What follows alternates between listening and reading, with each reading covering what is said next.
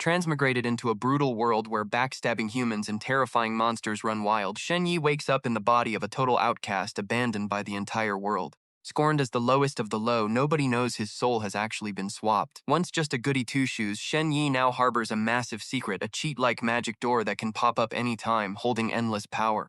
But wait, that is not even the best part.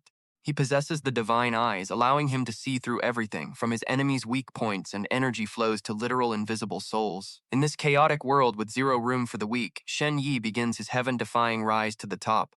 Armed with soul-seeing eyes and a spatial portal in his hands, this former piece of trash is about to make everyone bow down to him.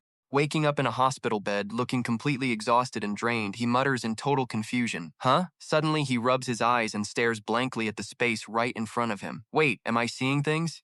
A door is literally floating in midair. Driven by curiosity, he climbs out of bed, walks behind it, and mutters, "This door is seriously just floating here, and there is nothing behind it. Is this some kind of magic trick?" As his hand lightly touches the doorknob, a sharp click echoes. The moment he turns it, an insane suction force pulls him right in, and he barely manages to scream, "Whoa!" He crashes hard onto a cold, filthy floor, looking around in utter shock. Turning back to look at the floating door behind him, he cannot believe his eyes. Wait, how the hell is there a whole different dimension inside this door? He stumbles through a dark, creepy hallway, its walls splattered with blood. It is pitch black. Where am I? Is anyone there? Suddenly, a strange creak sound echoes from behind, making him jump as cold sweat pours down his neck. Out of the darkness, a massive skeletal monster emerges, letting out horrifying hissing and bone-cracking sounds that make his skin crawl. Standing face to face with the Grim Reaper itself, he turns completely pale with terror. Arg, the monster lets out an earth-shattering roar and he immediately books it, running for his absolute life. Help! He lunges back toward the door, slamming it shut while screaming, "Sorry to disturb you. Have a great life, bye." Collapsing onto his hospital bed, gasping for breath, he watches the door slowly vanish. Crap, that world is way too dangerous. I was so scared that monster would break through. Wait, where did the door go? Did it seriously just disappear? Suddenly, a mysterious voice echoes from a thick cloud of black smoke. "Congratulations, human. You have awakened the power of world linkage. I have finally found you." Panicking, he looks around the empty hospital room and stammers. Who is that?" The voice continues to echo inside his head. "Don't panic. I am trapped in another world. Right now, I am communicating with you telepathically. Listen closely. Our cross-world connection is limited. If you don't want to die, do exactly as I say." Utterly baffled, he replies, "Telepathic communication, what is going on?" The voice commands, "First, open your bag and find the strange statue inside." Confused, he asks, "A statue?" Rummaging through his backpack, he freezes when he finds it. Wait, there actually is a statue. Is it this one? The voice explains. Indeed, this is the cursed statue of the myriad fallen demon king. Someone intentionally placed it next to you to curse you, kill you, and steal your soul, but somehow you survived. Right then, a sudden flood of foreign memories rushes into his mind, making him clutch his head. The memories, they are flooding back. So, I am not the original owner of this body. This body belonged to a high schooler named Shen Ye. He recalls the previous owner's terrifying final moments, where his soul was literally wiped out by the cursed statue. And as for me, I died from overwork back on Earth, and my soul transmigrated here, perfectly taking over his body. The mysterious voice continues to urge him on. "Human, since this curse failed to kill you, it will instead grant you unprecedented power. The power accumulated from harvesting souls for over 1,000,000 years is now yours. Summon that door once again." The statue suddenly cracks, making a sharp fracturing sound. Staring at the statue crumbling into ash in his hands, he gasps, "Wait, the statue literally turned to dust." The voice confirms, "Exactly. That door now belongs to you." A blazing door manifests once more. That is your world linkage ability. A system interface pops up. "Since you were highly polite when you entered the door last time, you have received an evaluation title. The Polite Guy." The gray title shatters. Equipping this title grants you a passive buff. Whenever you act politely, others will have a slightly better impression of you. Staring at the floating card, he ponders, "So this evaluation title is basically an equipable passive skill." The mysterious voice begins to fade. "My energy is running out, human. Be on your guard. The one who targeted you with that cursed statue, once they realize you are still alive, they will come to finish the job. They might even appear right in front of you the very next second." Startled, he quickly asks, "Wait, who are you? And why are you helping me?" The answer echoes as glowing red words appear on the door. "The world you broke into today is called the Nightmare World, and it is also where I am currently imprisoned." The voice gradually fades into nothingness. "Get stronger, human. Come to the depths of the Nightmare World and free me, and I shall reward you handsomely. Don't die before then." Left in a daze, he mutters, and the voice is gone. Standing frozen in the room, he starts calculating his next move. Man, I just transmigrated and I am already marked for death? But why? He digs deep through Shen Ye's memories but cannot find a single enemy. Who could it possibly be? Whatever, let's just equip this title first. Right now I have 0 ways to defend myself. My only choice is to go back through the door and see if I can score a new title. Shen Ye stands before the door, palms sweating as he grips the handle. Trying to calm himself down, he thinks, but that skeleton inside is freaking terrifying. Ah, screw it, let's just go in. Worst case scenario, I'll just run back out. As long as I don't wander too far from the door, it shouldn't be able to get me.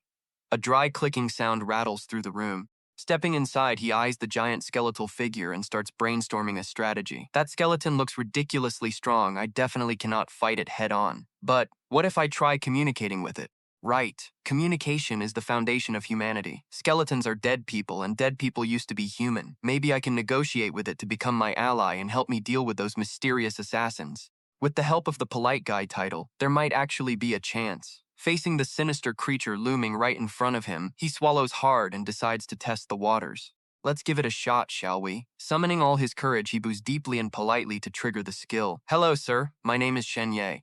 The polite guy skill is activated, but in response to his manners, the monster only lets out a cold, low hiss, the hollow sockets of its eyes burning with a deadly green flame. Seeing that it did not attack immediately, he secretly celebrates, thinking the title is working. Keeping a polite smile on his face, he continues, I sincerely apologize for interrupting your meal earlier.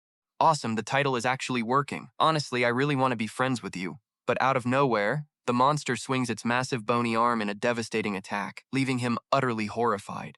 I just wanted to. Boom! Massive explosion went off, and he hauled ass toward the door, running his absolute life. Wah! Holy crap! Panting heavily as he scrambled back into his hospital room, he started bitching about how insanely violent that thing was. Yo, did you seriously have to go all psycho on me? I just wanted to talk, goddamn. But the monster wasn't letting him off. It slammed its massive hand onto the floor, sending a violent shudder through the entire room. The shockwave blasted him flat onto his bed. Ow, crap! He groaned in pain. Wiping the cold sweat off his forehead, he stared in pure terror at the shaking door. Shoot, this is bad. If that door breaks, my ticket out of here is gone. That gray title is absolute trash this time. Man, I hope I can score a new one. Right on cue, the system popped up a notification that totally killed his vibe. Daily evaluation titles can only be claimed once a day. You've used up today's limit. Better luck tomorrow, kiddo. Tusk, of course there's no infinite title farm, cheap bastards. But with death literally staring him down, the pressure forced him to lock in. If that overgrown skeleton keeps blocking the door, I'm never getting a better title. Hell, an assassin could jump me any second. I don't have time to screw around. He stood up, his eyes burning with the fire of a true pro. Time to bet it all on my gold star salesman skills from my past life. Well, sorry to bug you again, big guy. I'm back, baby. I was a top-tier sales rep in my past life, so I'm definitely taming you today. The monster roared, unleashing an attack that literally ripped through the air right at him. Debris flew everywhere as the creepy sound of bones rattling echoed through the room. This time, Shen Ye calmly stepped into the light, staring the beast dead in the eyes. Give it up, it's useless. Smirking confidently, he extended his hand. Look, you can't eat me anyway. I can phase between these two worlds whenever I want. So, the only way forward is for us to negotiate. He stepped right up to the skeleton, crowding its space so hard it actually backed up. Wanna hear my pitch? Hey, wait! Don't walk away from me! Don't leave yet! Seeing the skeleton turn to leave, he pointed at the cracks covering its body, analyzing it like an absolute boss. I've been watching you, buddy. You're pretty banged up, aren't you?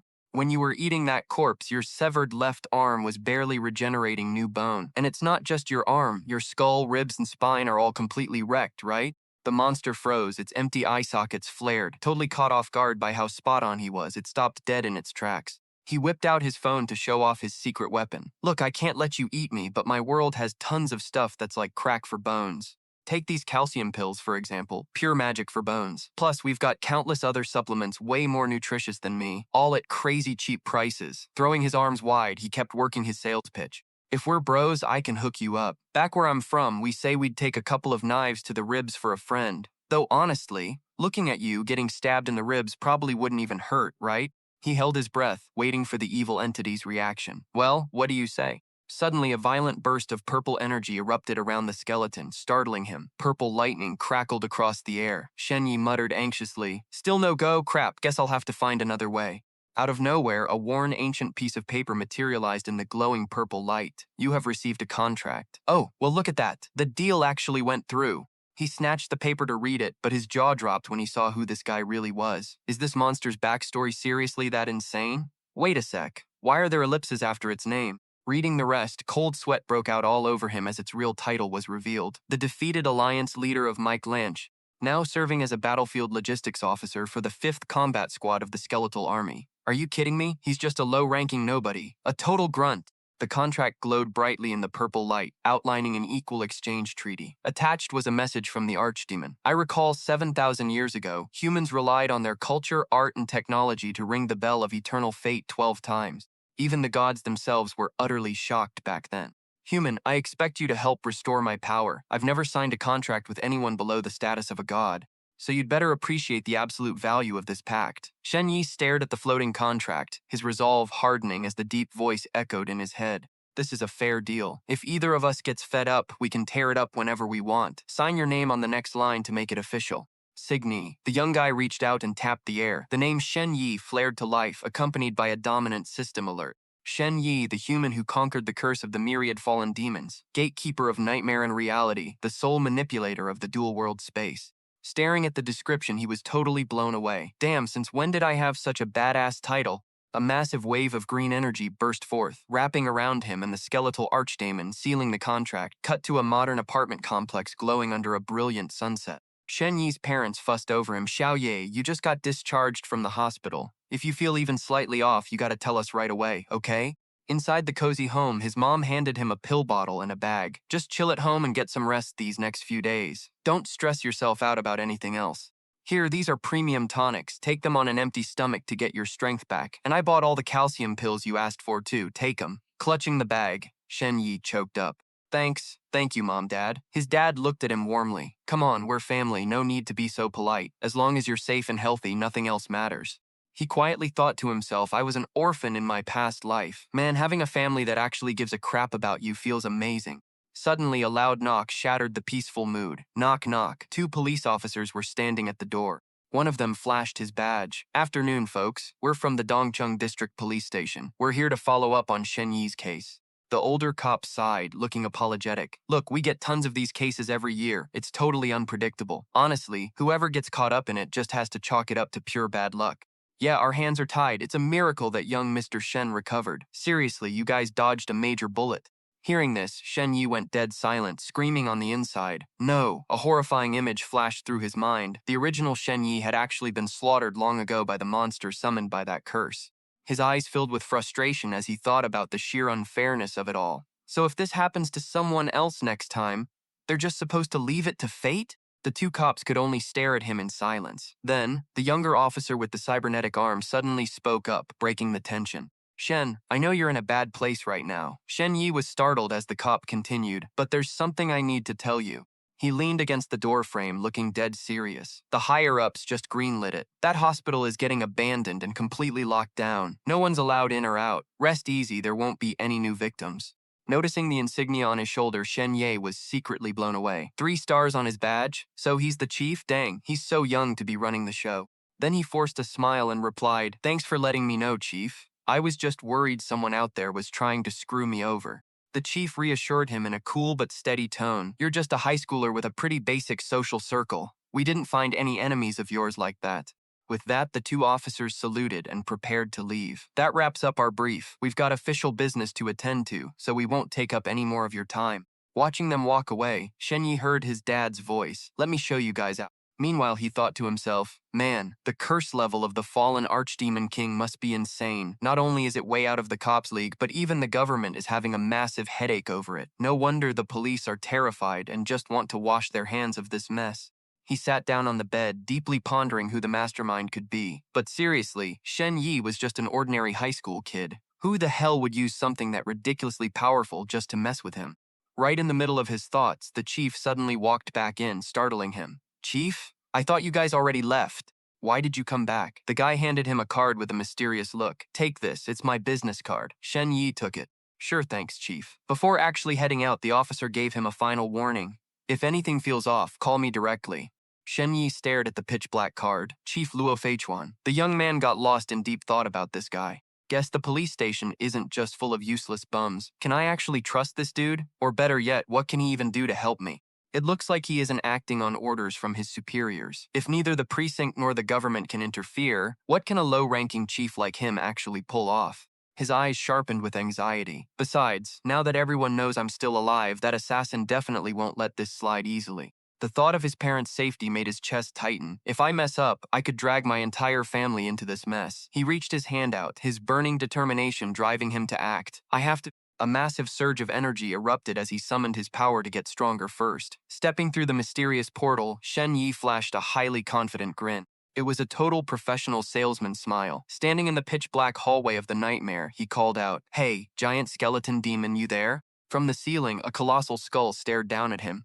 Shen Ye excitedly held up a bag. "Yo, I brought those calcium pills you wanted!" The monster pointed a bony finger at another box in his hand, giving him a startle. He smirked mischievously and asked, "Oh? You want this super tonic box instead?" A vibrant green glow wrapped around the medicine box as the trade kicked off. System notifications popped up. The target desperately desires the high-grade super tonic in your hand.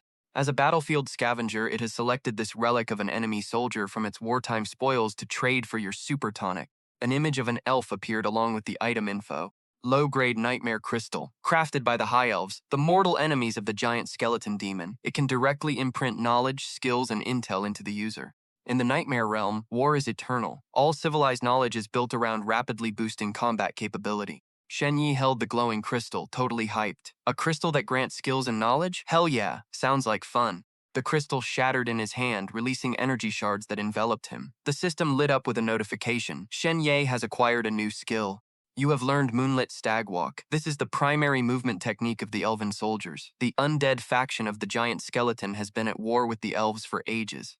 To counter the undead, the elves created this technique. It allows the user to dodge, dash, and weave through attacks. Feeling the green aura wrapping around him, he pumped his fist in excitement. Moonlit Stag Walk. I can't believe a single super tonic pill scored me an elven movement technique. Now I finally have some basic self-defense. On the other side, the monster's colossal bony hand snatched up the tonic boxes with a spine-chilling sound. Creak, crack, clack. After receiving the trade, the massive skeleton faded back into the dark abyss, its rattling bones growing fainter until it completely vanished. Shen Ye stood with his arms crossed, watching where the monster had vanished with an annoyed look. Slinking back into the shadows, huh? Come on, we already signed a contract. Stop trying to act all mysterious. Hearing a noise outside the door, he panicked and quickly dismissed the portal. Whatever, I need to focus on this Moonlit Stag Walk technique. Sounds like Mom and Dad are back. I'd better get to my bedroom first. The system screen popped up to evaluate his stats. Moonlit Stag Walk First Form Evasion requires agility. 3 points. Currently assessing your stats. Your current agility, 2. You are short by 1 agility point to use evasion. This really is like a game. How the heck do I raise my agility? Right in the middle of his planning, a chilling voice echoed from behind him. You're actually still alive? How is that even possible? The shock made him spin around. Through the rain-slicked window, the dark silhouette of an assassin hung upside down, glaring at him with pure, murderous intent. The assassin's gruesome face and glowing green eyes stared right through the glass. "Let's see what you've really got, kid." In a flash, he smashed through the window, lunging into the room and slashing his razor-sharp blade at Shen Ye. Thanks to his sharp reflexes, he sidestepped, dodging the attack by a hair. The assassin smirked in approval. "Not bad, kid. Fast on your feet." While cold sweat rolled down his face, he thought to himself, "Holy crap, that was close." He backed up into a defensive stance, his mind racing. An assassin, I can't believe they found me this fast. Desperately trying to use a persuasion skill to stay alive, he forced a smile and asked, hey there, mister? Is there something you need from me? Activate, polite citizen." The assassin didn't even flinch, swinging his blade ruthlessly. "Die, you idiot!" Which made him realize with utter shock, wow, that was completely useless. As the system explained skill ranks from gray to purple, the assassin sneered at him. Slippery as an eel. He gritted his teeth in frustration. Turns out, this was just a trash-tier low-grade skill. Damn this glitchy-ass system, I still can't even use Moonlit Stag Stride. He pulls out a gun, pointing it straight at his head, oozing confidence. "Is that all you got?" "Your agility ain't dodging bullets, kid." Shen Yi breaks into a cold sweat facing the barrel of the gun. "Erg, this is bad. Luckily, the system notification says I can consume tags for potential points." He urgently commands, "Wait, I can actually consume tags? Why didn't you tell me sooner?" "Consume polite person." A powerful burst of green spiritual energy wraps around him. Tag successfully consumed, gaining 1 attribute point. Dump it all into agility, quick!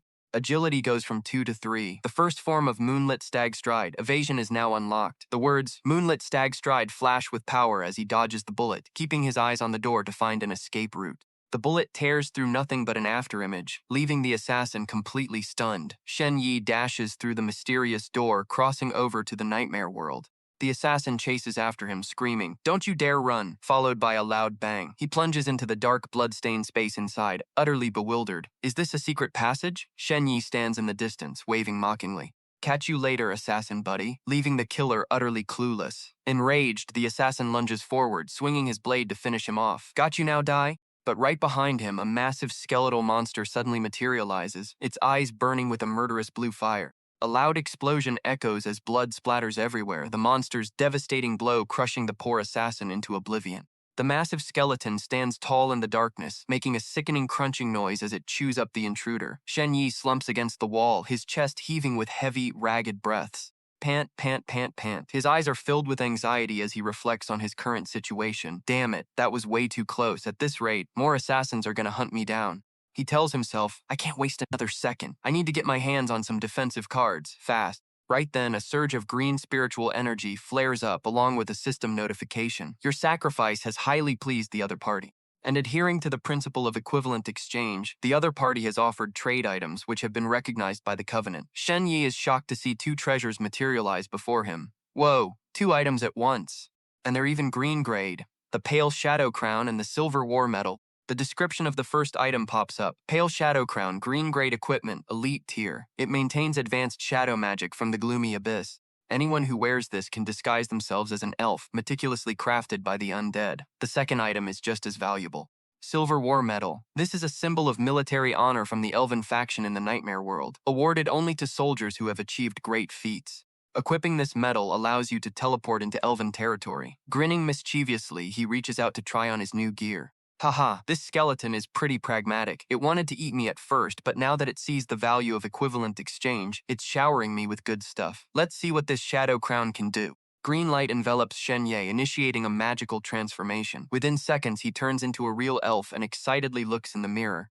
Oh my god, I actually turned into an elf. He starts planning, awesome. Tomorrow, my tag refresh ability will be off cooldown. I should head to the elven territory and do a massive sweep. Suddenly, a loud knock knock knock echoes at the door, followed by a voice. Hello? Is Shen Ye home? Startling him, who's that? Knocking at this hour? Could it be another assassin? The voice outside urgently calls out, Brother Yi, is that you?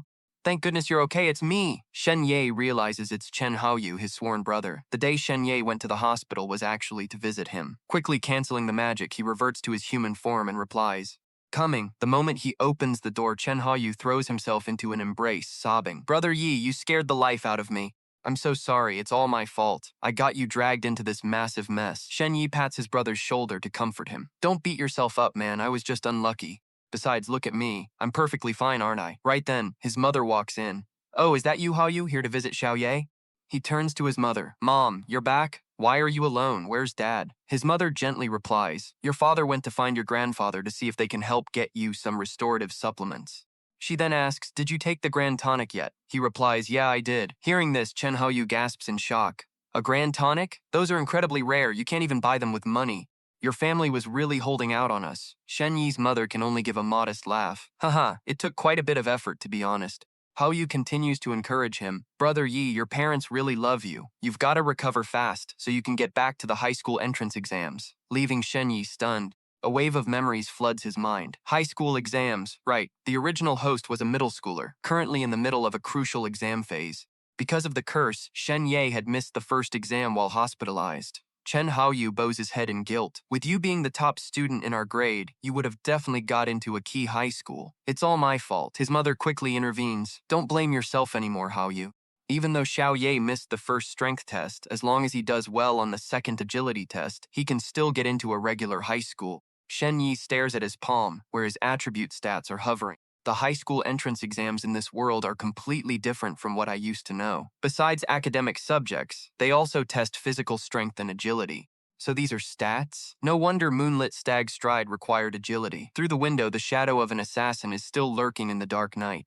But since I'm currently being targeted by hitmen, going to school is basically like throwing myself into the line of fire. He looks at his mother with a conflicted face, thinking about giving up. But then his mother approaches and pulls him into a warm embrace. She gently whispers, If you don't want to take the exam, that's totally fine. Your father and I only want you to be healthy and safe. Feeling her warmth, Shen Ye smiles confidently to reassure her. Don't worry, Mom. You know how strong I am, right? He thinks to himself, if I say I'm skipping the exam, Mom would definitely agree in a heartbeat. Then he turns to Hayu and says, tomorrow I'll go to school for the intensive review. But in the end, he knows he can't just run away. Fragments of old memories begin to rush back. Shen Yi's memories keep surfacing in his mind. His grandfather and the clan they belonged to seem to have a massive background with vast resources.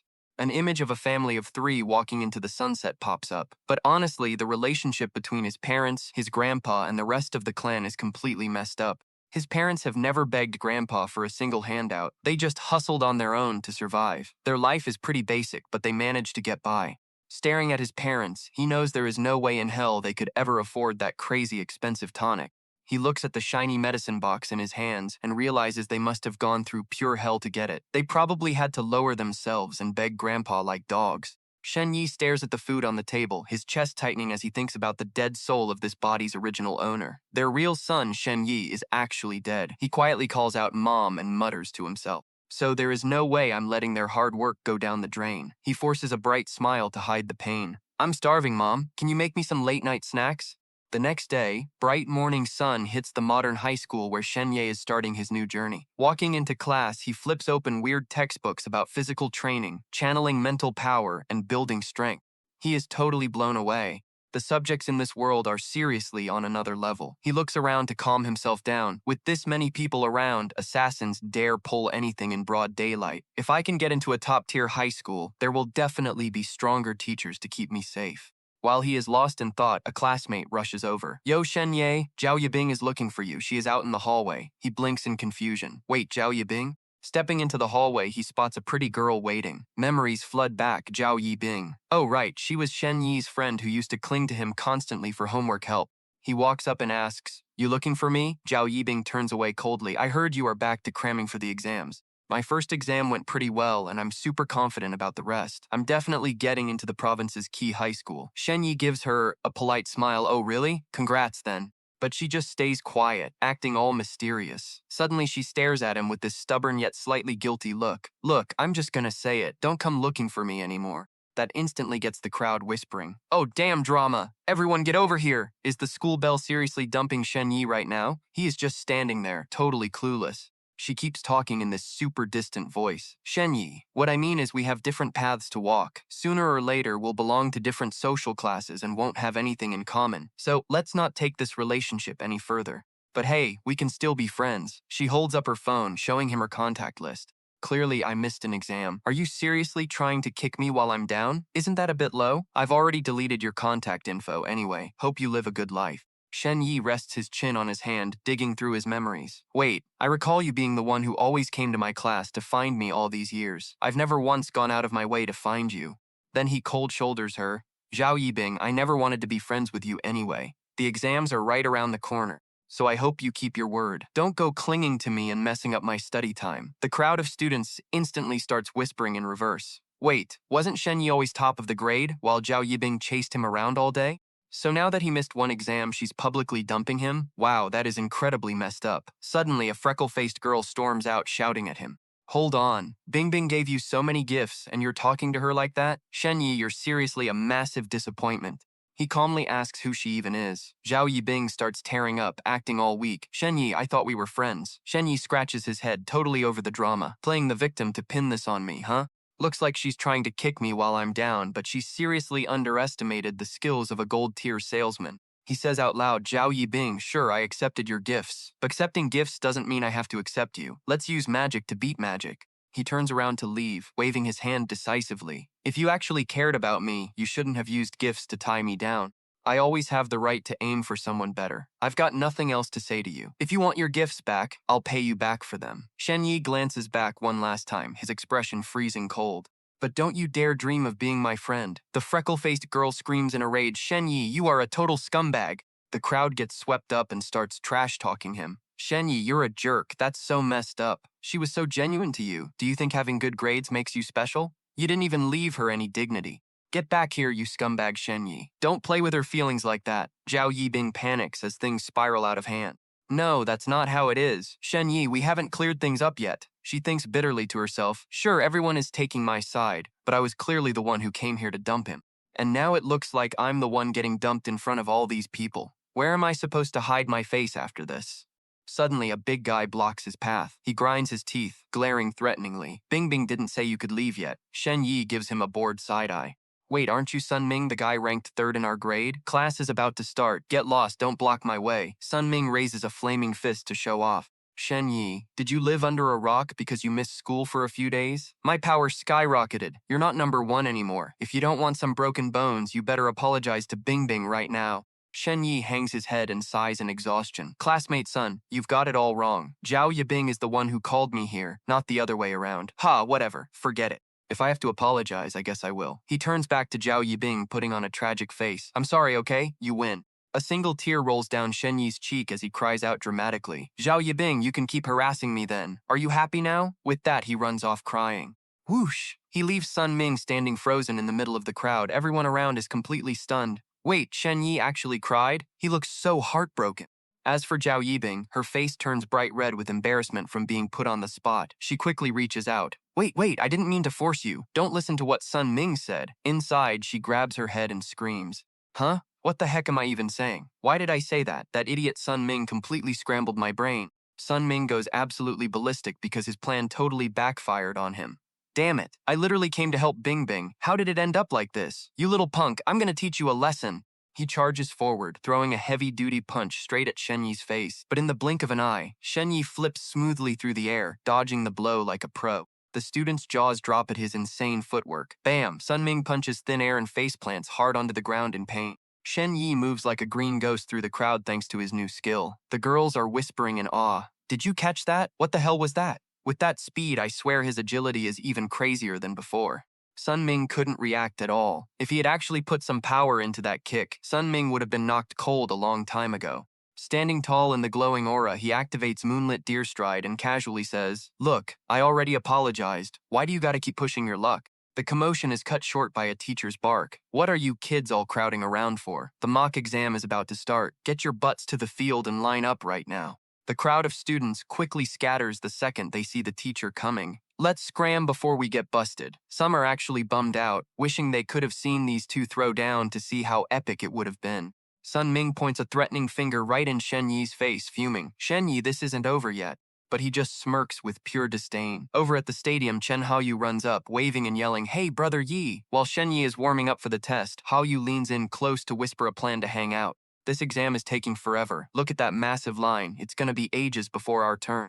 A new manga shop just opened up behind the school. How about we head over there to chill for a bit and then come back? What do you say? Shen Ye thinks to himself.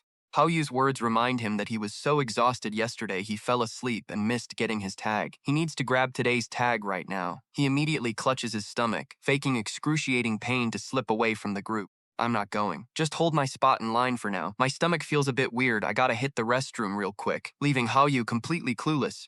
Wait, what? Shen Ye walks alone down the quiet, gloomy hallway of the school. He quickly slips into the restroom to carry out his secret plan. Suddenly, a creepy stranger emerges from the shadows of the corner. It's an assassin clad entirely in black, brandishing a razor-sharp knife, creeping toward the restroom Shen Ye just entered. In his hand is a fountain pen emitting a hazy, deadly purple mist. The assassin quietly slips into the sink area, his eyes glowing in the dark. He stops dead in his tracks, looking around suspiciously. Staring at the wide-open stall doors, he snarls in frustration. Where the hell did he go? I literally just saw him walk in here. Meanwhile, in a completely different dimension, Shen Ye has put on his crown and transformed into a gorgeous blonde elf. He walks through the ruined corridors of the nightmare realm and calls out, Yo, great sorrowful bone demon, you not here? Suddenly, hearing a click under his foot, he looks down and spots something weird. Wait, this is that assassin's gun. He picks it up, his eyes lighting up with joy, and it's even got ammo. Sweet, this is the good stuff. Now I've got some self-defense gear for this trip to the elf realm, even though I've never actually handled a gun before. Shen Ye, gripping the teleportation badge, is dead set on his goal. He has no clue where the great sorrowful bone demon went. Whatever, time waits for no one. Let's move! A burst of blue electricity erupts, wrapping around him with a loud crackling boom. Then a mysterious voice echoes. Startling him, a cryptic spirit materializes right before his eyes. Is that you? That mysterious voice? The spirit replies, I truly no longer have the power to do anything more for you. Take this. Shen Ye is stunned. A wisp of black smoke wraps around his hand before the spirit fades away. It's a human token. The teleportation light flares brilliantly, sweeping Shen Ye out of the dark secret passage. He lands flat on his back on the lush green grass next to a stream. Ugh, my head is spinning. Did the teleportation actually work? So this is the elven territory.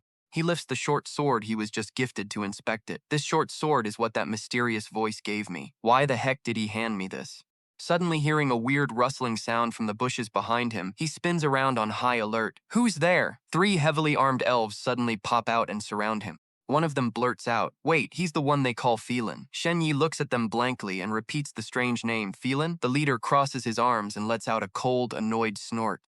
You finally showed up. You took your sweet time, didn't you? If you'd lagged any longer, we would have declared the mission failed and headed back to report to headquarters. Shen Ye quick-wittedly plays along to keep his cover. Ran into a little trouble, so I'm a bit late. Meanwhile, he quietly observes them. All 3 of these guys are wearing the pale shadow crown on their heads. Just like him, they aren't real elves either. The leader clenches his fist with determination. All right, whatever. At least you're here. We've managed to gain the trust of this elf tribe. They actually buy that we're brave warriors returning wounded from the battlefield. We're making our move tonight. We take down their chief and seize the Phelan treasure. Are you ready for this? Shen Ye raises his hand to adjust the crown on his forehead, letting out a sly grin. Of course, my hands are already itching for some action. That move sends his 3 companions into a panic, and they rush to stop him. Don't move a muscle, the leader snaps. You idiot, how dare you touch the pale shadow crown? He quickly covers. I just wanted to adjust it. Wearing this thing is kind of annoying, but the guy still growls. If you blow our cover as undead, we're all dead meat. You fool! That outburst confirms his suspicion. Yep, same badge, same crown. All 3 of these guys are undead. Shen Ye tries to play it cool and replies, "Relax, Phelan. I know what I'm doing. There won't be any slip-ups." The leader snorts. You'd better be. Meanwhile, he curses that giant skeleton in his head. You freaking piece of trash skeleton. You're the real Phelan they're talking about, aren't you? This was totally your mission, and you dumped it on me. The group starts speeding through the forest. The leader barks the order. Move out, get to the elven village, double time. Phelan, your slowness already wasted too much of our time. Shen Ye has to push himself to the absolute limit just to keep up with their insane speed. They're too fast. I have to go all out just to barely keep up. These undead guys are on a whole different level. Finally, the elven village looming in the darkness comes into view. We're here. To enter the village, we need the chief's green light. There's no risk for this part. You just have to show him your badge. He asks nervously, so, what actually has a risk then? While letting out a quiet sigh of relief. Finally made it. If I had to run for another 10 minutes, I definitely would have blown my cover.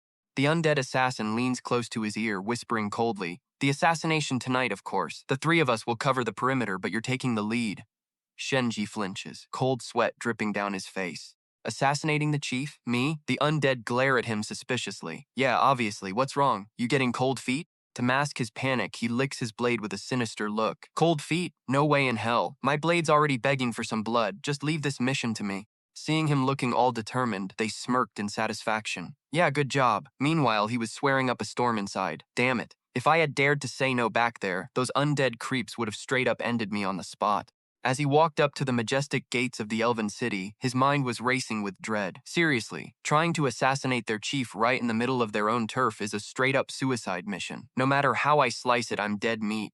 That skeleton Henry really used me as his scapegoat. Just then, his undead buddy called out to the guards. Our comrade is here. Let him in, will ya? The guard looked down, caught sight of the silver war badge, and waved. Open the gates. This guy is a badass warrior from the front lines. The gates creaked open and the guard gave him a warm welcome. Come on in. Follow me. We're going to see the chief. Shen Ye was totally blown away by how stunning the elven village was, built right on top of giant ancient trees. Then he accidentally locked eyes with some smoking hot elf girls, and his face instantly turned bright red from sheer embarrassment. Leading him to a massive set of doors, the guard announced, Go on in. The chief already knows you're here. He's waiting for you inside. The 2 disguised undead stood outside, waving him off. Go meet the big boss, bro. We're gonna chill out here and wait for you. He gave a weak nod, but on the inside, he sneered. Yeah, right, they're just camping out to make sure I don't ditch them. Stepping inside, the suffocatingly formal vibe was seriously killing him. How did I even get dragged into this beef between the undead and the elves? But hey, looking on the bright side, if I actually pull off this assassination, maybe I'll score some crazy god-tier title. Shen Ye trudged down the endlessly long hallway, heading toward the single beam of light at the far end of the room. In front of a massive window, the powerful figure of the elven chief stood. With his back turned, a brilliant blue spirit flame flickering on his shoulder. When the handsome chief spun around, his deep blue eyes felt like they were staring straight into Shen Ye's soul. Welcome, frontline warrior. Shen Ye froze. Right at that moment, a system notification popped up. Your gate ability has unlocked title assessment. You can now view the titles held by other beings. A bunch of glowing purple titles instantly lit up around the chief. Soul of 10,000 forests, heir to the ancient tree throne, lord of nature, one against 10,000 magic, grandmaster, nightmare realm gatekeeper, and apex of the world. He was completely jaw-dropped. All these epic titles belong to this one elf? He stole a glance at his own tiny, dim, polite person and title. Looking at his pathetic status, a wave of pure helplessness washed over him. Man, I was so naive to actually think I could pull off a hit on a monster like him. Those 3 undead creeps outside are way stronger than me, and even they didn't have the guts to face this guy. Shen Ye stared at the ridiculous power gap between them. One polite person versus a whole squad of legendary titles. This is just perfect. Absolutely freaking perfect. Skeleton Phelan, I am so putting you on my blacklist for baiting me into this death trap. The elven chief spoke again in a warm, gentle voice, snapping him out of his thoughts. Brave young soldier, thank you for your service. Make yourself at home in our village and get some good rest. Instantly, a bright light wrapped around him. A teleportation spell. We're throwing a victory feast right now, so go have a blast. Shen Ye was zapped away, completely dazed. Shen Ye was instantly teleported to a banquet table where his 3 undead buddies were stuffing their faces with food. One of the undead leaned in close and whispered, "There you are, eat up! We've got some time, so chill out for a bit. Did you see the target? She's joining the party soon. Once she lets her guard down, make your move, and we'll back you up." Shen Ye munched on his bread, totally disgusted by them on the inside. Yeah, back me up my ass. You guys are just planning to bolt the second things go sideways. Staying like this is basically waiting to die. I gotta think of something. Suddenly, a cute little elf girl popped up behind him, making him jump as she whispered, "Excuse me, mister, could I have this dance with you?" She stared at him with starry, bright blue eyes. Getting to dance with a hero from the front lines was a massive honor for her. He gave a forced smile and replied, "Sure thing, but I'm really not that good at dancing." The girl happily grabbed his hand. "No worries, I can lead the way." The 2 of them twirled around the ballroom, spinning under the dazzling lights. Shen Ye worriedly thought to himself while dancing, "Sigh, what a shame I'm about to throw my life away. If I wasn't in this deep mess, getting to dance with a pretty elven lady would have been so awesome. I seriously need to find a way out of this." Noticing his silence, she asked curiously, "How come you're so quiet? Your buddies are the same. Did the brutal battles on the front lines mess with your head or something?" He quickly tried to cover up his embarrassment. No, I was just thinking that my dancing is so bad, I'm practically ruining your dance, milady. May I ask what your name is?" She replied, "I'm Lanny. Hatching a crazy, desperate plan," he said. "Lady Lanny, how about I perform a magic trick for you to make up for my terrible dancing? Sound good?" Lanny cheered with excitement. "Oh, really? That's awesome! Show me! Show me!" She took off her bracelet and handed it to him. "Actually, you're not even that bad at dancing. Here, take this. It's my bracelet. Consider it a thank you gift for the magic trick. But fair warning, if your trick sucks, I'm taking it back." He smiled and assured her, "No problem at all." Then, walking confidently right into the center of the hall, under the gaze of the entire crowd, Shen Ye raised his hands and shouted, "My dear friends, eyes on me. Next up, I'm going to show you a magic trick that you've absolutely never seen before." He stared right at the audience with an incredibly confident look on his face. "Behold the human transformation trick. I can literally turn myself into a human." The elven crowd gasped in surprise. "For real? Let's see it then. I've never seen anyone turn into a human before. How cool, do it." Meanwhile, his 3 undead accomplices started panicking. "What the hell is that Phelan guy doing? Turn into a human? Do any of you guys know that magic? Man, I didn't think Phelan had the brains for this. He's actually trying to blend in with the elves." Shen Ye reached up to the crown on his forehead and muttered, "Watch closely now." A burst of green light exploded, and he revealed his true form as a human teenager, leaving everyone absolutely dumbfounded. "A gift for you, milady." He tossed the mysterious crown over to the little girl. Beautiful Lady Lanny caught it, while his 3 accomplices froze solid, utterly horrified. The crowd gasped in awe. "Whoa, look at his ears and eyebrows. He actually turned into a human, and a human teenager at that." "Haha, that's awesome. Amazing," Lanny stuttered. Thank you, now can you turn back?" He smirked and explained, "Well, here's the secret. I can turn into a human because I took off that crown." Then he pointed straight at his 3 pale-faced accomplices. "And guess what? My 3 brothers over there can do this exact same trick too." Shen Ye yelled out, completely exposing them. All they gotta do is take off the crowns they're wearing on their heads. He boldly declared he'd turn into an undead, right in front of hundreds of staring eyes. The elf warriors instantly surrounded them, raising their wind blades. Full alert. "Wait, what? What the hell is going on here?" Taking advantage of the chaos, Shen Ye dashed toward the newly appeared door. "Hold on. Once my 3 bros finish transforming, I'll be right back." Stop, turn back into elves right now. Lonnie Ni gasped in shock. Huh? When did that door even get there? Slipping right into the mysterious door, he waved a smug, mocking goodbye. See ya, Miss Whiny Pants? The door instantly vanished in a puff of black smoke. Wait, it's gone! What kind of crazy magic is this? Lan coldly ordered the soldiers. Grab these 3 undead first. Keep your guard up. Who knows what other dirty tricks they've got up their sleeves. Massive ancient tree roots burst from the ground, wrapping tightly around the 3 spies. Crack, crack, crack, catching them completely off guard. They were hung upside down in the air, screaming in agony. Creak, creak, creak. A powerful voice echoed through the hall. I planned on playing with you guys a bit longer, what a shame. The true majestic elf chief finally showed himself. You undead trash thought you could infiltrate my village, but you had no idea a human had already infiltrated your own ranks long ago, even running your entire mission. Talk about ironic. The trembling undead desperately tried to explain, wait, is there some kind of misunderstanding here? We have the official badge. The chief's true face was revealed, his eerie red eyes staring down at them with pure disgust. He picked up Shen Ye's crown to inspect it. This crown holds high-tier dark magic from the gloomy abyss, and it's even a permanent type, which is totally unexpected. Every single tribe has already been infiltrated by undead spies. With this actual artifact, I can analyze its weakness to counter it. The chief smirked. Guess I owe that kid a favor this time. The banquet hall was left in a creepy dead silence as a line of text floated up. He's not coming back. Back in his own dark space, Shen Ye plopped onto the ground with a massive sigh of relief. He never expected that door could actually blend in like a chameleon, morphing its shape to match the environment. That was way too close. Note to self, never do that again. Suddenly, he noticed the giant skeleton just chilling out and instantly blew a fuse. Yo, you rotten sack of bones. I was out there fighting for my life in the elf territory, and here you are casually stuffing your face at a feast? The outburst gave the giant skeleton quite a scare. Staring at the furious Shen Ye, the giant skeleton stood frozen in shock, then asked with a shake in its voice, You're still alive? Shen Ye pointed right at its face and barked, You absolute bastard. You intentionally gave me that dark crown to send me on a suicide mission, didn't you? Leaning its terrifying skull in close, the skeleton demanded in a deep, raspy voice, How the hell did you survive? Tell me every single detail of what happened. Shen Ye crossed arms and snapped, You really think I'd tell you jack squat? The skeleton backed down, pleading, Tell me, and I'll pay you handsomely. But he brushed it off. It's not about the damn money anymore. You almost got me killed, and trust me, I'm the type of guy who holds grudges forever. Suddenly, a glowing ancient scroll materialized with a system notification. The other party is showing massive sincerity. Based on the principle of equivalent exchange, they have prepared a powerful undead spell for you. The sheer value of this spell definitely caught Shen Ye's eye. But he immediately brushed it aside, roaring with righteous anger.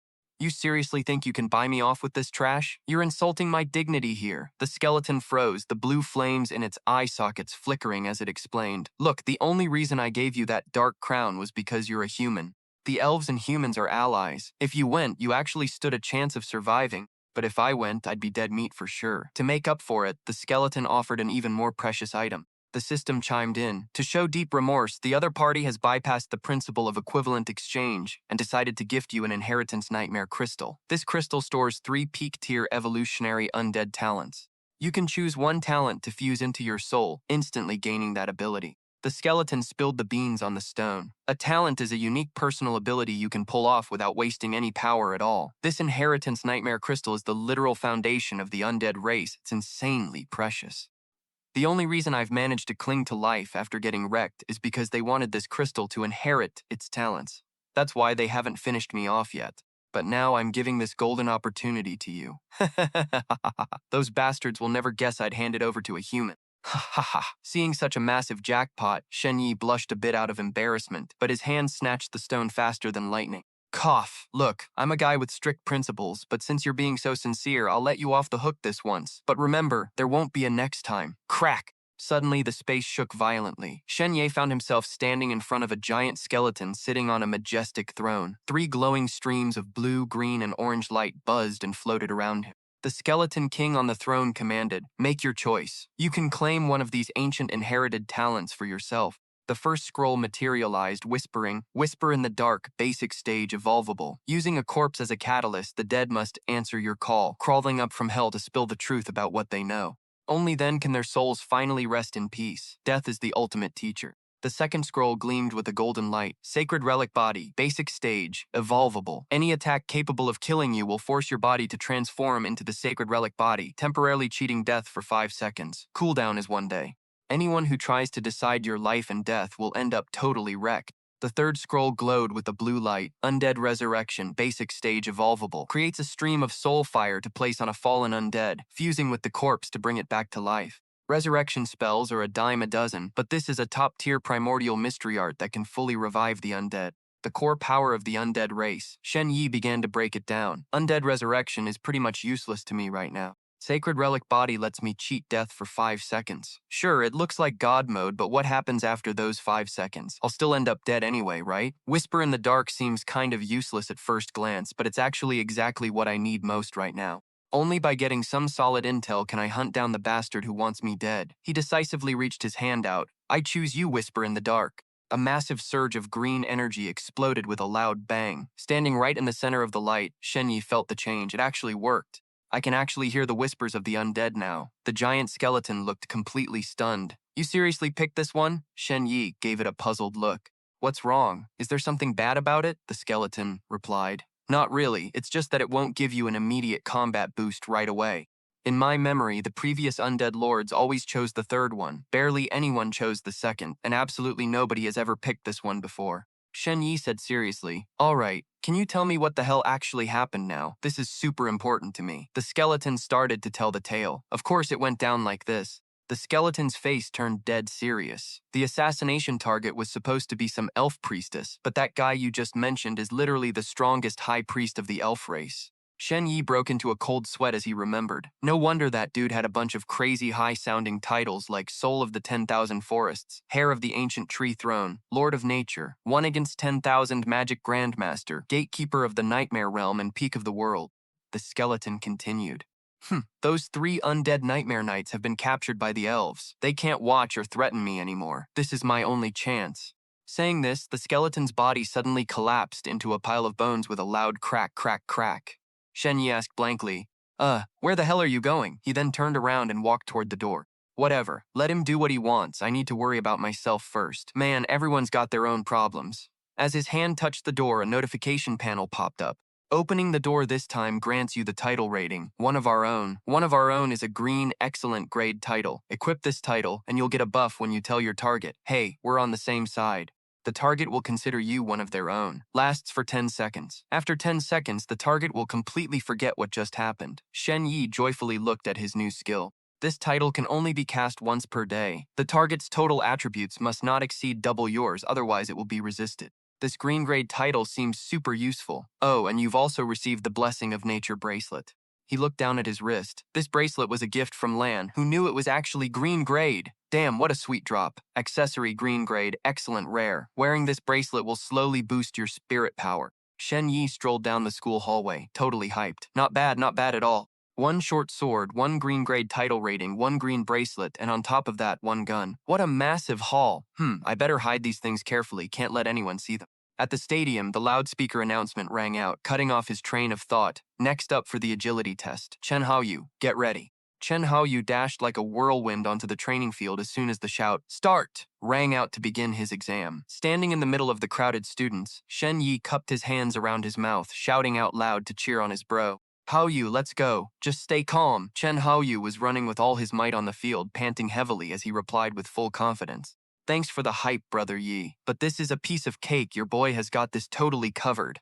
But reality is often disappointing. The very next second, a purple stream blasted right into his face, leaving him totally blacked out. Haha, Chen Haoyu got his head blasted. Serves that idiot right. Who told him to show off like that? The result flashed on the announcement board, to Haoyu's disappointment. Chen Haoyu, 71 points. You should feel lucky this isn't the official exam. Next up, Shen Ye. Shen Ye raised his hand decisively. Present. The young man stepped up to the starting line with a determined look. Behind him came the proctor's shout, "Shen Ye, get ready." The whistle blew. "Start!" Shen Ye dashed forward like an arrow ripping through the air, making the ground shake. He moved fluidly through the rain of purple water guns, leaving afterimages that left the crowd stunned. So fast, the spray can't even keep up with Shen Ye's speed at all. His movements are so smooth, it's like he's ice skating.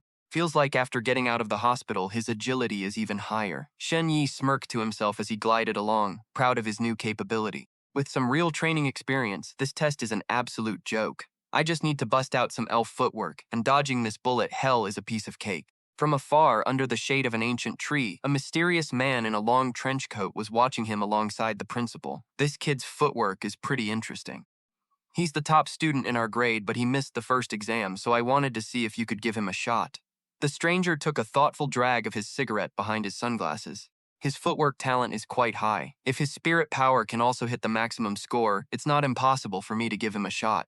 In addition to strength and agility, the high school exam also tests the special attribute, spirit power. The principal broke into a cold sweat at such a harsh requirement. Maximum score in spirit power, Supervisor Qian? That requirement is way too high. I recall Shen Ye's spirit power was pretty average. Supervisor Qian maintained his cold demeanor, his eyes never leaving the figure running on the field. Then let's wait until the spirit power score comes out and we'll see. A high score won't do. Only the maximum score meets my standard. Ha! The loudspeaker announcement boomed across the school. Agility test. Maximum score. The proctor sighed with regret. Sigh, Shen Ye, if only you hadn't missed that first subject. He smiled and replied, Thanks, teacher. I haven't given up on getting into high school yet. Before the break even started, Hou Yu excitedly ran over and threw an arm around his shoulder. It's lunch break. Let's grab some food. Wow, as expected of Brother Yi, you are freaking awesome. You got a perfect score. Let's get some stir-fry. Shen Ye smoothly declined. You go ahead, I'm going back to the classroom to read for a bit. All right, wait for me, bro. I'll wash up and be right back. He nodded. Sure. Returning to the quiet classroom, Shen Ye slumped his head onto his desk in exhaustion. What the hell is all this stuff anyway? He flipped open his textbooks, his face contorted in culture shock. Math, physics, and chemistry were fine. They were just like his old world after all. But this literature and general science stuff was totally beyond him. Everything from historical figures and events to literature was completely different. The memories are literally fighting in my head. What a massive headache. Slam. His desk was suddenly kicked hard, sending books and notebooks flying everywhere, making him jump. A fierce face appeared. It was none other than that sore loser, Sun Ming. I told you, Shen Ye. Shen Ye calmly looked up at the school bully blocking his way. We're not done yet. Did Zhao Yibing send you guys? Sun Ming smirked coldly, cracking his knuckles. That girl Bingbing doesn't give a crap about you anyway. Boom, he slammed his hand hard onto the desk to show off his power. The gang of thugs surrounded him. Sun Ming tilted his chin up mockingly. Shen Ye, while you were gone, my strength broke through to level 2. Let's see if your 2 points of agility or my 2 points of strength is the real number 1 of the grade. Shen Ye smirked slightly as a green aura began to envelop him. Why do this? Come on, we're all on the same side here. Activating the title, One of Our Own. A strange glow swept past, making the thugs' eyes go blank in an instant. Their attitude immediately did a complete 180-degree turn. We had no choice, man. Zhao Yibing was crying her eyes out, begging us to get justice for her. Honestly, we didn't even want to throw hands with our own bro. My bad, I was just simping too hard. Plus, you've always been acting so damn arrogant, so I really wanted to clock you. But whatever, we're cool now. I'm not gonna touch you. Shen Ye quietly let out a sigh of relief. Thank God this was just some stupid high school brawl and nobody actually wanted him dead. But right then, his skill effect started flashing, warning him that time was running out. The one of us effect only lasted 10 seconds, and the clock was ticking down fast. Instantly, Sun Ming roared, Shen Ye, we're gonna wreck your ass. Shen Ye's gaze turned cold and sharp. This damn buff could only be used once a day. What a useless piece of garbage. Deaver, the system chimed. Green tag successfully devoured. Receiving 3 attribute points, he immediately pulled up his status screen and started dumping them all into his strength stat. The system chimed. You can reallocate 1 point from agility to strength. Wait, he could transfer points that were already used? Hell yeah, he could instantly spec from an assassin to a straight-up warrior. He dumped all 4 points straight into strength. 1.2, 5.2. Suddenly, a lackey lunged forward and locked him in a chokehold from behind. Shen Ye, you ain't running away like last time? Face Sun Ming like a real man. Sun Ming threw a devastating punch, aiming to smash his face in with pure brute force. You ready to get your ribs shattered, punk? Shen Ye didn't even flinch. He just stood there taking the blow head on. Sun Ming's eyes widened in sheer horror as Shen Ye casually caught his ultimate punch like it was nothing. The dude shrieked in agony as his own hand shattered into pieces from trying to punch Shen Ye. Arg. Oh. Shen Ye threw off the guy choking him from behind. A system notification popped up. A normal, untrained adult has a base strength and agility of 1. Then Shen Ye unleashed a brutal counterpunch that absolutely deformed the guy's face. The lackeys turned pale with fright. He took Sun Ming's full-force punch and didn't even scratch? And how the hell did he break free from Ma Bianu's lock? A blazing aura erupted all over Shen Ye. Real strength wasn't just raw arm power, it was the perfect harmony of limbs, internal organs, meridians, and the explosive energy of life force cells. How is this even possible? Together they formed pure, raw individual power. Standing amidst the shattered wreckage of the classroom, he looked down coldly at the losers groveling at his feet. The exams are literally right around the corner, and you guys ganged up on me just over some pathetic jealousy, trying to ruin my life without a second thought. I already missed one of my exams, and you still wanted to jump me? One of the goons on the floor groaned. Arg, screw you, Shen Ye, you're dead. But Shen Ye just grabbed Sun Ming by the collar and hoisted him straight into the air. If it was any other student today, or the old me, they would have ended up in the ICU because of you punks. Sun Ming started bawling, begging for mercy. I'm sorry, Shen Ye. We messed up big time today. Just let us go this once, please? Shen Yi's eyes went ice cold, seeing right through their pathetic cowardice. You guys humiliated him, beat him half to death, and literally tried to destroy his future. He delivered a brutal, crushing kick, and now you expect me to just forgive you. Screams of agony and heavy thuds echoed down the entire hallway. Arg, help! Somebody help me! The PE teacher in his red shirt kicked the door open, storming in and roaring, "What the hell do you think you're doing?" The crowd of students behind him stood frozen, jaws completely dropped. The classroom was an absolute disaster zone. Shattered desks, broken chairs, and thugs groaning all over the floor, while Shen Ye was just sitting slumped in the corner. The second he saw the teacher, Shen Ye instantly squeezed out some fake-ass crocodile tears. "Sir, thank God you're finally here. They were totally bullying me." The teacher stared in utter shock at the wreckage on the floor, then snapped, "What the hell are you talking about? You literally beat them within an inch of their lives, and you have the nerve to say they bullied you?" Outside in the hallway, Zhao Yibing stared at her phone, her face turning pale. This was a total disaster. Cold sweat poured down her face as she stared in disbelief. How could all those guys combined not even stand a chance against Shen Ye? Staring at the mission accomplished notification on her phone, she grit her teeth and muttered, "Whatever, it doesn't even matter anymore." Is he really that strong? Her friend next to her asked worriedly, "Bing Bing, do you regret it?" The question made her freeze. Regret? In her head, Zhao Yibing couldn't help but play out a scenario where she had actually cheered Shen Yi on instead of stabbing him in the back. Yeah, if I had just encouraged him back at the stairs and promised we'd get into the same high school, things would have turned out so different. Just then, a stretcher was carried past, and a medic coldly remarked, "No, there's no turning back now. He caused such a massive scene and hospitalized 7 or 8 students. He's probably getting his high school entrance exam eligibility completely revoked." Zhao Yibing watched Sun Ming's lifeless, beaten body get carried away on the stretcher, thinking to herself that her goal was achieved anyway. Shen Yi was basically ruined now, while her own future was looking brighter than ever. The freckled girl next to her spat in annoyance. "Ugh, I just wish I realized sooner what a piece of trash he really is." "Bing Bing, look!" Sun Ming lay on the bruised mess, staring blankly right at Zhao Yibing. She panicked, quickly dodging his gaze. "Sun Ming? No way. Why the hell is this idiot staring at me? Is this idiot seriously trying to drag me down with him? Don't you dare look at me like that, you loser." Meanwhile, Sun Ming stared at his dream girl, tears welling up in his eyes. Zhao Yibing was practically shaking, screaming inside her head, "Don't you dare open your mouth! Keep your filthy mouth shut, you stupid pig!" A wave of pure panic and dread washed over her. "Just die, just drop dead already. No, please no!" But Sun Ming croaked out her name anyway. "Bing, Bing," he muttered as they carried him past the whispering crowd. The entire hallway echoed with a sharp system ding as everyone stared. Zhao Yibing suddenly burst into dramatic tears, playing her absolute last card.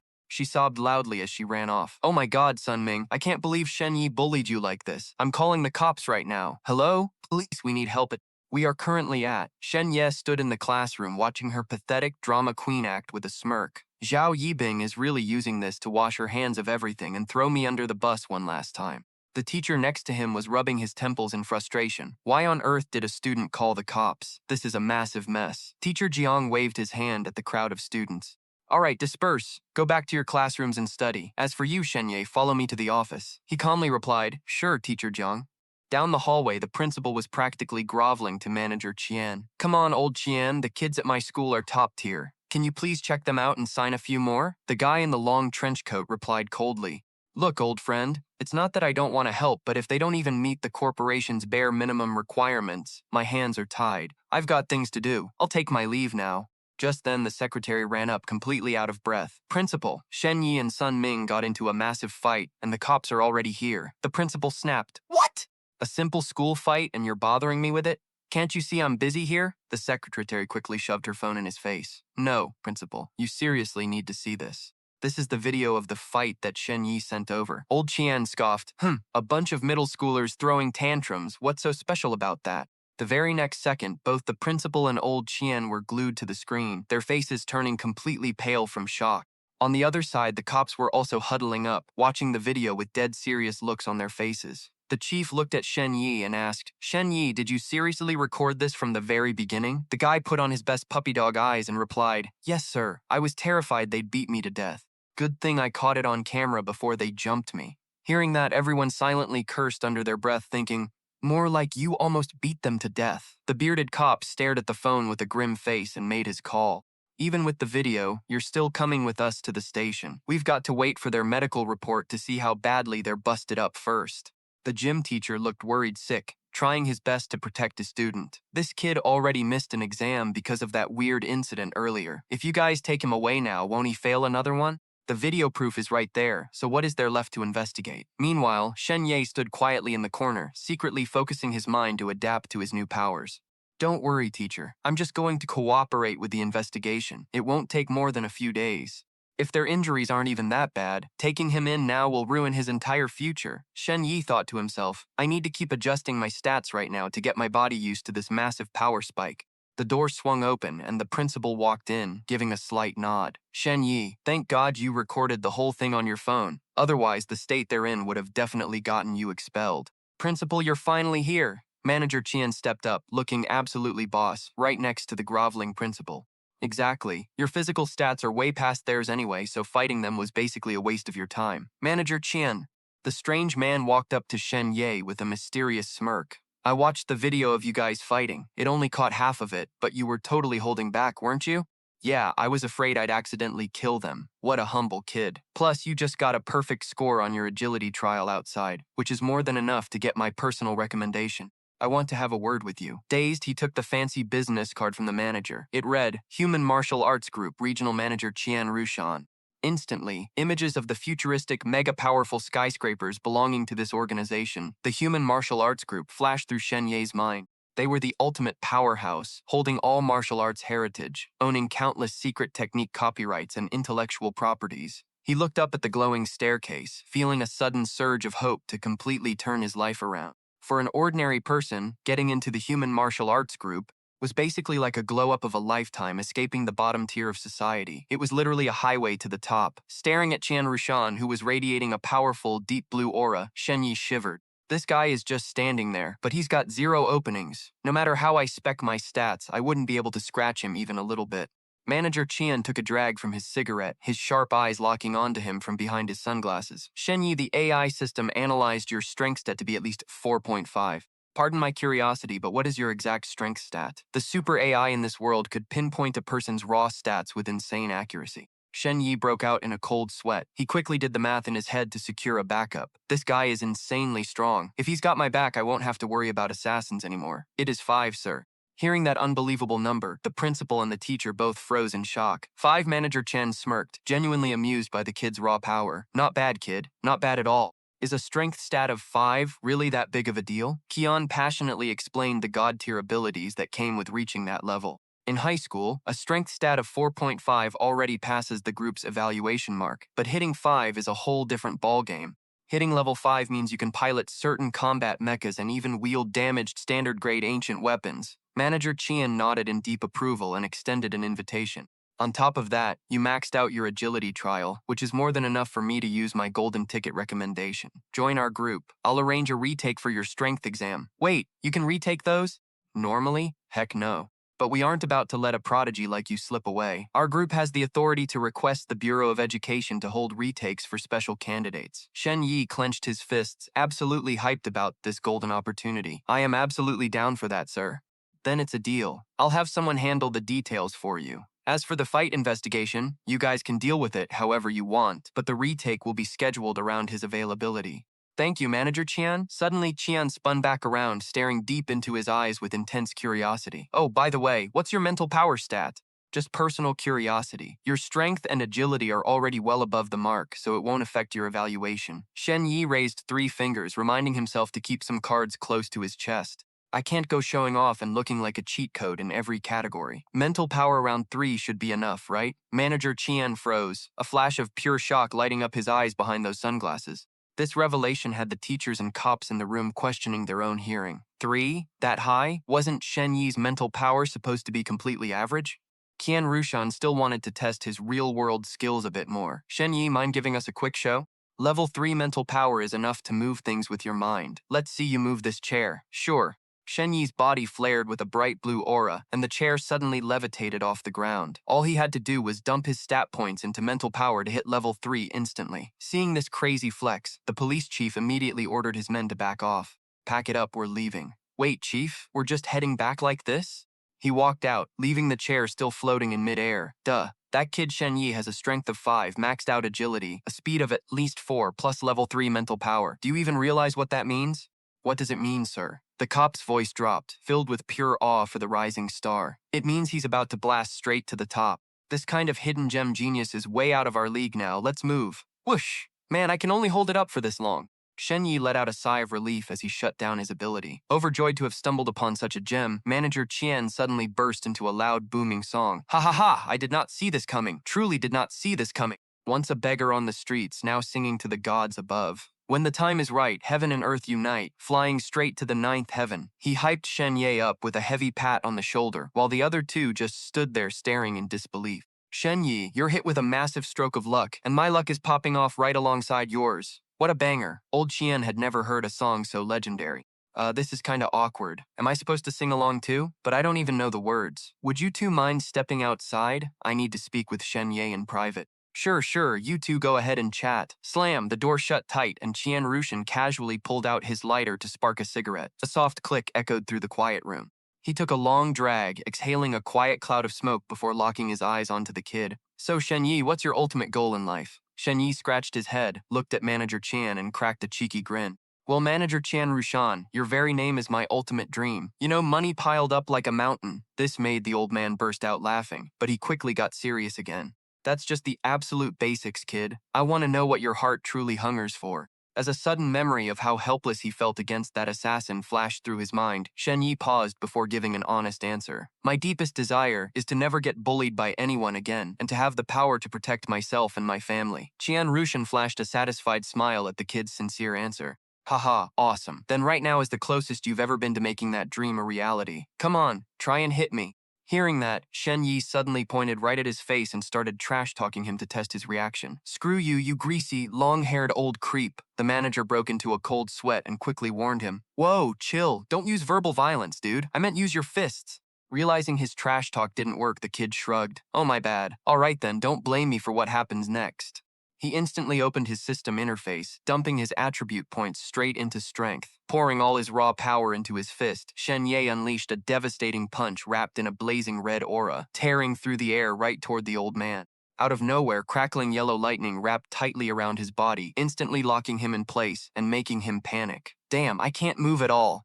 Qian Rushan calmly explained the wonders of martial arts. This is a form of spellcraft that can freeze an attacker right in their tracks. Master this and you'll easily be able to defend yourself. Shen Ye's eyes lit up. Whoa, that's sick. Wanna learn it? Hell yeah, I do. But then the manager suddenly pulled a revolver out of his pocket, his gaze turning icy cold. Watch closely. We're not done yet.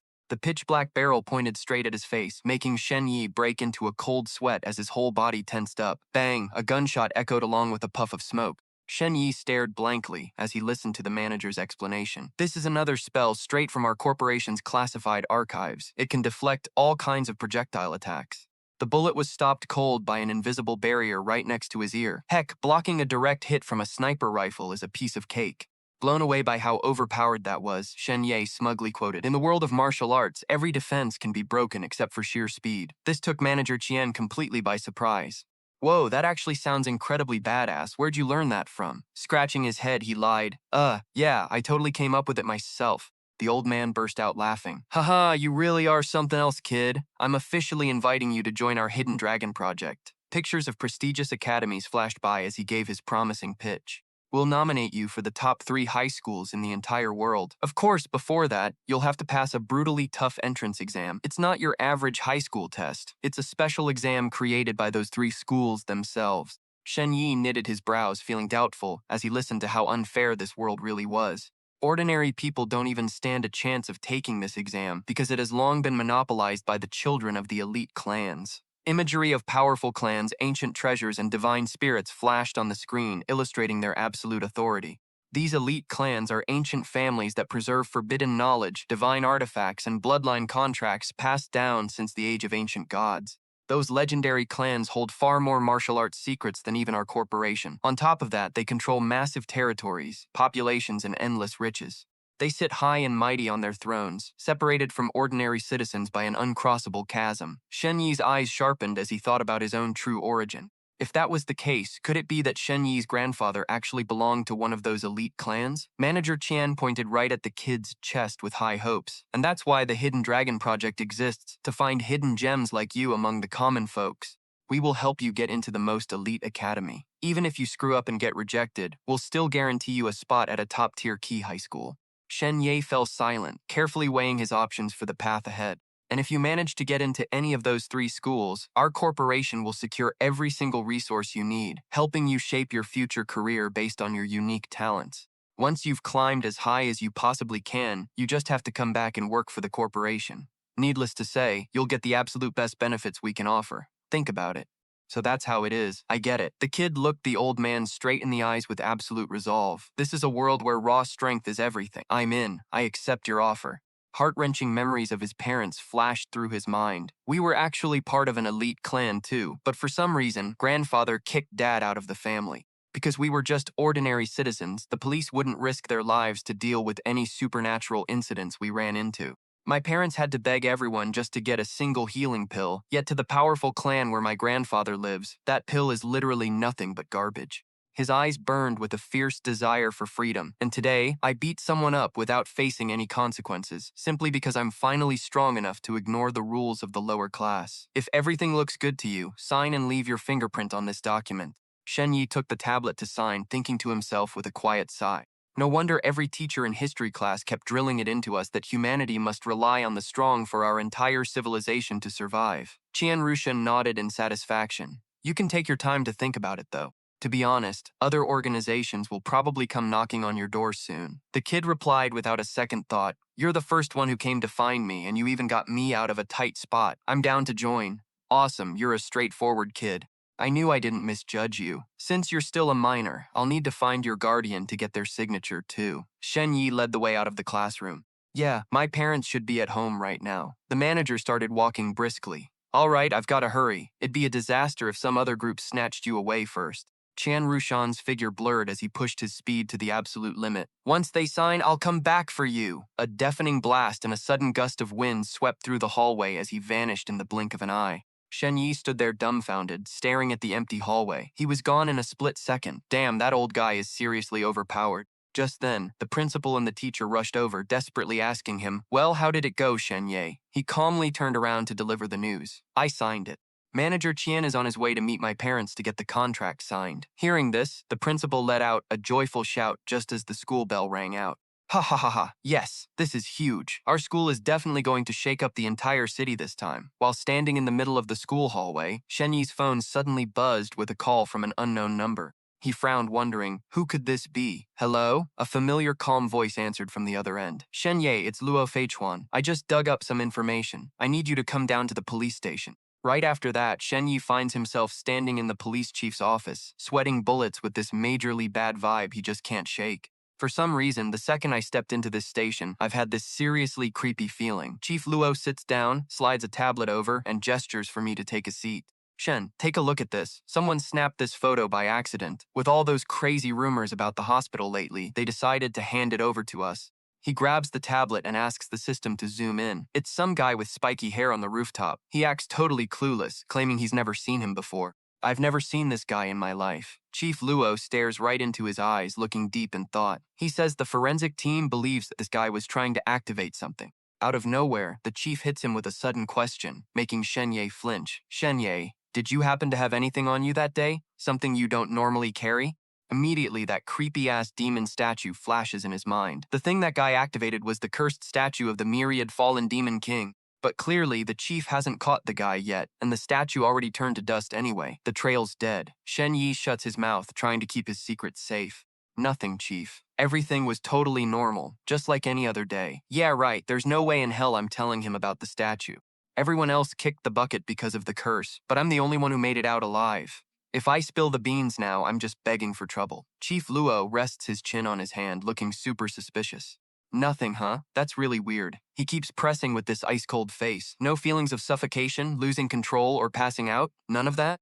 No, sir. Shen Ye realizes, wait, the way Chief Luo is asking this, it's like he already knows something. Suddenly, the room gets super dark, and this weird black smoke starts creeping in. Plus, ever since I walked in, my anxiety's been through the roof. It feels like something's hiding in the shadows, waiting for me to slip up. Shen Yi suddenly slams the table and stands up, yelling, "Wait, I remember now, my backpack was unzipped, but I swear I zipped it shut before leaving school." Chief Luo's eyes turn sharp as needles. He asks with this creepy undertone, "Did you check inside?" The kid suddenly panics, realizing he just messed up big time. No, not yet. I really should have checked it sooner." Wait, why did Chief Luo lift his hand just now? It looked like he was about to attack me. He instantly boots up the system to prep his escape, dumping all his stat points into agility. Whatever happens, I've got to be ready to bolt. But can I even outrun him? Chief Luo's stats are definitely way higher than mine. Suddenly, a green aura starts flaring up right under his feet. Shen Yi curls up slightly in his chair, ready to spring. Screw it, I can't worry about the details now. I'll prep my door skill right under my feet. If things go south, I'll just kick it open and drop straight through. Ring, ring, ring. A phone suddenly blares, totally shattering the suffocating tension in the room. Drenched in sweat, he desperately tries to find an excuse to leave. Holy crap, that scared the life out of me. I almost opened the door, but hey, here's my chance to get the hell out of here. Chief, you got a call. Should I step out for a sec? Chief Luo stops him with a hand gesture, his eyes filled with pure killing intent. No need. Don't move. Hello, Chief Luo Feichuan speaking. A bone-chilling voice comes through the speaker. Luo Feichuan, you're a dead man. Instantly, a swirling red vortex of energy erupts right from the phone. Papers fly everywhere, leaving Shen Yi totally freaked out. He backs away, sweating bullets, completely clueless. What the hell is this? An assassin? No, wait, the target is definitely Chief Luo. Glowing red magic circles completely surround the officer. Is this that magic the manager was talking about? Damn it. I didn't think those bastards would dare attack right outside the police station. Crash! The chief hurls himself straight through the shattered window to face the enemy. Sirens start blaring like crazy throughout the entire building. Intruder alert! Intruders have breached the station. Non-combat personnel, please find a safe place to hide immediately. Shen Yi looks out the shattered window and completely freezes. Wait, is that an ocean? Why, aren't we supposed to be in the middle of the city? Standing on a high stone pillar in the middle of a sea of blood, some guy in a flashy floral shirt is holding a staff, staring right back. That's the guy who called. He's not the dude with the sunglasses from the photo, though. Luo Feichuan, you've slaughtered way too many of our cult members. I'm here to collect your head. Did this guy pull off this entire crazy setup? Chief Luo stands tall in the graveyard, replying coldly, "We'll talk later, and I'll give you your explanation. Right now, I'm busy. Oh, and by the way, the other officers are already in position." The assassin sneers through vibrating red sound waves. "Your life is the only explanation we need." Suddenly, Shen Ye finds himself back in the dead silent office. Wait, I'm back. They're gone. I bet Chief Luo got dragged into that blood sea by that guy. A sudden chill hits him again. He clutches his chest, shivering. Damn it, that creepy feeling is back. What the hell is wrong with me? Is there a ghost in this office? Show yourself. Human or ghost, get the hell out here. Suddenly, his eyes flare with a vibrant green light. The system announces that his undead skill has been activated.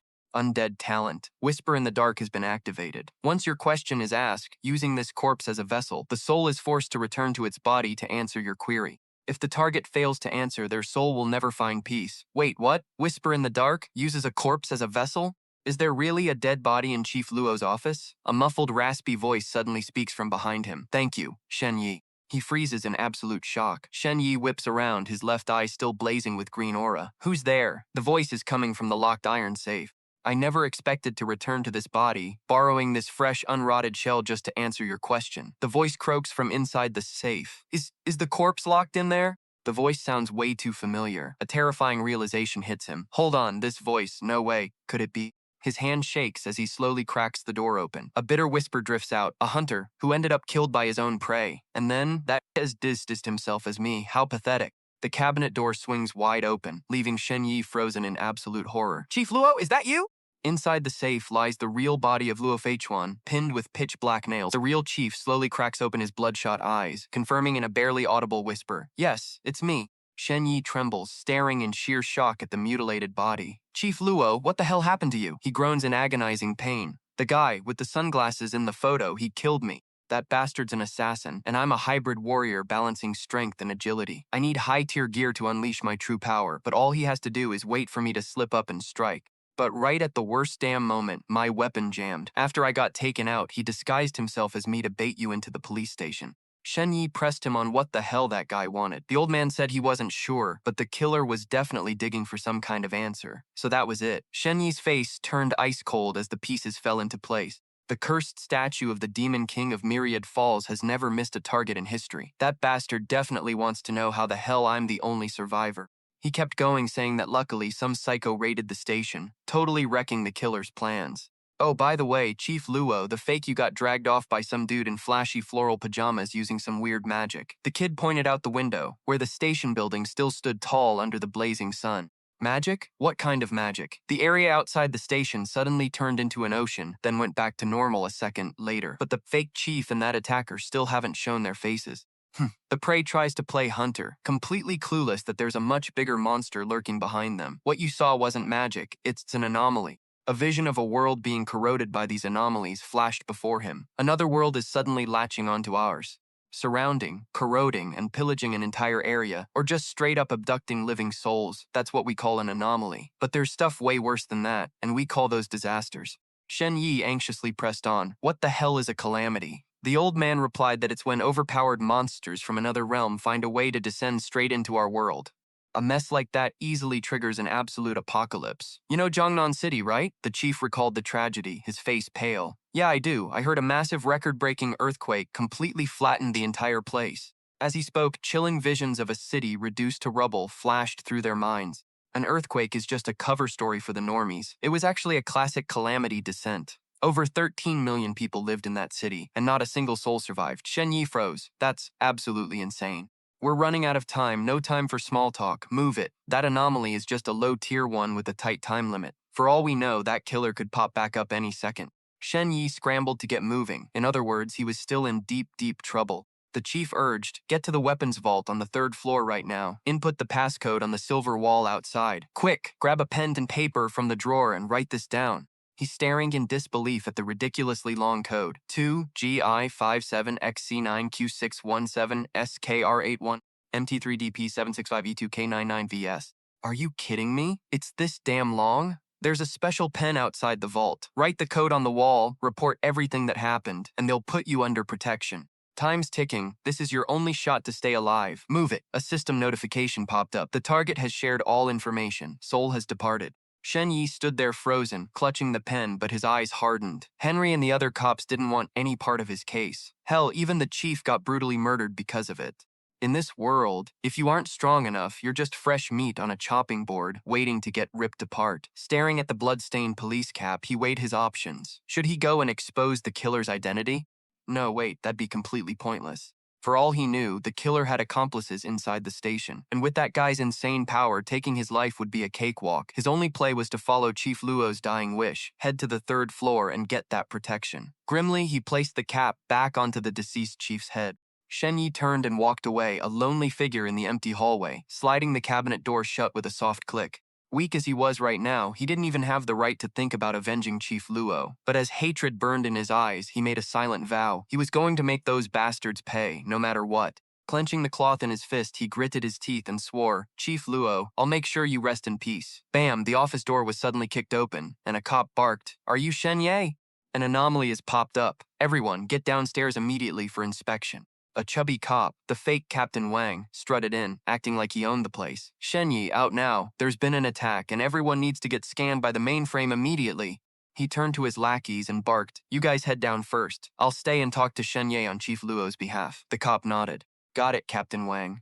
Once they were alone, Captain Wang put on a sickeningly fake, comforting act. Look, I know you're freaked out, but only Chief Luo got snatched by that magic. You're totally safe. Besides, we're all cops here. We'll make sure you're well taken care of. Shen Ye just stared at him from behind, staying quiet and sizing him up. Fake Captain Wang cast a suspicious side-eye at the metal locker. Striding over, he muttered coldly, Someone's messed with the corpse. Was it you, Shen Ye? Whoosh! Instantly, he used a movement skill, darting like lightning to tear the room apart. The imposter lunged, but the room was completely empty. Infuriated, he stood on the desk, looking around after checking every corner. Nothing? Did he seriously slip away? Dropping his fake act, the assassin showed his real face, grabbing the actual trembling fat cop by the collar. Shh, I've taken out so many targets, yet I let myself get cocky around a 15-year-old kid. Letting him slip away over and over is embarrassing. I'm not letting you useless trash screw this up. He whipped out his walkie-talkie and ordered a citywide manhunt. All squads, listen up. I suspect Shen Ye is tied to this incident. Put out an APB on him immediately. If you spot him, arrest him on sight. The other end crackled back, understood.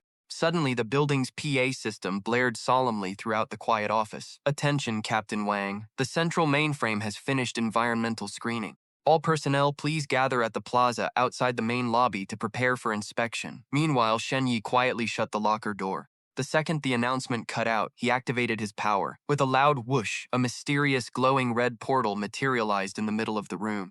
Peeking out from behind the door, Shen Ye scanned the silent hallway. Are they gone? Figures that killer didn't work alone. He crept over to a shattered window, staring outside with a calculating look on his face. Sure, he could just hole up in the nightmare world until the heat died down. But if he did that, he'd lose his only shot at bringing these killers down. Refusing to back down, the kid swung himself over the ledge, recklessly sliding down a drain pipe on the outside of the building. I've got to reach the 3rd floor and get the whole truth out. With a quick, agile leap, he vaults through the window to break into the upper floor with a soft rustle of wind. Shen Ye strides down the dim hallway alone, his sharp eyes searching for the emergency communicator. Stopping in front of the control panel on the wall, he quickly pulls out the slip of paper with the chief's passcode. This is the spot. He needs to write the code on the wall, fast. Out of nowhere, a cold, familiar voice speaks up from right behind, making him jump. I was wondering why I heard noises up here. Shen Ye's eyes go wide. He spins around in horror to find the killer disguised as Captain Wang staring right at him. Oh, it's classmate Shen Ye. What are you doing here, kid? He tries to keep his cool to get the job done. While writing, he scrambles for a naive-sounding excuse. Oh, my high school exams are coming up soon. My teacher gave me some math problems today, so I've got to squeeze in some time to solve them. Damn it, how do you even solve this code? The killer narrows his eyes, staring hard at the console. Filled with suspicion, he thinks, that's an emergency trigger linked directly to the World Government Central. Why the hell does it have a passcode? Realizing his plot is about to be exposed, he immediately lunges forward to attack. Who gave you that passcode? Damn you, I can't let you write any further. A massive clash heavily damages Shen Ye's summoned door. The fake captain vaults through the air, his eyes filled with savage bloodlust as he glares at Shen Ye. What the hell is this? Is this your innate talent? Shen Ye quickly ducks behind his mystical door, silently cursing the enemy's insane power. What crazy power. Thank God this door can adapt to the environment. If it were a normal door, my head would have been chopped off by now. Just die. The killer swings a lethal blow, blowing the door right back at Shen Ye. Sensing the danger, he immediately triggers his skill. Dismiss! A blazing red vortex of energy erupts, making the door vanish. Seeing this, the killer charges right in, roaring, "Go to hell!" Waiting for him to get close, Shen Ye yells as the door blocks the attack path again. The killer slams his head violently against it, blood splattering everywhere. He groans in agonizing disbelief. Ugh, damn you brat, how the hell can your summoned door lock itself so firmly into the ground? Shen Ye flashes a smug smirk, raising his pen high after writing the last character. Finally finished. Instantly, the room flashes with red alarm lights, accompanied by a system notification confirming the correct passcode. Kunlun, the strongest AI of the world government. Kunlun is now assessing the emergency situation, scanning the entire police station. Luo Feichuan's body has been detected. The fake identity of Major Crimes Captain Wang Xuemu has been successfully verified. The central AI continues issuing rescue orders, deploying the closest high-level expert to the location. Shen Ye gasps in shock, never expecting the expert being deployed to be Manager Chen. Seeing his disguise completely blown, the fake Wang Xuemu goes absolutely ballistic. Calling in backup, are you? Think you can kill me? Keep dreaming. 30 seconds is more than enough to tear you apart and make a clean escape. The countdown begins. 29, 28. Shen Ye puts everything he's got into dashing toward the only exit, but he's too late. The killer grabs his wrist, his blood-splattered face twisted in absolute cruelty. You little brat, did you really think I'd let you slip away that easily? 2026. Facing that crushing grip, Shen Ye can only gasp in despair. Oh crap, the killer grits his teeth, preparing for the final blow. 25. Die, boom! Right at the life and death split second, a punch rains down from above like a meteor. Qian Rushan makes an epic entrance, ending the fight instantly. 1. Just as the killer is about to end him, Shen Ye looks on in shock as a figure crashes down, unleashing a massive attack that shakes the very ground. 1. Qian Rushan stands there like an absolute boss. Pulling back his fist, he casually says, "In the world of martial arts, speed is the ultimate king." Sizzle. Looking down at the mangled enemy in a pool of blood, Qian Rushan laughs mockingly. Haha, you idiot. Did you really think I was gonna wait out a 30-second countdown? Was that epic or what? Shen Ye gives him a big thumbs up. So cool, absolute boss. Thanks for saving my skin, Manager Qian. At the National Security Bureau headquarters, Qian Rushan kicks his feet up on the desk and says in a serious tone, I can cover for you on everything else, kid, but about that passcode, you need to tell me the truth. Shen Ye replies, Luo Feichuan gave me the passcode beforehand. He said he was being hunted and told me to use it immediately if anything happened. Oh, looks like he knew the Silent Church and that assassin were targeting him. Shen Ye narrows his eyes in confusion. The Silent Church? Old Qian explains, that's the organization behind the previous anomaly. They're a bunch of complete lunatics. Chief Luo probably pissed them off while solving a case. Shen Ye lowers his head in deep thought. Sigh, it's such a shame Chief Luo died. Old Qian lights a cigarette and sighs, it really is a shame. I didn't know him for long, but I could tell he had an incredible sense of justice. It was probably that burning passion that got him killed. He takes a drag from his cigarette and looks at Shen Ye. You got lucky, kid. You were supposed to be eliminated by the assassins disguised as Luo Feichuan, but by some crazy stroke of luck, you survived. Kunlun also dug up the identity of the guy who was hunting you. He's a hitman from the Assassin Alliance, but they only take jobs online, so they have no idea who the real client is. Shen Ye deduces, since he was strong enough to kill Chief Luo, his skills and price tag must be through the roof, which means whoever's behind this has serious cash. Old Qian nods in agreement. True, but the real question is why would someone like that spare no expense to kill a regular high school kid like you? We're still looking into that. The boy continues to wonder, then what exactly is that Kunlun that showed up after I used the passcode? Why didn't Chief Luo call it to handle the assassin? Old Qian blows out a puff of smoke. Kunlun is the central AI system of the world government. It's the one that assigned this rescue mission to me. Normally, it doesn't care about tiny, insignificant matters. Unless you have a passcode granted by it, it won't lift a finger to help you. He pauses for a moment, then reveals a secret about why Chief Luo didn't call on it, making Shen Ye look over, startled. A female employee walks in, carrying a tray with a mechanical hand on it. It's because he didn't know his weapon was compromised. This is Luo Feichuan's steel prosthetic, which is also his weapon. The program inside was infected with a virus, making it impossible to boot up. The mechanical hand suddenly crackles with sparks, but as soon as Luo Feichuan died, it started working normally again. This is clearly an inside job, and it had to be someone very close to him. Since the Bureau assigned us the mission, we're gonna keep investigating. Shen Ye clutched the mechanical hand, a knot in his chest. No wonder the old man told him his weapon was acting up. For a powerhouse like him to go down just because his gear glitched face to face with the enemy, it's messed up. Qian Rushan locked eyes with him, dead serious. Shen Ye, you're officially one of us now. You're part of our corporation. Today, I'm gonna teach you your very first lesson, and you better sear it into your brain. He leaned in close, his sharp eyes flashing from behind his sunglasses. No matter what, always watch your back against backstabbers. Those shady bastards are way more terrifying than any monster. Shen Ye's eyes hardened with resolve. I'll never forget that. Old Qian crushed his cigarette in the ashtray. Good, now follow me. I already set up a meeting with your folks. But wait, what about those two freaks stuck in that anomalous state? The two of them walked out of the gloomy police station. The rest of the mess would be handled by other pros. This place is about to be locked down. We gotta bail right now. With your crazy strength, why didn't you just stay and wrap things up at the station? Dealing with those two should have been a breeze for you. Old Can warned him, drop that naive mindset, kid. Who the hell knows what kind of nasty stuff they'll drag out of an anomaly? I remember some guy who escaped an anomaly caused by the church. He acted completely normal, but in reality, he was nothing but a hollow shell of human skin. Hidden underneath was some undocumented monster. In the end, that beast slaughtered half the city before we finally took it down. That's why I'd rather take a hitman contract than mess around with the church and their anomalies. But don't worry, those two are gonna end up way worse than the guy splattered on the wall. Suddenly, he froze. He pressed his phone to his ear, his face darkening. Yeah, Luo Feichuan, family name Luo. Yo, it's me. Look someone up for me. Her name is Xiaomeng Yu. Check if she has any connection to Luo Chuan. Shen Ye watched him, curious. Cold sweat broke out on Old Qian's face as he gasped in sheer terror. What? That is seriously bad news. Shen Ye fell into deep thought. Who is this Xiaomeng Yu anyway? Seems like she's got some kind of connection with Chief Luo. Inside an ancient wooden house, Shen Ye's parents spoke to manager Qian Rushan. Since things have come to this, there's something we must let our son Shen Ye know. Let him choose for himself, and only then will we carefully look over this contract. Of course, I'll step out for a smoke. Just call me back in when you guys are ready. His father spoke up with a solemn expression. Xiao Ye, it's time we stop hiding the truth from you. The truth is, you're from a prestigious lineage. I actually belong to a branch of the great Sanjin Shen family. Shen Ye was stunned. The Sanjin Shen family? Suddenly, a flood of shocking memories rushed back.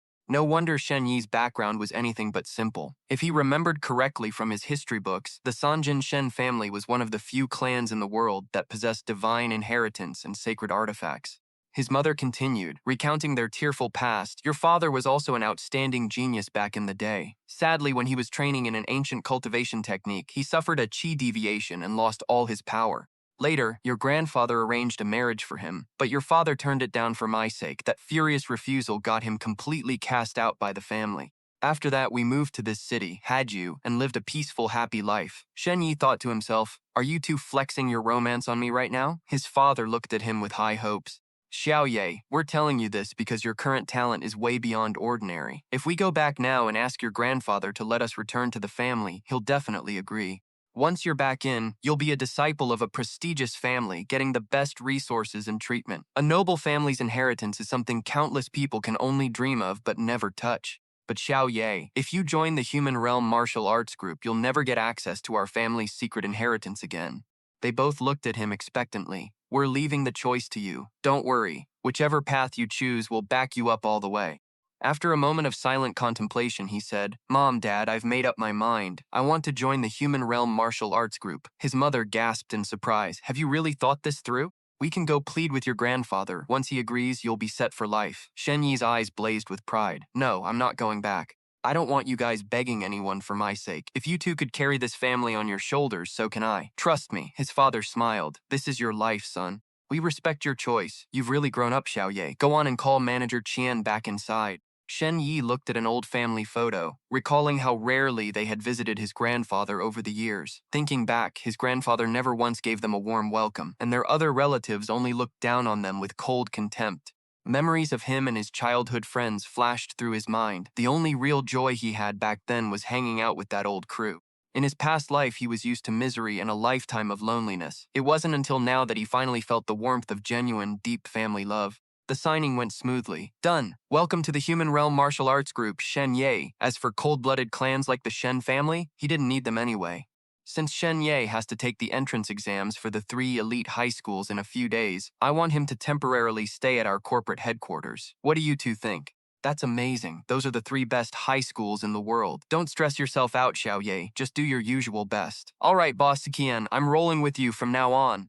Cut to a dark corner in the hospital. Zhao Yibing sat alone, her fingers flying across her phone screen. Click, click, click. A wicked grin spread across her face as she looked at her post. Malicious bullying, ruining a classmate's future. The top student went psycho after missing an exam, seeking revenge on society and brutalizing classmates. The cops are already on it. We need answers. Yes, the video I posted is totally blowing up. Sun Ming getting absolutely wrecked has grabbed tons of views and comments. Totally worth the trip to the hospital to snap pics of that pig-faced loser. Soon, Shen Ye is toast and his reputation will be utterly ruined. Her eyes gleamed with calculation as she shot off a text. I did even better than you asked, she thought smugly, and I'll still be that pure, flawless goddess everyone looks up to. While Zhao Yibing was waiting in the hospital corridor, her phone suddenly buzzed with a notification. Frozen in shock, she stared at the system message on her screen. Your post has been flagged as fake news and is now completely blocked.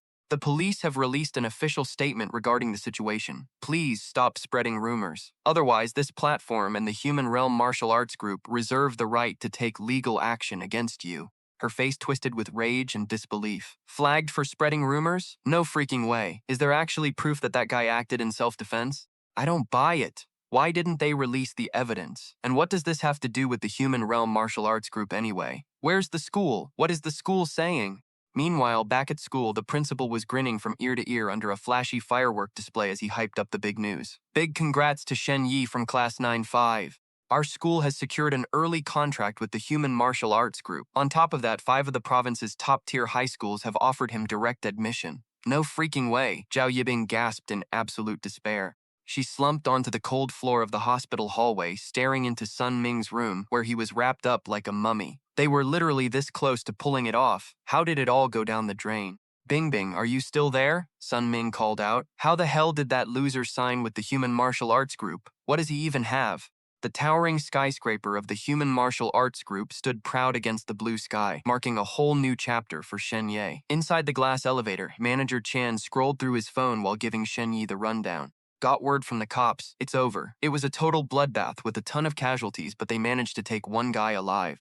Shen Ye was stunned. Was it really that brutal? Wait, I sliced that guy down and only got 5 military merits? Shen Ye muttered, his curiosity piqued. Military merits, old Qian explained, are basically like high-tier currency. You can use them to buy special stuff like cultivation techniques, rare materials, intel, weapons. But then again, even though you're the one who reported the whole thing, you don't have an official class yet, so you probably won't get any merits. Wait, what? That's so lame. Ding. Shen Yi's phone suddenly buzzed with an urgent notification. For your major contribution during this battle as a minor, the coalition government has authorized a more suitable reward for you. Your package has been dispatched. Please head to the first-floor lobby of your local human martial arts building to collect it, sent by the Military Rank and Merit Administration of the World Coalition Government. He blinked in surprise. Oh, so I do get a reward? Wonder what it is. The elevator chimed as it came to a halt on the 105th floor. Shen Ye said anxiously, I'm really lacking in offensive skills. I've been targeted for assassination multiple times already. If I wasn't so lucky, I'd probably be history by now. I know, old Qian interrupted. For now, you'd better stay put. I'll get to the bottom of this immediately. Stepping into the luxurious lobby, a staff member bowed respectfully. Manager Qian, all the rumors have been completely scrubbed. Old Qian nodded. Good job. Then he turned to Shen Ye. Shen Ye, you're officially one of us now. This month's allowance has already been wired to your account. Spend it however you like. Feel free to roam around and make yourself at home. I've got some business to take care of, so I can't hang out with you right now. But hit me up anytime if you need anything. Got it, thanks, manager screen in the room. A stunning female celeb popped up. Hey, Shen Ye, I'm Shu Mulin. First off, huge congratulations on joining the Human Martial Arts Group. You are seriously amazing. Since you're younger than me, I'll just call you Little Bro, okay? Shen Ye sat on the plush bed in his luxurious room at sunset, listening to the message from his idol. I really want to thank you for always supporting and cheering me on, little bro. I hope you study hard and keep leveling up your strength to become someone seriously badass. The world is massive, and it's totally worth fighting for together. You got this! Oh, and by the way, I also hooked you up with some VIP tickets to my next concert. I'll be waiting for you. The teen stared at the screen, completely starstruck. Shu Mulin was the absolute favorite star of the original Shen Ye. He looked around the elegantly decorated room filled with roses and books. Everything here, from the flowers and paintings to the books, the food, his favorite sports gear, and even his ultimate idol, was tailored exactly to Shen Yi's personal tastes. Stepping out onto the massive balcony and looking down at the city bathed in the golden sunset, he couldn't help but marvel. To think they'd go this far for a rookie. Is this the kind of fame and luxury that pure power brings you? Standing at the very top of the 105-story building, Shen Ye took in the panoramic view. Who wouldn't want to stay up here in the clouds? Who wouldn't want to ride the wind and soar to the top just to witness this breathtaking view? His eyes grew sharp, burning with absolute determination. Tonight at 12 midnight, I have to enter the nightmare world again and grab a decent rating. I need to get stronger before the entrance exam the day after tomorrow. Getting disqualified is not an option. Right at 12 midnight, Shen Ye summoned his ability. A glowing red door materialized, and with a soft click, he stepped right through. The second he set foot inside, he was hit by a scene of pure devastation. White bones piled up like mountains. What the hell happened here? Sensing danger, he quickly backed up. He couldn't just rush in blindly, or it would tank his evaluation score. From beneath the pile of bones, a weak voice croaked, Ugh, Shen Ye? Is that you, Shen Ye? Hurry, I'm dying here. He recognized his old business partner. Skeletal Archdevil, how the heck did you end up like this? The skeleton wheezed, I can't heal myself. That supplement you gave me last time. Hurry up and give me a few more pills, Shen Ye grimaced it. Sorry, man, I don't have any on me right now. The green glow in the skeleton's eye sockets began to fade as it let out a hopeless, self-deprecating laugh. It's over. To think I'd end up dying here. What an absolute joke. Shen Ye glanced back at the door, completely torn. This guy was actually a pretty decent business partner, after all. Should I try to save him, he thought. Hang in there. I'll figure something out to save you. Just wait for me. He slipped back into the real world, leaving the skeleton waiting in lonely silence. Phelan waited, and as 2 hours dragged by, it thought, I'm a goner for sure. Suddenly, the blazing red door materialized again. Skeletal Archdevil, I'm back, Shen Ye grunted, trying to shove a massive object through. Shoot, this is bad. The door's too small. It won't fit. The skeleton perked up with joy. Finally, what on earth are you pulling over there? With a grunt, Shen Ye used every ounce of his strength to pour in a torrent of liquid. To save your bony butt, I had to drop a massive load of cash. I bought a giant fish tank and filled it to the brim with glucose calcium and liquid calcium magnesium zinc. It completely cleaned out my wallet. All you gotta do is crawl in there and soak, and you'll be good as new. Can you make it inside? The skeleton let out a heavy sigh. Man, how the heck am I supposed to do that? Boom. Boom! Sudden earth-shaking explosions echoed from the distance. Shen Ye gasped, "What the hell is going on?" The skeletal archdevil stared out of the secret passage's entrance, his face twisting in terror. Damn it, they're about to breach this place. The humans and elves. Wait, who? This place is actually a secret tunnel. Outside is the battlefield of our undead clan. The humans and elves are launching a brutal assault on us. Amidst the rubble, as the roar of battle intensified, the skeletal archdevil urged Shen Ye, "The war isn't over yet, but right now I'm way too weak. Here, take this, it's a spatial ring. Put it on quickly. I have to go into hiding." Shen Ye reached out to catch a streak of green light. Meanwhile, the archdevil's soul began to be sucked into the ring as mysterious, ancient runes flared to life around them. Amidst a brilliant glow and a sharp whoosh of wind, the spatial ring slowly slid onto Shen Ye's finger. The moment the pact was sealed, a colossal explosion rocked the area, cracking the stone walls. Shen Ye quickly covered his face and yelled, "Whoa, shut it down, the portal!" He rolled backward, crashing onto the rooftop of the real world, sweating bullets as he watched the magic gate fade away. Whew, that was way too close. If I got caught in that blast, I'd be toast. He lifted his hand to check out the ring, totally suspicious, and barked, "Yo, did you actually crawl inside this ring?" The great demon replied, "Exactly. Spatial rings can't hold living things, but luckily I'm not alive, I'm an undead." Shen Ye smirked. I knew this sly old fox was hoarding loot. Following the demon's instructions, he aimed his hand at the giant calcium tank to suck it right into the ring. "You're definitely no ordinary kid. Back at the elf village, I already had my doubts. I mean, who gets escorted by 3 of their own crew just to pull off an assassination? But since I saved your butt, how are you gonna pay me back?" The skeleton shot back, "And how exactly do you want me to pay you back?" Shen Ye gripped the ring tight, his eyes locked in determination as he set his terms. "I've got to pay a visit to your world today, and you need to go all out to help me." The great demon gasped, "Are you blind? Didn't you see how brutal that battle was just now? Are you on a suicide mission or what? Fine, you respected my privacy, so I'll respect yours. But my stash is completely dry, so don't expect too much help from me." The skeleton, now chilling comfortably inside the glowing tank of calcium solution, groaned with satisfaction. "Ah, this is the life? Look, I was just a battlefield looter. Don't go thinking I could scavenge anything top tier." Shen Ye countered, "Wait, aren't you literally a battlefield scavenger?"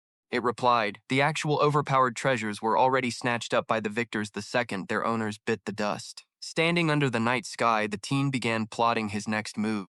Outside the secret passage is the undead battlefield. If I disguise myself as an undead soldier, take a stroll out there, and come back, wouldn't I score a brand new title? Then he asked, "Got any undead soldier gear, preferably something that can mask my human scent?" Suddenly, a pile of trashed gear materialized, clattering on the ground with an eerie metallic ring. "Mask your presence, huh? Let me see." Shen Ye stared at the chipped, broken weapons, completely speechless. "What is this pile of junk? Did you go dumpster diving or something?" The great demon snorted. "Hey, shattered armor is just proof of how brutal the war was. Look closely, there's bound to be something useful in there." After rummaging around for a bit, he finally suited up in a dark, ominous set of armor, barely putting together a decent outfit. Then he picked up a metallic token. This mount token is pretty neat. Supposedly, it can summon an undead warhorse. The great demon handed him a skull mask burning with blue flames. "Perfect. Now you're dripping with death energy. I'll let you use this centurion mask." Shen Ye asked, "Curious, what's this mask actually do?" It explained confidently, "It holds a high-level aura of death. Wear it with your gear and there's absolutely no way other undead will sniff you out." Shen Ye transformed into a badass ghost warrior amidst a cloud of purple smoke. "Now you look exactly like a real undead soldier from head to toe. If you've got some brains, you might even summon that skeletal steed with that token." He imagined himself looking epic, riding a skeletal steed, flexing on the undead battlefield, and bolting the second things got hairy. "Haha, I'm definitely gonna score a title like Ghost Knight or something, right?" Shen Ye marched toward the glowing red door with absolute resolve. "All right, I'm heading out." The great demon warned anxiously, "Don't you dare die out there. If you kick the bucket and that ring gets snatched, I'm toast too." Stepping through the portal into the pitch-black smoke, he waved back, "I'll try my best not to die." The second his feet touched the other side, he gasped at the sheer devastation. The place was completely obliterated. Shen Ye stood on a high rock in the middle of the gloomy battlefield. "Oh, right, I got a sword back at the elf territory. Might as well bring it along for self-defense." Crouching down, he cautiously squeezed through narrow rock crevices to head deeper. But the moment he slipped out of a rocky hollow, he froze in sheer terror. A dozen sharp spears were pointing straight at his face. A squad of human soldiers emerged, and their scarred commander barked, "There's a stray undead right here. Take him down." Shen Ye panicked. "Humans? Wait, isn't this supposed to be an undead battlefield? Did the undead lose?" In the nick of time, he ripped his mask off and yelled, "Wait, don't shoot. I'm on your side. Look, I'm human." The bloodthirsty commander swung his greatsword, roaring, "Die, you filthy spy who sold out to the undead." Clang! Shen Ye barely deflected the blow with his short sword, the impact so heavy it made him grit his teeth and groan. Ugh! The commander froze in his tracks as he stared at the glowing green sword. "This blade, it's the Nightfall." Shen Ye stared in shock as a system notification popped up. Nightfall short sword, a white-grade weapon exclusive to human scouts. Attribute, sharpness. Can only be wielded by a human scout with an uncorrupted soul. The wielder of this blade is a trusted messenger of humanity. Recognizing the rare weapon, the commander let go of him. Only someone with an untainted soul can hold the Nightfall. You really are one of us. All right, fall back, men. Keep sweeping the area for any leftover undead. Yes, sir, the soldiers chorused. The scarred knight made a weird hand gesture and asked, "Yo, brother, you need any backup?" Leaving Shen Ye totally baffled. Staring at the hand holding up those fingers like a rock-on sign, Shen Ye awkwardly recalled his past world knowledge. Earth sign language for I love you? Seriously? We just met and you're already throwing romance vibes? Is this nightmare world really that trendy? But he quickly noticed the guy's eyes were anything but friendly. Wait, no, he's staring dead at my mask. That hand sign definitely has some secret meaning. Does this mask stand for something else? Feeling totally scammed by that old piece of junk, he cursed the skeleton demon under his breath and decided to wing it. That damn old skull. Everything he pulls out has some catch to it. Whatever, let's bluff my way through first. As you can see, things are a bit rough for me right now. If you've got any aid to offer, I'm definitely not going to say no. Hearing this, the knight's expression turned dead serious as he lowered his voice. Got it, let me get you a tactical gear bag. Shen Ye let out a silent sigh of relief as he took the bag. Phew, the bluff actually worked. Thanks a ton. Can I get your name so I can pay you back later? The guy replied shortly, Roman. Suddenly, the thunderous sound of hooves echoed, accompanied by guards shouting to clear the way. Make way for the Baron! Clack, clack, clack! A white-bearded old man in a red cloak galloped over, glaring coldly at Roman. Roman, you've been lingering here way too long. Are you trying to miss our window of attack? Not at all, sir. I just intercepted a scout outside the secret passage ruins. The old Baron narrowed his eyes, staring suspiciously. Secret passage? Scout? Where? Guard, arrest the scout immediately. I suspect he's a spy for the undead. Roman quickly tried to intervene. Wait, he's holding the Nightshade's sword. But the old geezer brushed him off, snapping, Shut your trap! I know damn well anyone wielding the Nightshade hasn't sold out their soul yet, but I need to know what his freaking mission is. Shen Ye stood tall, his gaze sharp and defiant. Who the hell are you? On what grounds do you demand to know my mission? The white-bearded old fart sneered arrogantly and viciously. Yours truly is Baron Warren of the Southern Eagle Castle. A trashy little scout like you actually has the guts to ask my name? Just wait till I strip you naked, whip you 20 times, and squeeze every single secret out of you.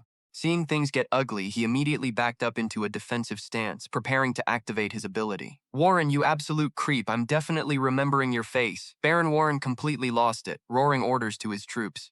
A trashy scout dares to threaten this Baron? Go to hell. The entire army charged in, unleashing a massive explosion that shook the ground amidst a thick cloud of dust. But as the smoke cleared, they only saw empty ground. Wait, where did he go? Baron Warren's face went pale with shock. Vanished without a trace? How is that even possible? One of the scouts rushed to report, Lord Baron, the ground is completely solid. There are 0 secret passages or traps here.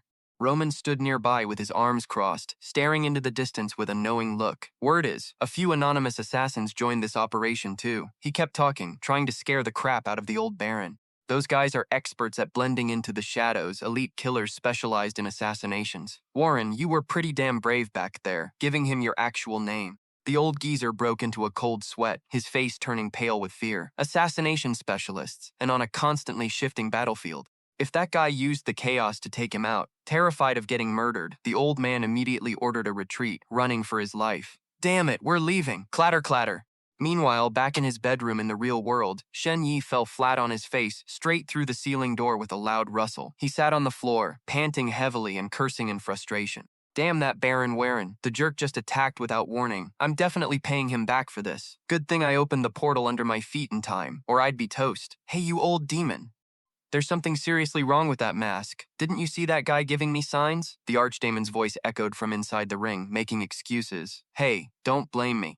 How the heck was I supposed to know the military tricks of you humans? Besides, didn't you make it back in one piece? A system notification popped up, making Shen Ye freeze. This portal opening has received an excellent green tier evaluation. One of us evaluation. As an ordinary human, the highest rank you can get is white, but you broke the limit by using your wits to overcome adversity and escape safely. He muttered, completely baffled. Wait, why is it the green tier one of us keyword again? The system screen flashed with a red alert. Warning, this is the second consecutive time you have broken the limit to obtain this keyword. Special event is now activated. If you get one of us again next time, you will earn the title of the ordinary human who got the same limit-breaking keyword 3 consecutive times. This achievement will unlock a ridiculously overpowered hidden ability. You only have one shot at this, be extremely careful. Shen Ye felt a mix of excitement and anxiety, quickly doing the math. Getting 3 of the exact same keyword can actually trigger a hidden ability, which means if the next keyword is still one of us, I'm golden. But if I screw up, this chance is gone forever. He stared thoughtfully at the tactical pack he'd just received. But how the hell am I supposed to land that green tier one of us keyword again? According to the description, I gotta be cornered in some hopeless situation, then use my brain to turn my enemy's power against them to escape. As memories of the elf girl and that night Roman flashed through his mind, Shen Ye suddenly spotted a pattern. Whether it was the elf village or that undead-infested battlefield, I was trapped in enemy territory, hanging by a thread, but in the end, I got them to drop their guards and actually help me out. Exactly, that's the unlock condition, but damn, this is basically like dancing on a razor's edge, and I only have one shot at this. You know what, forget it. Play with fire and you get burned. Keeping my skin intact is way more important. Suddenly, a loud chime cut right through his thoughts. Ding dong, the building intercom crackled to life. Mr. Shen, you have a visitor. She claims to be related to Luo Feichuan, and the company has already cleared her background check. Would you like to see her? Shen Yi's face fell as memories of the late police chief rushed back. Chief Luo's family? He died a brutal death just for digging into my case, and even after he passed, his spirit saved my life. Since his family is here to see me, there's no way in hell I can say no. Alright, set up a meeting in the lounge on the 50th floor. Hopefully I can do something to help his family out. In the empty lounge, a girl with long, flowing purple hair was standing there, staring out the window. Shen Ye walked in and broke the silence. Sorry to keep you waiting. How can I help you? She turned around, looking at him with deep, sorrowful eyes. Shen Ye. He gave a slight nod. That's me. Suddenly, a massive, overwhelming aura flared up around her and legendary text materialized right before his eyes. Grand Swordmaster. Hey there, I'm Xiaomeng Yu, Luo Feichuan's sister. I came here because I need to find out some things. Shen Ye froze, his eyes widening. A keyword? He had met so many people, but even Director Qian didn't have an evaluation keyword next to him. Even in that nightmare world, none of those humans, undead or elves, had one. Only the high elven priest had a massive string of tags. Cold sweat ran down his neck as he stared at the girl. This girl was only the second person with a keyword he'd ever run into. So she was the terrifying figure who made Director Qian turn pale just by mentioning her. Xiao Mengju calmly began to speak, her voice cold as ice. My brother tracked down that aviator-wearing hitman who was hunting you. When they clashed, my brother's weapon glitched out, and he was killed. I also found the 2 classmates who sabotaged his weapon. Their motive? They were just jealous of the honors my brother received. So, I slaughtered them all. Shen Ye gasped in horror. But Director Qian said that killer was only caught alive yesterday. Exactly. That's why I went right in and put him down myself. You also killed the 2 who messed with the weapon. Exactly. Shen Ye wrenchiously shuddered. How can she talk about killing so casually? Is this what a Grand Swordmaster is really like? Xiao Mengyu stared into the distance, her voice tinged with deep sadness. My brother was never particularly gifted, so I sent him to a pretty decent school hoping he'd graduate, find a stable job, marry a nice wife, and carry on the Luo family line. Everything was going perfectly according to my plan. I just wanted to protect him so he could live a peaceful life. Shen Ye was utterly dumbfounded. Wait, what? I thought Luo Feichuan was some kind of chosen genius. How did he end up being not particularly gifted in his own sister's eyes? The girl continued, and yet his life was ended by the backstabbing of some pathetic losers, his body bound and hidden away in a display cabinet. Seeing Shen Ye stay quiet, Xiao Mengyu stared him down and asked, why the quiet act? So it's fine for some scumbags to push him around, but I can't get payback for my own bro? Shen Ye waved his hands awkwardly. No, I was just wondering, since you're out here straight up deleting people, aren't you worried about getting arrested? She smirked, totally oozing confidence. So that's how it was. You might have the Shen name, but you've never lived in a high and mighty clan, so you wouldn't get it. No matter how basic my brother was, he was still a noble heir. Dying like a dog to some random assassin is a total disgrace. I'm stepping up for the Luo family to get payback, and absolutely nobody dares say a word, she added. By the way, my mom's last name is Xiao, so I took hers. Got it, keep going. Well, I grilled that hitman, but he didn't know who put the hit on you. He didn't even realize he'd killed a Luo family heir. Now they're all dead, so the trail goes completely cold. Xiao Mengyu leaned in close, her eyes razor sharp. I tracked you down because I need to know about whoever's trying to off you. Got any leads? Anyone you suspect? Even a wild guess works. Just throw some names at me. Give me a name, and I'll handle the rest. Shen Ye let out a heavy, helpless sigh. To be honest, I have absolutely zero clues about the mastermind. But hey, you already wiped out those killers. Isn't that enough payback for Officer Luo? Suddenly, Xiao Mengyu unsheathed her sword. A violent purple glow erupted, making her face look absolutely terrifying under the harsh sword light. No way. I'm hunting down the bastard who put the hit on you. A hitman took my brother, so I'm putting both that hitman and his boss 6 feet under. Shen Ye stumbled back from the insane, suffocating pressure. Xiao Mengyu spat out. Only then can my brother's soul finally rest in peace. Instantly, a massive slash of sword energy ripped right through the night sky, leaving a pitch-black tear in the clouds. Shen Ye stared up, jaw dropped, cold sweat dripping down his face. Is that giant tear really from her slash? I didn't even see her draw her sword. Sheathing her blade, Xiao Mengyu calmly warned, Shen Ye, rack your brain. Did you overlook any details? You're a member of the Shen family. Did you piss off some other clan's heir or something in the past? Don't back down just because they're powerful or have major backing. You can hit me up for help anytime. Shen Ye lowered his head, lost in thought. His family, Bran and the Shen clan and Shanxi, never got along, basically having zero contact. Whenever I visited, I only hung out with kids my age. I never pissed anyone off. Then, a sudden realization hit him. Wait, now that you mention it, when I first got jumped at the hospital, I think I heard a loud, terrified scream. Is it possible there was a witness? Xiao Mengyu snapped into action, ready to investigate. Stay tuned for my update. She dropped her contact info and prepared to take off. Here's my number. Thanks, Shen Ye. I'm out of here. Stay safe. He waved goodbye. Watch your back. Shen Ye then turned to look at Chan Rushan, who was leaning against the wall, taking it all in. He whistled in awe. That sword style is straight up terrifying. When she first showed up, I made sure to ask if she was going to attack you. I was seriously worried she'd take out her rage over Luo Feishuan's death on you. But hey, looks like things turned out pretty well. Shen Ye, curious, asked who she actually was. He slowly replied, she's the top prodigy of the Luo clan's current generation. Even among the big league families, she's considered an absolute beast. Is she still in school, or is she already working? Actually, she's taking the high school entrance exam with your class this year. Shen Ye gasped. Say what? Noticing the sudden pressure weighing on him, the old man tried to ease his mind. Don't sweat it, kid. Clan heirs have access to secret legacies and top-tier training from day one. It's totally normal for them to be leagues ahead of everyone else. If you'd grown up in the Shen household, you'd easily be on her level. Shen Ye forced a laugh. Honestly, I'm actually thrilled. Now that she's backing me up, once we track down the mastermind, she's going to be a massive help. Anyway, I'm heading to bed. The old man nodded. Go get some rest. Tomorrow, I'll hook you up with some tutors to prep you for the exam. Back in his room, Shen Ye flopped onto the bed, his mind a total mess. Man, those clan kids are built different. Insanely strong. High-ranking clans really are at the peak of the food chain. If one of those big shots actually wants me dead, what then? They can just throw some cash around and easily hire an entire assassin guild to take me out. He suddenly bolted upright, his eyes locked with determination. I've got to learn some offensive skills ASAP. I can't just keep relying on the great swordsman forever. Hey, old demon! Do you have any more of those nightmare crystals that grant skills? At the end of the day, you can only rely on yourself. Sitting on his bed, Shen Ye urgently raised his ring, pushing for an answer. Old demon, got any more skill-granting nightmare crystals? The old demon's raspy voice echoed from the ring. Kid, all I've got are undead skills. Without soul fire, you can't use them anyway. He shot back. Then where did that moonlit stride skill you gave me earlier come from? The old man muttered dryly. Oh, that? Just something I happened to pick up. Staring out the window at the dark sky, Shen Ye muttered anxiously. Do I seriously have to wait until high school just to learn a decent attack skill? But I don't have that kind of time. I've got hitmen on my tail, the exams are right around the corner, and those clan heirs are definitely no joke. Suddenly, a crucial item crossed his mind. Oh, duh. The tactical pack that human officer Roman handed me. I haven't even checked it out yet. He quickly tore open the bag and began digging through it.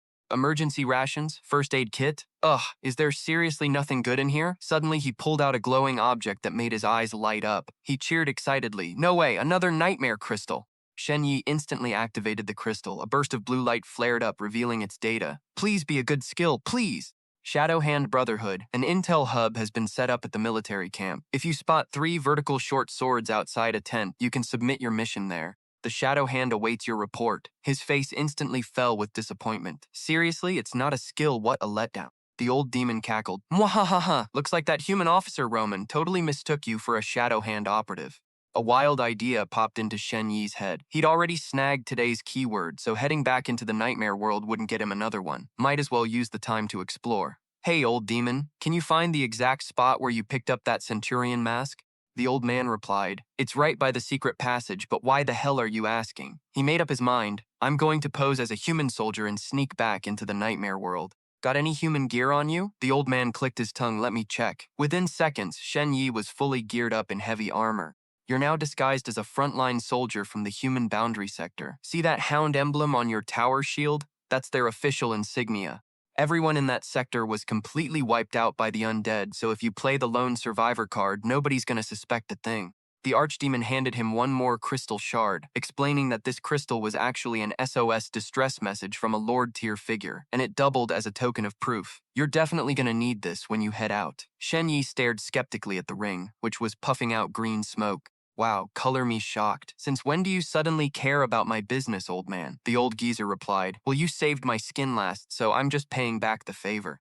He glared at him with a warning look. Quit the BS and spit out the truth, or I'm gonna drain every last drop of your calcium supplement fluid, old man. The old archdemon finally spilled the tea as Shen Ye walked toward the spatial portal. Fine, I need to help you secure a decent rank in this nightmare world because only then can you buy the high-grade materials needed to heal my wounds. Shen Ye let out a smug, triumphant laugh. Now we're talking. He stepped onto a ruined, war-torn wasteland under a dim moon, surrounded by nothing but the cold corpses of a silent battlefield. From a distance, the frantic voices of soldiers echoed. Wounded soldier over here! Hurry up! Get over here! Quick! Shen Ye hid behind a rock, watching the soldiers help their buddy.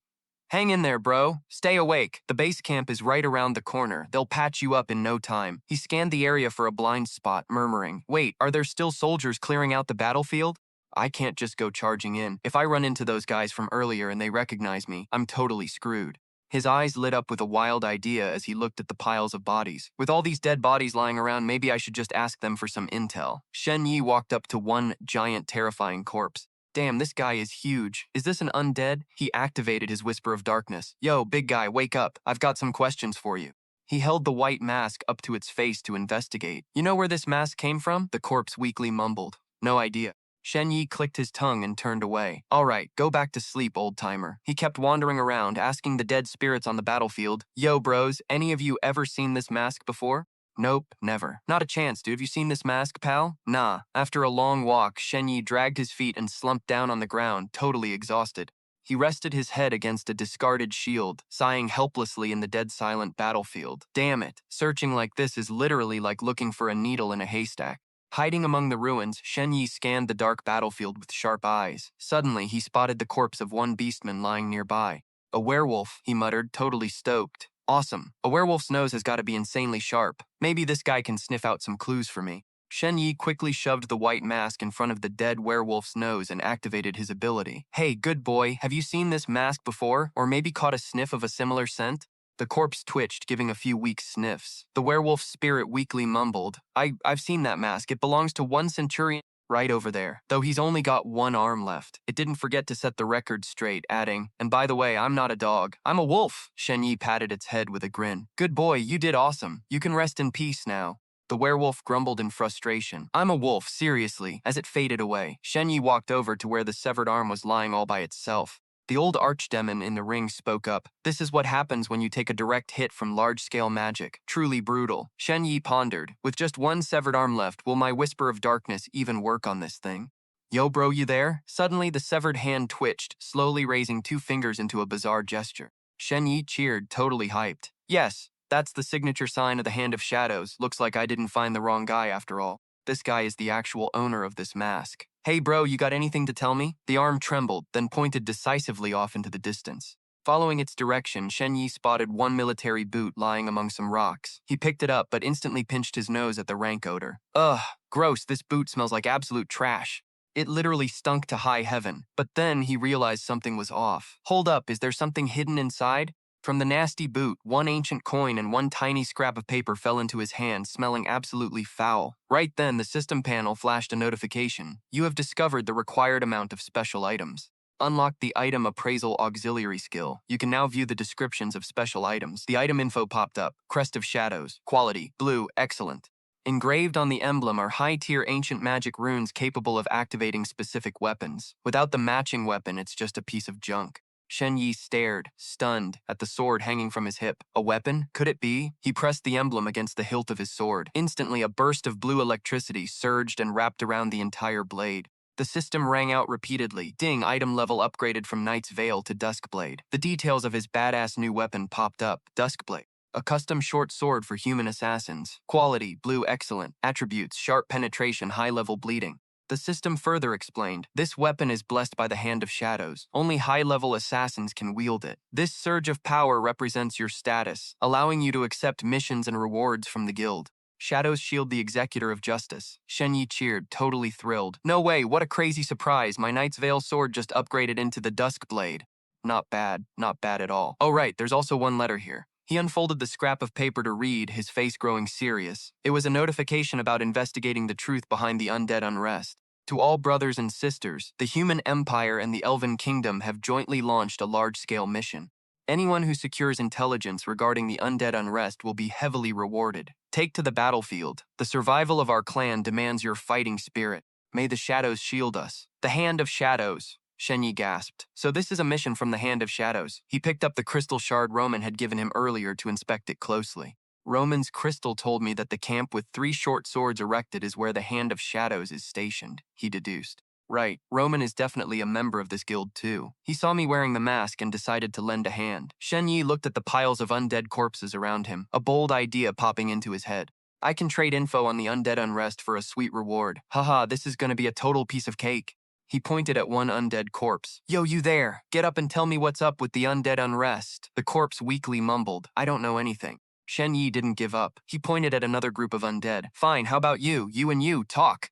The undead chimed in together. We seriously don't know a thing. Lowly soldiers like us just follow orders to fight. Shen Ye sighed. His a picture of pure disappointment. What a massive pain in the neck. Just then, the old archdaemon's voice echoed slyly from the ring. Well, actually, I might be able to hook you up with that info, kid. Shen Ye holds up his ring right away, looking suspicious as hell. Wait a minute, don't I literally have a resident undead right here? He questions him, but you're an undead, so why are you so eager to sell out your own kind? You're not trying to set me up again, are you? The old demon sneers. Heh, sure, they're my kind, but none of those bastards have ever treated me right. Shen Ye suddenly remembers. Oh yeah, this old geezer's life among the undead has always been a total joke. The old demon keeps going, so what kind of intel do you want? Mind-blowing, world-shaking stuff, or just the usual? He thinks it through. Major dirt is a no-go. Since he's just a regular guy, dropping some massive bombshell would immediately get him investigated and put his head on the chopping block. The old demon nods. Then I've got just the thing to score you some sweet loot. The undead have upgraded their fortress parts, boosting their soulfire cannon power by 20% and their fire rate by 10%.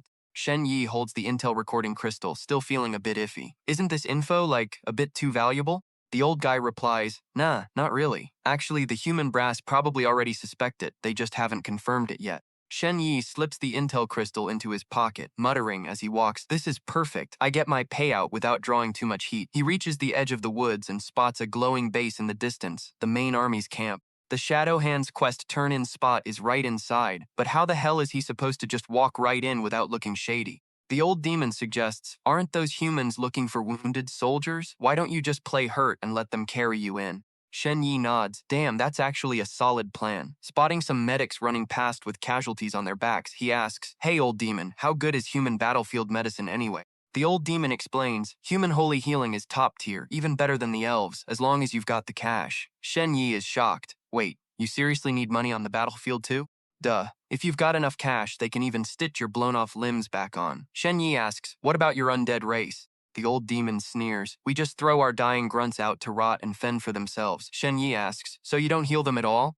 We can, but it's a massive pain. He breaks down their dark magic. We have to use a special curse to summon a sacrificial altar, then round up a bunch of undead or living victims to drain their life force. This heals you instantly, but the price is literally someone else's life. Only high and mighty undead can pull this off. Shen Ye clicks his tongue. Yeah, human healthcare definitely sounds better. Too bad I'm broke. The old demon smirks. Who's I've got cash. Shen Ye is stoked and kisses the ring. Oh hell yeah, we're loaded. This is awesome. He glares over at a giant corpse nearby. I've got a plan. Shen Ye strains, trying to prop up a massive undead warhammer. With his strength stat kicking in, he grunts, huff huff. The old demon is completely baffled. What the hell are you doing? Hey, if I can't make a sound in a minute, make sure you think of something to help me. The old demon panics. Whoa, you're actually serious. The colossal hammer collapses, crushing Shen Ye right under it. Boom, he is pinned flat under a ton of dead weight, blood spitting out of his mouth. Ah! The old demon sighs. Dude, you're just playing an extra. Do you really have to go this hard? Shen Ye wheezes. Kah, if I don't make this look real, how am I gonna trick anyone? Trapped under the hammer, Shen Ye grabs 2 rocks and starts bashing them against his shield to make noise. Clang, clang, he begins screaming his lungs out. Help, is anybody there? Help me, save me. Hearing the weird noise echoing across the battlefield, the patrol guards immediately go on high alert and yell, "Hey, someone's calling for help over there." They rush over and find Shen Ye taking his final breaths. A soldier quickly shouts, "Hurry, we've got a wounded casualty here. Hang in there, buddy, we're coming." Right after that, he gets rushed back for emergency medical treatment at the army camp, glowing brightly under the quiet night sky. There, a gorgeous priestess starts casting holy magic, chanting mysterious healing spells. Shen Ye lies on the cot, looking exhausted and in pain as glowing green mana wraps around his entire body. Under the intense magic, his body completely pieces itself back together and his energy returns. The priestess respectfully reports to the official standing nearby. "Sir, the healing is complete. His wounds are fully patched up." He nods. "Good, you may leave. Someone will bring you your payment shortly." Shen Ye slowly opens his eyes, groaning weakly. "Ugh, where am I?" The blonde official gently reassures him. "Take it easy, kid. You're safe now. You're in the human army camp." "Who are you?" He stares at Shen Ye's armor and asks, "I am Prince Norton." "Kid, that shield you've got has the hound crest on it. Tell me, are you one of the Lord of Jai's men?" Shen Ye immediately pulls a devastated face, sobbing and acting his heart out. "Sob, I finally found you guys. The Jai region has been overrun by the undead. Please, send reinforcements right away. This is the letter the Lord asked me to deliver." A white-bearded old mage steps forward and takes the green crystal. He mutters a spell to trigger the intel inside, right in front of Prince Norton. A flash of light bursts out, showing an urgent distress message for the Empire's High Lords. "I am Lord Lauren of the Jai region. Is there anyone who can lead troops to save Jai? I will offer 300 gold coins and a valuable land deed. Please, save us." After checking it thoroughly, the old mage nods thoughtfully. This is definitely Lauren's voice. There's absolutely nothing wrong with this crystal. Prince Norton looks at Shen Ye with eyes full of pity and sighs. "Poor kid, you really are from Jai. But there's something I have to tell you. The Jai region has been completely wiped out." Shen Ye acts totally numb, tears welling up in his eyes as he gasps in despair. "What?" Prince Norton says with a heavy heart. "The undead have fully occupied the territory. I'm afraid you're the only survivor left." Shen Ye buries his face in his hands and balls, putting on a masterclass in acting. "Warren Qi, Xiao Lu, is everyone really dead?" "No, I don't believe it. Wail!" Prince Norton steps closer to comfort him. "My boy, you've survived so much. To make it out alive after being crushed by an undead giant stone hammer, that was incredibly reckless, but nothing short of a miracle." Norton pats his shoulder and says, "You are the last surviving spark of Jai. Get some rest and don't worry about anything else right now. Tomorrow, I'll arrange for you to head to the Empire's rear lines and find a safe place to rebuild your life." But in his head, Shen Ye is thinking, "Hold up, I still need to find the Shadow Hand's camp to turn in my quest. I can't let them ship me off like this." He immediately wipes away his tears, pleading with determination. "Thank you, Lord Noten, but please, let me stay on the battlefield." Noten asks in surprise, "But why?" Shen Ye gritted his teeth, his eyes burning with a totally fake rage. "I'm gonna avenge everyone. I'm absolutely gonna wreck those freaking undead. I want to fight them, kick every single one of them out, and leave absolutely none of them standing." Hearing those fiery words, the officials standing around and even the elf girl looked totally moved. Prince Norton smiled with pure admiration. "So young yet with such guts. No wonder the Lord handpicked you for this major gig. You must have some crazy skill, right?" Shen Ye immediately jumped up to brag. "I can run super fast all over this spit of land. No one my age can even keep up with me." At the same time, the system pinged, devouring the keyword "one of us," boosting all his stats and throwing 3 extra points into agility, bringing his stat to a solid 9.9. To prove his point, he immediately took a runner's stance. "Watch me fly, my lord." While everyone watched curiously from the tent in just the blink of an eye, Shen Ye shot off like a freaking bolt of lightning, leaving the soldiers completely speechless. He zipped through the camp at insane speeds, creating sharp skara sounds that literally tore through the air. Shen Ye pulled off a super slick spin and slid to a dead stop right in front of the big shots. Panting heavily after showing off, he asked with pure anticipation, "Huff, huff, my lord, do you think I've got what it takes to stay on the front lines?" Everyone was totally blown away, whispering about how crazy strong the kid was. Prince Norton smirked and replied, "My lord, let him stay and get his payback with us. Send him to my squad. I'll keep an eye on him. Kid, your speed is seriously out of this world." The elf girl gently walked up, grabbed Shen Ye's hand, and asked with a suspicious look, "Hey kid, where did you get this bracelet?" Spotting the band on Shen Ye's wrist, Prince Norton gasped in shock. "Yo, that's elf stuff right there," Shen Ye quickly explained. It was a gift from an elf named Lanny. I exposed the undead's plot, so the elves definitely owe me a solid. There's no way they're gonna give me a hard time." The female archmage Eudelia curiously touched the bracelet. Instantly, a flash of green light flared up, giving Shen Ye a mini heart attack. Lanny's phantom image materialized right in the middle of the glow. She asked with a confused look, "Who's using elf magic?" to stern voice. "Lanny, I am. Court Archmage Eudelia. Why is your bracelet on a human kid?" The moment she spotted Shen Ye, Lanny squealed with joy. "Ah, you actually met him? Where is he anyway?" He waved back too. "Hey, that magic trick wasn't half bad, Han," she squealed with excitement. "It really is you. When are you gonna come hang out in our village again?" Eudalia kept a dead serious look and snapped. "Answer my question, Lan." Lan quickly blurted out how an undead spy snake had sneaked into the village a while back. He was the one who busted their whole plot wide open, making even the high priest owe him big time. Oh, speak of the devil, the high priest has been looking for him non-stop. Once she got the rundown, Eudalia tapped her hand to kill the hologram. "Got it, I'll hit you up later." The beam of light vanished with a sharp whoosh. Eudalia turned to the prince to pitch her idea. "Prince not. This kid is young but has crazy fast reflexes, and he's cheated death like 1,000,000 times already. He's actually tight with us elves, so I say we send him to the imperial capital to study." Not grinned, totally down with the idea. "Nice, nice. It's not every day a human gets the seal of approval from you elves. Let's make it happen. Hey, someone get this kid an ID card and hook him up with a place to crash for a couple of days. Scribe, write this down and send word to the Imperial Military Academy." Not asked warmly, "What's your full name, kid?" Shen Ye broke a cold sweat, his brain working overtime. "Shoot, I don't know jack about how people name themselves here or anything about this region. If I don't want to blow my cover, my only move is to play the amnesia card." He immediately grabbed his head, collapsing to the floor like he was in pure agony. "Ah, my head. It hurts so much," sending everyone into a panic. The white-bearded old mage rushed over to check him out and concluded, "Yep, he must have gotten smacked by an undead giant stonehammer. Classic severe concussion, total memory loss." Not sighed, so that's what happened. Shen Yi smirked to himself. "Thanks for the assist, Gramps." Not patted his shoulder in a super friendly way. "Don't sweat it, kid. Just get some rest. We'll be seeing each other around." The boy who survived. Right after they walked out, a system screen popped up behind his back. "You have gained a decent amount of reputation. You have a chance to unlock the custom keyword, the boy who survived." Shen Yi stared at the name, his face turning completely dark. The boy who survived. What kind of dumbass keyword is that? It's not like I have a lightning bolt scar on my forehead. Is there any way to scrap this before it actually sticks? The system flashed a guide. Unformed keywords require continuous hype from the public to fully solidify. To reject it, you've got two options. Option 1, go full hermit mode. Once everyone forgets you, the keyword disappears. He imagined everyone looking at him with pity. Then option 2 popped up.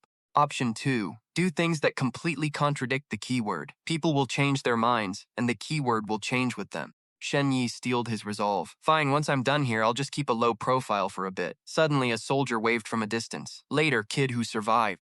He screamed back, "Stop calling me that." Then he turned to the old demon in his ring. "Yo, demon, who the hell is this Prince Not guy? Just 2 sentences from him boosted my reputation like crazy."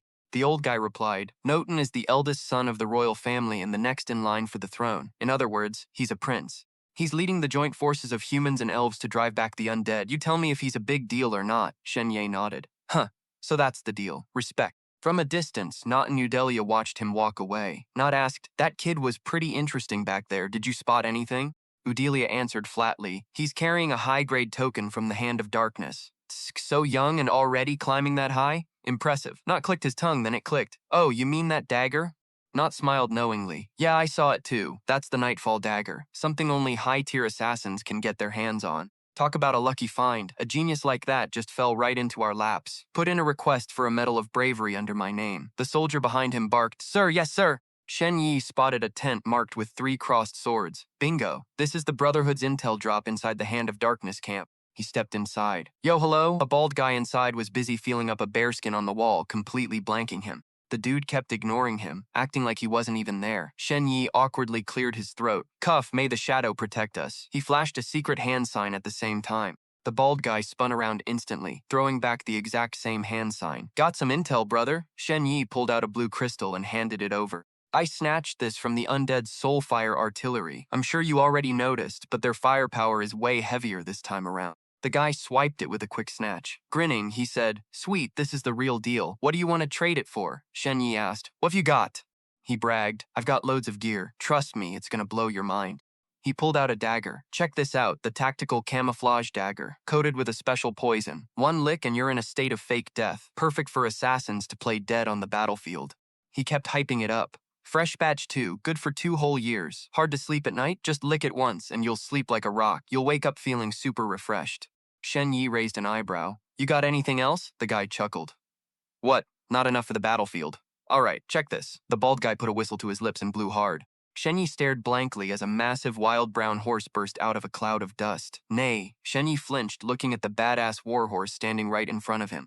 Suddenly, the giant horse collapsed, foaming at the mouth and panting heavily. This completely threw Shen Ye off, making him ask blankly.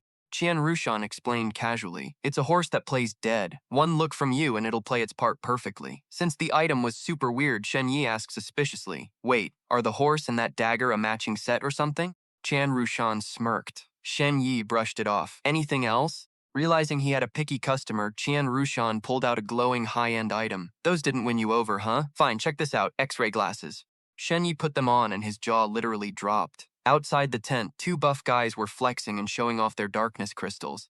Anyone wearing them can see right through clothes to spot the cash and loot people are carrying. Great workout. Mine is bigger than yours now, Shen Ye yelled. After testing the gear, he got back to business. You got any nightmare crystals? I'm trying to learn some new skills.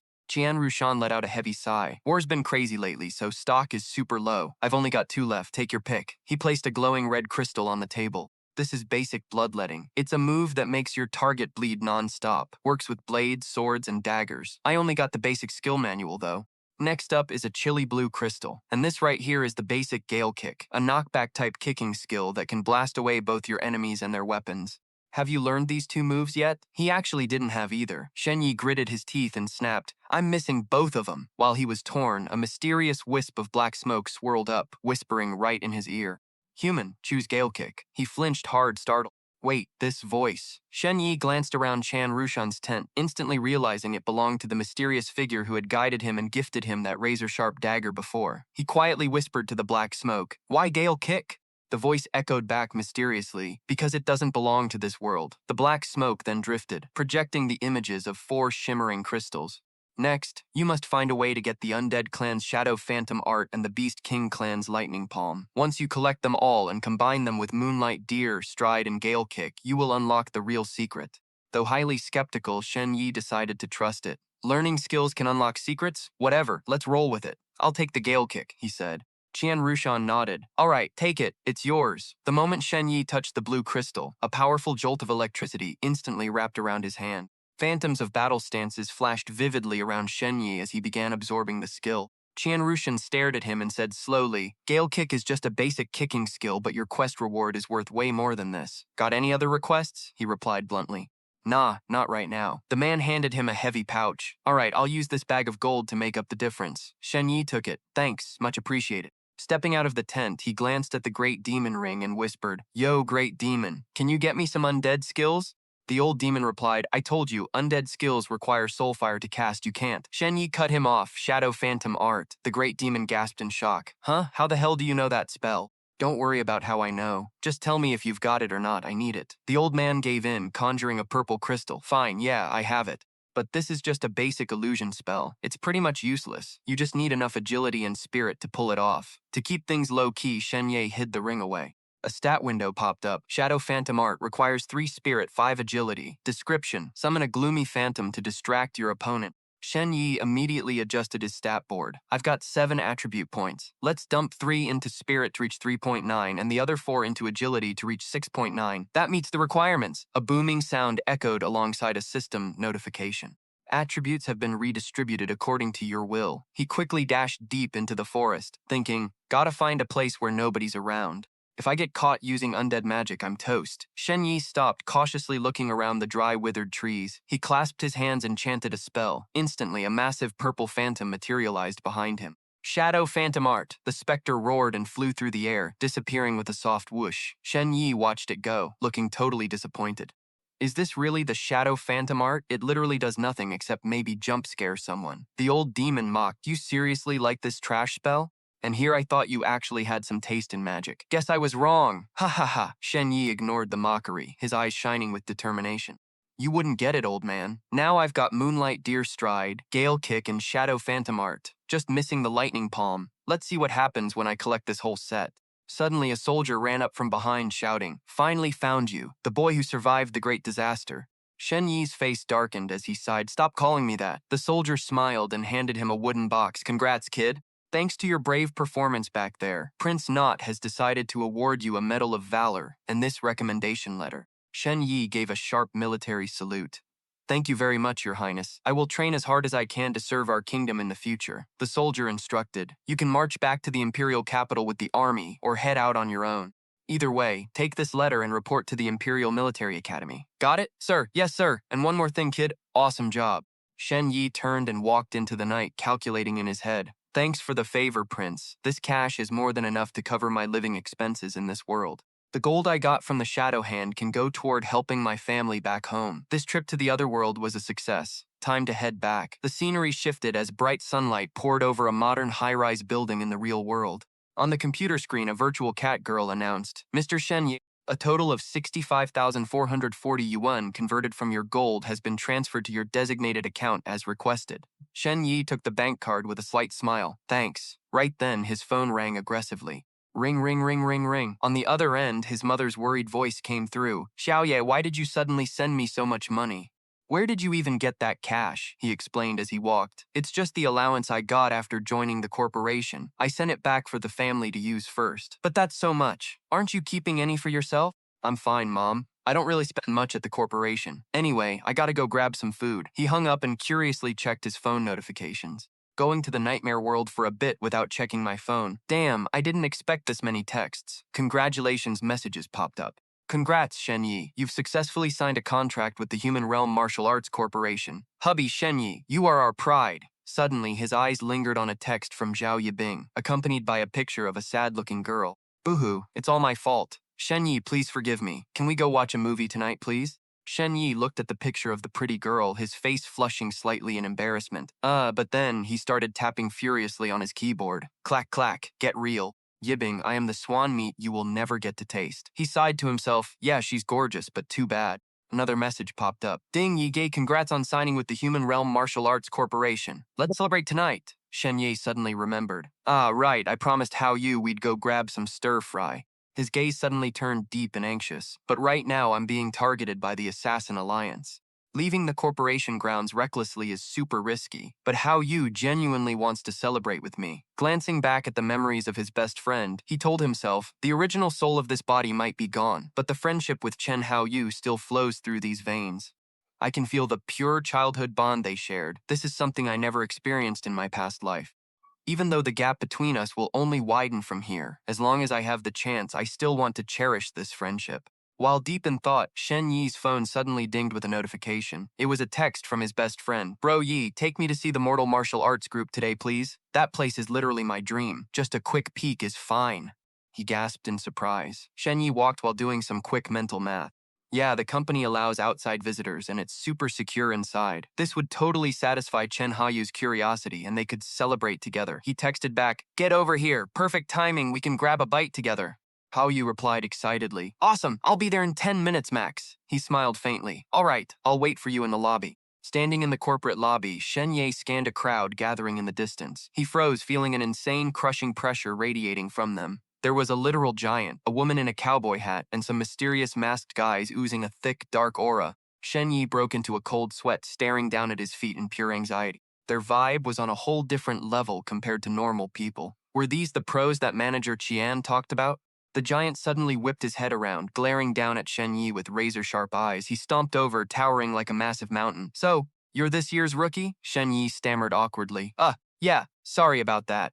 Should I not have been staring at you? But contrary to his terrifying look, the giant actually smiled, looking a bit nostalgic. Don't sweat it. Back when I was recruited, I was just a rookie like you, standing right here, staring at the professionals inside the company. Shen Ye asked curiously, were you dreaming about your future back then? The giant replied coldly and bluntly, nope. Suddenly his face twisted into something terrifying, dripping with pure bloodlust. I just thought they looked incredibly arrogant, and I wanted to rip every single one of them to shreds. Shen Ye shivered, completely terrified. Are all professionals like this? Just because they're strong, they're this cocky and unhinged?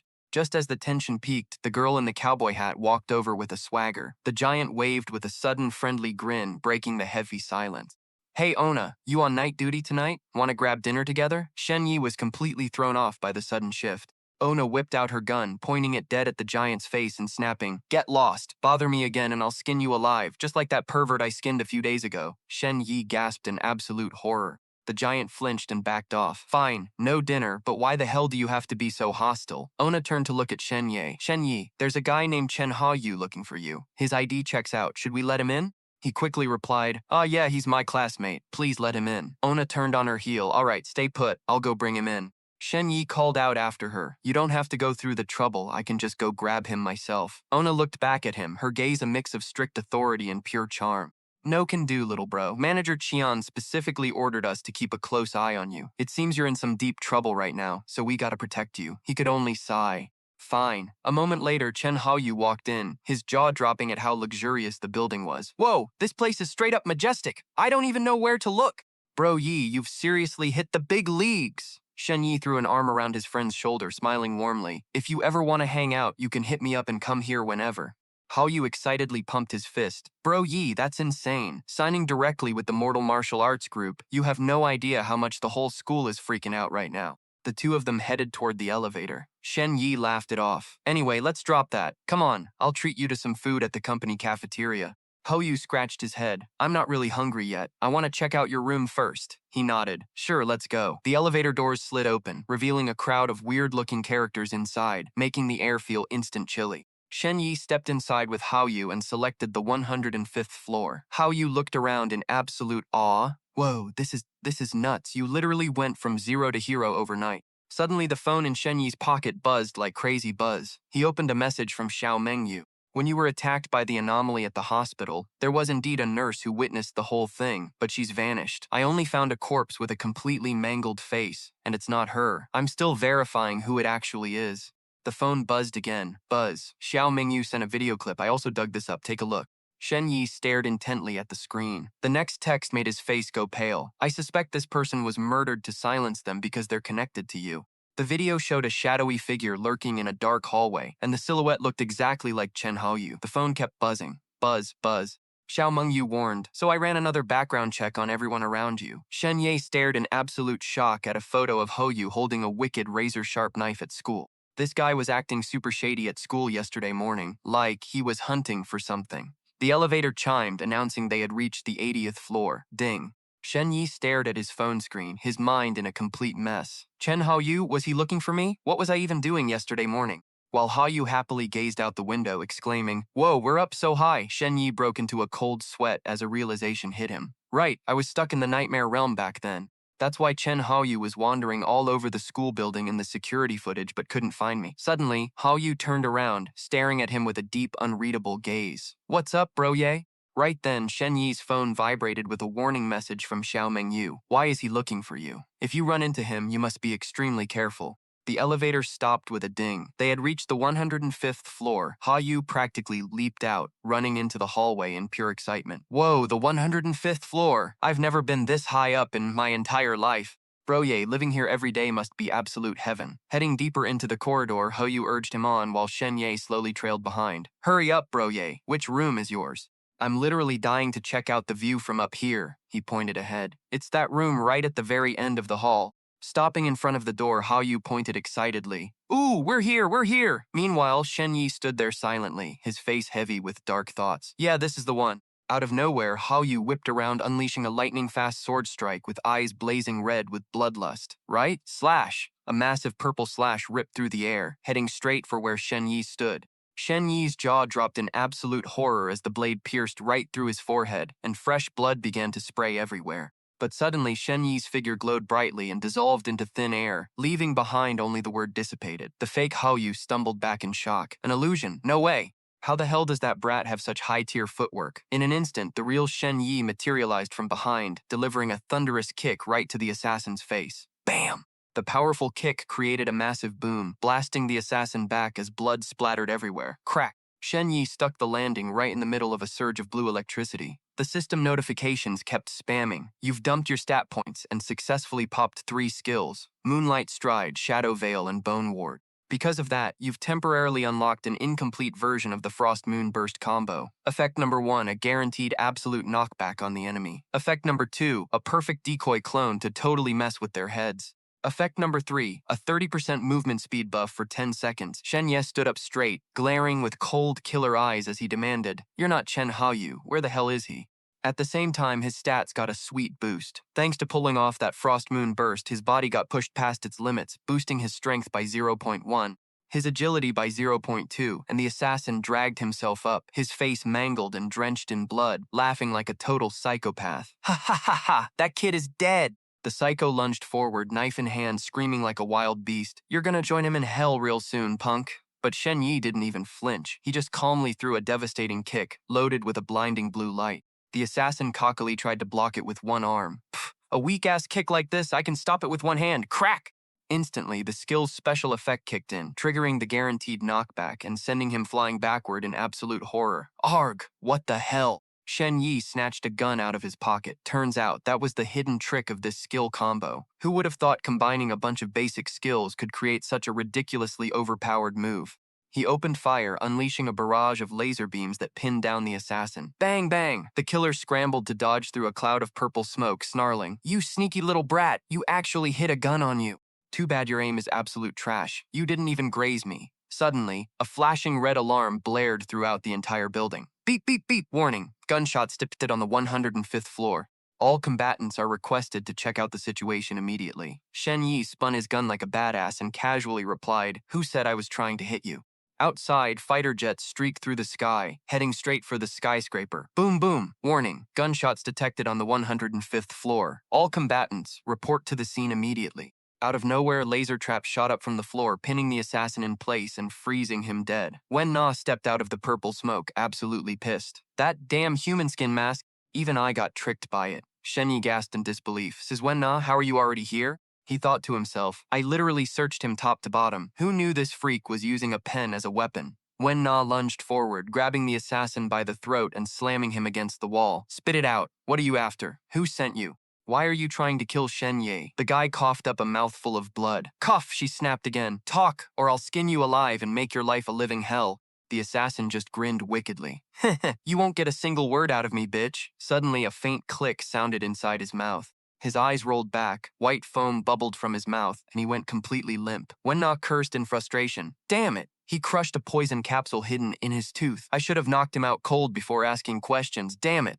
Wen Na stood over the corpse, fixing her cowboy hat as she muttered in sheer shock. "I've never seen anyone with disguise skills this insane. He bypassed the defense AI and completely fooled me." Standing right next to her, Shen Ye asked anxiously, "What the hell is going on here?" Meanwhile, Wen Na's goon was scratching his head, panicking. "We are so screwed. I let him die. This is a massive disaster. Now we've got no choice but to wait for the autopsy and hope we find some clues." A bit later, in the autopsy room, Wen Na stood silently staring at the dead assassin. The tech guy stepped up and reported, "Ma'am, the autopsy is done. This guy was a high-tier professional killer. He's got 0 ID on him, and even the AI database has absolutely nothing on this dude. We failed you." Qian Rashan patted Wen Na's shoulder, trying to comfort her as she let out a frustrated sob of self-blame. "Hey, don't beat yourself up over this. His disguise technique was way too advanced. Even our top-tier corporate security system couldn't crack his identity." He then turned away with a cold expression. "Let's bounce. This corpse is completely useless to us now." Shen Ye stared silently at the body on the dissection table. Suddenly, he spoke up. "You guys go ahead. I want to stay here for a bit." Qian Rushan gave Shen Ye a knowing look and nodded. "All right, find me up on the rooftop when you're done. This kid can literally sense death. Maybe he'll pick up on something we missed." Shen Ye gave a slight nod. "Got it." The door clicked shut, leaving him all alone. Standing before the assassin's corpse, Shen Ye unleashed his power, flooding the room with a creepy blue glow. "Wake up, whisper of darkness, answer my call." The corpse suddenly bolted upright in the dark soul fire blazing in its empty eye sockets as it gasped in sheer terror. "No way. You can actually talk to the dead?" But a split second later, the dead assassin smirked with defiant madness. "Haha, but it's totally useless, kid. I'm not telling you a damn thing." The old demon's voice echoed from his ring, sounding hyped. "Oh ho ho, well, isn't this interesting? I've never seen a corpse try to resist the whisper of darkness before." Shen Ye frowned. "What if he refuses to talk?" The old demon chuckled smugly. "No idea, but I can promise you one thing. This is going to be a hell of a show." All of a sudden, the reality around them shattered. Shen Ye and the assassin's soul were dragged into a dark void, where massive chains stretched across a blood-red sky. The assassin was nailed and chained flat against a massive stone tablet as pitch-black demonic hands reached out from all sides. The dark hands began clawing, tearing, and choking him, forcing his soul to scream in agonizing pain amidst a sea of fire. Shen Ye just stood there, calmly watching the assassin get completely swallowed by the raging hellfire.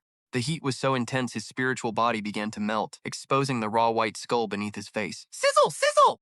Eerie phantoms crawled out from the debris, surrounding the assassin as his spiritual form contorted in pure agony. Wait, rise of the phantoms! The old demon cackled and explained, Heh, now I remember. Any soul that tries to fight the whisper of darkness gets hit with an endless curse. This hellfire is gonna burn him for 100 years, and guess what? This is just the warm-up.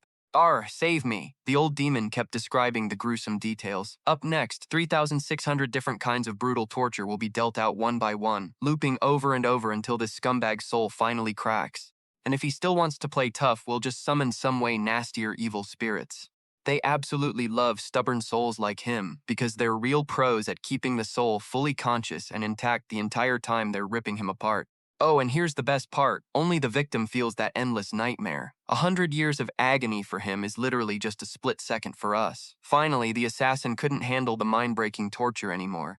He screamed, begging for mercy. Enough, that's enough, make it stop. I'll talk, I'll tell you everything. With a sharp whoosh, the dark void vanished, and they were right back in the autopsy room. Shen Ye stood right in front of the totally defeated corpse. The demon lord popped out from his ring and bragged, "Oh, look who's crawling back. Guess this punk actually knows how to be scared now."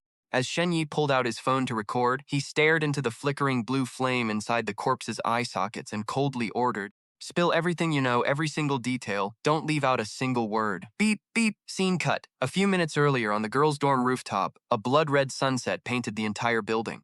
Zhao Yibing was secretly calling a guy named Mr. Han. "Mr. Han, how's that thing going?" "I did exactly what you asked, but unfortunately, Shen Ye didn't fall for the trap. He's already signed a contract with the Mortal Martial Arts Group.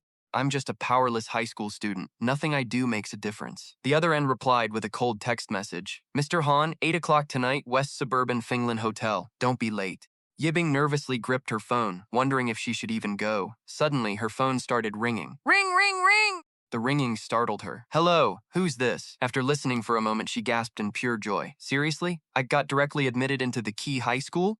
That's amazing. Thank you so much. Thank you so much." Crying and laughing with joy, Zhao Yibing hurriedly texted back, "Thank you, Mr. Han. I'll definitely be there on time tonight." Suddenly, a figure appeared right behind her, making her turn pale with fear. Xiao Mingyu calmly reached out her hand over the phone. "Who were you just talking to?" Zhao Yibing screamed in anger. "Who the hell are you? Are you crazy? Why are you sneaking up on people without making a sound?" "None of my business is any of your business. Why should I tell you?" Swish! Xiao Mengyu drew her sword like lightning, resting the freezing blade right against Yibing's neck, instantly freezing her in place. Xiao Mengyu stared at her with pure disgust. "Zhao Yibing, I know your grades aren't what you're most proud of. It's that face of yours. I'll say it one last time, give me the phone. Otherwise, I might just slice off your nose first." Shaking, Yibing handed over the phone while still trying to act tough. "I don't care who you are. You won't get away with this. Just wait until the cops throw you in jail." Xiao Mengyu casually took the phone as it started ringing again. Ring, ring, ring.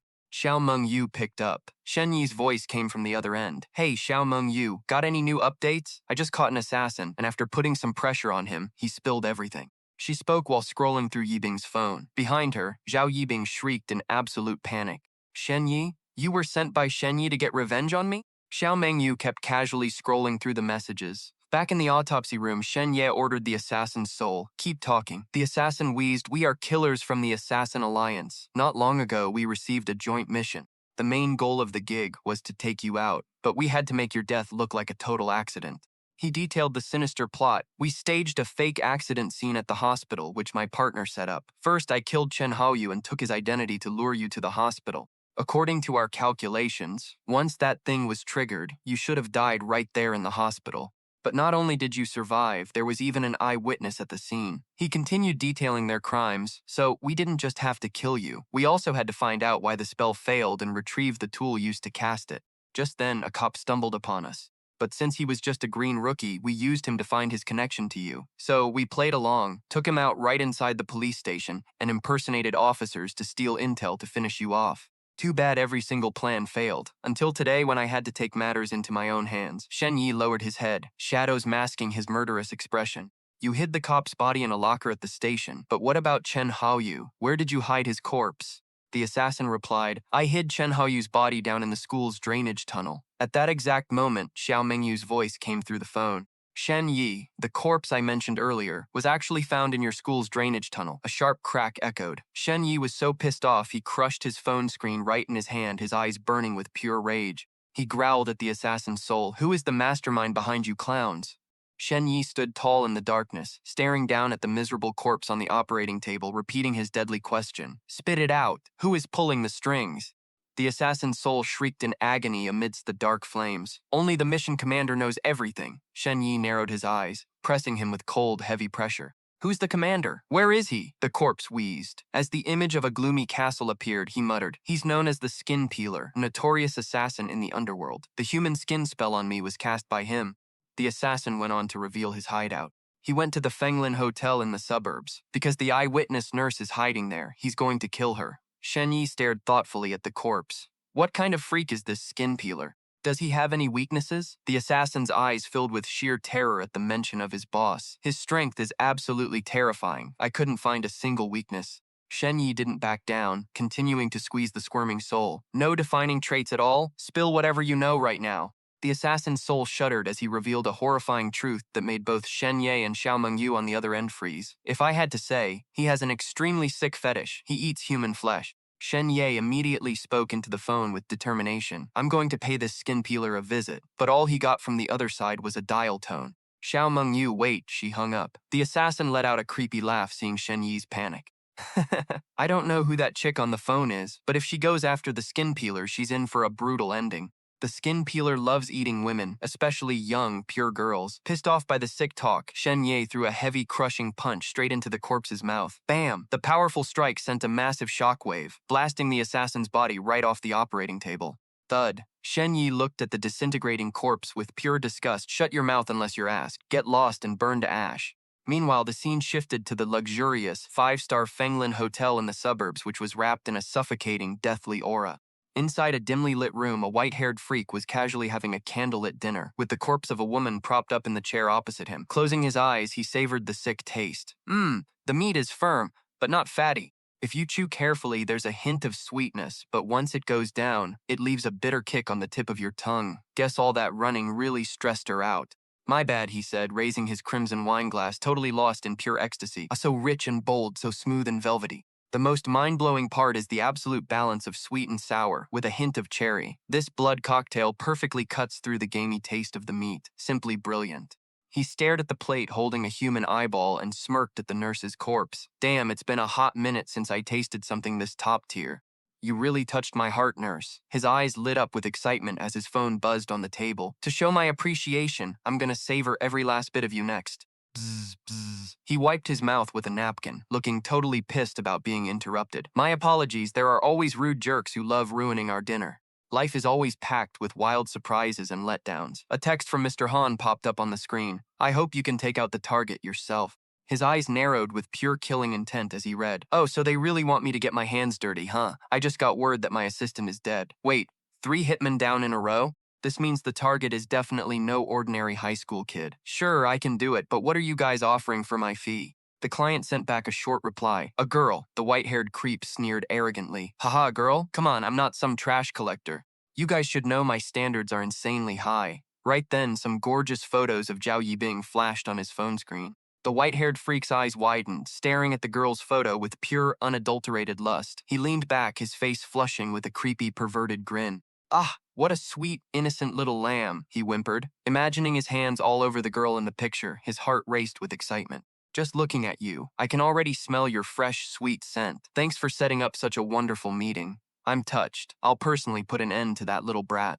The confirmation text arrived saying the girl would be at the rendezvous spot at 8 o'clock. He rushed to check his watch. Man, time's ticking. I've got to prep hard for a perfect date tonight. He hurriedly stripped off his clothes to get ready. This perfume smells a bit off. Better take a shower first. Need to swap the tie too and these socks. Gotta brush my teeth super well or I won't get to kiss and savor her real taste.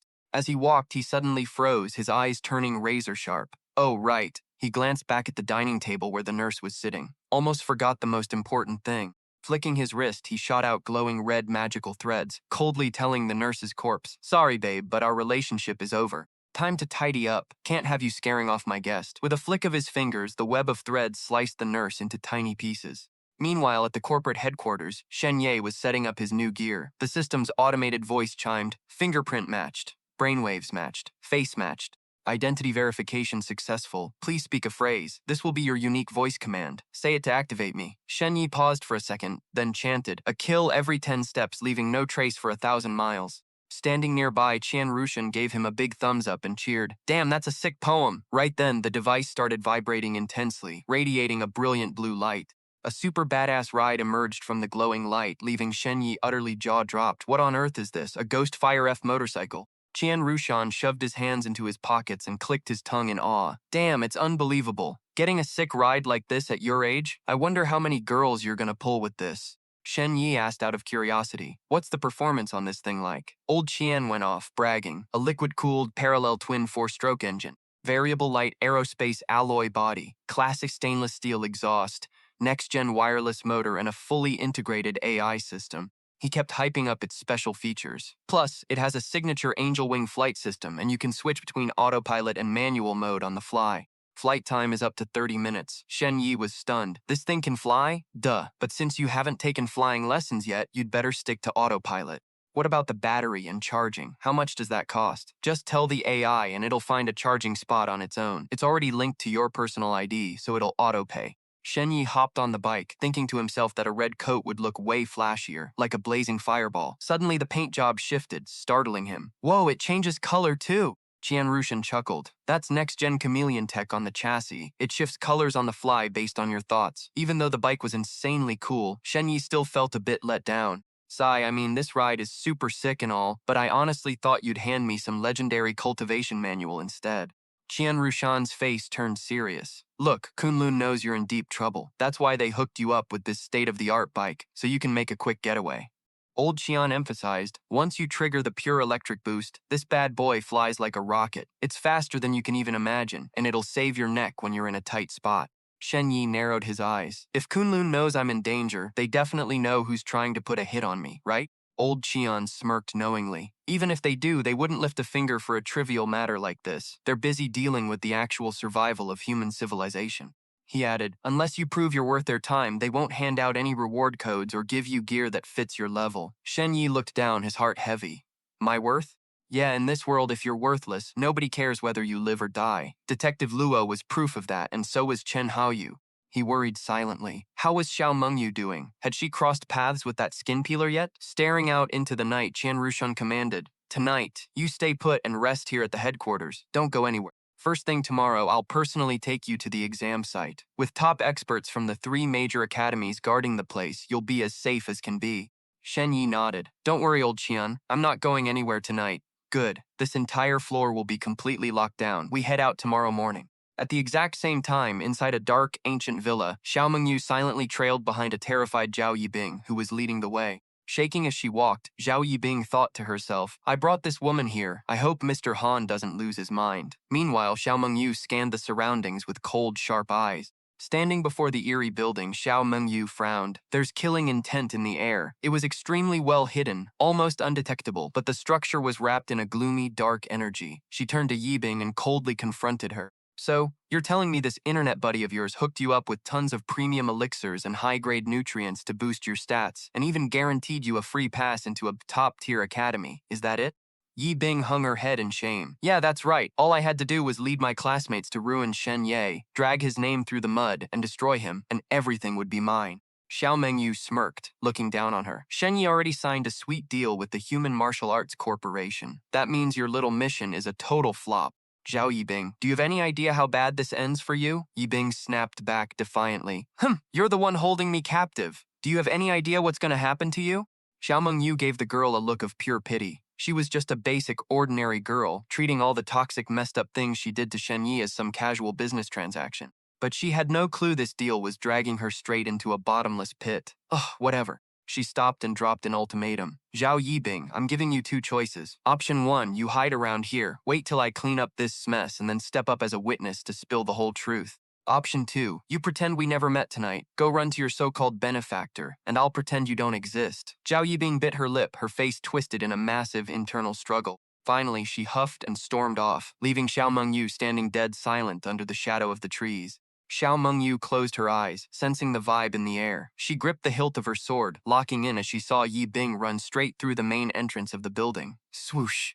The villa door swung open, and some creepy-looking butler welcomed Zhao Yibing inside. Hidden in the shadows, the face of the assassin, Mr. Han, wore a downright wicked smirk. He welcomed Yibing into a cheesy rose-filled setup. Finally, I get to meet you. Mind if I call you Bing Bing?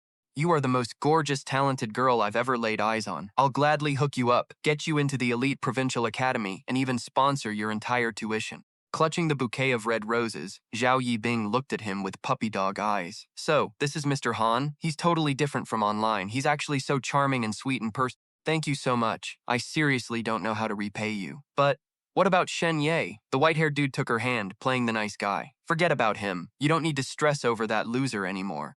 Yibing gasped. Wait, what? I don't have to go against him anymore? How come? Is he gonna come after me for revenge later? Don't sweat it. As long as I'm around, he won't be able to touch you. The girl squealed seriously. Oh, thank God.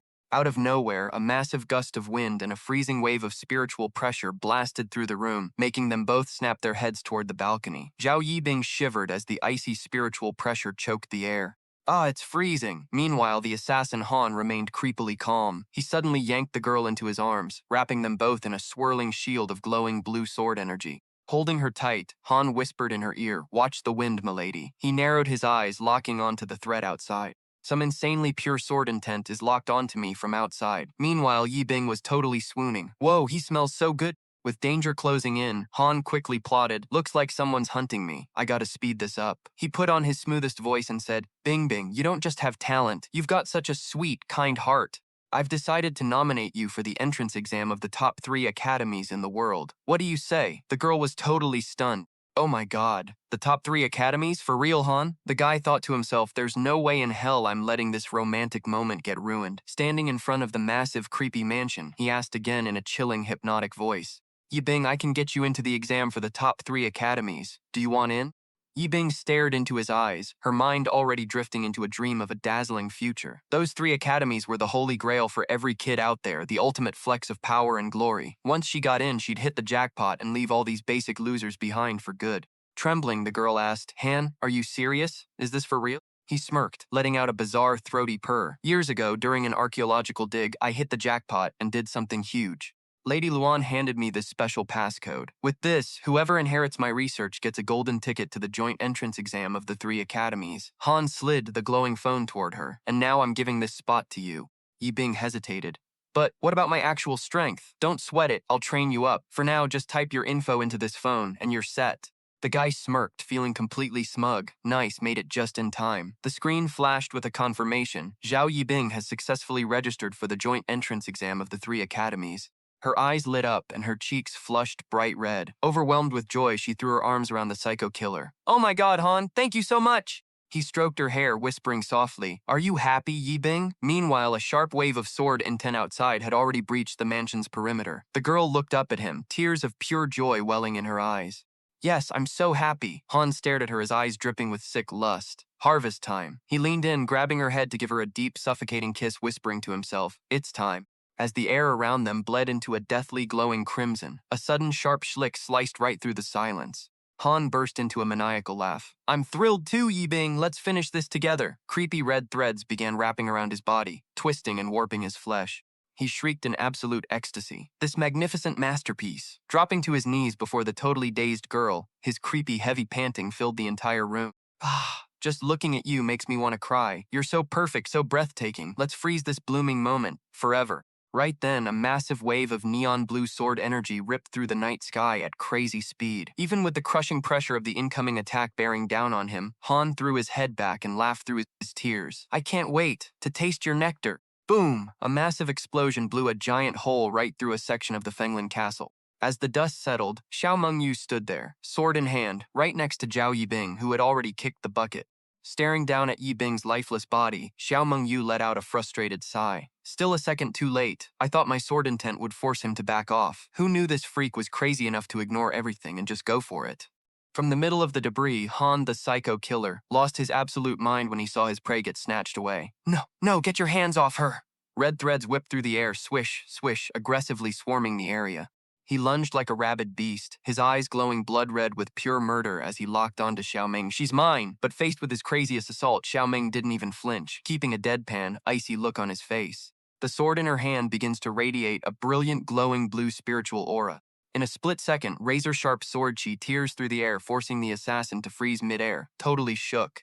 Han lands, looking completely panicked over Zhao Yibing being held hostage. He barks out, "That is enough. Do not touch her. Back off. I will give you whatever you want. Just do not hurt her." Xiao Mengyu presses her blade against Zhao Yibing's neck, keeping her hostage as she coldly orders, "Freeze, or I will trash this corpse right now. Answer me. Who the hell is pulling your strings?" Han stares at her warily. "You are using the Luo family's swift wave sword style. If I am not wrong, you are that legendary prodigy of the younger generation, Xiao Mengyu." Even with a blade at his hostage's throat, Han still flashes a smug smirk and points around. "Lady Xiao, take a look around you. My threads have already closed in. Trust me. There is no way you are escaping my web." He narrows his eyes, scheming, and tries to negotiate. "Be a good girl and hand Bingbing back to me. Out of respect for the Luo family, I might actually let you walk out of here alive." Xiao Mengyu does not even flinch. She channels her spiritual energy, making the blue glow of her sword explode with insane power. "Yeah? Fine, let us see about that." Her eyes go cold and sharp as daggers, and her sword hums with a menacing, powerful vibration.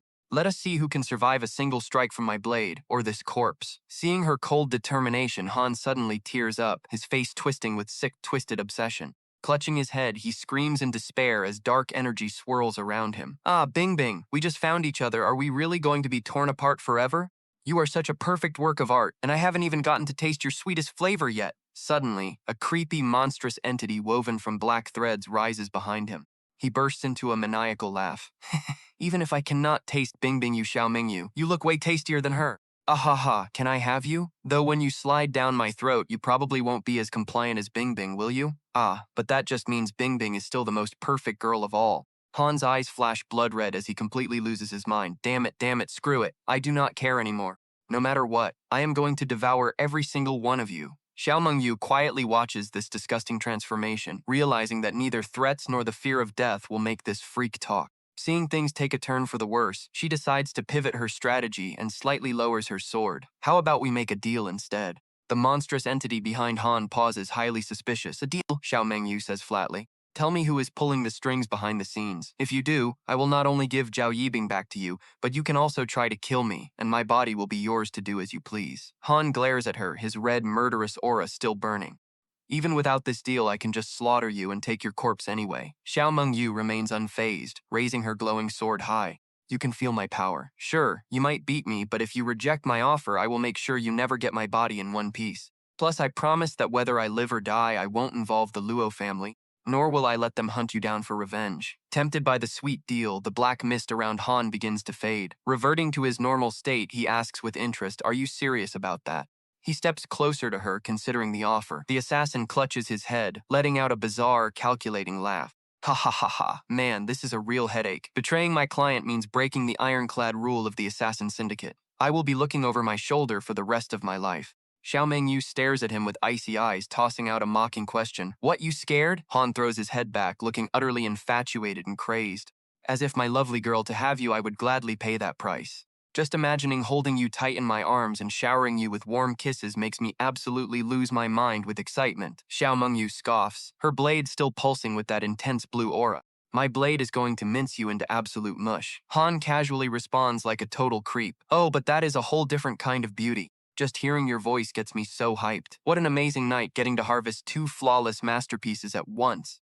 Allow me to show you my gratitude." Han's eyes flash with a terrifying blood-red gleam as he scoops up Zhao Yibing. "Once I drop the mastermind's name, our little romance officially begins. But first, let me stash her somewhere safe. After that, I am all yours, my precious love." Cut to Shen Ye. He is sitting in a daze on a high-rise rooftop under a swirling, stormy sky. Looking off into the distance, his heart sinks as he stares at his red motorcycle. I have no idea what is happening on Xiao Mingyu's end, and her phone is completely dead. That dead assassin was so sure Xiao Mengyu is no match for the skin peeler. Is she actually in deep trouble right now? He lifts up his ring, urgently questioning the entity trapped inside.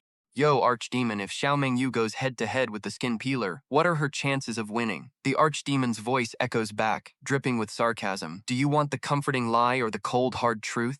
"The truth, obviously. Why the hell would I want to lie?" The old demon drops a truth bomb that leaves Shen Ye dead pale. "The truth is, Xiao Mengyu is going to get absolutely wrecked.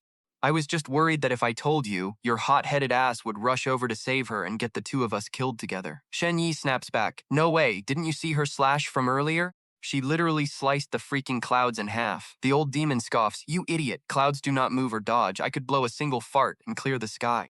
I might not know much about your assassin world, but the skin peeler holds the cursed idol of the myriad fallen hungry ghost king. His knowledge and raw power are light years ahead of that girl. Shen Ye grits his teeth, sweating bullets. You have a point. I am afraid Xiao Mengyu is in serious trouble right now. The old demon grunts, stop overthinking and just go the hell to sleep. Shen Ye stands up, his heavy gaze sweeping over the city. He had planned to use Xiao Mengyu's strength to uncover the truth, but he never expected to drag her into this death trap. Her brother is dead, Chen Haoyu is dead, and basically every witness is wiped out. Shen Ye clenches his fists, his face a mix of raw grief and absolute resolve. How many more people have to die for this? She is the only one still risking her life to get to the bottom of this. Suddenly, the phone in his hand starts vibrating like crazy. Ring ring, startled, Shen Ye glares at the screen, totally confused. It is an unknown number, not Xiao Mengyu. He picks it up. Hello? On the other end, a girl's voice weakly whispers, is this Shen Ye? Speaking. The mysterious girl gasps through the receiver. My mom said, if I can't get a hold of her anymore, I gotta find you and we should call the cops together. Shen Ye narrowed his eyes. Who the hell are you anyway? He was totally stunned by her answer. My mom's the nurse who saw you see a ghost that day, she said. Shen Ye gasped in shock. Where's your mom right now? He realized this girl must be the daughter of that witness. He had left his contact info at the hospital's nurse station earlier. The girl burst into tears. She told me to go to Fenglin Hotel on the western outskirts of the city. She said she'd wait for me there. But sob, now I can't reach her at all, Shen Ye quickly asked. Where are you right now? I'm at a fast food joint right across from Fenglin Hotel, he said decisively. Got it, stay put, I'm on my way. Also, call the cops right now. As Shen Ye got ready to head out, the old demon tried to stop him. Yo, you seriously going? Watch out, it's probably a trap. He ordered in a serious tone. That kid's mom is probably dead already. I'm not letting that kid get hurt too. Even if it's a trap, I gotta check it out. Hurry up and put my bike inside the ring. The old demon sighed. Is it really worth it? Hiding here is so safe, why go looking for trouble? Shen Ye grabbed his dusk sword, staring coldly out the window. We can hide for a bit, but we can't hide forever. If things go south, I still have my ghost fire bike and the doors to get us out of there. And you're bringing Dusk along too? The old demon worried. It's super risky. What the hell am I supposed to do if you end up dead? He confidently marched out of the room. Chill, I'm not gonna die. Besides, knowing how these assassins operate, the only way to squeeze any info out of them is by using the Whisper of Darkness. In other words, if I want the truth, I gotta rely on myself. Walking out to the balcony, the old demon wouldn't stop nagging. It's pointless. Director Qian already ordered a lockdown on the 105th floor. You can't get out. Yo, what the hell are you doing? Shen Ye stood on the edge of the towering height, his hair whipping in the wind. You're not planning to fly away on your bike, are you? That noise will alert the whole building. He coldly commanded the system. Dump all my attribute points into agility. The status screen flashed a bright red notification. As you wish, attributes have been distributed. Agility is now at 1.1. The old demon shrieked in terror when he saw him getting ready to jump. Are you seriously jumping off the building? Let me tell you, at this height, even if your agility was 30, you'd still splat to death. Shen Ye looked up at the stormy sky with fierce determination. There are some things we just gotta do. This dark, stormy sky is the perfect cover for me. He bravely threw himself into the open air from a breathtaking height. The old demon screamed in terror. Ah, you freak! The wind whipped past his ears. Shen Ye free fell through the night. The old demon wailed desperately. Help me! Ah! Amidst the howling cold wind. Looking down at the glittering city lights rushing toward him, he thought to himself, a night rain is coming, the old demon kept screaming. Ah, no! The closer he got to the ground, the more insane his speed became. The old demon cursed in pure panic. You complete idiot. If you die, I will absolutely use necromancy to turn you into a brainless zombie. Just a short distance from the ground, Shen Ye yelled out with conviction. Door. A glowing red door materialized in midair, leaving the old demon wide-eyed in shock. He leaped through the door, did a flip, and leaped right back out. Shen Ye had planned this reckless escape tactic in his head. As long as he opened the door at a safe altitude, he could use the nightmare world as a midair springboard to cancel out his falling momentum. He kept opening and closing the spatial doors, creating a series of invisible jump pads. By repeating this over and over, it was like creating countless stepping stones in thin air to make a safe landing. Shen Ye landed on the grass in a super cool pose with a soft thud, pulling off an impossible leap of faith escape. Still shaken inside the ring, the old demon yelled, You psycho! I literally thought I was gonna die in this pathetic world of yours. He smirked and replied, You can talk trash all you want, but you were totally blown away by that move, weren't you? The old demon snapped back. Cut the crap. Hurry up and pull out the bike. We got a ton of stuff to do tonight. With a wave of his hand, a blue glow enveloped the fiery red motorcycle as it materialized amidst crackling energy sparks. Whoosh! Shen Ye hopped on the bike, his eyes sharp as he recited the passcode, 10 steps to take a life, 1,000 miles without a trace. The bike's AI responded, password verification successful. The ghost fire bike roared and sped down the deserted streets of the modern city at a terrifying speed. Zoom, zoom, zoom! He pulled over in a gloomy spot on the western outskirts. This is it. Shen Ye walked up to a deserted shop and asked the kid waiting outside, "Are you the one who called me?" The little girl startled and turned around. "Yes, I am." The girl clutched her backpack straps tightly, her eyes red and filled with anxiety. "Have you seen my mom? I can't reach her at all." Shen Ye gently reassured her. "I'm gonna go look for your mom right now. By the way, did you call the cops yet?" The girl choked up. "The call goes through, but it just keeps ringing and no one picks up." He took his phone out. "Let me try calling." Ring. In the eerie, quiet street, Shen Ye frowned at the screen, still no answer. Weird, why is this happening? The girl grabbed his hand in fear. "Is my mom still alive? Can you please help me find her?" She offered some more info. "Her room number is 707, but I was too scared to go up." Shen Ye asked softly, "Where's your dad? He passed away a long time ago. It's just been me and my mom getting by." He sighed. "Here's the plan. I'll take you somewhere safe first. Once I find your mom, I'll hit you up." He ordered the bike's AI system, Ghostfire, "Take this girl to the Renjian Martial Arts building, then get back here and find me." The bike's AI replied, "Rerouting confirmed. Departing immediately. Returning to your side in 5 minutes and 40 seconds. The girl still didn't want to leave, sobbing, "I'm so scared. I want to see my mom right now." Shen Ye patted her head to comfort her. "Don't worry, the place I'm sending you to is super safe." Shen Ye's eyes grew dead serious. "I will absolutely find your mom, and then we'll both come grab you. Until then, just wait at the Renjian Martial Arts building for a bit, okay?" The girl looked at him through tearful eyes and nodded softly. "Okay." The ghost fire bike revved its engine and sped off with her like a flash. Vroom! Shen Ye waved goodbye. Only then did the old demon speak up. "Are you actually planning to look for her mom? That is a total waste of time. This kid has absolutely nothing to do with you, and she's probably just gonna be a drag. I seriously don't get why you're helping her." He calmly replied, "Of course I'm going." Shen Ye spoke up, loaded with a sense of duty. "Her mom is innocent. She only got dragged into this mess because of me." The old demon scoffed in disgust. So soft-hearted. You'll never achieve anything big with that attitude." Looking around the dark, sketchy neighborhood, the old demon lord suddenly realized something. "Yo, you seriously haven't noticed how messed up this place is yet?" Shen Ye looked completely clueless. "Messed up?" The old demon snapped. "Ugh, that chick totally distracted you. You completely let your guard down around here." Hearing me say this, "Do you seriously not feel a single chill down your spine?" The old demon explained in a dead serious voice, "I can sense the life force of the living, but since we set foot in this neighborhood, except for that girl just now, I haven't seen a single other spark of life." Shen Ye's face went pale. "Wait, what are you saying?" The old demon confirmed his suspicions. Shen Ye stood frozen in the middle of the dead silent intersection, a cold chill running down his spine. There wasn't a single living soul in this entire neighborhood. Suddenly, massive explosions echoed from afar. "Boom! Boom!" Shen Ye asked urgently. "Yo, big demon, you hear that?" The old demon replied, "That's the sound of battle coming from the Fenglin Hotel. Looks like they're going all out over there. No time to waste." He immediately dashed towards the hotel building. "Big demon, I'm busting straight into the hotel now. Keep your eyes peeled. If anything goes sideways, let me know instantly so I can haul ass out of here." Shen Ye stepped into the grand but eerily quiet lobby of the luxury hotel. A female receptionist with a stiff, plastic smile greeted him. "Welcome. Do you have an appointment, sir?" The old demon suddenly screamed a warning. "Watch out! She's a corpse!" Freaking out, Shen Ye leaped back and immediately activated his shadow whisper ability. A blue glow flared in his eyes as he interrogated the receptionist's soul. "How did you guys die? Why are you still standing here?" With a lifeless, blank expression, the receptionist faintly mumbled the horrific truth. "To live a more comfortable life, our master killed all of us.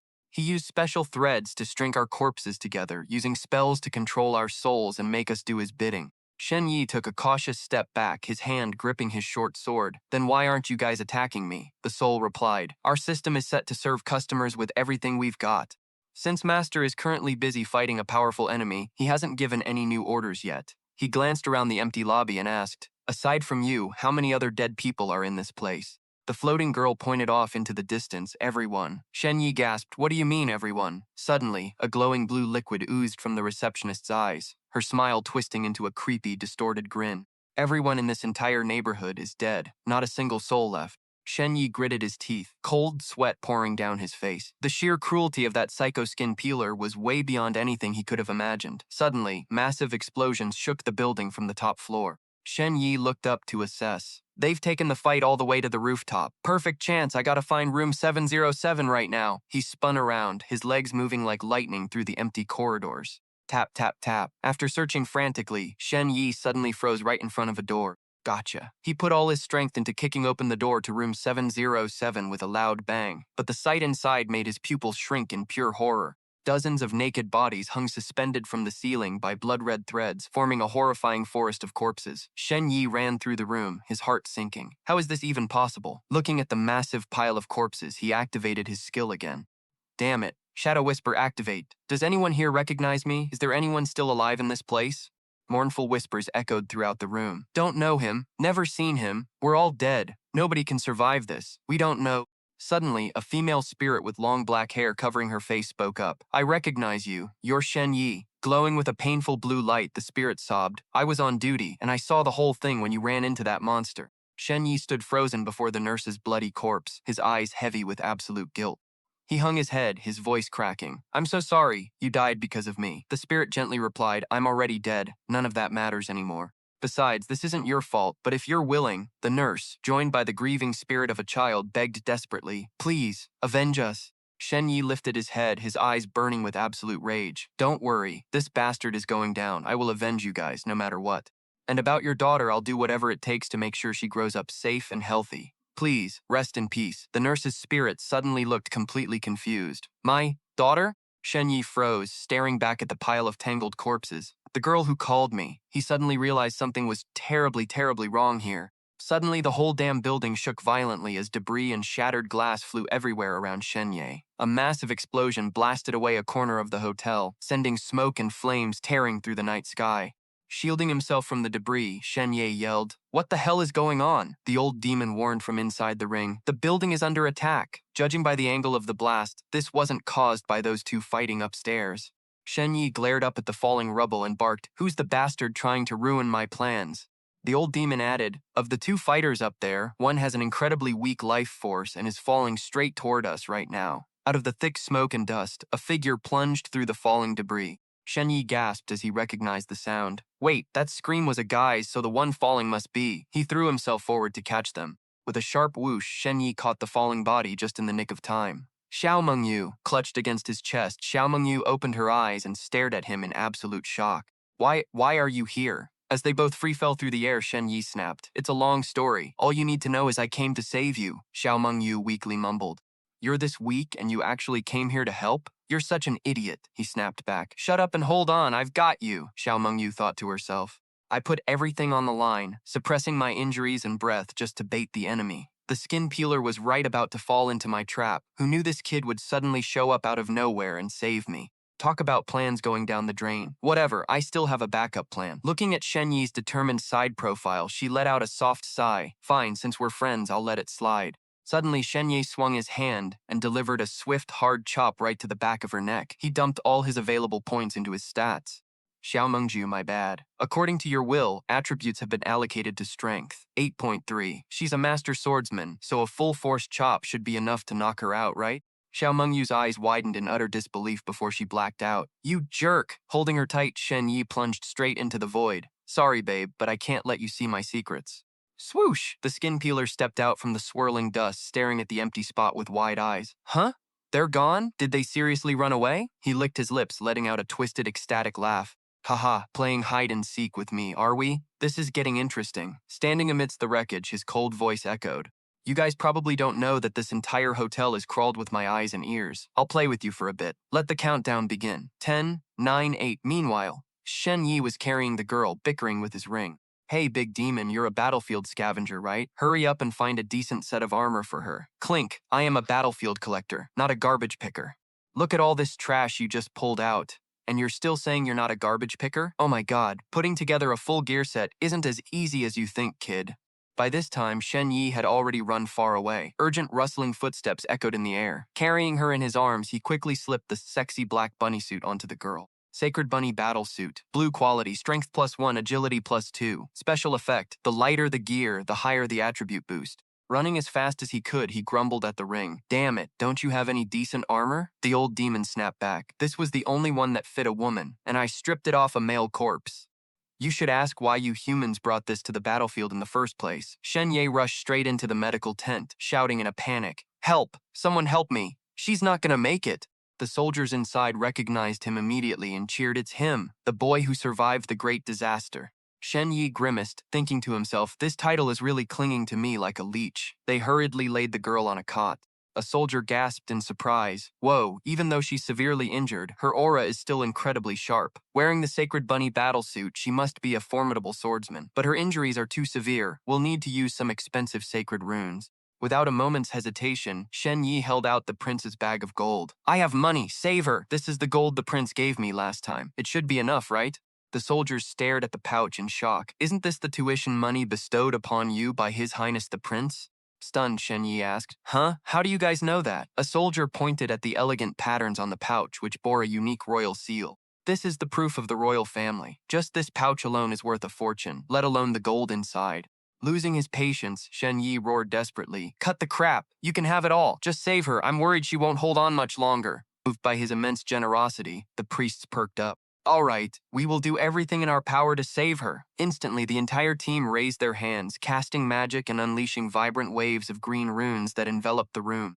Watching from the side, Shen Ye let out a sigh of relief, thinking, with this many healers, it looks like the human faction here is actually quite reliable. Suddenly, the system interface flashed with a bright red notification. The battlefield is unpredictable. When you stay silent, your reputation fades. But your action of saving a compatriot and sacrificing your tuition money has triggered a massive breakthrough. The system continued its analysis. Each royal gold coin is worth 100 times more than standard currency, meaning you are paying thousands of times the usual cost just to save a girl. A congratulatory message popped up. From now on, everyone will praise your noble character. Congratulations, your fame has skyrocketed with the title, The Boy Who Survived the Great Disaster. Shen Ye's jaw dropped, his face contorting in pure shock. What the hell did I just do? The soldiers cheered joyfully amidst the holy glow. The treatment is complete, O boy who survived the great disaster. Shen Ye quickly asked, how is she? A soldier replied with a smile, incredible. We used our finest healing magic. Her body is recovering at an unbelievable rate. She'll wake up in a few minutes. From inside the ring, the old demon remarked, I can feel her life force burning incredibly bright, truly worthy of human medicine. Shen Ye quickly picked the girl up. After spending that much cash, she'd better be fully recovered or I'll lose my mind. Thanks, guys. We've got a mission, so we gotta run. Watching him run off, the soldiers began to gossip. Man, she must be his girlfriend. Nobody would throw away a mountain of gold to save just anyone. Yeah, with that kind of money, I could have married a dozen wives. Once they reached a secluded area, Xiao Mengyu stirred and let out a soft groan. Ugh! Shen Ye looked down at her and smiled with relief. Hey, you're awake? Instantly, she bolted up, drawing her sword and pressing it against a Nesek, her face flushed with fury. What did you just do to me? Facing the cold blade, Shen Ye calmly explained, it was just a healing technique. It only works when the patient is unconscious. Xiao Mengyu froze. Gently touching her skin, she realized all her wounds had indeed vanished. She sheathed her sword, looking apologetic. I'm sorry, I misunderstood you. Shen Ye nodded, abruptly cutting her off. Don't sweat it, but that guy is almost here. Can you still fight? Shen Ye's eyes sharpened as he sensed their formidable enemy approaching. A brilliant golden aura erupted around Xiao Mengyu, activating the title Sacred Armored Great Swordsman for 3 hours. With her fighting spirit soaring, she declared, I will kill him. Your healing technique is incredibly powerful. I've never felt this energized before. Shen Ye watched in amazement. Sacred Armored? What kind of title is that? Could that insanely expensive healing session have given her a special buff? Shen Ye urged Xiao Mengyu, make sure you beat the name of the mastermind out of him. She calmly replied, I already know who it is. Astounded, he blurted out, who is it? Before he could get an answer, the spine-chilling voice of the assassin Han echoed from the shadows. Haha, found you two.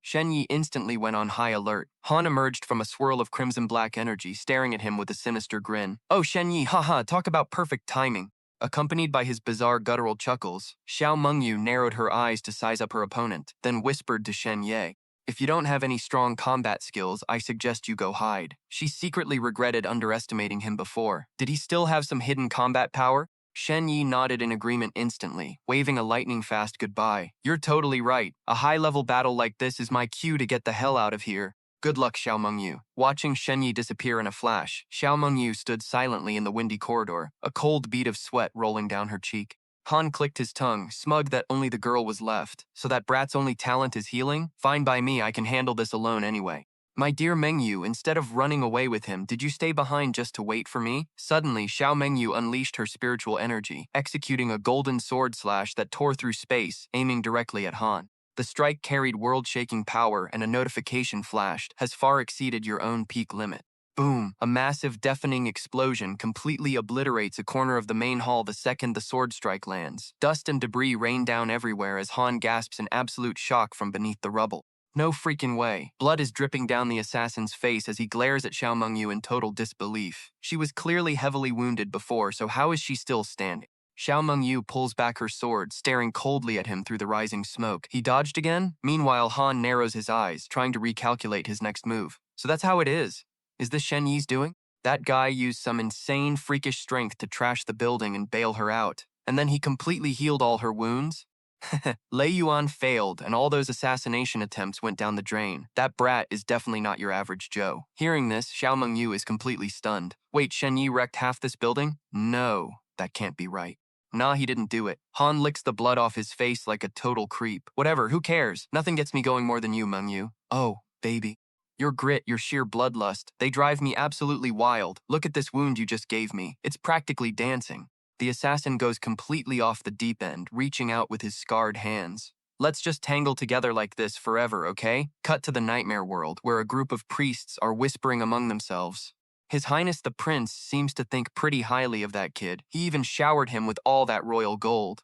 And the kid is actually pretty generous. He handed over every last coin to save his friend. Isn't it a bit messed up for us to pocket the whole thing? The bearded priest just smirks. Relax, when I was patching her up, I secretly slipped the extra gold back into her battle armor. I only took exactly 10 coins for my trouble. Plus, to show some respect, I threw in a 3-hour strength blessing for the girl. His buddy's eyes go wide as they gasp. Wait, what? Are you serious? Suddenly, the other priests start confessing one by one. Well, I slapped an agility buff on her. I added a resonance blessing. I gave her a sensory buff, and I hooked her up with a mental blessing. Me too. The whole group of priests stare at each other, totally dumbfounded. Wait. So you're telling me that girl just got stacked with every single blessing available? When every single blessing stacks on one person, it triggers the ultimate top-tier buff spell. A divine status screen pops up, pseudo-holy crest, doubles the effects of all blessings. Duration, 3 hours. One of the priests breaks into a cold sweat and whispers, "Dude, that's high-tier royal-class magic. Only the royal family is allowed to use that. Doing this without permission is a serious crime. If anyone finds out, keep it down," the bearded priest squeezes out a fake smile, trying to downplay the situation. Kah, look, it's not every day our entire holy medical order gathers like this and pulls off a full-set blessing. Let's just say we're making a valuable connection with that kid who somehow survived against all odds. Good thing I gave back some of that gold. Let's just hope he keeps his mouth shut. Back at the hotel, the battle is raging. Xiao Mengyu swings her sword, shredding through Han's blood threads with loud metallic clangs. She does a mid-air flip, slickly parrying attacks coming at her from every single angle. Whoosh, whoosh! Han is low-key losing his mind as her power suddenly skyrockets. The speed and impact of his own blood threads are ramping up, but her attacks are somehow twice as ferocious as before. How? How the hell is she buffing herself like this? Xiao Mengyu furrows her brow, listening closely. There's been this weird rustling sound playing in the background. What is that? It's definitely the key to his power boost. Suddenly she spots a creepy pitch-black soul orb floating nearby. Xiao Mengyu unleashes a blazing blue slash right at the wall. The sound is coming from right behind it. The wall crumbles down, revealing hundreds of screaming, tortured souls trapped inside. It's an absolute nightmare. Xiao Mengyu stands frozen, staring at the bleeding wall of tormented souls, completely sealed off by creepy, glowing red ancient runes. Han leans back against the wall, his face half hidden in the shadows with a smug grin. "Oh wow, you actually found the little present I set up for you." The assassin throws his head back, tears of blood streaming down his face as he laughs like a total psycho. "Just listen, they're singing a song just for us." Surrounded by screaming spirits and creepy blood-red roses, Han drops to his knees like a totally obsessed madman. "This is our wedding march." His sheer bloodlust spikes to the absolute max, triggering a terrifying forbidden spell, the Myriad Blood Demon Curse. Cut to Shen Ye, who's running like his life depends on it while that flying skull floats right behind him, nagging away. "Hey kid, you actually used your brain this time. Let's get the hell out of here while we still can." But Shen Ye snaps back. "Are you freaking kidding me? We are literally one step away from the truth. The skull is completely lost." "Wait, so you're not running downstairs to escape?" Shen Ye doesn't even slow down, throwing clean, heavy kicks to clear the path as he runs. Look around. Even the corpses are mumbling some creepy curse. The skull panics. That skin-peeling assassin must be behind this. We've got to find a way to help Xiao Mengyu. Dude, a fight at this level is way out of your league. That psycho is getting a massive power-up from all those blood curses. Just listen to me and run. Even though he's shaking, Shen Ye pushes forward through the corpse-filled hallway. You're right, if I jump straight into that fight, I'm instant toast. But we can help her if we take a detour. The skull presses him. A detour how? What are you even looking for? After searching around, Shen Ye slams a door open and grins. Jackpot, this is the place. The skull looks around the room, which is packed with machines and audio gear, totally confused. What is this place even for? Shen Ye grabs a cable with a smug grin. Time to put your world's tech to the test, bro. The skull completely loses its mind. Wait, you don't mean? Back in the hall, the wall of souls is screaming louder and louder, pulsing to the beat of the curse. Han is still totally lost in his psycho trip. He holds up a shiny ring box. My darling Mengyu, let's start with the threads, shall we? Suddenly, countless glowing red blood threads completely lock down the room. Xiao Mengyu gasps, raising her sword defensively. I'm going to weave you a one-of-a-kind wedding dress. She slashes hard, but those sticky, tough threads keep wrapping around her blade with a sickening tearing sound. Xiao Mengyu narrows her eyes, realizing something is seriously wrong. The thick blood threads have completely bound her weapon, locking her in place. My sword, it's stuck. Out of nowhere, Han lunges right in front of her face with terrifying speed. Let me bliss the wedding ring on you myself. Xiao Mengyu panics. He's too fast. The assassin reaches out, trying to force the cursed ring onto her finger. Right at the final split second, a surge of brilliant blue electricity explodes from her blade, shattering the blood threads into pieces. Xiao Mengyu goes for the kill, landing a devastating slash that sends blood spraying everywhere. Slash. Han stumbles back, his face twisted in pure agony as he gasps, a sword hidden inside another sword? Right after that, the assassin narrowed his eyes with a wicked smirk, completely ignoring his dripping blood. Heh, too bad though. Glowing red ancient runes swirled around him, instantly healing his wounds like some cheat code. In this endless blood curse, I'm freaking invincible. Standing in the middle of the dark mist, Han gloated, glaring down at the girl. Go ahead, struggle all you want. Little fishy, the rougher the struggle, the sweeter the prize in the end. Your fate was sealed from the start. Xiao Mengyu calmly drew her short sword, her eyes sharp as she fired back. Don't be so sure. With a sharp clink of her blade, she began channeling her spiritual energy, her entire body glowing with a powerful surging blue aura. Swoosh! Bam! She unleashed a spinning slash with enough raw power to split mountains, tearing right through space. Slash! Han froze in disbelief as the ultimate move burst into light right before his eyes. It was a massive, brilliant sun and moon crest glowing furiously. Stunned yet deeply impressed, Han muttered, I can't believe someone as young as you has already mastered this ultimate sword style, truly worthy of being the girl of my dreams. Double-edged, long left and short right, controlled by raw spiritual energy. So this is the LeFou sun and moon, huh? Too bad that divine sword isn't in your hands, the assassin sneered, spitting sleazy trash talk. Otherwise, you and I would have had a wild, sleepless night together. Xiao Mengyu let out a furious scream at his disgusting words. What a shame, now die. Her earth-shattering slash crashed down like a bolt of lightning, aiming straight for Han. Even facing that devastating pressure, Han's face twisted into a creepy psycho grin in the darkness. Yes, perfect. Keep it coming. The assassin began a sinister summoning ritual using the blood of 10,000 weeping souls. Oh great, bloodthirsty twin-headed demon serpent. Take the blood of the 10,000 dead in this place as your offering, and answer my summons. As Xiao Mengyu was trapped in the glowing red mist, Han whispered hauntingly in her ear. Ah, little fishy, just like that. Fall into a deep sleep in my arms. A massive dark entity with countless glowing red eyes materialized, ready to swallow her whole. Xiao Mengyu looked up in horror at the terrifying beast completely blocking her view. Oh no, this is the demon he summoned! The crushing demonic pressure paralyzed her, leaving her unable to react as it closed in. I can't dodge. Just then, Shen Ye's completely out-of-place voice blasted through the building's loudspeakers. To everyone out there, how are we all doing today? Both Han and Mengyu froze in sheer disbelief, staring at each other in utter confusion at this random interruption. Countless souls with glowing blue eyes wailed in agony under the dark spell. Right then, Shen Ye's voice boomed over the speakers again. If you can hear me, let me hear you scream. Instantly, the dark, eerie whispers were drowned out. Han's face fell as the surrounding souls began to fade away, whimpering in pain. It's too much, it hurts so bad, I'm in so much pain. Even the summoned demon couldn't hold its ground, slowly dissolving into bloody mist as it let out a weak shriek. Help! Save me! Han watched in absolute shock, grinding his teeth in pure rage. Why the hell is my blood curse being disrupted? Seizing the opening, Xiao Mengyu lunged forward with insane speed, leaving Han barely enough time to gasp in horror. She swung, unleashing a brilliant blue energy slash that tore through the night and hit her opponent dead on. With a massive boom, Han took a direct hit, blood spraying everywhere as he screamed in agony. Xiao Mengyu sheathed her sword, calmly declaring it's over, but from the shadows behind her, Han's dark figure loomed once more, letting out a smirk. Think again. The assassin knelt on the ground, his entire body covered in a blood-red dark aura. You can't kill me, he growled, letting out a bizarre, beastly grunt. Xiao Mengyu was stunned to see he still had so much fight left. My full power strike still didn't finish him? Did that armor absorb all the damage? Shoot! The corpses started whispering their curses again. Han forced himself up, his face twisted in a murderous frenzy. That little brat got in my way just now, but whatever. Let's keep going. Out of nowhere, Shen Ye's hilariously random voice blasted again. Hey, my dead friends, do you guys know how to sing the happy birthday song? To Han's utter shock, the corpses responded in unison. Of course we do. Who doesn't know the birthday song? Shen Ye excitedly kept going. Then let's do this. Say goodbye to all your worries. 3, 2, 1. Hit it. Everyone sing along. Upbeat music notes filled the air.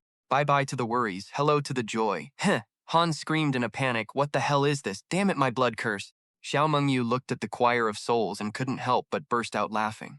Meanwhile, the lyrics kept blasting. Happy birthday to you. May every day be amazing. Amidst the pouring rain, the entire hotel hall was drowned in the choir's singing, completely overpowering the thunder. Today is your birthday, sending you 1,000 wishes. On this special day, shine bright with a smile. Let's gather together with all our love. May good luck always be by your side. Han was absolutely livid, his eyes bloodshot as he roared. Damn it, Shen Ye, I'm going to tear you apart. The assassin stomped, shattering the floor as he leaped with insane force straight toward the control room. Boom. Xiao Mengyu's face went pale as she chased right after him. Crap, he's going after Shen Ye. In the control room, the skull panic screamed. Run, quick! I feel someone rushing here. It's definitely that skin peeler. At the same time, loud crashes echoed through the room. Shen Ye calmly grabbed the microphone. My dead friends, do you still remember your favorite jams? He ran while yelling into the mic. Sing them all for me. One song after another. Don't you dare stop! And so, a chaotic medley blasted out. The first time it became like this, thunder shaking the heavens. Painting my own colors. Oh, David forgot his little bag. 9, get 9, 9. It created total, absolute chaos, completely breaking the dark magic. Right then, Han smashed through the wall right behind Shen Ye, startling him. The assassin materialized, his face dripping with murderous intent. Found you, Shen Ye. Han unleashed a devastating attack, but Xiao Mengyu intercepted it just in time, blocking the energy blast with her sword. She shoved Shen Ye aside. I'll hold him off! Run! Shen Ye was overjoyed. Whoa, you're fast. He's all yours then. You got this. Han glared at Shen Ye's retreating back, spitting a chilling threat. Listen up, Brad. If you dare run, I will slaughter your parents. Xiao Mengyu barked. Don't listen to him. Run. Shen Ye immediately bolted, making Han gnash his teeth in rage. Fine, I'll slaughter your entire family. Blocked by her, Han screamed in madness. I'll eat them alive right in front of your eyes. I'll skin them alive. Meanwhile, in another corner, Shen Ye was pacing anxiously, drenched in sweat. What do I do? What the heck should I do? The floating red skull advised, Look, kid, I know you're mad, but you haven't learned a single combat skill yet. You can't just jump into their fight. Try too hard and you're gonna end up dead. That underworld whispers thing was just a fluke, so don't get cocky. Shen Ye lowered his head in thought for a moment, then sighed. You're right.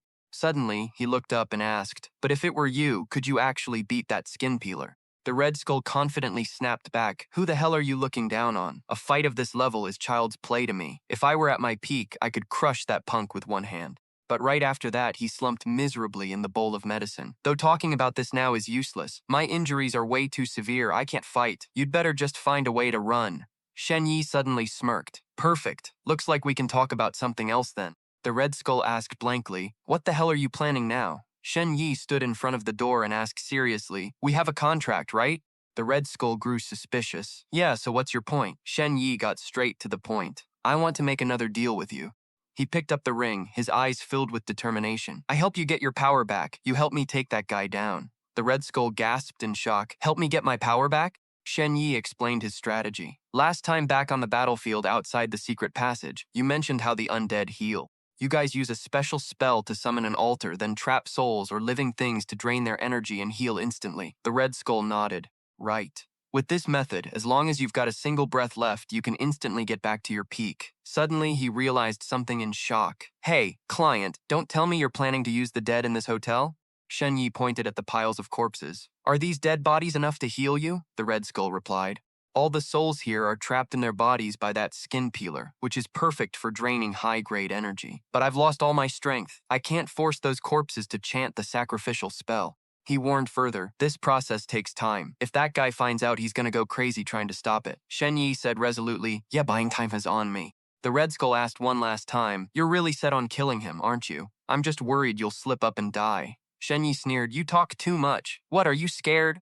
If I die, you can just use your undead magic to turn me into your slave. The Red Skull got excited. Should have said so sooner. Let's put that in the contract. It's a deal. The skin contract appeared, glowing brightly. Party A, Shen Ye. Party B, Phelan, true name. Both sides agreed that Party A would help Party B restore his strength, and then Party B must help Party A defeat the skin peeler. If Party A dies, Party B has the right to claim Party A's body and soul. The deal covenant is sealed. Shen Ye pulled out his phone, getting ready.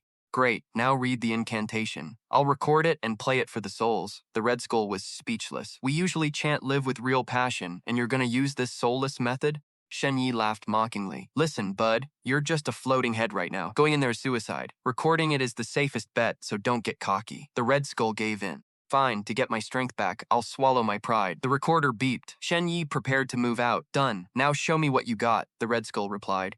All right, Shen Ye ordered, dump all my attribute points into agility. Shen Ye dashed off like lightning as the system notification popped up. Attribute allocation complete. Agility level has reached 10.1. Shen Ye shouted into the speakers. Yo, dead folks, keep it quiet. I'm gonna play a listening comprehension track. Listen carefully, then repeat it together. Don't miss a single word. The souls began to repeat the incantation. Deep shadows wandering the bottom of the underworld, by the willpower of our skeletal souls, let us turn into an altar to help you cross the barrier of life and death. The chanting echoed throughout the hall where Han and Xiao Mengyu were facing off. At this great feast of souls, turn with us into a skeletal throne, calling upon the mercy of the Supreme Being. Mother of the three dark skeletons, king of the ghoul executioners, underworld lord Metasira. Shen Ye yelled through the mic, bless me so your majesty spreads to all living beings. All right, track is finished. Can everyone recite it by heart now? Let's chant together. The skill was triggered with a bang. Whispers of the underworld emperor activated. Deep shadows wandering the bottom of the underworld successfully turned into an altar. Han in shock noticed the change. This is an incantation. That kid is controlling the corpses. I have to kill him right now. The Red Skull excitedly urged Shen Ye, who was running for his life. It worked. The soul fire is lit, but you've got to dodge that skin peeler. He's going to do whatever it takes to stop you from finishing the last step. Shen Ye dashed up the stairs following the flow of spirits. Follow the spirits and run to the rooftop. That's where the soul fire can gather. The incantation still echoed at this grand feast of souls. Suddenly, Han lunged down from above to grab Shen Ye with a loud bang. You little punk, what the hell are you doing? He was startled. Already? Han glared, chasing closely behind. Don't even think about escaping. The incantation still rang in their ears. Turn into a skeletal throne. Suddenly, a slashing sound cut through the air. Slash! Xiao Mengyu appeared just in time, spinning around to swing her sword with immense power. Clang! The blade, wrapped in green spirit energy, slashed hard against Han's back with a loud bang. Swoosh! Han took a heavy hit, blood splattering through the air. The assassin fell to his knees, coughing up a mouthful of black blood. Cough! Xiao Mengyu anxiously realized something was wrong. Oh no, he only wants to kill Shen Ye, so he didn't even bother dodging my attack, using it to launch himself forward instead. Sure enough, Han used the momentum of the slash to lunge toward Shen Ye even faster. He used the blow's force to close the distance. The incantation continued, calling upon the mercy of the Supreme Being. Shen Ye frantically rushed toward the rooftop door, while Han was right behind him with a bloody grin. You can't escape. Han used the momentum from the slash to fly forward like an arrow. A sharp swooshing sound echoed through the hallway, crowded with wandering souls. The assassin stared wide-eyed at the empty hall, snarling in anger. Where did this little brat hide now? Han's face distorted from the curse. He continued to mutter spine-chilling incantations. Mother of the three dark skeletons, king of the ghoul executioners. Glowing red ancient runes appeared around him as he called out to the evil god. Underworld Lord Meta, please bless me.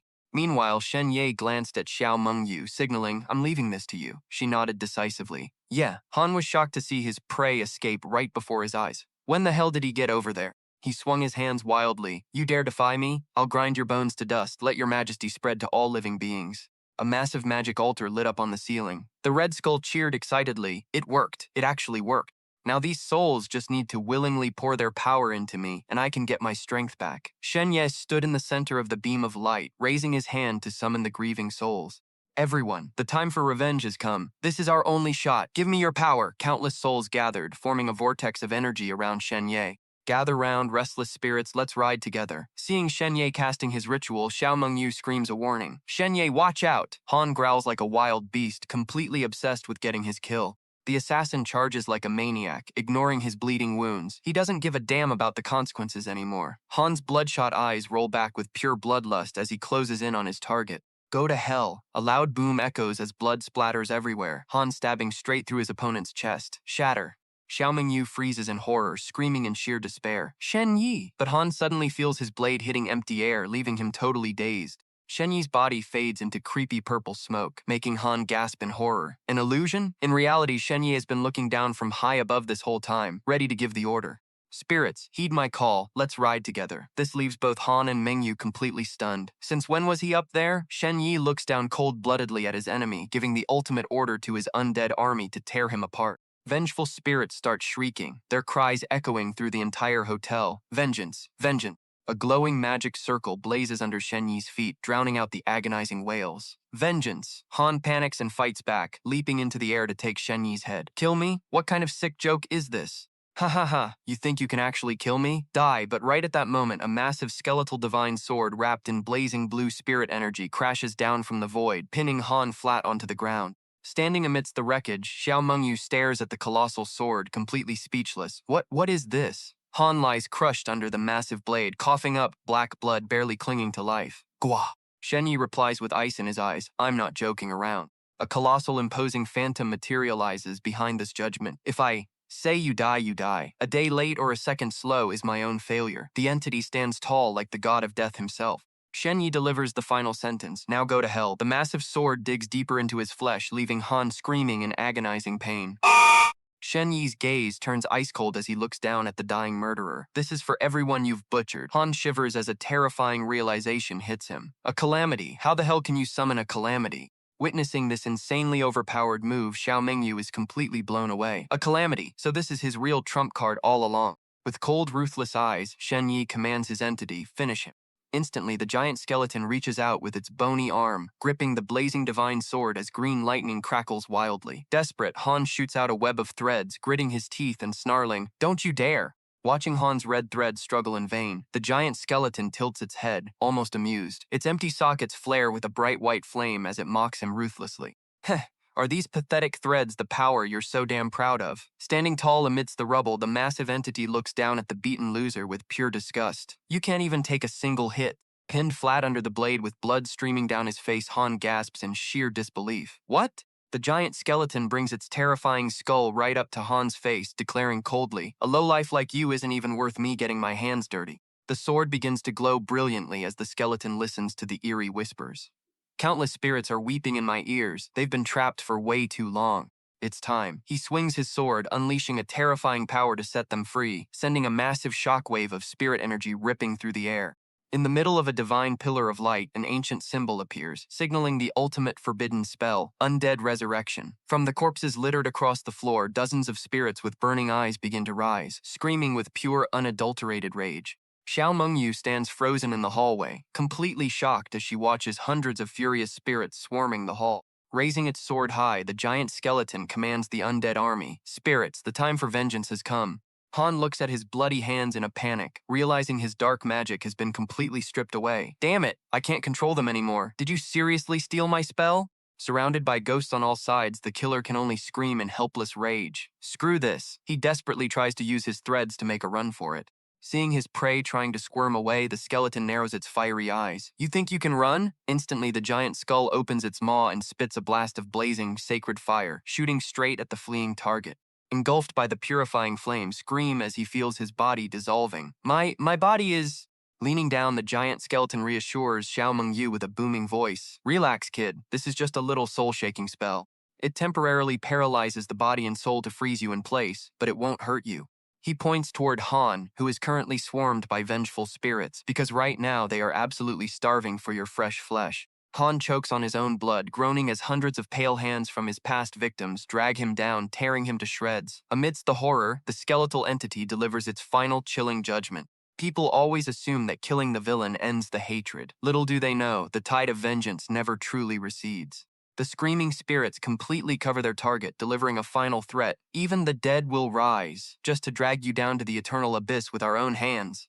Han completely breaks, throwing his head back and screaming in sheer despair. No, his face is twisted in absolute terror. The maniacal killer begs a mysterious entity for help. I don't want to die, save me. Oh, great God, I'll offer you everything I have.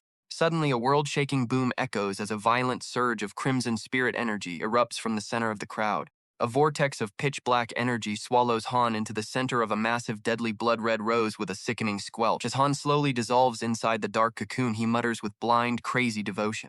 Yes, thank you, Great One. Please descend. Take everything I have. But suddenly, the sacrificial ritual is cut short, leaving Han screaming in pure agony. Why? Great One, why are you rejecting me? Sensing danger, Shen Ye immediately shouts a command to the giant skeleton. He's casting another spell. Lock him down now. That moment, Fei Lun reaches out with bony fingers, locking the target in place. Seizing the opportunity, Shen Ye dives down from above, his eyes burning with absolute hatred. Eat this, you skin-peeling bastard. I'll personally avenge Chen Hayu with this dagger. This makes Mengyu cry out in panic. Shen Ye, watch out! Han narrows his eyes in pure disgust, waving his hand to unleash a dark wave to blast his opponent back. Idiots. Even if the gods didn't show up in person, their shadows are still protecting me, now die. Just as the slash struck the dark energy, Shen Yi's figure suddenly dissolved into purple smoke, leaving Han completely stunned. Ha, you dumbass, falling for the exact same trick twice. Damn it, another clone. The real Shen Ye materialized in another corner, coldly raising his gun and aiming it straight at his enemy's head. Eat this. A barrage of spiritual energy from the ghosts blasted out all at once, piercing right through the assassin's body and making him cough up blood. Shen Ye stared blankly at the gun in his hand, then looked at the giant skeleton, Phelan, with a super awkward face, making even Phelan tilt his head in total confusion. He quickly tried to save face. My bad, I've never actually shot a gun before, so I missed. Whatever, it doesn't matter. Go get him, Phelan. Use your fire attacks and finish him off right now. The giant skeleton, Phelan, let out an earth-shattering roar, swinging his heavy greatsword with 1,000 pounds of force right down on Han's spot. A deafening explosion ripped through the agonizing screams. The assassin's body blew apart, completely vanishing into the glowing green mist of the newly freed spirits. Shen Ye suddenly felt a chilling presence creep up behind him. He yelled in a panic, "Watch out!" Instantly, the giant skeleton, Phelan, activated his defensive secret technique, Skeleton's Embrace, wrapping Shen Ye safely inside his massive ribcage. Shen Ye asked with a shudder, "What's going on?" Phelan explained in a deep, heavy voice. The second the Skinner drew his last breath, something extremely sinister escaped from him. An unknown assassin tried to take you out. If it weren't for this shield, you'd be a goner by now. Xiao Mengyu stared out at the ruined hallway and pointed in shock. Look over there! Through the thick dust and smoke, eerie dark shadows were swarming around Han's mangled corpse. She gritted her teeth, realizing what they were up to. Those shadows were trying to make off with the Skinner's body. Without a second thought, Mengyu leapt out of the shattered window, brandishing her sword to give chase. Don't even think about running. Shen Ye reached out in vain. Wait, Xiao Mengyu. Damn it, why aren't we going after them? Phelan, the giant skeleton, kept Shen Ye shielded inside his chest. I can't carry you at full speed. If that thing comes back to finish you off, I won't be able to protect you in time. Your life is the top priority. He muttered in frustration. Fine, but what the hell was that dark shadow anyway? Could it be the one that brought the building down? Shen Ye claimed with absolute certainty. No way. It was trying to help the Skinner, so it couldn't have wrecked the building. Whoever did that was clearly trying to help Xiao Mengyu. Thunder roared and debris continued to crash all around. He suddenly realized, could there be someone else lurking here? Phelan suggested, don't stress. Whoever helped Xiao Mengyu doesn't seem to have any bad intentions. Why don't you use the PA system to ask? He nodded. Makes sense. Shen Ye grabbed the mic and called out, his voice echoing through the corridors. To whoever just lent us a hand, why don't you show yourself so we can talk? A dead, eerie silence hung over the giant skeleton, leaving Shen Ye dazed. Looks like this guy wants to keep a low profile. Suddenly, hearing a sharp whoosh by the window, Shen Ye whipped his head around to see the red Ghostfire motorcycle hovering in the air. He quickly asked, how did it go? Did you get that girl to safety? Ghostfire reported coldly. Mission failed. Lost track of the target. Shen Ye demanded in shock. What do you mean? What happened? Ghostfire replied, the target jumped off mid-ride and vanished. I have no clue where she went. Shen Ye was utterly blown away. Say what? Phelan scoffed. Jumping off a speeding bike like that? Yeah, she's definitely not normal. I told you not to go helping random strangers. You're lucky she didn't take you out instead. He stood there in a daze, staring out at the sheet of blinding rain when his phone suddenly went buzz-buzz in his pocket. Shen Ye unlocked it. He had received a text with a video attachment from Xiao Mengyu. This is the truth I got out of the Skinner. Check it out. As soon as Shen Ye watched the clip, his eyes widened in sheer disbelief. The video showed the silhouette of a graceful girl in a white dress standing on a terrace overlooking a balcony at sunset. A voice in the video asked, Song Qingyan, what kind of guy do you want to date in the future? The girl softly replied, "A boyfriend? I've never really thought about it." The man laughed and said, "Well, time to start thinking. You're almost an adult now. Tons of elite young guys are just waiting for you." Song Qingyan tilted her head, blushing shyly. The girl reminisced. "I remember when we were kids, my sister and I visited the Shen family and a vicious dog chased us. Back then, only brother Shen Ye stood up to block the dog." She added, "Brother Shen Ye is so sweet, I've always remembered him." Song Qingyan's delicate face turned toward the camera, filled with emotion. "If I had to choose a boyfriend." The clip abruptly cut to black. Shen Ye gasped as countless bloody hands of the deceased gently rested on his shoulders. The ghostly butler smiled peacefully, whispering his final goodbye. "Thank you for being willing to avenge us, my lord. Please take care of yourself and live a good life." The spirits smiled with relief as they began to fade away. "Yes, the demon is dead, and we can finally rest in peace. You must live a long, healthy life, free from sickness and misfortune." The crowd of spirits gathered around, touching Shen Ye's shoulders with deep emotion. "We hope you gain even greater power to wipe out the mastermind behind all this. We will protect you even from the depths of hell. Thank you." The faces of the deceased gradually grew peaceful in the pouring rain. "Thank you. Seriously, thank you so much." Shen Ye stood silently in the middle of the hall, which was littered with corpses. The magic keeping them anchored had ended, and they had all returned to the afterlife. Suddenly, Xiao Mengyu dropped down from above onto the shattered windowsill, her clothes fluttering in the raging storm. Shen Yi stared in surprise at the returning girl. "You're still here? What on earth was that dark shadow, anyway?" Xiao Mengyu spoke in a low voice. "It got away. Its power is far beyond anything I imagined. It's definitely not human." Xiao Mengyu stared into the dark night with a grim expression. "I suspect it's linked to the calamity. Pissing it off would have catastrophic consequences. A calamity can easily wipe out an entire city, and the force field it radiates is highly unusual." She narrowed her eyes, glancing at the towering giant skeleton, "Just like the force field surrounding your skeletal friend here." A faint glow from her crest still radiated around Xiao Mengyu. "As the Holy Shielded, your power has helped me understand so much. Thanks, Shen Ye. I need to find a safe spot to start breaking through my limits right now." Shen Yi glanced at his skills countdown timer and asked, puzzled, "I watched the video you sent, but there are still a lot of things I don't get. Can you explain?" Xiao Mengyu stood with her back turned, her voice full of worry. "I've dug up the whole truth, but this thing is incredibly complicated. It's way out of our league." Shen Yi's eyes turned razor-sharp. He pressed further. "Who are the ones calling the shots behind all this?" The girl quietly walked away, as if trying to avoid the question. "You should get out of here quickly. I won't tell anyone you were here." She paused, hanging her head in sadness. "But who are they, the ones you chased?"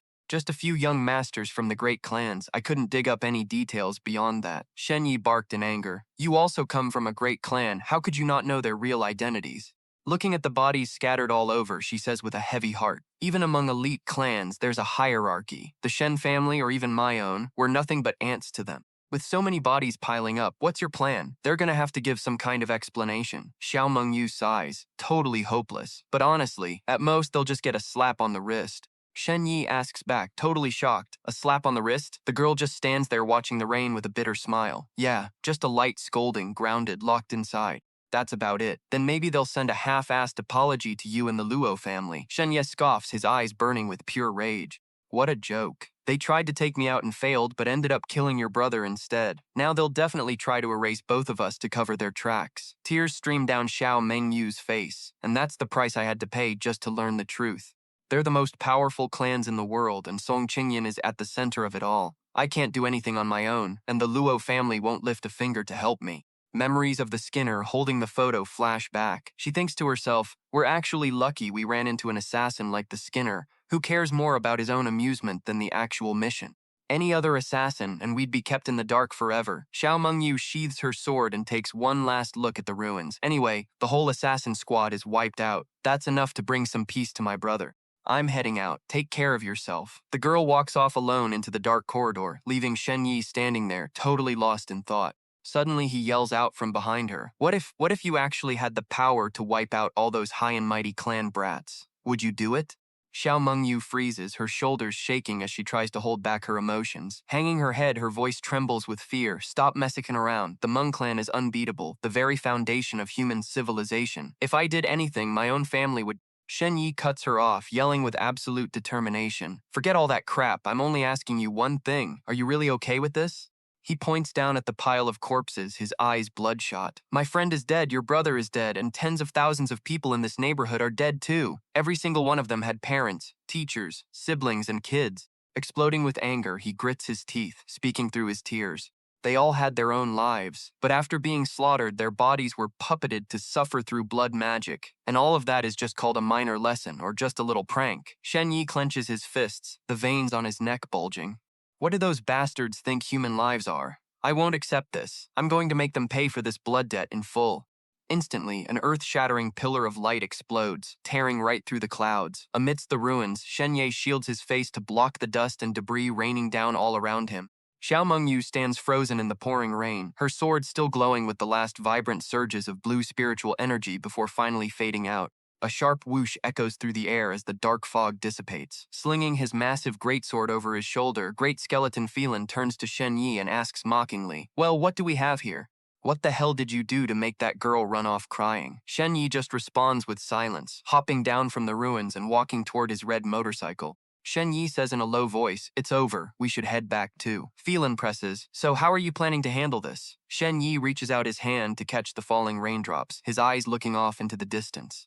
"I thought someone had some deep, bloody vendetta against me. Turns out they were just messing around, so there's really nothing to stress over." Felin shoots him a skeptical look. "I don't buy it," Felin replies. Walking away, Shen Ye explains calmly, "You just don't get humans. To us, simply surviving is hard enough, so we have to find joy wherever we can." Falan presses on, "Oh really? But you can't just stand there and let them tear you apart, can you?" Shen Ye smirks and replies, "That's exactly my goal in life. I'm never gonna stop chasing that joy. I'll do whatever it takes to make this life a total blast." The skeleton asks again, "And how exactly do you plan to do that?" Hopping onto his motorcycle, Shen Ye's gaze suddenly turns terrifyingly cold. "Simple. If they want to play, I'll play along. Until I slaughter every single one of them as a tribute to the innocent souls who died today, and get some payback for myself while I'm at it. By then, I'll be truly happy, knowing my life wasn't wasted." Felin bursts into a hearty laugh before slowly dissolving back into the ring. "Haha, now that I believe." Shen Ye tells him, "Get back in the ring. You're too big and you're drawing way too much attention." Standing in the middle of the ruined hall, Shen Ye looks up and shouts into the air, "Hey, hidden friend, if you don't want to show your face, that's fine, but whoever you are, thanks a million." From the top of a towering spire in the rain, little Song Yinchen sits chewing bubblegum, thinking to herself, well, looks like Shen Ye has actually grown up a bit, huh? She lets out a soft, thoughtful sigh as she looks down at the city glowing under the stormy rain. Suddenly, a violent surge of crimson spiritual energy swirls around Yinchen's body, awakening a terrifying dormant dark power. She looks toward the hotel, a hint of sadness touching her smile. Compared to when we were kids, he seems a lot dumber now. The dark entity behind her scoffs mockingly, that kid really is a bit of an idiot." Meanwhile, Yinchen keeps her eyes on Shen Ye's retreating figure. As a strange light flashes from the glowing red headphones, the entity asks, "But seriously, you're not even gonna go say hi?" Yinchen replies coldly, "It's not time yet." The entity grumbles back, "He literally just saved your life and even gave you a ride. And all this mess was caused by your sister, Song Qingyan, who couldn't care less. Yet here you are, rushing over to help him, almost blowing my cover." Yinshin steps down from the spire, casually cutting it off. "Stop nagging. I almost exposed my own identity too, you know. If I got caught out in the open like that, how would I even explain myself? Whatever, let's go. I'll buy you some beef noodles in a bit." The eye on her headphones lights up with excitement. "Oh, I want extra eggs and a jar of good wine too." Yinshin narrows her eyes and asks, "Wait a second, do you want something from me again?" "Spit it out," the girl commands sharply, standing tall in the storm. The entity giggles, Hey, you know me too well." She then orders, "Help me wipe out all traces. Don't let anyone know I was here, especially my sister's people. And erase all signs of Shen Ye's battle too. Don't leave anything that would give him away." The entity asks about Xiao Mengyu. "What about that sword girl? She's another witness. What if she blabs about tonight?" Yinshin smiles confidently. "She won't betray Shen Ye." Eerie red threads begin to spread all around as she nods in agreement. "All right." A massive burning eye materializes behind Yinshin as the pitch-black entity speaks in a deep voice. "Time to get to work." Standing tall on the high spire, the girl releases a brilliant crimson ring of energy that blankets the entire night sky. A massive magical shockwave blasts through the neighborhood, sweeping away all remains of the battle and erasing the memories of everyone involved. Everything falls dead silent once more. As Yinshen calmly walks away, the entity behind her urges impatiently, "Hurry up, I can't wait to grab those noodles." On her way, her phone buzzes with a message and she looks down at the screen. "Yinshen, where the hell did you run off to? We've got a banquet tonight, and I can't handle it alone. Get back here right now," the entity grumbled. "Damn, your sister's texting again. So, are we hitting the party or getting noodles?" Yinshen put her phone away, stepping forward without a second thought. "Noodles, obviously. A promise is a promise." The entity sniffed. Oh, I'm so touched. But are you really gonna be okay skipping the party? The girl pulled up her hood, hiding her pretty face. That big sis of mine is like a fish in water at those places. I could never match her. Besides, everyone knows Song Qingyan's little sister is just Song Yinshin. Song Yinshin threw herself off the high tower into the storm, leaving behind a cold, mocking sneer. A useless loser who doesn't know a damn thing. You're trash. Ha ha ha, that's the best joke I've ever heard. The torrential rain poured down on the ground, where pools of bright red blood were spreading, signaling a terrifying awakening. Squish, squish. Inside a grotesque bathtub, human corpses and flesh were being crushed and blended together for a bloody resurrection ritual. From the midst of the horrifying pool of blood, the assassin Han suddenly burst out, throwing his head back in a long, agonizing shriek. Arg! Shaking, he stared at his hand which had just been rebuilt from the gory mess of flesh and blood, whispering, unable to believe his own eyes.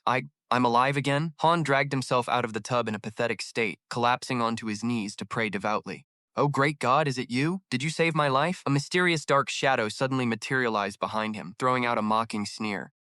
Idiot. Han gasped, spinning around to reveal a deformed face. He quickly prostrated himself under the invisible pressure, trembling in gratitude. Oh, unfathomably great existence, thank you for not abandoning this loyal servant. Yet Han still couldn't shake his doubts. He leaned up and asked quietly, according to our pact, I paid the right price. But back there, you clearly could have descended. Why did you leave in the end? A surge of crimson dark energy flared up violently, revealing a pair of murderous eyes as it roared in judgment. Mortally, are you questioning me? A barrage of pitch-black spikes shot out from the shadows, impaling Han's body and making him scream in absolute agony. Arg! Pinned to the ground, Han gasped for air, defending himself in pure terror. I'd never dare question you, my lord. I was just a little curious. Boom! The dark shadow explained dismissively before slowly fading away. There's a mysterious figure lurking in the dark whose background I don't know yet. It wasn't wise for me to show my face right now. Han gasped. What? Han fell to his knees, begging, Almighty One, please forgive me, I didn't sense anyone else at all. Your power is as pathetic as a firefly's light. It's only natural you didn't notice, the shadow replied coldly. The shadow replied coldly. The entity pondered, its reflection shimmering in the mirror. At first I thought your world was tiny and boring, not even worth my time.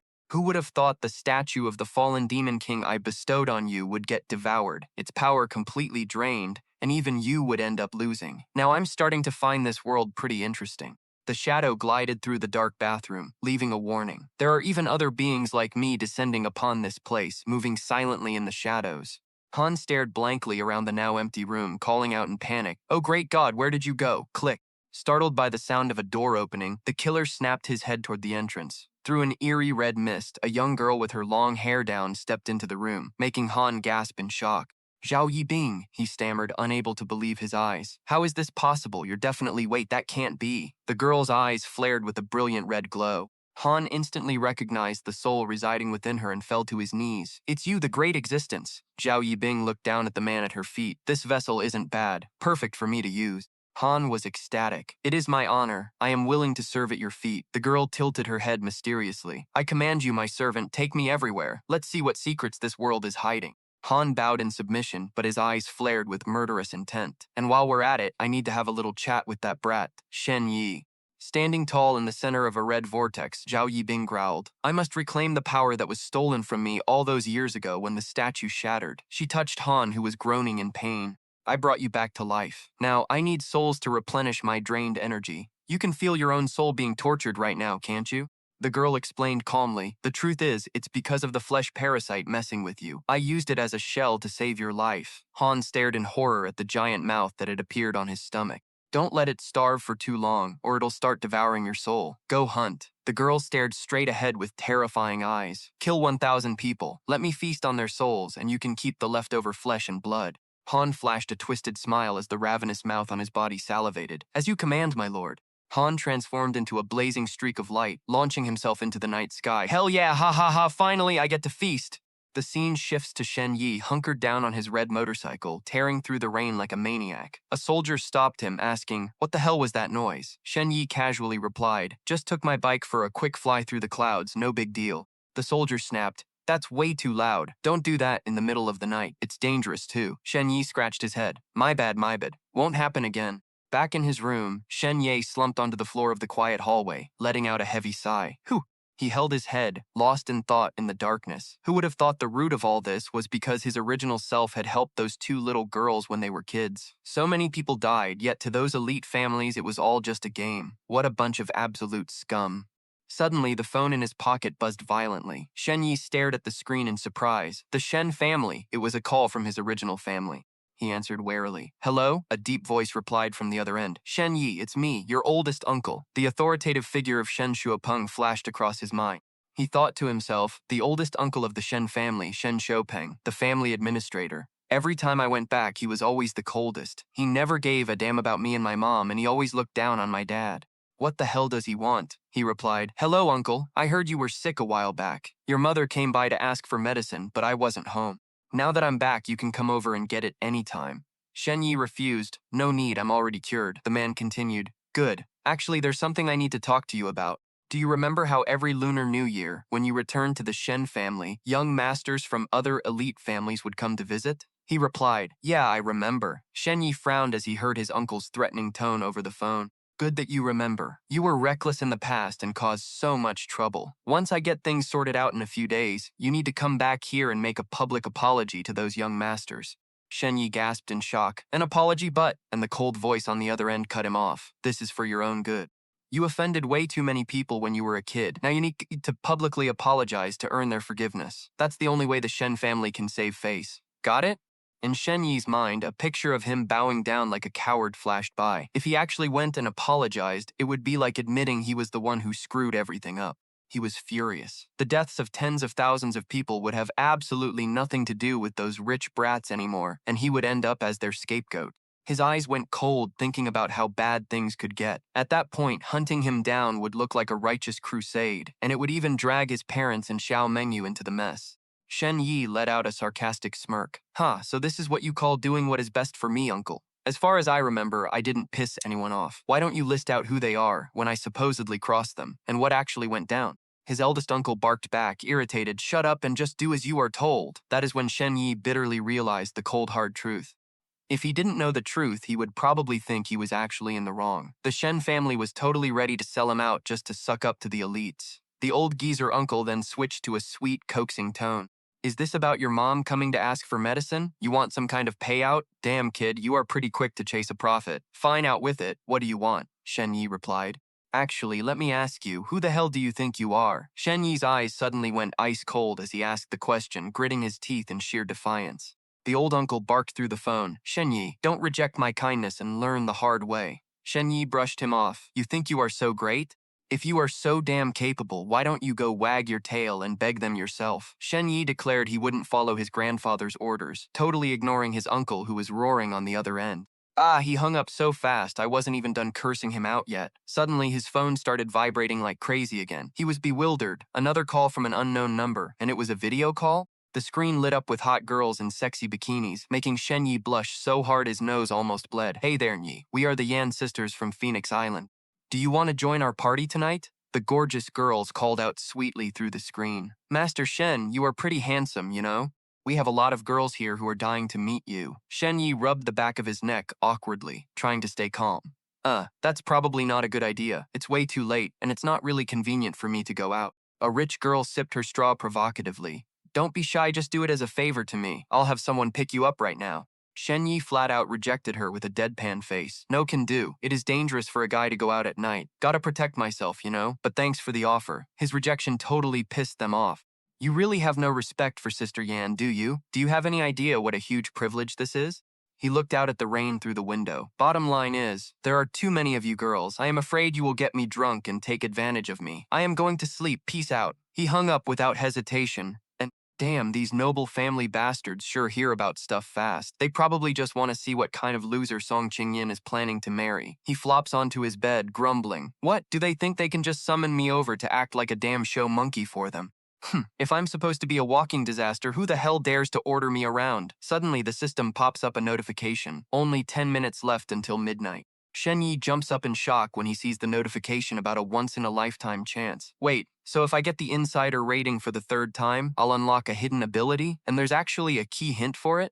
He sits there, lost in thought, sizing up his own power. You can't just sit on your butt and expect your enemies to drop dead. Whether it's taking down those noble clans or getting payback for the innocent, he needs serious power. Shen Ye clenches his fist, dead set on this. He needs a power that can wipe out everything in his way. He has to grab this chance to unlock that hidden ability. Right as the clock strikes 12 midnight, he stands before the ancient door, brimming with energy as he commands, "Door."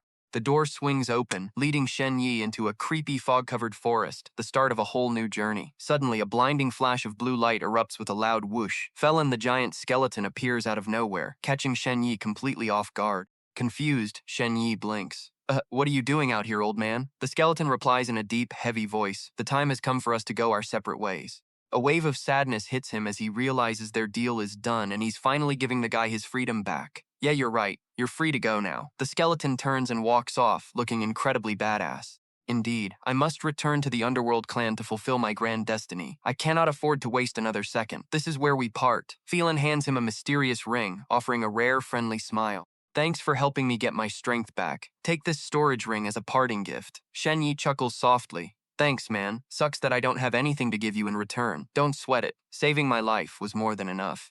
The giant skeleton Phelan struts casually into the deep forest, leaving him with a final word, "Farewell then." Shen Ye raises his hand, waving a bittersweet goodbye. "See ya." The massive silhouette of the giant skeleton slowly fades behind the creepy, dark trees, vanishing into the thick fog. Shen Ye watches him go with a slight smile. "Man, I only kept him around for a few days and now he's back in the wild. Hope the old guy actually survives out there." But right after that, a violent tearing sound rips through the air. A massive burst of brilliant purple spiritual fire suddenly explodes right in the middle of the forest, lighting up the pitch-black sky. The shockwave blasts Shen Ye straight off his feet, sending him crashing into the dirt. Coughing in the wreckage, he panics. What the hell? He forces himself up, staring toward the blast site, his heart racing as a painful roar echoes through the trees. No way, that's the giant skeleton's voice. Cold sweat pours down Shen Ye's face as he narrows his eyes. Seriously? He barely took a few steps and already ran into an enemy, and now he's completely silent. With how strong that giant skeleton is, did he seriously get taken down in a single shot? He starts trembling, seriously considering making a run for it as thick smoke billows into the sky. This firepower, compared to that fight with the skin peeler, this attack is on a whole other level of terrifying. If I charge in there, aren't I just throwing my life away? Like they say, the best way to solve a problem is to dodge it completely. I'd better bounce fast. Suddenly, a glowing magical notification pops up, blocking his view. Key hint activated. You have been detected. If you retreat now, your rating will drop, and you will fail to get the third insider keyword. Shen Ye freezes, his face flushing red with embarrassment and awkwardness. He grumbles, well, as another saying goes, when a bro's in trouble, you gotta back him up. I should probably go check out what's actually going on. I mean, we've got a super deep bromance, right? And no, I'm absolutely not doing this because I'm greedy for that elite keyword. Definitely not. The second he steps into the blast zone, a bunch of razor-sharp bone spikes burst straight out of the ground with a sickening screech. Boom! A massive ribcage erupts from the dirt, trapping a totally shocked Shen Ye inside. Hovering right above the bone cage is some creep in a purple robe, clutching Phelan's severed head with a nasty smirk. Talk about a massive haul today. Shen Ye freezes, calling out his buddy Phelan's name in utter shock. Looking at the baddie and the army of skeleton soldiers surrounding him, Shen Ye starts to shake. What the hell did you do to my brother Phelan? Oh crap, I've got to find a way to cozy up to this guy first. Your brother? The cloaked figure sneers. Please, I've never seen a human try to act like brothers with a skeleton before. Purple fire lightning wraps around the skull as Phelan regretfully tries to explain things to Shen Ye. Last time, you took my spot for that elf village leader hit. Not only did you mess it up, but you also got our undead homies killed there. Now the others are coming to settle the score with me. Damn it. Shen Ye immediately got into character, roaring through the cage bars. Got it, let me think of something. Cut the crap, brother Phelan saved my life. I've decided to follow him to do big things. We are definitely gonna tear down this brutal human empire. The purple star demon Zijiao Xing narrowed his fiery purple eyes in pure disgust. Just the two of you think you can bring down the human empire? Do you take us for fools? Go to hell. Shen Ye quickly pulled out an item to block. Hold on, take a look at this first. Phelan and I are already about to infiltrate the human high society. This right here is the proof. The demon froze, reaching out a bony hand in curiosity.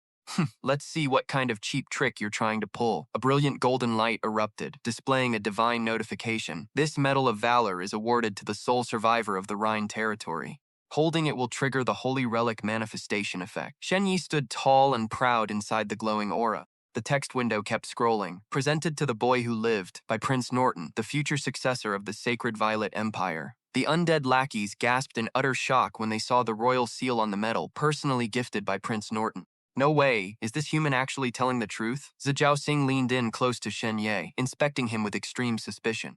Kid, where did you get this? Spill it. The purple text Zhao hovered above the demon, unleashing a crushing pressure. Shen Ye got his confidence back and barked right back at his opponent's face. No wonder, having a title really makes him way more badass. Brother Philin and I have already planned everything out. We're gonna sneak into the human capital and find a chance to assassinate the king. Zhao glared menacingly. You absolute idiot. The medal might be real, but do you seriously think just the two of you can assassinate the human king? Shen Ye quickly did the math in his head. Right now, he had met 3 people with titles, the elf high priest, Xiao Mengyu, and the undead leader. Although Phelan didn't have a title, he was actually stronger than Mengyu.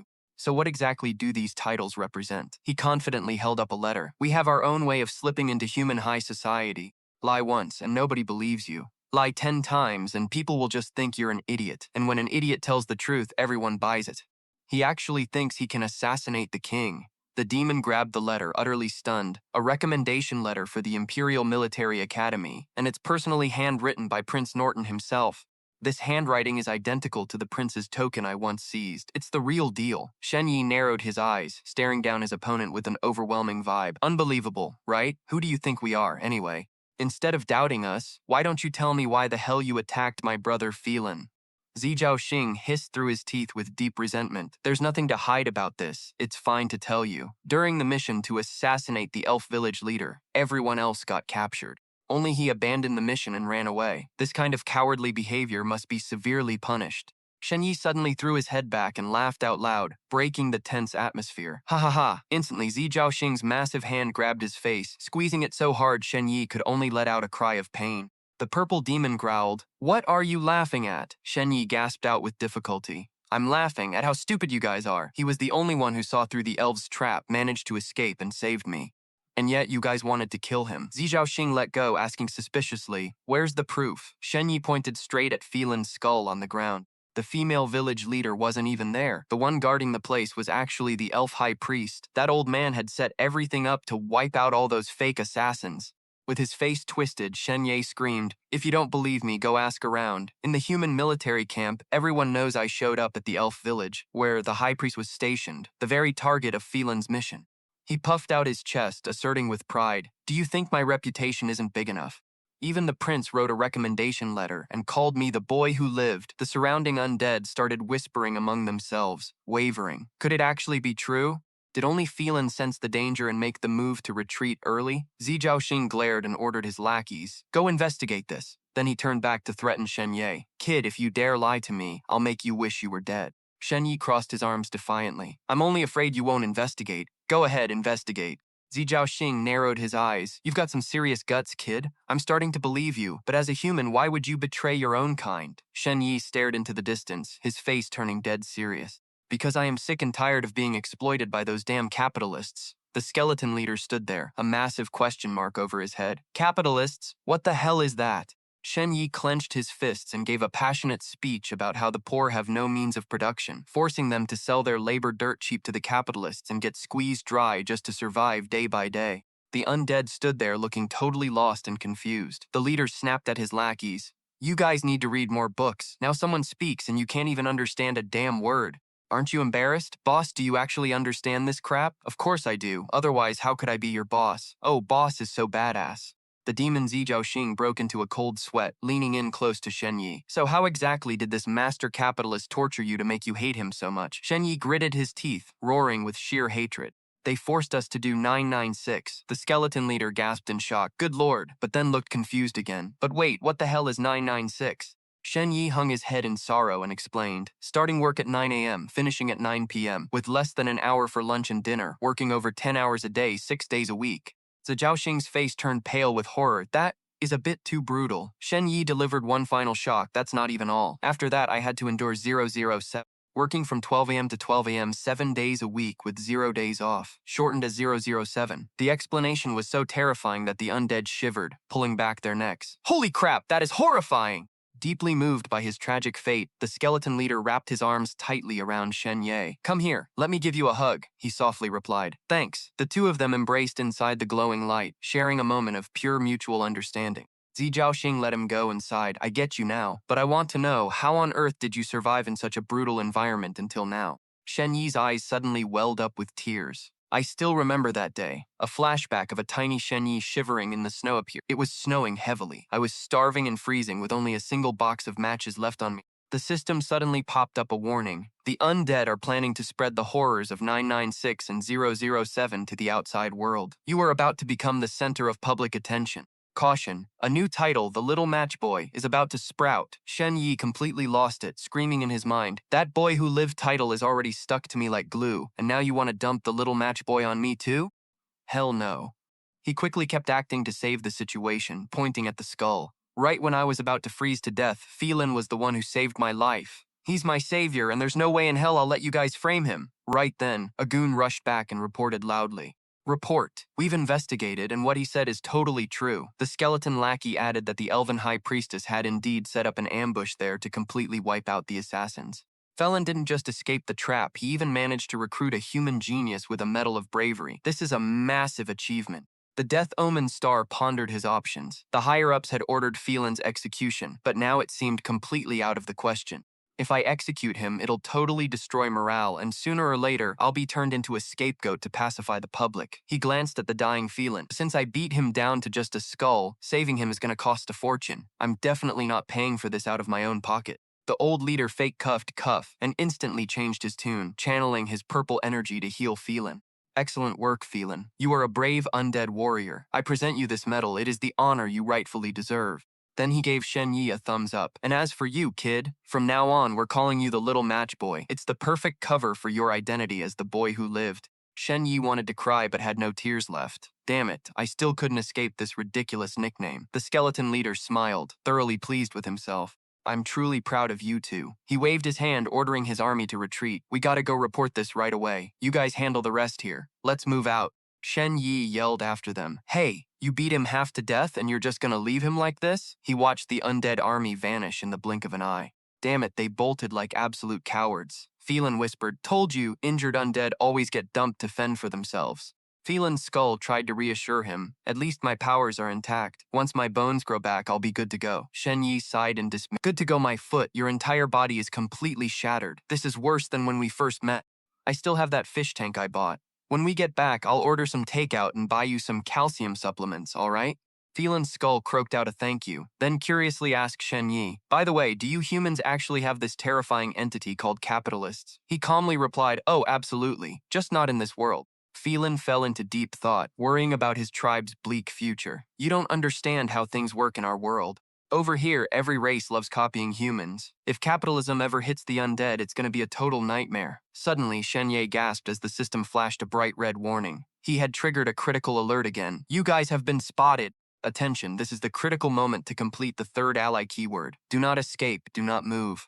A loud shout from behind startled Shen Ye. He spun around to find heavily armored soldiers closing in on him, looking incredibly hostile. The Holy Knights charged forward, yelling accusations. "A traitor to humanity, secretly consorting with the undead. We caught you red-handed." All Shen Ye could squeeze out was a stunned, Spotting a familiar face standing in the ranks, Norton gasped, "It's the boy who lived." Shen Ye replied in shock, "Prince Norton." Prince Norton stared coldly at him, demanding answers. "Spill it. What is the meaning of this? Don't even try to lie. Any falsehood will be detected instantly, and I will personally end you." Shen Ye flashed a confident smirk and pointed as he spoke with absolute clarity. "Prince Norton, allow me to introduce.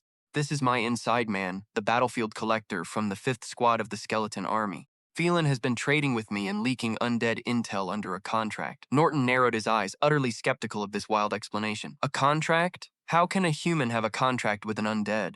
The old mage standing next to him closed his eyes and confirmed, "He's not lying. I'm using my sensory magic to monitor his words and his soul." The soldiers began whispering in sheer amazement. Converting the undead? Who knew the legendary boy who lived had such mind-blowing tricks up his sleeve? The beautiful elven high priestess stepped forward to inquire, "Did you really get undead intel from him?" Shen Ye smiled and replied, "Yup, I already passed it on to Shadow Hen." She stared deep into Shen Ye's eyes and firmly told the prince, "Prince Norton, I believe him." I specialize in soul magic, so I'm extremely sensitive to fallen souls. His soul is incredibly pure, filled with righteous anger and unshakable conviction. There's no way he's a pawn of the undead.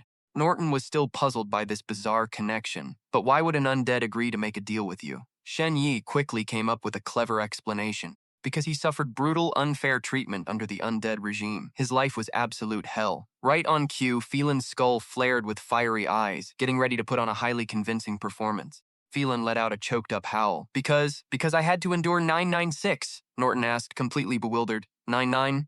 As the skull continued to wail, I've faced so much injustice. The undead world is literally overrun by capitalists, Norton muttered. Capitalists? Is that some new subrace of the undead? Phelan miserably whined about his life as a wage slave. Exactly. I'm just a dirt-poor skeleton with no means of production. I had to sell my labor dirt cheap to those corporate overlords who squeezed every single drop of value out of me just so I could barely survive. The old mage stroked his beard and remarked, the undead don't die or get tired, which indeed makes them the perfect targets for exploitation. The prince agreed. Right, they don't even need to eat and can work non-stop, saving those capitalists a fortune on labor costs. Norton leaned in, digging deeper. So what on earth is this 996? Phelan's skull lay on the ground, explaining miserably. It means starting work at 9 a.m., getting off at 9 p.m., with less than an hour for lunch and dinner. That's working over 10 hours a day, 6 days a week. Prince Norton closed his eyes, deeply disturbed by such brutality. That is honestly just pure evil. Phelan dropped an even bigger shocker about his workload. And that's not even the worst of it. Later on, they subjected me to 007. Both the prince and the soldiers were horrified by the definition. Working from midnight to midnight with 0 rest days a week, shortened to 007. Oh my god, they were absolutely devastated by his sheer misfortune. Norton opened his arms and hugged the giant skull tightly. Let me give you a hug, buddy, Phelan replied, feeling a bit bashful. Thank you, Norton spoke in a deeply empathetic tone. I get you now. But I must know, in such a brutal environment, how on earth did you survive until now? Phelan's gaze drifted toward a distant memory. I remember that day like it was yesterday. It was snowing heavily and I ran away. That's when I met him, the boy who lived. He was freezing and starving too, with nothing on him but a single box of matches. Shen Ye panicked, waving his hands frantically to stop him before his cover was blown. Guys, don't pay any attention to the matches, it's nothing. But Phelan, still deeply emotional, kept telling the story. This image pops up of tiny Shen Ye hugging a literal skeleton to keep it warm. He actually struck a match to light a fire for me, giving me my very first taste of human kindness and warmth. So, in pure rage against the exploitation of those capitalist overlords, the skeleton Phelan declares, raising his bony arm high, I decided to turn traitor. Right away, a flashy system notification pops up, leaving Shen Ye completely stunned. Congratulations, you and your partner have successfully filed charges against the capitalist overlords. This levels up his brand new keyword, the little match selling boy, making it strong enough to rival the boy who survived. Our guy can only scream in frustration. Congratulations, my ass. Is there really not a single decent keyword around here? Prince Not narrows his eyes, warily staring at the skull on the ground. My undead friend, how do you prove your identity? Got any proof? Phelan immediately replies, I've got a bone emblem right here. The old mage nearby chants a spell, wrapping the proof in a purple glow. With a mysterious chant, a magical notification pops up in midair, confirming, issued to the battlefield scavenger of the 5th Squad of the Skeletal Army, General Phelan of the Undead. Phelan finally speaks up, only the owner of this emblem can ignite the soul fire, Your Highness. Everything they're saying is true. Prince Not is totally stunned, breaking into a cold sweat. An undead betraying their own kind to serve a human? That has literally never happened in history. The soldiers whisper among themselves, Whoa, is this what it feels like to witness history in the making? Stepping toward the young man, Not solemnly places his hand on his shoulder. The boy who survived, you were so badly hurt in battle that you forgot your real name. So as a prince of the sacred Lalan Empire, I must bestow a name upon them. A name bestowal? Oh my god. Getting named by a prince is a massive honor. As long as he lives in the human kingdom, he'll never have to worry about money or food again. He's only a teenager. If he racks up more achievements in the future, his potential is going to be absolutely insane. With a serious face, Not reiterates his stance. He flashes a knowing smile and slowly announces, The boy who survived, you shall be named. Ha! Shen Ye flinches, breaking into a cold sweat as he yells, No, Your Highness, please change it. Seriously, do not start with ha! Please, this is my absolute humblest plea. The prince ponders for a moment before offering another option. All right then, how about lowly? This instantly breaks Shen Ye's soul. Lowly is even worse than Harry. Seeing that the young man is still not happy, Not explains in a deep voice, looks like you don't like that one either. But you see, in human history, there are 2 legendary demigods. Rumor has it that when endless calamity falls, they will appear to save all devout believers. One is named Loli, and the other is named Peppa. Without giving the guy a second to react, Not makes the final call. Since you don't want to be called Loli, then Peppa it is. While Shen Ye stands there frozen like a statue amidst the brilliant light, the image of Peppa Pig pops into his head, making him cry tears of pure despair. Peppa? That's literally the brand of that pig-shaped hairdryer back on my home planet, Blue Star. The knights raise their precious swords in unison, and a holy light envelops the entire forest. Under the glowing sky, Not commands in a booming voice. Take the oath, Peppa. From this day forth, you must never betray humanity. If you break this oath, your soul will instantly shatter. Once you swear, you will become a hero respected by all. In the future, all you need is some military achievements to be canonized as a saint. Shen Ye looks down at his glowing hands and tries to comfort himself. Hey, if being canonized means I'm basically a saint in training, then whatever, this isn't a bad deal. Pumping his fist against his chest, the guy confidently declares, I, Peppa, hereby swear that I will never, under any circumstances, betray humanity. A massive wave of energy explodes. Boom! A brilliant golden glow wraps around the young man's body. Boom! The old mage smiles warmly as he watches the transformation. Congratulations, child. The ritual is complete. From now on, you're no longer just Peppa. Shen Ye asks excitedly, Oh really, what new name do I get after finishing the ritual? Tell me, quick! Prince Not spreads his arms wide to welcome the new member. Saint Peggy. Shen Ye freezes, his face darkening with absolute shock. Saint Peggy! Ignoring his utterly miserable face, Not says seriously, I'll pretend I didn't see anything today. You and your partner need to be careful from now on. Don't slip up. If anything happens, report it to me first. If you do well, I won't hesitate to reward you handsomely. Shen Ye can only mumble back, Yes, your highness. The prince pulls out a glowing letter. Here, take this. This instantly gets the guy curious. The prince explains the special treasure. This is magic parchment. Anything you write on it will instantly show up on another magic sheet in my hands. This is a special royal intelligence tool. If you have any critical intel or emergencies in the future, you can use this to contact me. Shen Ye immediately snaps to attention and gives a military salute, swearing to defend humanity to the death. Outwardly, he's perfectly still, but inside he is absolutely thrilled. Haha, I hit the jackpot this time. There's bound to be tons of intel on the undead army over at the Great Bone Pile. As the army begins to retreat into the shadows, Not waves goodbye. We're heading out. Take care of yourself. The beautiful elf high priestess gracefully leans in to whisper, Hey there, Saint Peggy, let me tell you a little secret. The name Peppa actually holds a massive secret. This catches him off guard and he asks, Wait, what secret? She goes on to explain the hidden power behind this bizarre name. Legend has it that the demigod Peppa's weapon is highly unpredictable. It can turn into swords, spears, bows, or even bizarre weapons that humans have never seen before. Anyone who holds this name usually gets a massive boost in weapon mastery. The elf high priestess smiles, elaborating on his weird name. Peppa's weapons are just so bizarre, hence the name Peppa. That's pretty much it. Breaking into another cold sweat, Shen Ye awkwardly asks, so are there a lot of other people with the name Peppa? She casually counts on her fingers. Quite a few, actually. Out of the ones I know, there are already 5. Let's see. Old Peppa, Little Peppa, Red Peppa, Big Peppa, and Fat Peppa.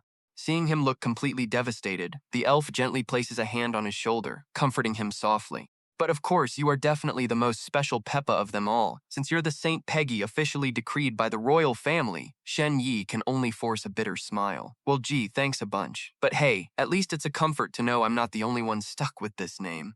Hang in there. The prince has really high hopes for you. Once Not's army fades into the distance, the forest returns to its usual quiet stillness. Shen Ye stands beside Phelan's skull and waves goodbye. Only then does Phelan's skull weakly mumble, We should get moving too, Peppa, instantly ticking him off. Do you want to die? Stepping up to a magic portal pulsing with a blazing red spiritual pressure, Shen Ye growls, Don't you dare call me that name. It's Shen Ye, got it? Phelan asks cluelessly, Yo, what are you getting so worked up for? Shen Ye touches the door and coldly snaps, Zip it. Phelan playfully trolls him, Alright, fine, Peppa, pushing Shen Ye over the edge. Furious, Shen Ye threatens him, You are so dead. I'm going to drain every last drop of your calcium supplements.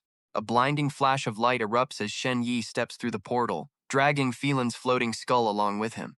Suddenly, Shen Ye senses something. Turning around, he sees Phelan hovering there, refusing to go inside. Shen Ye asks curiously, Hey, what kind of stunt are you pulling now? Right then, the system pops up with a glowing red notification, sounding totally hyped. Congratulations, you did it. You have successfully survived consecutive ambushes from both the undead and humans. The undead have dropped their hostility toward you, and humans have done the exact same. Emotional flashbacks of his past journey start playing.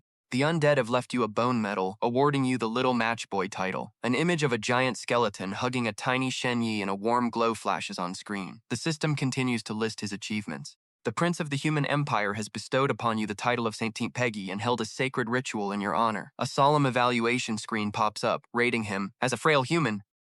You have flipping the script right in the middle of an enemy ambush using your big brain, even turning rivals into buddies and playing both sides like a boss. That's the main reason you scored this keyword. Congrats, that's your third time bagging the insider evaluation keyword. Since you're the first regular dude to pull off this miracle, congrats. Your door just unlocked a hidden skill. Shen Ye stared in utter shock as this weird mechanical gear materialized out of thin time flow, basic level. The details popped up. When you step through the door, you can freeze time on one side of it for 3 seconds, while the other side stays completely normal. Once you use it, there's a 1-week cooldown before you can trigger it again, with you acting as the anchor for the time reference. Shen Ye scoffed, complaining that a 3-second freeze with a whole week's cooldown was totally trash. But then the system popped a note. If he hits a blue excellent rating or higher in his next evaluation, the door will unlock another new ability. Oh, so it can actually level up? That means there's a way to make the freeze last longer. A massive text flashed, announcing the time freeze was over. The system chimed in to remind him this was just a free trial, so it wouldn't count against his actual usage. Back in reality, Shen Ye clutched the soul stone, stepped through the portal, and smirked. Yo, big skeleton? How's it feel? Is feeling totally brain dead right now? Ah, never mind. Just messing around. Shen Ye shrugged and activated the Devour on his insider keyword. Boom. Keyword devoured. He bagged 3 attribute points, bringing his current total to 10.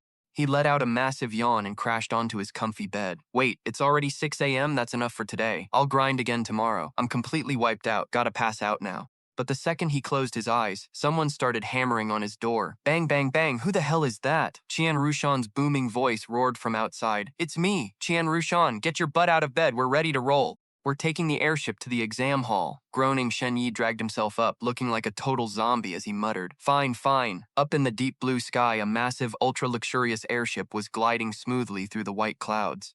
Inside the cabin, Shen Ye slumped on the sofa, completely knocked out and snoring away. Bzz, bzz, bzz. The sudden vibration of his phone made him wince. Seriously, can't a guy just get some freaking sleep? But the moment he unlocked his screen, he froze. Zhao Yibing texted saying she also qualified for the exams of the big 3 high schools, and she even wanted to meet up. A picture of her looking all elegant in her school uniform popped up on his screen. Shen Ye's eyes went wide. How the hell did Zhao Yibing get qualified for this? Wait, something feels seriously off about her. Is it because she dyed her hair purple? He turned to Boss Qian, who was reading a book nearby. Hey, Boss Qian, does our school have another girl who qualified for the big 3 high school exams? Do you know anything about her? Boss Qian smirked. Heh, you mean Zhao Yibing, right? He took a drag of his cigarette and said in a low voice. I just found out myself. Word is that girl has some insane cheat-level talent that was kept strictly under wraps until today. Shen Ye frowned. Wait, kept under wraps by who? He blew out a cloud of smoke and said flatly, the Archaeological Association. Shen Ye's heart did a flip. In this world, the Archaeological Association was an absolute powerhouse of an organization. They were in charge of digging up ancient ruins, uncovering humanity's lost history, and recovering ancient knowledge, mythical weapons, and ancient martial arts. Their influence was massive. He stared out the window of the airship, his mind racing with questions. But no matter how I look at it, Zhao Yibing doesn't fit the vibe of someone connected to those big shots. Oh wait, Xiao Mengyu has been digging into this. She definitely knows the deal. I should hit her up. But then he froze, feeling a sudden wave of guilt. Damn, I literally made her cry last time. I wonder if she'll even pick up my call. After some serious overthinking, he gritted his teeth and grabbed his phone. Screw it. I'll just call her directly. If she's still pissed, I'll just apologize my heart out. Ring, ring. The line clicked open. Hey, Shen Ye, what's going on? He scratched his head, feeling super awkward. Hey, Xiao Mengyu. So, I wanted to ask you something. Do you know Zhao Yibing? Xiao Mengyu went dead silent for a second, and when she finally spoke, her voice was so cold it sent a shiver straight down Shen Ye's spine. Yeah, I know her. She's dead. You got there late, so you didn't see the body. Shen Ye bolted upright, totally blindsided. Dead? But she literally just texted me. She said she's taking the exam too, and even asked to meet up. Xiao Mengyu's voice immediately turned sharp and guarded. Where the hell are you right now? Cold sweat started dripping down his face as he stammered. I'm on the airship heading to the exam hall right now. I'm sitting for this exam too. Let's catch up there and talk details, okay? Right then, Boss Qian slammed his book shut, staring at Shen Ye with dead serious eyes. We land in 10 hours. Shen Ye, you better drill my words into your head. Shen Ye nodded back, locked in. Yeah, got it. Over the phone, Xiao Mengyu's voice practically begged him, "Whatever you do, do not meet up with Zhao Yibing alone. That chick is straight up dangerous." Shen Ye went quiet for a second before replying, "Got it." She quickly added that they'd meet at the test site, and then the line went dead with a beep. Shen Ye turned back to his boss, who was casually reading his book again, and muttered, "Yeah, Xiao Mengyu." Boss Qian puffed out some smoke and dropped some crazy news. Yesterday morning at 3:25 a.m., a massive, terrifying blast of sword energy shot straight into the sky over the Baijiang River suburbs. The scans traced it back to Xiao Mengyu of the Luo family. The mainframe confirmed she just pulled off a crazy god-tier breakthrough in her sword skills. Shen Ye was stunned, thinking to himself, damn, she must have used that pseudo-holy arm upgrade to successfully break past her limits. After she broke through, she flexed by pulling off a 49-move sword combo on the peak of Solitary Mountain, then casually walked across the river to leave. But wait, how is she using high-level sword skills so early? While regular junior high kids like us are stuck doing basic physical training. Boss Qian broke down the class divide for him. Duh, she's an elite noble heiress. Her family has a legendary sword legacy, so she's been grinding since she was a toddler. Shen Ye could only smirk bitterly as the harsh truth sank in. Regular folks had to wait until high school just to get their hands on cultivation methods. These rich kids literally win before the race even starts. Boss Qian kept spitting facts about the unfair system. The elite kids have been training their comprehension and resonance since they were in diapers, while you guys don't even touch this stuff until high school. Not to mention their secret techniques, OP pills, or god-tier weapons. Trying to compare yourself to them is honestly pointless. Shen Ye broke into a cold sweat, chuckling bitterly at the insane pressure of going up against literal monsters like that. But Boss Qian just patted him on the back. Relax, Shen Ye. Technically, you're a noble kid too. Looking right into Shen Ye's eyes, he made it clear, I know you never got a single penny from those snobs, and they even make your life a living hell. But don't forget, you've got our Mortal Martial Arts group backing you. We're going all in to help you ace this thing, because this group is your real home. Shen Ye forced a fake smile and replied, "Thanks a lot, sir." But on the inside, he was calling major BS. This old geezer is definitely terrified I'll ditch the corp to head back to my family clan, so he's trying to butter me up to keep me around. President Qian couldn't stop hyping her up. After Xiao Mengyu's breakthrough, she can literally walk on water. Her movement is insane, truly a badass prodigy. Shen Ye was completely wiped out. Letting out a massive yawn, he said, "All right, I'm gonna crash for a bit. Wake me up when we get there, okay?" Just as he closed his eyes to get some peace and quiet, his phone started buzzing like crazy, vibrating non-stop. It seriously pissed him off. Checking his screen, he saw a text from that block of ice, Zhao Yibing, demanding they take the exam together. Totally annoyed, he muttered. "Are you freaking serious? I'm trying to sleep, so stop texting me, and don't think you can fool me with some old photo. In your dreams." To brush her off, Shen Ye sent a photo of himself chilling and waving on a grassy field. "You go ahead. I'm still hanging out in Zhongbei. Won't be heading out until tomorrow or the day after." Just seconds later, that annoying buzz went off again, making Shen Ye's face drop as suspicion crept in. Zhao Yibing sent back a creepy reply. "What a coincidence, I'm also in Zhongbei. Which part are you in?" Right under the text was a photo of her standing in a field with the exact same background. Shen Ye's eyes nearly popped out as he stared at the screen, his heart pounding in sheer panic. Coincidence? No freaking way. He scrambled to send another fake update, attaching a photo of himself in front of a temple gate. Ah, bad luck. My friend just picked me up to go burn incense at Nanshan Temple. Sure enough, a split second later, his phone was vibrating wildly again. Zhao Yibing sent a photo of herself standing right in front of that very temple. Haha, what do you know? I was just about to visit Nanshan Temple too, and I'm almost there. Let's grab dinner tonight, okay? Shen Ye opened up his map app and froze. Nanshan Temple was a whole 100 kilometers away from Zhongbei. How was that even possible? It had only been a few minutes between texts. How the hell did she move that fast? Looking completely exhausted with dark bags under his eyes, he decided to just throw in the towel. Screw it, I don't care anymore. I'm way too tired. Sleep first, think later. Besides, there's no way she can get to me while I'm up on this airship. Outside, the massive airship glided silently through the gloomy, overcast sky. Below, the ancient Nanshan Temple was swallowed by the dead of night. Deep within the pitch-black shrine, Yibing had already logged everyone there out of life. Shen Ye, did you really think you could run from me? Under the eerie dim light, the ancient Buddha statues took on a creepy, sinister look, and the air grew heavy with the stench of death. Standing in the middle of the wreckage like a gorgeous grim reaper, Zhao Yibing coldly declared, "What's mine is mine, and I'm taking it all back." Suddenly, a flood of childhood memories rushed back. A young Shen Ye dressed in a red jacket was happily running around with sparklers in the falling snow during a festival. Suddenly, he stopped dead in his tracks and looked back. There, two little girls in heavy winter coats were holding hands, running for their lives in pure panic. Looming through the blizzard was a giant black wolf, its eyes burning with pure malice as it hunted them down. In that split second of life or death, little Shen Ye bravely threw his arms wide, stepping right in front of the vicious beast to shield the two terrified crying girls.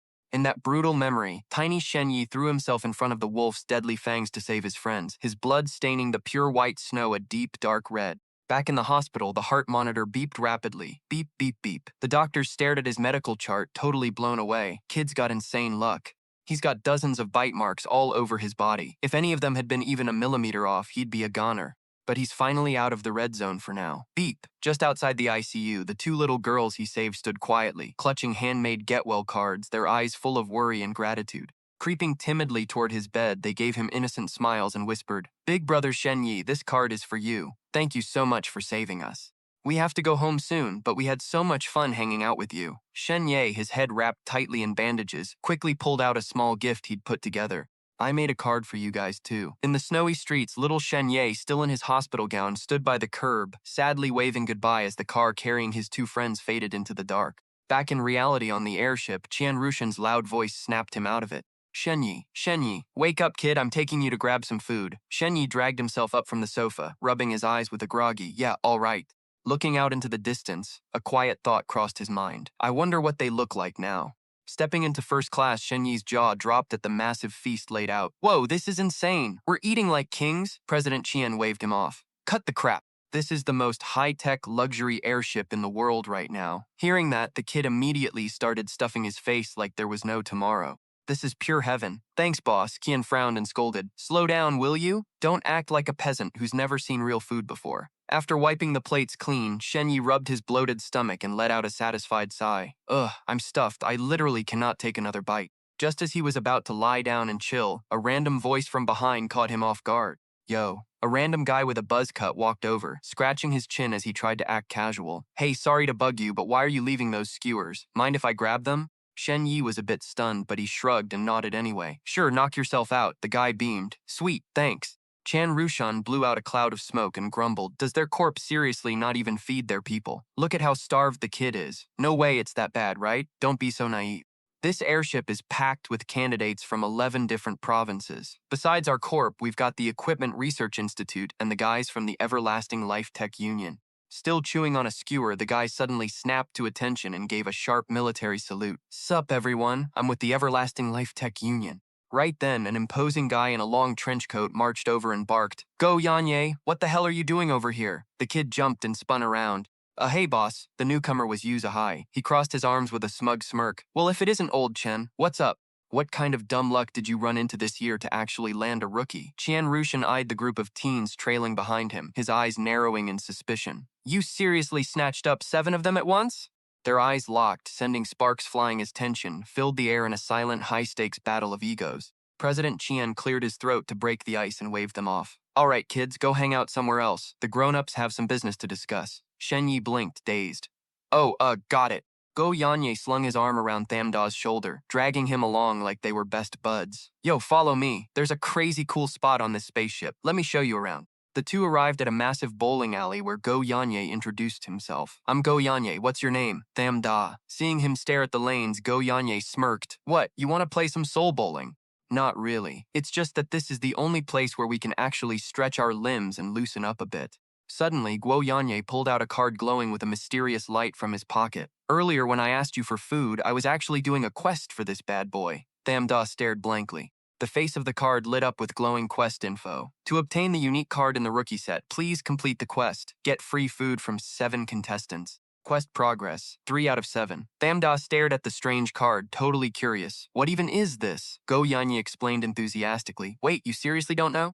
Looks like your folks aren't awakened. No biggie, I can show you the ropes. Come here, give me your hand." Guo Yanya placed the mysterious card onto Thamda's palm. A surge of magic began to spread, and a blinding white light flared up violently the moment the two cards made contact. Data linking activated. Thamda held the card, cracking a slight, impressed smile. "Not a bad magic trick." Guo Yanye instantly corrected him with pride. "This ain't a magic trick, bro. It's the rookie card set of the 3 major high schools, made by the Tarot Tower.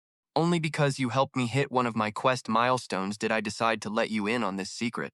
Thamda stared intensely at the quest card glowing with information. "To secure your footing in the rookie set, complete the following quests. 1. Without advertising, get at least 6 contestants to voluntarily participate in an event hosted by you. 2. Have at least 12 contestants join another event. Shocked, he spun around to ask Guo Yanyi, "Yo, how come I got a quest too?" The guy smirked and explained, "Complete it, and you get to be a reserve card in the rookie set."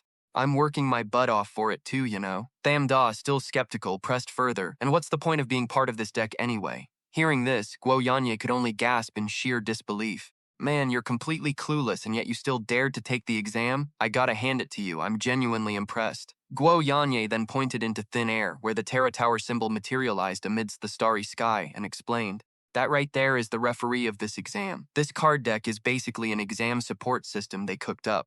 As leaderboard screens flashed one after another, Guo Yanyi continued, "These cards drop random quests like this. Finishing them boosts your evaluation rating. If your rank gets high enough to hit the Hall of Fame on the card, the perks are endless." Tham Da immediately began fantasizing about himself flexing and shining. Not only would he score bonus exam points, but he'd also catch the eyes of top-tier guilds, flex hard by picking whatever school he wanted right in front of the other contestants, and maybe even land sweet sponsorship deals to become the ultimate superstar. "This Tarot Tower thing is actually pretty sick," Tham Da muttered, a confident grin spreading across his face as he gripped the card tightly. "Long story short, I just gotta find a way to clear this quest and secure my rookie status." He glanced back down at the absurd condition on the card. "Without making any announcements or ads, get at least 6 contestants to willingly join an activity he hosts." Tham Da scanned the spaceship cabin, his brain working overtime to cook up a viable plan. Suddenly, his eyes locked onto a ventilation vent positioned high up on the ceiling. An idea popped into Tham Da's head, and he nudged Guo Yanyi with his elbow. "Yo, you see that vent up there?" Guo Yanyi blinked. "Yeah, I see it. What about it?"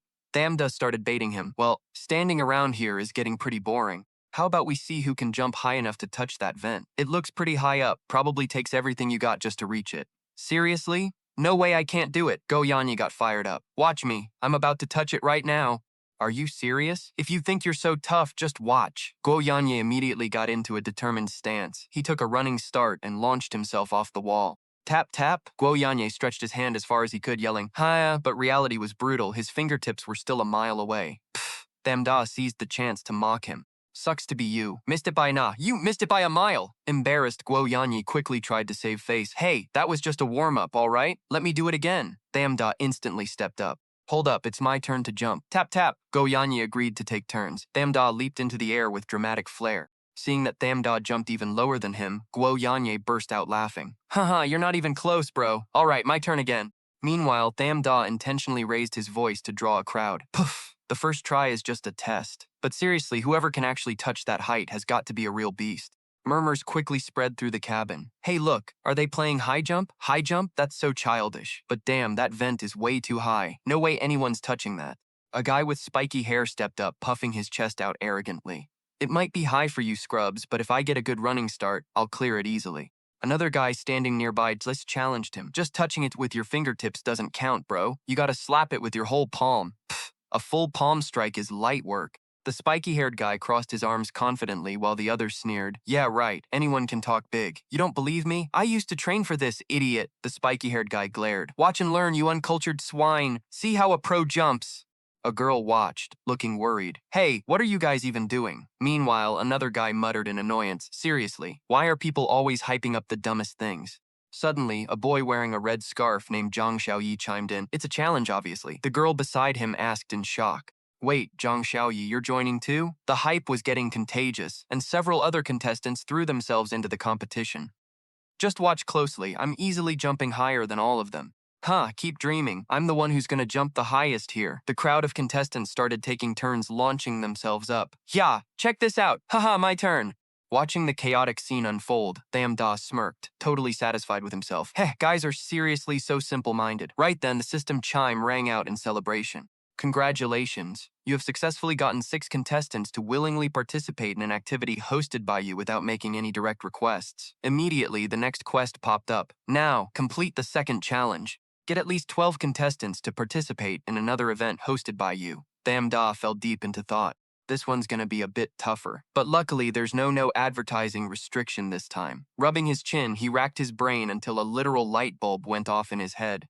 Tham Da stepped into the center of the hall, waving his hands and calling out loudly, "Yo, listen up everyone! Look over here! Our Mortal Martial Arts group is about to hand out some sweet perks. Curious contestants started crowding around. Perks? Sounds interesting. Thamda launched into a passionate speech. To protect everyone and make sure we don't get scammed or hurt during the absolute prime of our youth, Boss Kian from our company actually asked me to host a free seminar on how to dodge dating scams and thirst traps for everyone. The whole crew was totally clueless, like, what the hell even is a relationship scam class? What's written on these papers? Shen Ye just gave a sly, mysterious smirk. That's just some of the cheap mind games guys and girls play on each other. He raised a piece of paper and read it out loud. Do you really have abs? No way, I don't believe you. Yeah, a girl actually hit me with that exact line before. Shen Yi needled him. Oh, so did you just lift your shirt and show her right away? The guy dejectedly replied. Yeah, I was so clueless back then. Once she saw them, she just wouldn't get off my back. Now I totally regret it and have no clue how to deal with her. Shen Yi pointed his finger and warned him sternly. Listen up, girls are not to be underestimated. You gotta be super careful with these cheap tricks. Don't go flashing your flesh so easily. He dropped another bombshell that made the crowd turn pale. And you better make sure she didn't secretly film you with her phone too.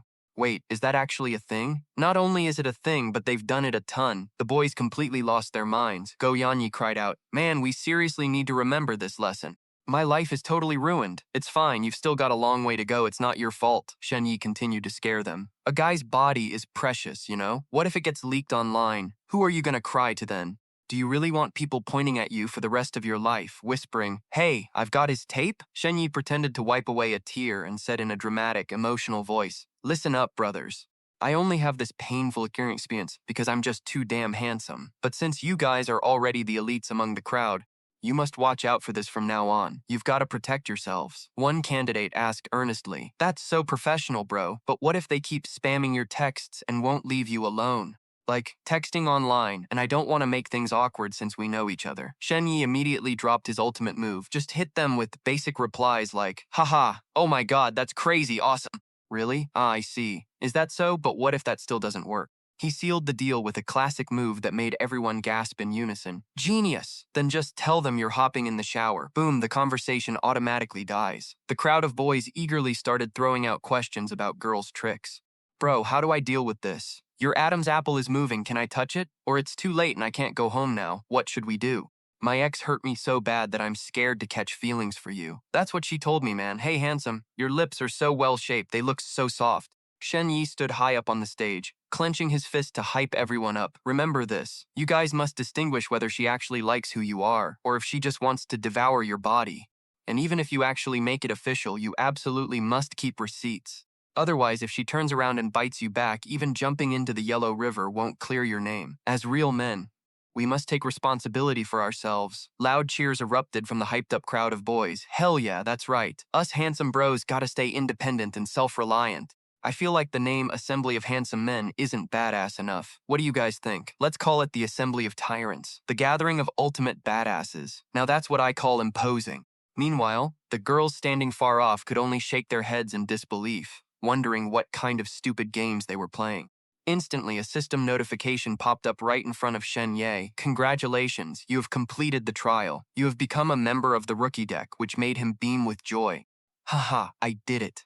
From the upper corridor, two senior leaders quietly watched them. These brats aren't resting. What on earth are they fooling around with down there? Just let them play. Once we arrive, they won't have any free time like this anymore. This must be the Tarot Towers rookie deck mission. So nostalgic. We went through the same thing when we were young. President Chan puffed out a cloud of smoke, staring down at Shen Yi's figure with a thoughtful look. It's still that kid you brought in leading the pack. Look at his smug face, he probably finished his mission. He's got a bit of brains, I'll give him that. The two continued to chat about the previous generations. I remember among the rookies I used to guide, the highest one achieved the 4-star rank in the tarot deck.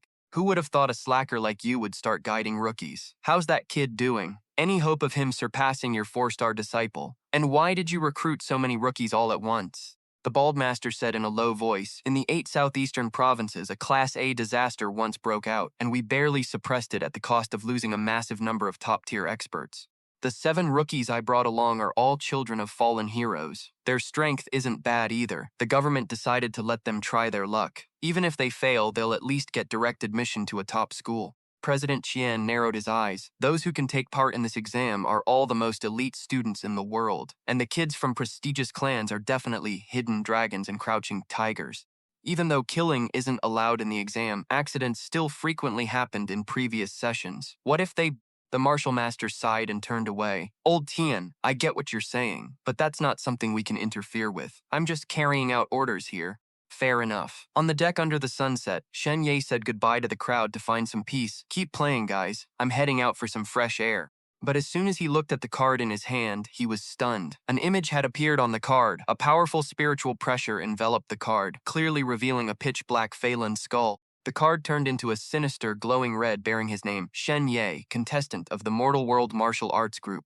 Reserve card, 0 stars. 0 stars? It made him almost pass out in frustration. Why do I look like a major villain here? The Tarot Tower system began to explain in detail. Explanation. All rookies joining the deck for the first time start as reserves. Your evaluation will be upgraded based on your performance. Once you reach the 1-star rank, you will become an official card.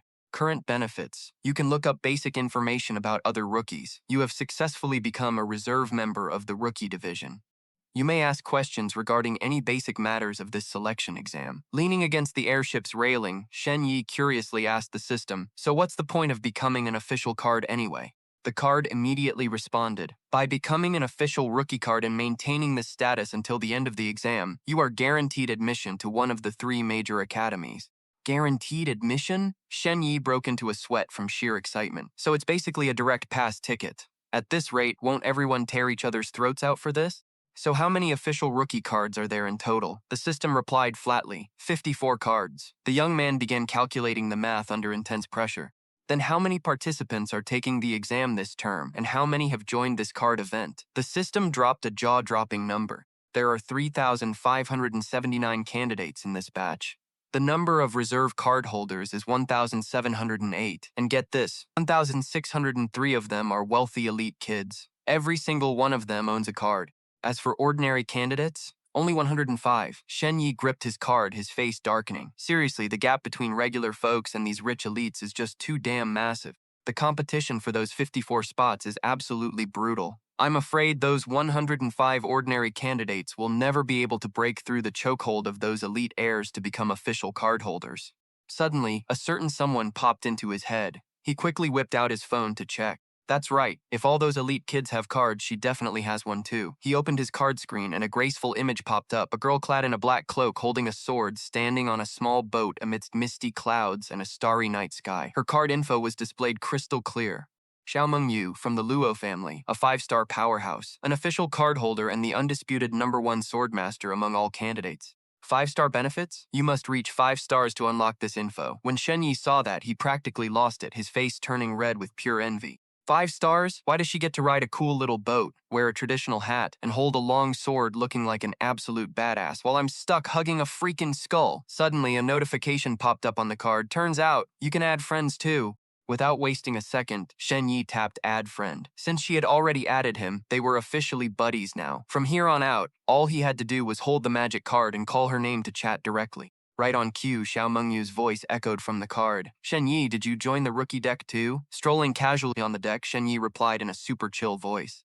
Yeah, it got kinda boring on the airship, and a friend showed me the ropes, so I figured I'd try out this card game. Xiaomeng Yu replied, this is an item from the Tarot Tower. Keeping it with you has a ton of benefits. I was actually gonna tell you when we met. But by the way, that card avatar of yours, sheesh, you look like a straight-up supervillain. Shen Ye's face flushed red with embarrassment as he stammered, Sigh, I have no idea why it gave me that look either. Wonder if I can even change it. Xiaomeng Yu said, that thing is automatically generated. Oh, by the way, if you've got some free time, you should check out the rookie rankings to size up everyone's strength. We can dive into the details once you get here. Shen Ye nodded. Got it. I'll take a look at the rankings first. See you in a bit. Yep, see you in a bit. With Xiaomeng Yu's voice fading out, Shen Ye focused his gaze on the ranking card. The top 54th spot for the official card holders, huh? Scrolling down the list, he muttered, wait, Xiaomeng Yu's sword skills are legendary, and she's only ranked 5th? The #1 spot belonged to some guy named Nanggong Sarui. Let's see what this dude is all about.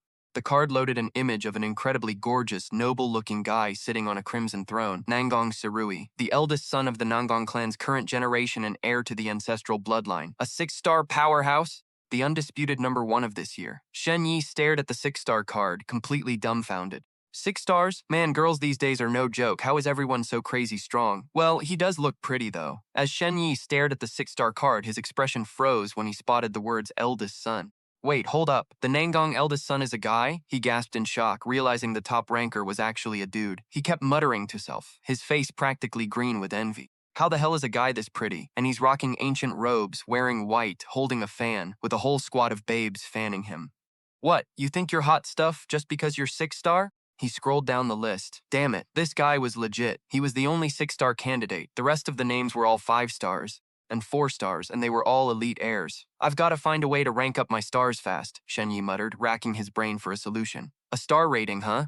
Well, I'm pretty used to this kind of grind since I'm always trying to clear gates for ratings. Come to think of it, don't I have a fragmented set of the Desolate Moon Heaven Shaker martial arts? He stood up on the deck, full of determination, wanting to practice the moves one more time. Taking a deep breath, Shen Ye closed his eyes to concentrate his energy. Ha! Suddenly, a brilliant surge of purple spiritual pressure erupted around his body, preparing him for some explosive strikes.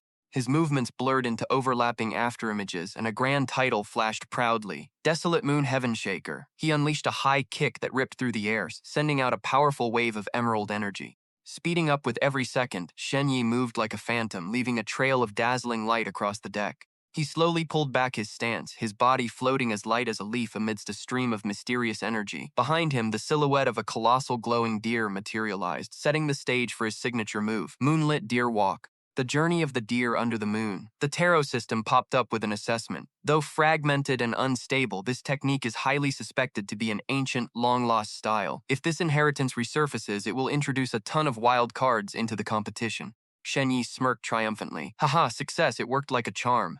Against the backdrop of the sunset, he successfully ranked up to 1 star. The airship glided smoothly as the system notification rolled in. You have become an official card holder, receiving 1-star benefits. You can decline a challenge from someone else once every hour. The card updated to show Shen Ye with a smug grin, holding the skull. Candidates of the Mortal Martial Arts Syndicate, 1-star rookie. Staring at the card image, he blushed with embarrassment. Geez, this grin makes me look so asking for a beating. Just got 1 star and already letting it go to your head? Right then, another notification flashed. Friend request received from Guo Yanyi, reserve card holder. Next came another one. Friend request received from Zhang Xiaoyi, reserve card holder. Shen Yi nodded. Oh, those two? Accept. Instantly, the avatars of Guo Yanyi and Zhang Xiaoyi lit up with excitement in the chat. Shen Yi, how the hell did you rank up to 1 star so fast? That's insane, bro. Whoa, brother Shen is a beast. Let's hit the streets together once we land. Shen Yi grinned and replied, Sure thing, but I already have plans. I'll hit you guys up later. Guo and Zhang messaged back happily. Got it. We'll get off the ship first and wait for you. Shen Yi muttered to himself, It's just 1 star. Why are they so hyped up? Suddenly, President Qian rushed over, panting with a hilarious look on his face. Did you seriously become an official 1-star rookie? Shen Yi sighed, looking at him. Yeah, but it's only 1 star. Why are you so hyped up, President?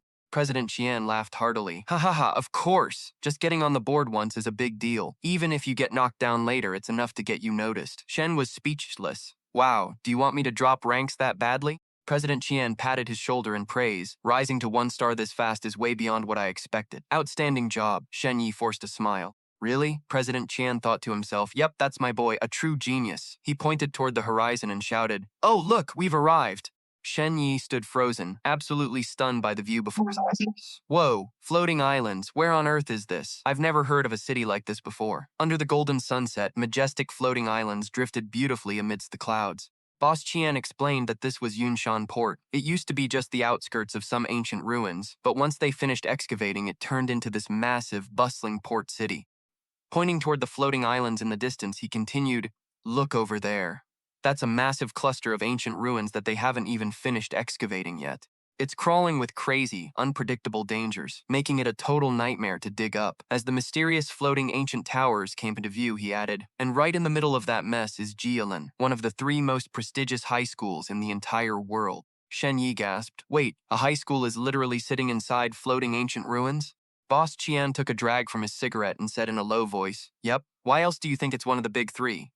Lan's teachers and students are the ones tasked with exploring those ruins to hunt for ancient legacies and lost history. We're talking about the absolute elites of humanity, carrying the weight of uncovering our past. One day, history will reveal the ultimate truth of this world and where we actually came from. The two stood in silence, staring up at the night sky where strange glowing stars lit up the space above the port city.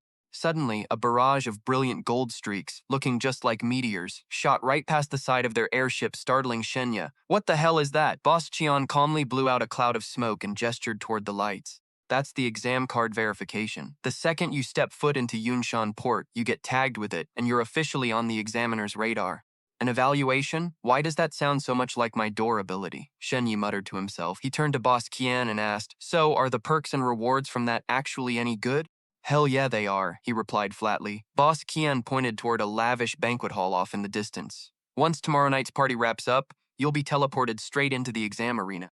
So before that happens, you gotta do whatever it takes to score a high rating. That's the only way to get the rewards that'll help you crush the real test." Shen Ye asked impatiently, "So what's the actual exam format? How long is this thing gonna take?" Boss Qian frowned. "Hard to say. The format and duration change completely every year." He thought back. One year it was just a 45-minute written test, but another year they literally threw the examinees into the wild to survive for 3 whole months. Shen Yi's face twisted from the sheer stress. Predicting this exam was basically impossible. Boss Qian chuckled to calm him down. "Look on the bright side, kid. At least you're already a 1-star rookie, so you're bound to have some kind of advantage.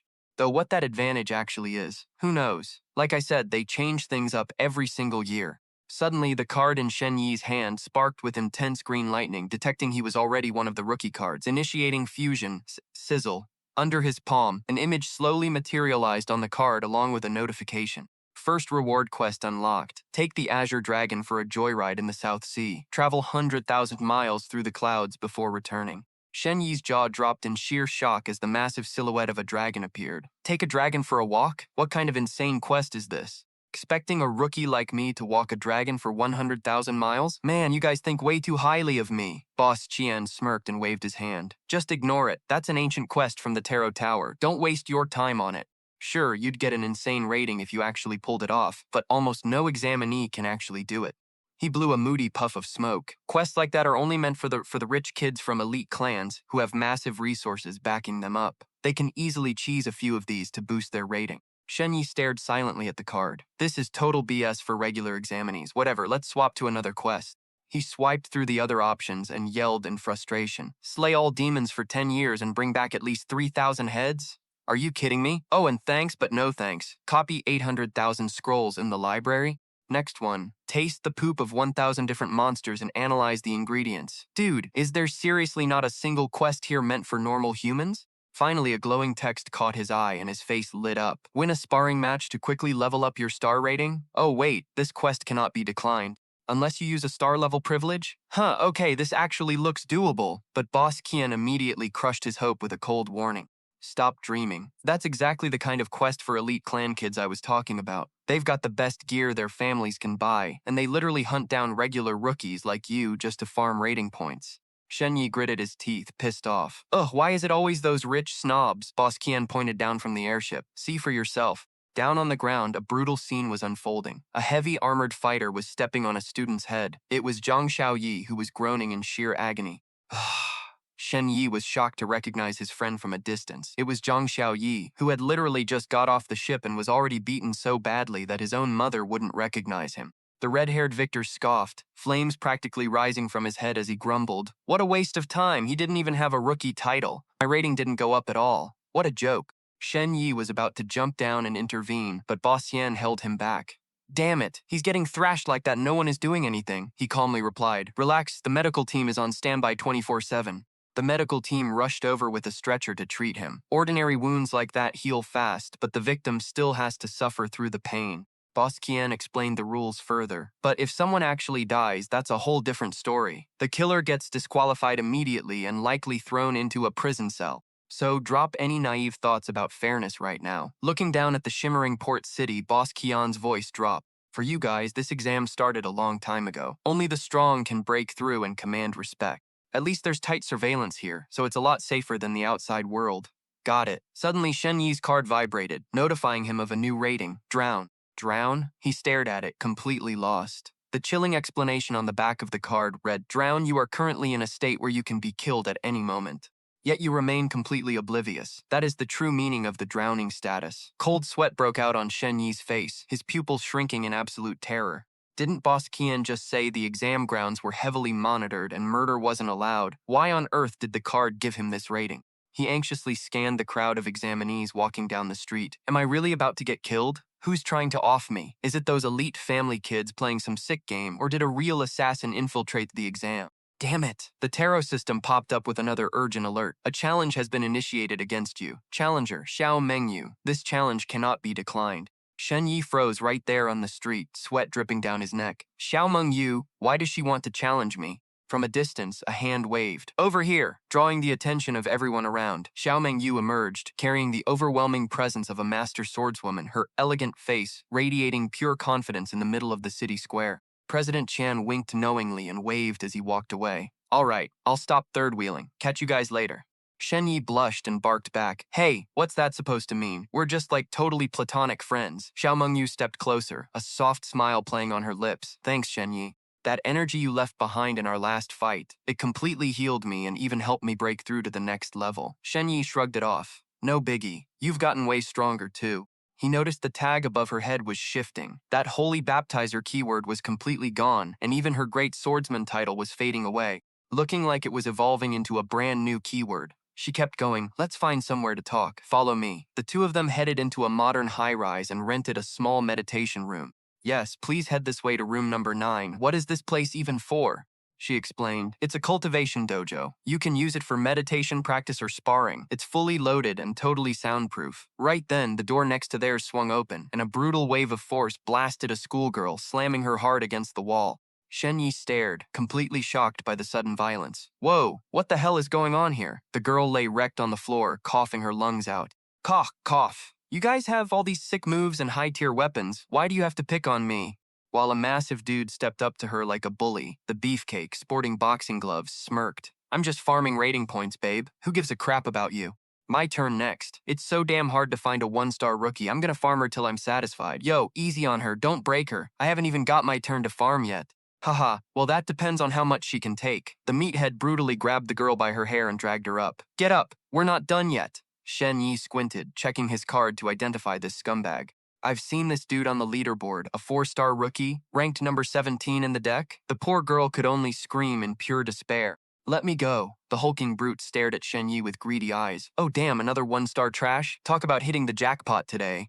He let out a sly, disgusting laugh. Suddenly, a flash of a sword tore through the air, stopping him dead in his tracks. Clang! Xiao Mengyu stepped in, bathed in a deep purple aura. Pointing her sword straight at the big guy, she declared coldly, He's mine. The curly-haired thug clicked his tongue in annoyance. Fine, you get first dibs, I've got the next one. Xiao Mengyu's eyes remained frozen. She lowered her voice, dripping with pure menace. Did you stutter? I said he is mine. The big guy lost his temper, his fire attribute energy exploding as he roared. Trying to hoard all the points for yourself? I'm telling you, you're not getting away with this. The fight exploded, and Xiao Mengyu swung her sword, unleashing beautiful jade-green slashes that completely overwhelmed him. The giant threw a massive, heavy punch, but he couldn't even graze the hem of her clothes. With one swift motion, a powerful wave of sword energy shredded all his clothes to pieces and blasted him backward. His two lackeys stood there, jaws dropped, completely terrified by the unbelievable sight. The big guy's clothes were ripped to shreds, yet there wasn't a single scratch on his skin. Shen Ye was blown away. Xiao Mengyu's swordplay after her breakthrough was incredibly controlled, sharp and precise like a surgeon's scalpel, avoiding even the tiniest speck flawlessly. Ranked 5th on the leaderboard, Xiao Mengyu. She glared at the defeated losers, scrambling to cover their naked bodies as they fled. Scram! The big guy spat, utterly humiliated. Damn it, let's get out of here. Shen Ye broke into a cold sweat and nervously asked his friend, Are we actually gonna fight later? She smirked. What's wrong? Scared? Don't worry, I won't hurt you. At worst, I'll just strip you naked like that guy. Her words made him scream in pure terror.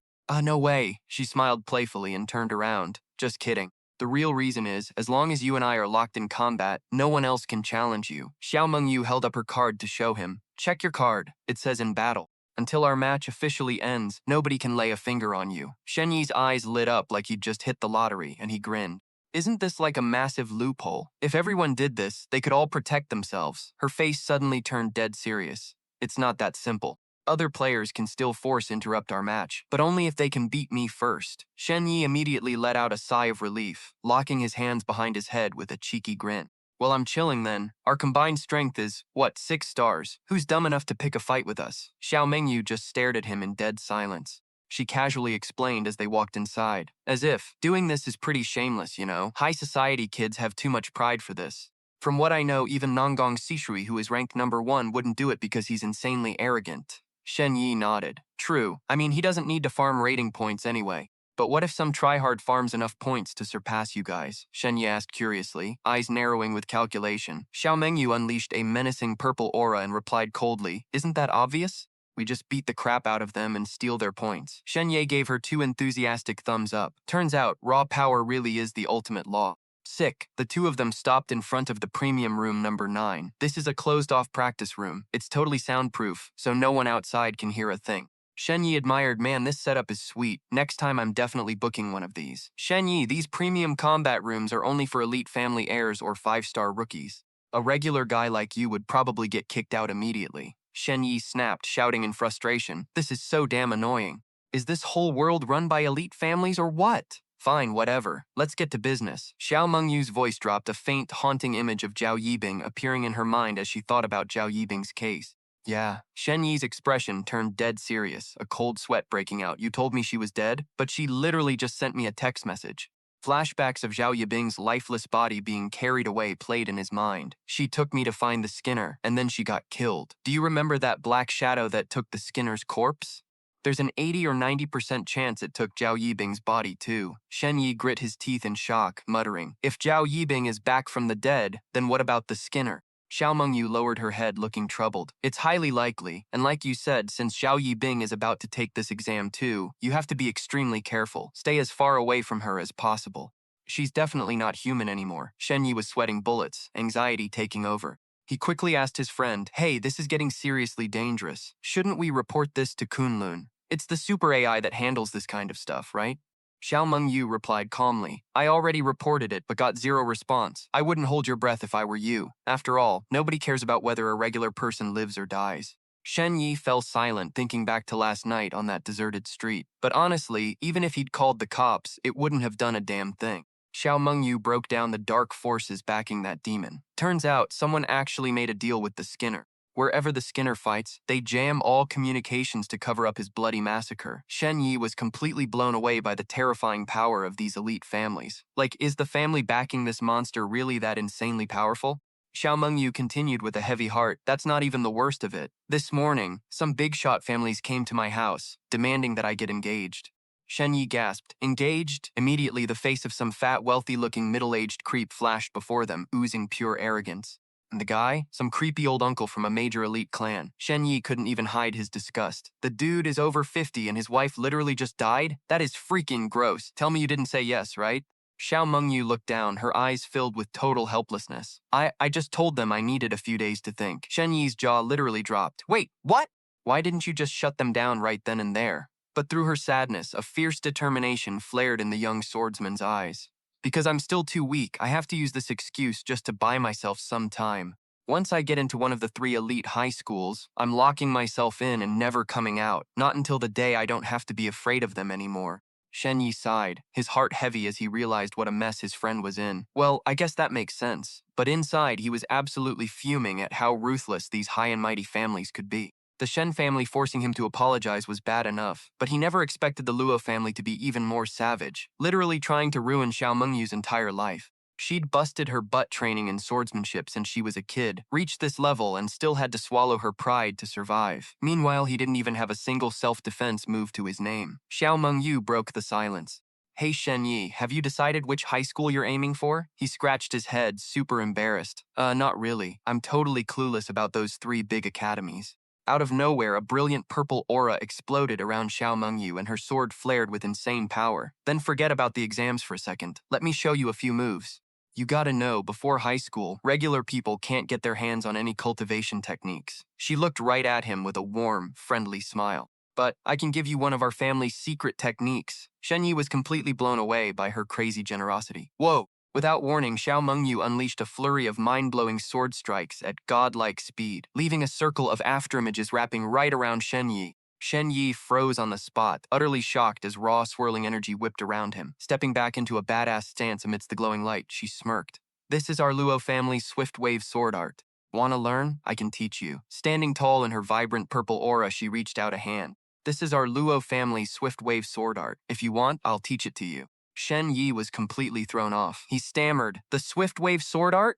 Dude, you can't just hand over your family's secret technique like that. Won't you get in massive trouble for this? She turned her face away, pacing slowly across the room as her voice dropped. You do realize that if an elite family's secret technique got leaked, people would literally kill each other to get their hands on it, right? And yet, here you are, worrying about me instead. Shen Ye looked at her, his eyes filled with pure warmth and sincerity. I just don't want you getting dragged into trouble because of me, that's all. Xiao Mengyu blushed, her heart melting a little. It's fine, nothing's gonna happen. If he hadn't risked his life to save me yesterday, that sick Skinner would have done horrible things to me. I'm just paying him back with a secret technique, and he's still worried about my safety. What a lovable idiot. Meanwhile, Shen Yi scratched his head, looking pretty bummed. I'd love to learn, but the thing is, I don't even own a sword right now. His friend blinked in total shock. Wait, what? Xiao Mengyu narrowed her eyes, trying to remember. But yesterday, when you were fighting that monster, I literally saw you wielding a sword. Shen Yi waved his hands frantically, making excuses. Oh, that was just a cheap decorative prop I grabbed from the hotel lobby. I threw it away ages ago. The young swordsman thought about it. Fair point. How would you even have a decent sword on you? If I'd known, I would have snuck a high-grade treasure sword out of the house. But it's too late now. Slipping back to get one would definitely raise red flags and blow my cover. Shen Yi instantly panicked and shut that idea down. Whoa, hold up. Stealing a family heirloom is a terrible idea. What if your family finds out I have it and decides to hunt me down? Seeing him completely freak out, she gave a gentle laugh. Yeah, good point. I guess we'll have to put the sword art on ice for now. But luckily, I've got a backup plan with a few other styles. Shen Yi's eyes lit up instantly. Wait, you've got other techniques? She started rattling off a list. We've got Red Leg, 7 Kills Handblade, Thunder Palm, and the 16 Route Close Combat. Pick whichever one you want. Hearing a super familiar name, the dude froze. Hold on, did you just say Thunder Palm? Xiao Mengyu gave a proud nod. Yup, this style hits fast as lightning and packs the raw power of thunder. That's why it's called the Thunder Palm. Only 7 elite families in the world still have the secret manual for it, and our clan is one of them. Shen Yi went dead silent, his mind flashing back to the mysterious voice that had spoken to him. Wait, isn't Thunder Palm one of the skills I need to collect? That voice literally told me. Next, you must find a way to obtain the Shadow Art of the Undead and the Thunder Palm of the Beast King clan. Combine them with Undermoon, Deerwalk, and Gale, and the secret will be yours. I already have 3 of them. The only thing I'm missing is this exact Thunder Palm. He looked at her, totally confused. But that mystery voice said Thunder Palm belongs to the Nightmare Realm. How the heck does Xiao Mengyu know about it? Where did this technique actually come from? She pointed out the window toward the floating islands drifting in the sky. It was actually discovered inside the sky ruins. Rumor has it that when the ancestors excavated the Sky Galam ruins, they stumbled upon it in some abandoned attic. I guess you've already heard about how legendary this style is? Shen Ye asked. Is it really that big of a deal? She nodded. Oh yeah, it's famous for being brutally hard to master. If your comprehension isn't top tier, you won't stand a chance at unleashing its true power. Xiao Mengyu dropped into a stance, emerald sparks of electricity crackling around her hands. I've already memorized all the chants and stances. Since you look so hyped about it, I'll demo it for you once. Keep your eyes glued to my palm strikes and use every single brain cell to lock this in. Shen Yi nodded, pumped up. Got it! Instantly, a system notification flashed in front of his eyes. Warning. Since you have never unlocked or trained your comprehension stat, your current value is only 1 basic point. You've allocated your stat points. Your total comprehension stat is now 1 plus 10, which makes 11 points. The girl initiates her attack, her hands swinging up as she unleashes wild blue lightning that tears through the air with insane force. She blurs in and out of sight at breakneck speed, leaving massive trails of static electricity crackling all over the room. Wrapping up her combo, she lets out a breath and asks him, So did you at least get a basic grasp of it? But Shen Yi just stands there, completely speechless. The guy frowns, giving her a skeptical look. This palm technique doesn't seem nearly as badass as the rumors made it out to be. Or, did she just mess up a move somewhere? Xiao Mengyu's face drops as her pride takes a hit and she snaps. What do you mean, not that badass? If a regular person learned this, they'd easily land a job and be set for life. And besides, where exactly did you say I messed up? Shen Ye immediately mimics her stance, breaking down the movements perfectly as he demonstrates. You just said this move requires channeling your vital energy through the governing vessel, the penetrating vessel, and the girdling vessel, channeling it all into the joints of your left hand to crush the enemy. But look, even though your strike has power, the impact point is at your wrist joint, not your hand. He begins to channel his energy, a powerful aura of spiritual chi wrapping around his arm. Shouldn't the right way to do it be like this? Shen Yi thrusts his palm forward, blasting raw blue lightning straight from his hand with a force that blows her demo completely out of the water. An absolute shockwave of energy explodes from Shen Ye's hand, sweeping through the room with crushing pressure that makes the whole place shake. Xiao Mengyu stands frozen, her eyes wide with total disbelief at what she just saw. She sheathes her sword, her gaze still completely dazed. I'm a sword specialist, so I've never actually dug deep into palm techniques. To show you, I literally just skimmed through it on my way here. I never expected you to keep up with my explanation, let alone spot my mistakes. Your comprehension is seriously insane. Here, take this lightning palm manual and study it yourself. Shen Ye takes the ancient book, mentally geeking out as his system alerts him. Lightning palm manual, green tier, excellent quality. This chick is loaded and generous. Just straight up handed me a green tier technique. To get a basic grasp takes 5 points of comprehension, minor mastery takes 9, major mastery takes 12, and to max it out, I need 15 points. Looking at the manual, Shen Ye finally gets it. So this is what the comprehension stat is actually used for. No wonder those rich, high-class kids can learn high-tier techniques at such a young age. They must have been grinding their comprehension stats since they were toddlers. He immediately channels his energy to practice, shouting out a sharp grunt. Instantly, the system screen flashes bright red. Congrats! With your insane comprehension, you have mastered the Lightning Palm Manual to the stage of minor mastery. Xiao Mengyu smiles in admiration. Looks like the Lightning Palm is a perfect fit for you. You learned it in a flash. Quick, pull out your tarot card. Your power ranking is definitely going to change. Shen Ye gasps in surprise. Whoa, it's glowing with a blue light. The system alerts. You've mastered the Lightning Palm in record time. With your stellar comprehension, you have ranked up. The card displays Shen Ye's name with a message. You have become a 2-star novice. In addition to basic info, you can now unlock character models, hairstyles, outfits, and a custom motto. Seeing these new perks, Shen Ye gets super hyped. Whoa, I can change my hair and outfit. Let's check this out. But the result completely freezes him in his tracks. The card turns his avatar into a bald monk wearing a skull necklace, looking incredibly bizarre. Shen Ye is so shocked he screams, "What kind of hot garbage is this?" Furious, he slams the card onto the ground.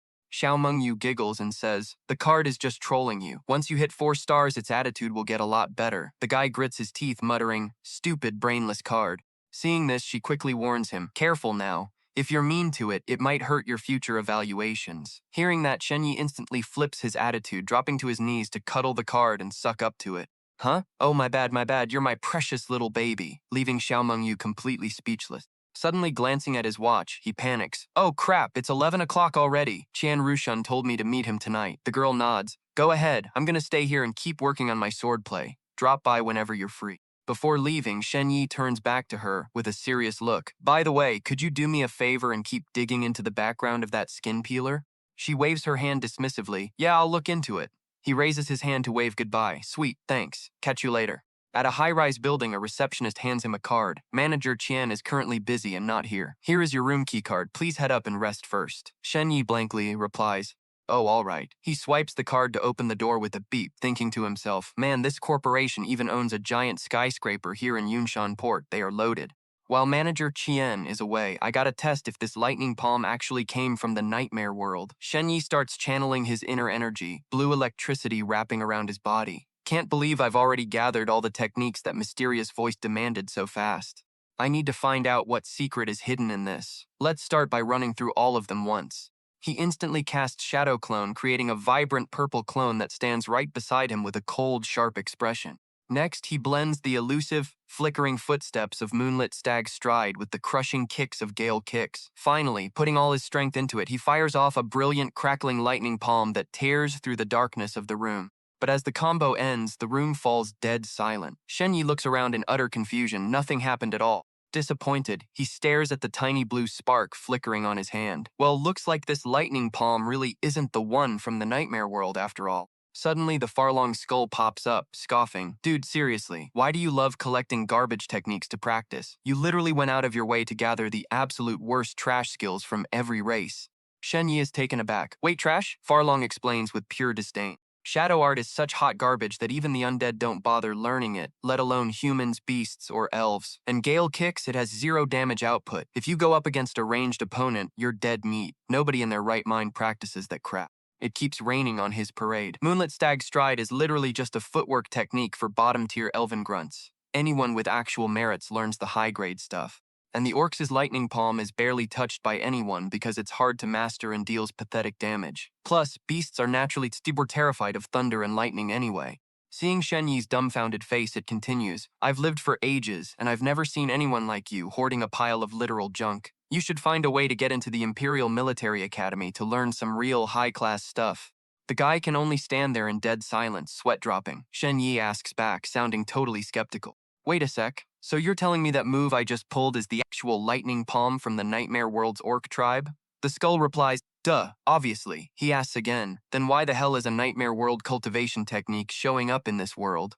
Falon snaps back, dude, I don't even have a brain. Why the hell are you asking me? Shen Ye stares silently at the secret manual, deep in thought. So weird. If Falon says this is the legit lightning palm, why is nothing happening? I mean, last time I collected all the skills, I literally unlocked the Moonbone sky-suppressing secret. Suddenly his eyes change, his pupils shrinking to pinpricks as his face twists in pure excruciating pain. With a loud earth-shattering boom, Shen Ye writhes in agony. Blood sprays wildly from his eyes, nose, and mouth while pitch-black energy wraps around his body. He collapses to the floor, coughing up thick, dark blood. Cough, arg. The Falon skull flies over, totally freaking out. Shen Ye, what's wrong with panic?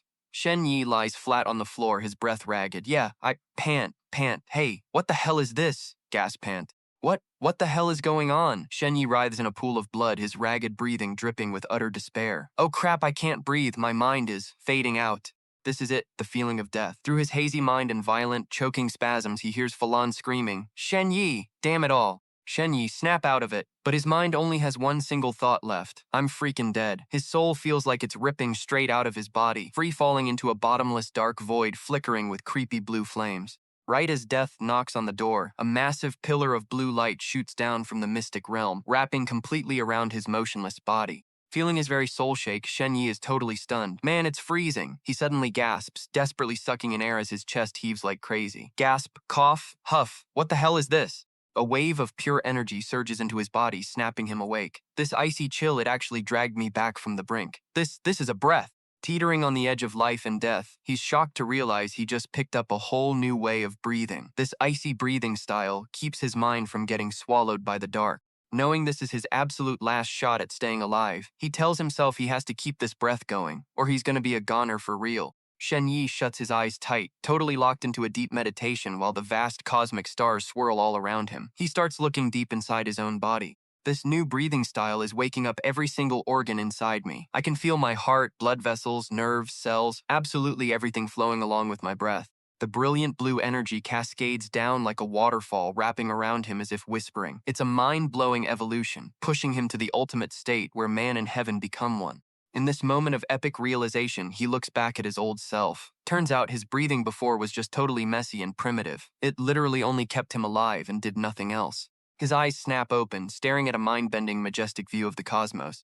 Whoa, this is wild. I've definitely never seen this before, but a voice is echoing deep inside me. That ancient voice guides his gaze right into the center of the light. It tells him, this is the mystic realm. Back in the room, blood is splattered everywhere. The system screen pops up with a glowing notification. Congrats, you have mastered the Mystic Realm Eye technique. His eyes glow with a mysterious purple light, displaying his exclusive skill, lunar illumination. The system breaks it down. This eye technique is the core legacy of the lunar lineage. Description: the power of the mystic realm and all high-level spells are laid bare before your eyes. Nothing can hide from you. Right then, Falon frantically flies over. Shen Ye, are you okay? You scared the absolute crap out of me. He asks himself in shock, what the hell is this? Meanwhile, his stats are skyrocketing. All basic attributes up by 3 points, basic resonance up by 8 points, and lunar lineage resonance up by 20 points.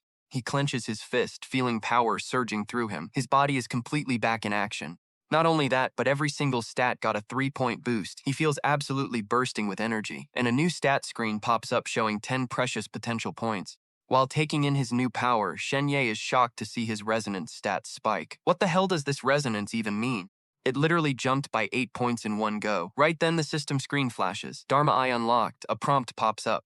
Once you raise all attributes to 20 points, you can unlock an Adept Rank evaluation keyword. An Adept Rank keyword? What the hells is that supposed to be? He wonders deep in thought. Plus, there was that mystic realm's illusion he saw in his mind earlier. This world seems to be packed with endless secrets. Suddenly, a brilliant purple spiritual pressure wraps completely around him. Along with a notification saying, Ultimate Evolution, your broken moonbone sky suppressing has evolved into its complete form. From now on, you can unleash the real deal, the true moonbone sky suppressing.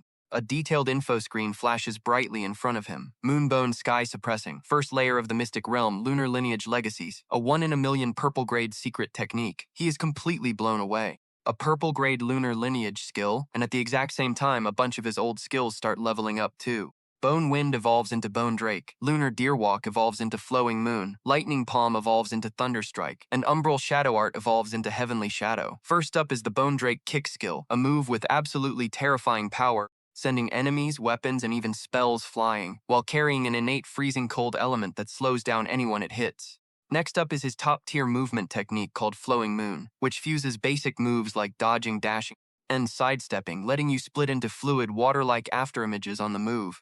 It doesn't stop there. The Lightning Palm has now evolved into the Thunderstrike Palm, packing devastating power and the wrath of heavenly thunder to shatter all evil with insane destructive force. Finally, the Heavenly Shadow stealth technique makes him a literal ghost. You can hide in the shadow of people or objects without ever getting caught, unless your enemy is a master of shadow energy. Along with this insane wave of upgrades, the system drops a ridiculous buff privilege.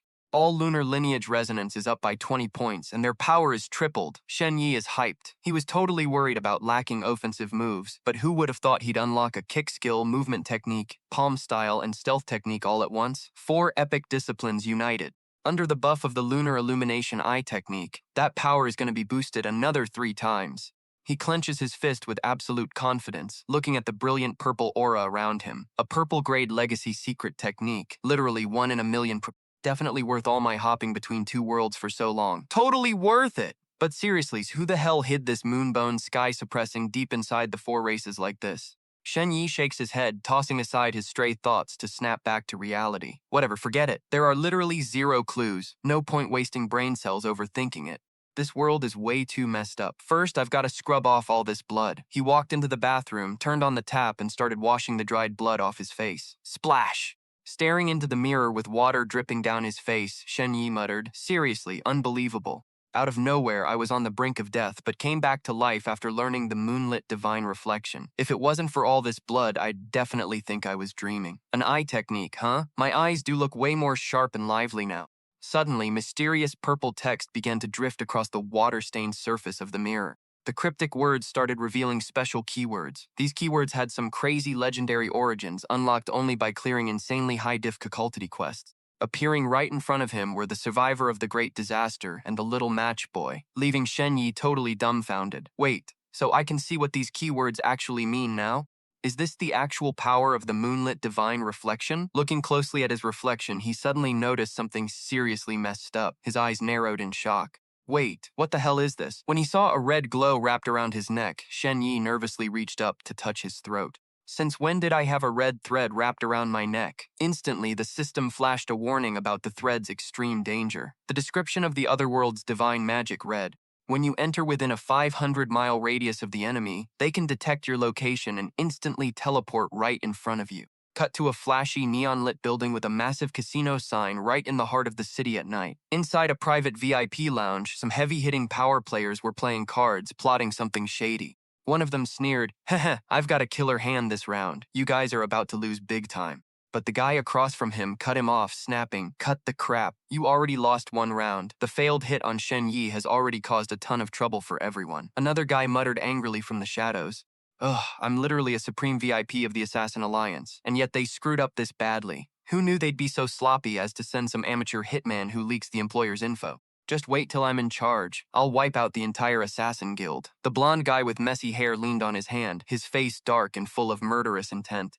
A bunch of useless servants who can't get anything right. He coldly tossed his cards and folded. "I'm folding this round. Consider it my apology to you guys."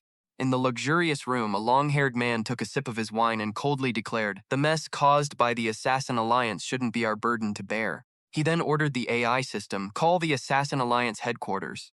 Instantly, the mechanical AI replied, "Understood," connecting to the Assassin Alliance, and a glowing hologram slowly materialized in the middle of the room. The image of a sharply dressed man with a long mustache appeared with a fake smile. "Good evening, future pillars of the world. I'm the head of the Assassin Alliance. You can just call me Fen Wu." The long-haired man clasped his hands together, demanding an answer. "Hey, Fen Wu, what kind of business are you running? Your hitman actually leaked the client's info." Fen Wu calmly explained, although a ruthless glint flashed in his eyes. My apologies, that assassin was actually our top guy. But he was so obsessed with some weird, extreme romantic art that he often forgot his missions. Well, he paid the price. I killed him myself. The gloomy, long-haired man brought the focus back to the target. Shen Ye has already arrived at Yunshan Port and is about to take the exam. Fen Wu, you're not going to mess up again, are you? Fen Wu bowed deeply, making a solemn, deadly vow.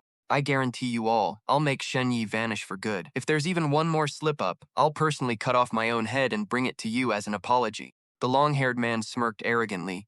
Then it's a deal. Right after, Fen Wu's hologram buzzed and vanished. The blonde guy sitting next to him slammed the table in frustration. Whoever has top-tier fighters in their family, send them to secure this. We have to make sure this goes off without a hitch. Those assassins are completely unreliable. Then he smirked arrogantly. Let me ask my family's grand priest to step in. He spoils me rotten, so there's no way he'll say no. Another guy nodded in agreement. With that old man on the job, it's as good as done. The long-haired man smirked in contempt. Pfft, Shen Ye, a worthless trash who plays with women, actually thinks he can go toe-to-toe with Song Qingyin? Those low-life peasants should have just stayed in their lane. Trying to rebel will only get them crushed like bugs. They all deserve to die. Cut to a massive battleship sailing across the vast ocean under a full moon, the headquarters of the Assassin Alliance. Inside the ship's cabin, the real Fen Wu was standing with his hands behind his back. Suddenly, he spat on the ground with a scoff. Right at that moment, a glowing red thread suddenly flashed, slicing right through his neck. In a split second, Fen Wu's head was clean off his shoulders, blood spraying everywhere. The white-haired assassin standing behind him said coldly, "Tastes like trash." He looked at the torn corpse with utter disgust. Hitmen are always covered in scars. By the time they're old, their injuries and sicknesses are constantly flaring up. But those elite family kids, they're a different story. He licked his lips hungrily. They've been soaked in special herbal baths since childhood, and their bodies are insanely well-toned. Their meat is bound to be super tender and juicy. The assassin stood still inside a glowing red magic circle, the eerie sound of dripping blood echoing in the room. Out of the thick black and red aura of death, a long-haired girl with blazing red eyes stepped out with absolute authority. The white-haired assassin immediately dropped to his knees, bowing respectfully. "My lady." The girl looked down at him with cold, detached eyes, asking casually, "Did you just make a promise to someone?" Cold sweat poured down the assassin's face as he stammered. I was just talking. You're the only one I serve, my lady." The girl cut him off sharply. "No need to explain. My followers must keep their word even when they're impersonating someone else. Only with absolute sincerity can the spiritual truth of things manifest." The assassin quickly complied. "Yes, I'll take this old man's head to Yunshan Port immediately and fulfill the promise to them." The girl murmured thoughtfully, "Those mortals said earlier that Shen Ye is at Yunshan Port. That place will be our new hunting ground." She stared deep into his glowing red eyes. "Do you really want to feast on those elite family heirs?" Trembling with excitement, he whispered, "More than anything." The girl coldly set her terms. "Same as always, the flesh belongs to you, the soul belongs to me. I'm joining this hunt myself. I need more souls to restore the power I lost when descending into this realm." The assassin grinned wickedly. "My lady, your generosity leaves me deeply grateful. Actually, you don't even need to get your hands dirty. As your servant, I can handle it all for you." The girl ran her fingers over the glowing red thread, her expression turning dead serious. "Just now, the spell I placed on that punk got busted. This means he's not just rolling with one measly ghost. There's someone else backing him up, and they're definitely no joke." Her pitch-black eyes narrow as she spits out, "To keep them from tracking us back, I canceled the spell. With your pathetic strength, if you run into them, you'll be dusted in a split second. Even I won't be able to bring your sorry self back." Standing among the creepy spirits wandering the ship deck, she barks out her orders. "This trip isn't just about snatching souls. I want to see what kind of monster is pulling the strings behind Shen Ye." Meanwhile, back in the bathroom, our boy Shen Ye is staring at the mirror in pure shock as the system screen flashes a bloody red warning. "Warning, the spell has detected your awareness." Suddenly, the creepy red thread wrapped around his neck snaps, giving Shen Ye a massive jump scare. The spell is broken. Staring into the mirror, cold sweat drips down Shen Ye's face as the system drops another warning. Its master will strike again when the time is right. The current world hasn't even begun to crack the code on this kind of high-level sorcery. He mutters, completely freaked out, "Damn it. This red thread, it definitely belongs to that psycho skin stripper. So that bastard really did cheat death and came back." Just then his eyes drop to the glowing token in his hand as realization hits him. "So that's why this damn token kept calling me a drowned corpse." Suddenly the token starts vibrating with a loud hum, catching him off guard. It's evolving. Across the surface, the text updates to a new message. "The prey circles the trap. You've uncovered your own destiny, and you've finally grown your own sharp fangs and claws." But can you actually escape your doomed fate? Shen Ye breaks into a cold sweat, watching the token spin and transform. The drowned corpse title is officially gone. Whoa, is this thing actually alive? How does it know exactly what's happening to me? Suddenly, the token shatters into pieces, only to piece itself back together in a burst of glowing blue spiritual energy. A brilliant halo wraps around a badass image of Shen Ye rocking ancient robes. Mortal Martial Arts Corp trainee, 5-star strength rank, rookie token rank, number 11, projected as the absolute fastest growing candidate in the entire selection, hands down. Our boy can't believe his freaking eyes. He squints at the screen. Holy crap, he literally just jumped from a 2-star rank straight to a 5-star. The massive rewards for his new rank pop up, glowing around an ancient 5-star treasure chest. First reward, a pre-exam boost that grants you a secret power to use during the trials. Second reward, you can mask your power level and keep flexing as a weak 2-star in front of everyone else. Then, a secret neon purple text pops up on the system that only he can see. Special note, since you unlocked the Dharma Eye, your other stats are bypassed. You've been hard boosted to a 5-star rank. This info is classified to you only. Shen Ye does the math, his face turning dead serious. Rank 11, looks like this Dharma Eye of mine is a total cheat code compared to these other rookies. For now, let's keep this 5-star rank on the down low. With a quick swipe, he kills the blue sparks around the token. Gripping it tight, he thinks, I'll play dumb and keep my public rank at 2 stars. Gotta keep my guard up. You never show your trump cards early. His eyes turn cold as he remembers the deadly targets painted on his back. Sure, according to the rankings, there aren't many elite heirs who can touch him anymore. But out on the battlefield, anything can happen. Relying on paper stats is a one-way ticket to a grave. Underdogs taking down top-tier bosses happens all the time. A wave of epic purple spiritual energy erupts around Shen Ye as he locks in his resolve. On top of that, there's that freak skin stripper and the possessed Zhao Yibing who could hunt me down at any second. I need to get stronger, and I need to do it fast. Suddenly, his phone on the table starts buzzing like crazy. It's Boss Chan. The moment he picks up, a raging Qian Rushan pops onto the screen, barking, Shen Ye, what the hell have you been doing? I've been trying to reach you all day. If the records didn't say you were checked into your room, I'd have sent a search and rescue team to dig up your corpse by now. Shen Ye stands there, taking the heat. He scratches his head, completely bewildered as he glances at the clock. Wait, what? Did I seriously pass out for a whole day and night? My bad, boss. I had some family stuff to take care of and totally lost track of time. Boss Keon sighs in relief. Well, as long as you're not dead, get your butt down to the training grounds on the 63rd floor. I've got some vital info to drop on you. He replies immediately. Right on it, boss. Over at the training hall, Qian Rushan takes a drag of his cigarette and cuts straight to the chase.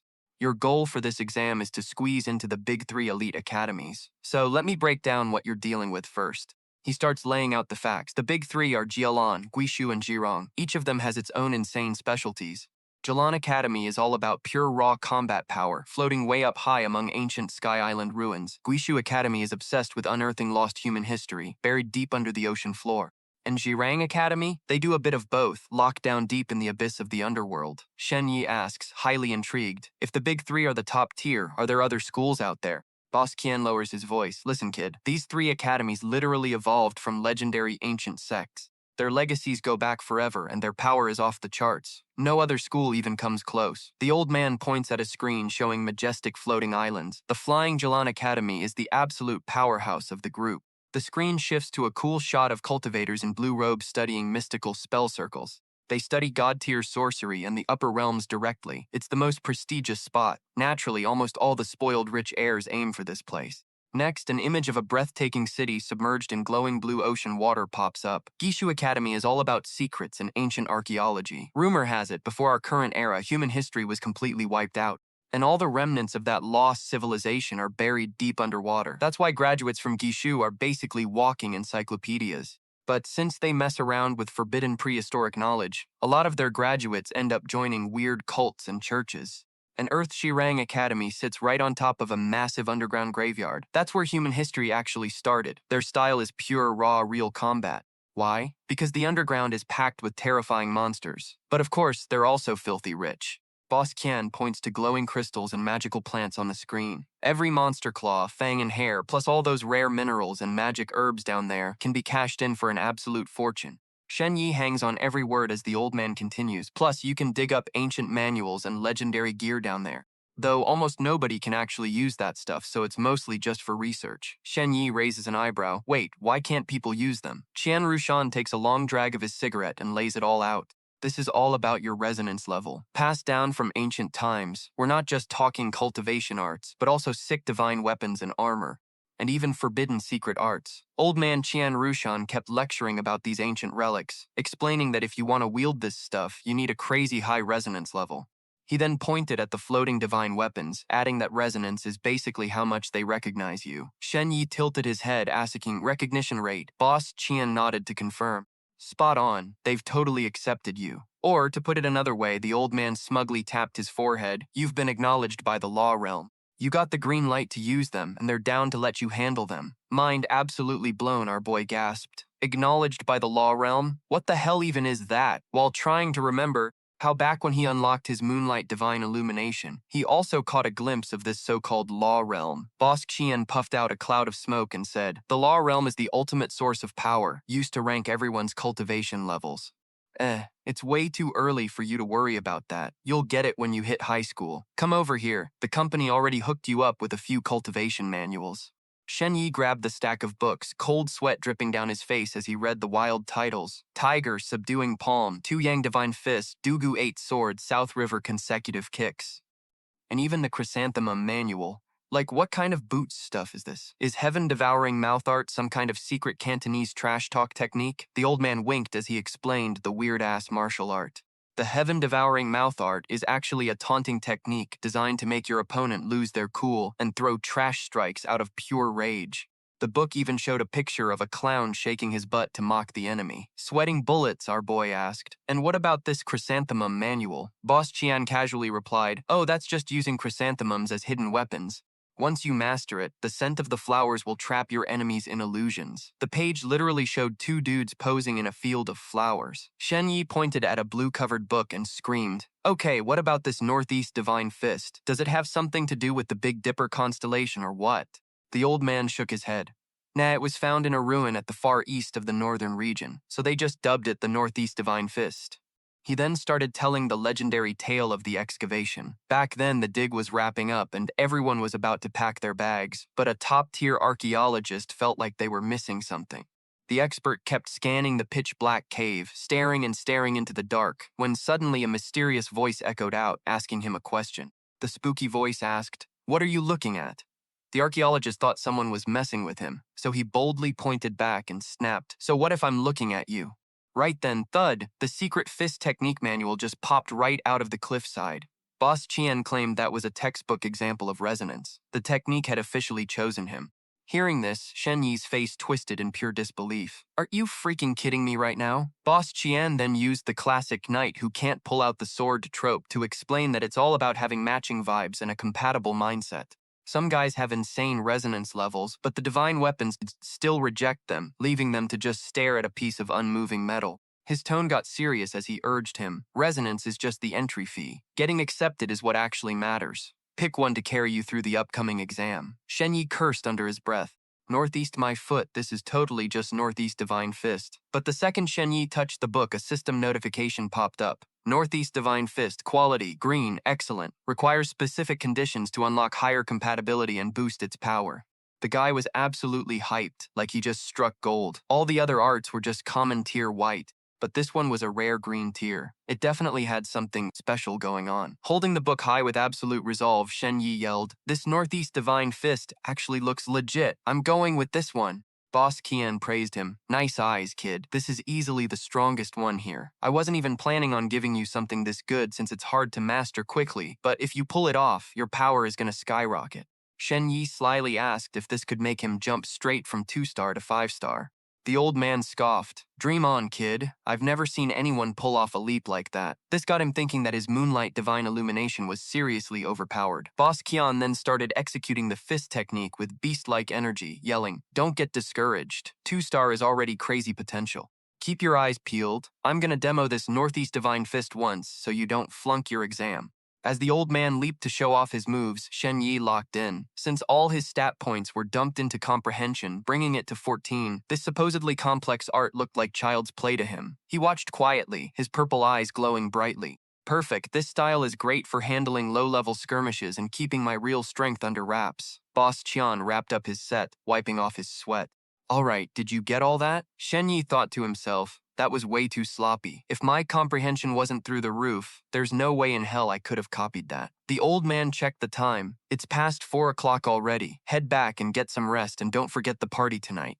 He replied, got it, thanks for the lesson, Boss Qian. On his way back, his token suddenly buzzed with a sharp beep, startling Shen Ye as he pulled it out to check.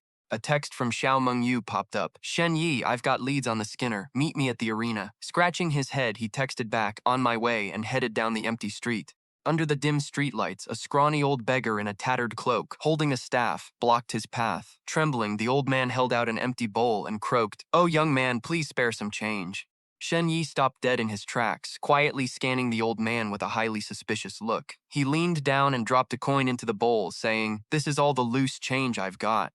The coin landed in the bowl with a sharp clink. Just as Shen Ye turned his back to walk away, the old man looked down at the coin sliding right out of the bowl. Suddenly, a sharp swoosh tore through the air from behind. Shen Ye tilted his head, dodging it by a hair's breadth. The coin, flicked by the old man like a bullet, shot right past his ear, cutting through the air with deadly intent. The old man smirked, his voice dripping with malice. "Tusk, I'm getting too old for this. My body's totally useless now." Without wasting a single second, Shen Ye instantly activated his flowing moon movement technique, transforming into a blur of azure afterimages that surrounded the old man. The beggar stared in shock at the moving illusions, stunned that this kid could dodge his attack so effortlessly. Shen Ye leaped onto a utility pole, looking down with a mocking smirk. "You're not old at all, old man. You've got plenty of kick left in you." The old man snapped back. "Shut your mouth!" Shen Ye instantly activated his moonlight divine illumination. His glowing eyes pierced right through the cloak, revealing an invisible sword strapped to the old man's back. He was totally shocked. Without his eye technique, he wouldn't have stood a chance of spotting it. With a sharp shring, the old man drew the invisible blade from its sheath. The old man swung the invisible sword, unleashing a blazing arc of sword energy that sliced through the air with a powerful whoosh, but Shen Ye quickly leaped off the pole to dodge the blast. The old man paused, staring at him in surprise. "Oh, you can actually see it?" Perched cross-legged on a broken concrete pillar, Shen Ye yelled back, "Hey, you old geezer, I was nice enough to give you cash and you try to backstab me? You're carrying a high-grade treasure but acting like a total coward." The old man replied, sounding like a self-righteous elder, "I saw a kid like you slacking off on cultivation just to chase after a young lady from an elite noble family, so I thought I'd teach you a little lesson." Shen Ye shot back, "Are you talking about Xiao Mengyu? We're all in the same martial world. Why get so uptight about sect boundaries?"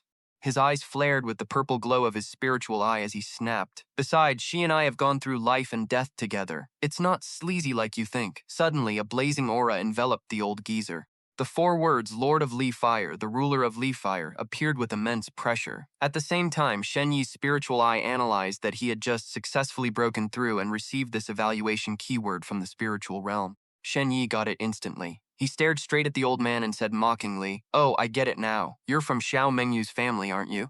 You Luo family members are pathetically cowardly. Not only did you let Luo Feishuan die a horrible death, but now you want to ruin the only person who wants to get justice for him, Xiao Mengyu." He kept pushing the old man's buttons. "You're clearly this powerful.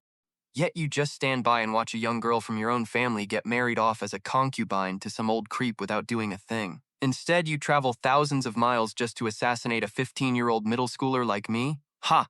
It's absolutely hilarious. No wonder Xiao Mengyu is desperate to leave." The Luo family old man just chuckled upon hearing this, sighing, how interesting. To think that one day," his eyes flashed with grief and fury, "the Luo family has fallen so low that we are being insulted by a mere outsider like you." With that, he charged with terrifying speed, grabbed Shen Yi's head, and landed a devastating punch. Shen Ye was sent flying, letting out a sharp cry.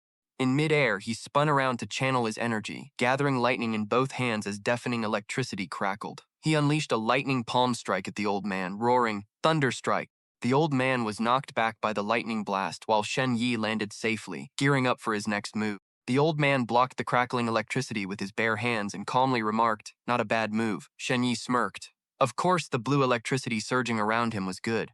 Out of nowhere, he vanished and reappeared right behind the old man, merging into the old man's own shadow, unleashing his heavenly shadow technique, which caught the old man off guard. The old man gasped in surprise. "This brat can actually hide in my shadow." From the darkness, Shen Ye delivered a powerful spinning kick to the old man, shouting, "Frost Moon!" A blast of freezing air accompanied the strike, sending the old man sliding back dozens of meters across the road, leaving trails of icy frost in his wake. Looking at his gradually freezing arm, the old man muttered, "Strange. With his raw power, there's no way he could have sent me flying this far. Oh, is my body freezing up?" He channeled his energy to melt the ice, his entire body bursting into raging flames as he demanded answers. "Brat, why do your strength and agility keep fluctuating? Just what the hell are your stats anyway?" Shen Ye scoffed. "Take a guess." While secretly calculating, this was Frost Moon Heaven Shatter at 3 times the power, yet it was completely useless against this old geezer. The old man muttered, analyzing his unpredictable strength and agility. "And so many bizarre moves, not to mention unlocking the spiritual eye." Shen Ye growled threateningly. "What are you muttering about, old man? Let me tell you, this place is monitored by Kunlun. If you kill me, you'll never get away with it." He secretly planned that the moment the old man made a move, he would open the portal and use a 3-second time stop to make a run for it.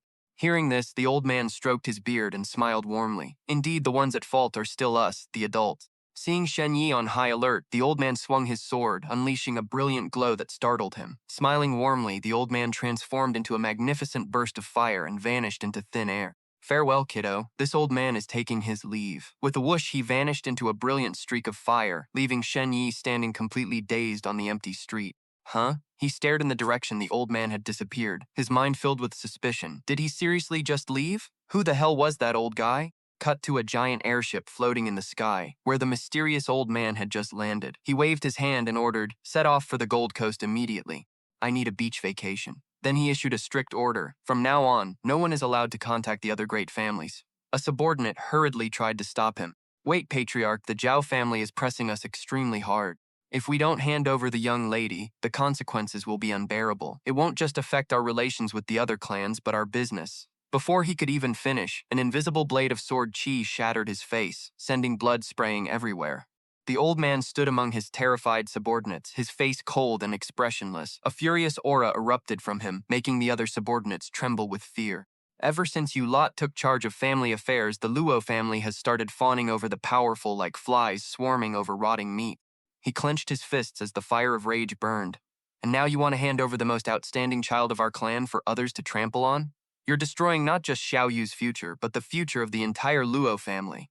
Whoosh! In an instant, the old man soared into the sky, standing atop the airship as he murmured something deeply meaningful. "The mountains and rivers within the heavenly eye, the world within the Dharma body." He then analyzed, task, a spiritual eye at 15 years old, stats that are at least above 10, and movement and palm techniques that are easily 1 in 10,000. Stroking his beard in contemplation, his eyes flickered with intrigue. No such figure has appeared in the last 500 years. Interesting, truly interesting. Condensing a tiny flame on his fingertip, his gaze grew deep. He chanted softly. From afar, radiant as the morning sun, up close, dazzling like a lotus rising from clear blue waters.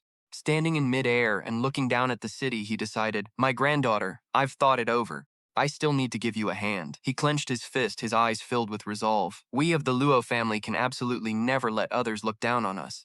Rewinding to a few minutes before the old man left, Shen Ye was heading toward the gymnasium, where a non-stop humming sound kept echoing. What on earth was going on?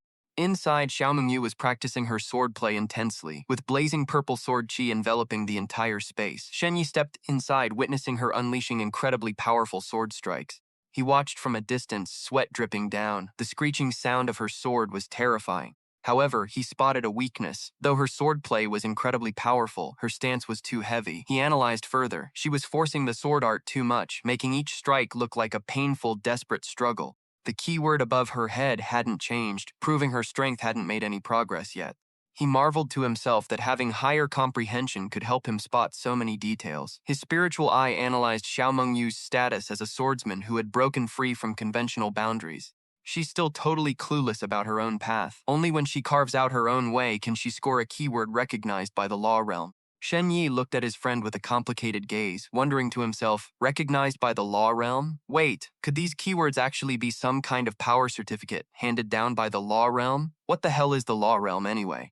Xiaomengyu sheathed her sword and turned to him, saying, "Sorry to keep you hanging, bro. Here's what I dug up on the Skinner." She started laying out the details. The Skinner used to be a big shot in the Archaeological Association, but he caused a major disaster during a crucial dig.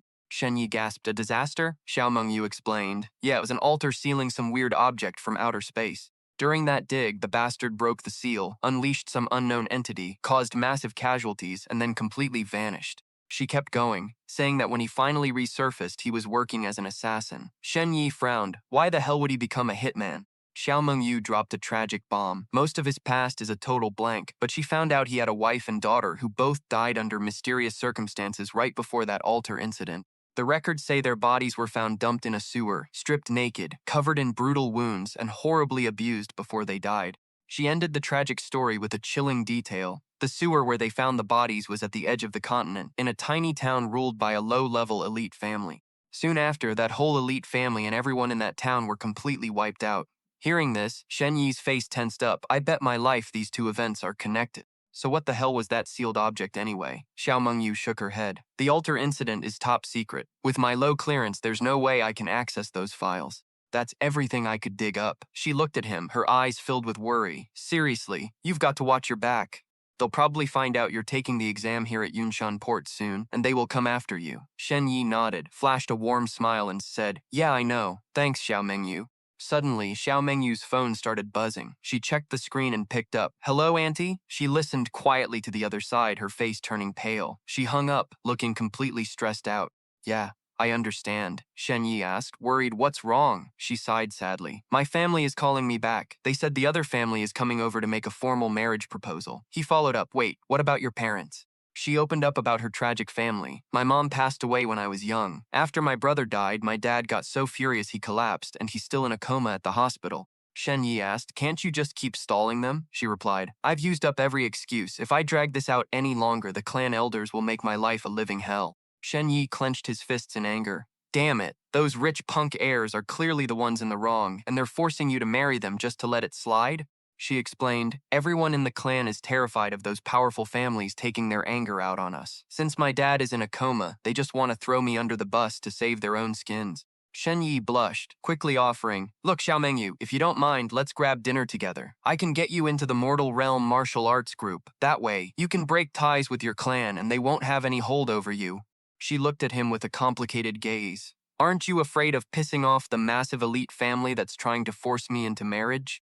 And it's not just them. My uncles will hate your guts too and try to ruin you. He snapped. Who cares about them? Anyone pushing someone into a fiery pit deserves to burn. I actually just ran into some old geezer from your clan. He cheap-shotted me and talked mad trash. Just come with me and leave that trash family behind. Xiao Mengyu stared at him silently, thinking he clearly comes from a totally ordinary background and his power is nothing crazy. She kept thinking, her cheeks turning slightly pink, but why is he always so completely fearless? It was the same when we fought the Skinner, and now… Wait, I'm just realizing he's actually kind of cute. His hair is a messy, unbrushed disaster, but he's got this totally wild, carefree vibe. His eyebrows are sharp like blades, making him look kinda unapproachable, giving off a serious don't mess with me look. But she just smiled softly and agreed. All right, where are we going, and what's on the menu? In her heart, she thought, but he's actually super sweet when he talks. Shen Ye awkwardly scratched his head. Honestly, I have no clue. The old man didn't give me the location yet, but let's just roll together anyway. Xiao Mengyu crossed her arms, teasing him. Seriously, you don't even know where we're going and you're already trying to take a girl out to eat? He panicked and explained, Hey, I'm totally sincere here. We'll figure it out when we get there. She looked away as her phone started buzzing again. She teased, I don't just go out on dates with any random guy. She opened her phone to see a text from her grandpappy. Get out of the arena, look east. Xiao Mengyu froze, thinking, wait, is Grandpa out of seclusion? If that's true, could the old guy Shen Ye ran into actually be Grandpa? She bolted outside, throwing a quick, Stay right here, don't move, I'll be right back, over her shoulder, leaving him completely clueless. Wait, what? He stood there alone, scratching his chin. Why did she just bolt like that? Was asking her out too sudden or something? Man, I really have zero game when it comes to beautiful girls. Xiao Mengyu dashed out of the arena and looked up at the night sky just as a blazing streak of fire roared down with a loud whoosh. She stopped and stared as the blinding light wrapped around her, turning into a massive pillar of fire. Inside that sea of flames, a warm voice echoed in her mind. My sweet granddaughter, after thinking it over, I decided I should still give you a hand, she gasped. Grandpa, standing strong amidst the fire, she felt a sudden surge of raw power. It was a powerful cultivation technique flashing through her mind, the Luo Shen sword technique. She looked up at a hot air balloon floating away into the distance. She smiled, drawing a heart on the ground with her sword energy. Thank you, Grandpa. Thank you for passing down the Luo Shen sword technique to me. Shen Ye ran out after her, panicking. Whoa, are you okay? Why the hell are you literally on fire? Xiao Mengyu chuckled to herself. Guess he was so scared I'd run off that he actually followed me out. She turned around, smiling in relief. No need to worry, my grandpa just dropped by and passed down his sword technique to me. Shen Ye scratched his head, smiling. Hey, at least there's still someone in your family who actually cares about you. Then he suddenly froze. Wait a minute. He stood there, completely dumbfounded as the realization hit him. That old geezer was actually her grandpa. Xiao Mengyu turned back, teasing him. Shen Yi, you were trying to invite me to the banquet, weren't you? He stuttered awkwardly. Yeah, some kind of banquet. Want to go together? She giggled. She couldn't hold it in and just burst out laughing. Ha ha ha, you are such a dork, Shen Ye. His face turned bright red as he snapped. Hey, what's that supposed to mean? Why am I a dork? She leaned close to his ear, whispering with a radiant smile. All the exam candidates are literally required to attend that banquet. We were already supposed to go together from the start. Shen Yi's face flushed bright red as he screamed internally. Oh my god, she's right. I didn't even need to invite her. I was so desperate to help her out that I completely forgot. This is so embarrassing. She turned around with a bright wave. Let's go. Time to hit the party. Watching her walk away, he thought, sigh, whatever. Shen Yi stared at her cheerful back, thinking that she rarely ever let her guard down and showed such a carefree side like a normal teenager. Moments later, the two of them were blasting through the clouds on a flaming red hoverbike, speeding toward a floating island. Xiao Mengyu yelled in pure excitement, woohoo, haha, faster, faster, this is what freedom feels like. Meanwhile, Shen Yi could only scream in sheer panic, safety first, while she mischievously gave the bike a brand new name. The Shen Ye Express. Boost mode, let's go. They touched down on a massive ancient cathedral. Shen Yi was totally blown away. He never expected the party to be held on a literal floating island. Xiao Mengyu said, well, this is the party. Chan Rushan was already there waiting for them. He smiled and greeted them. Welcome, Miss Xiao. Are you here with Shen Ye? Xiao Mengyu politely replied, hello, Director Chan. Yes, I came with him tonight. Director Qian threw an arm around Shen Yi's shoulder and teased. Not bad, kid. Making moves fast, huh? Already scored a dinner date with her. Blushing hard, Shen Yi quickly sputtered, it's not what you think. As the heavy double doors creaked open, Director Qian turned around, his playful face suddenly turning dead serious. No more games, Shen Yi. You need to watch your back tonight. Shen Yi gasped, huh? What's up?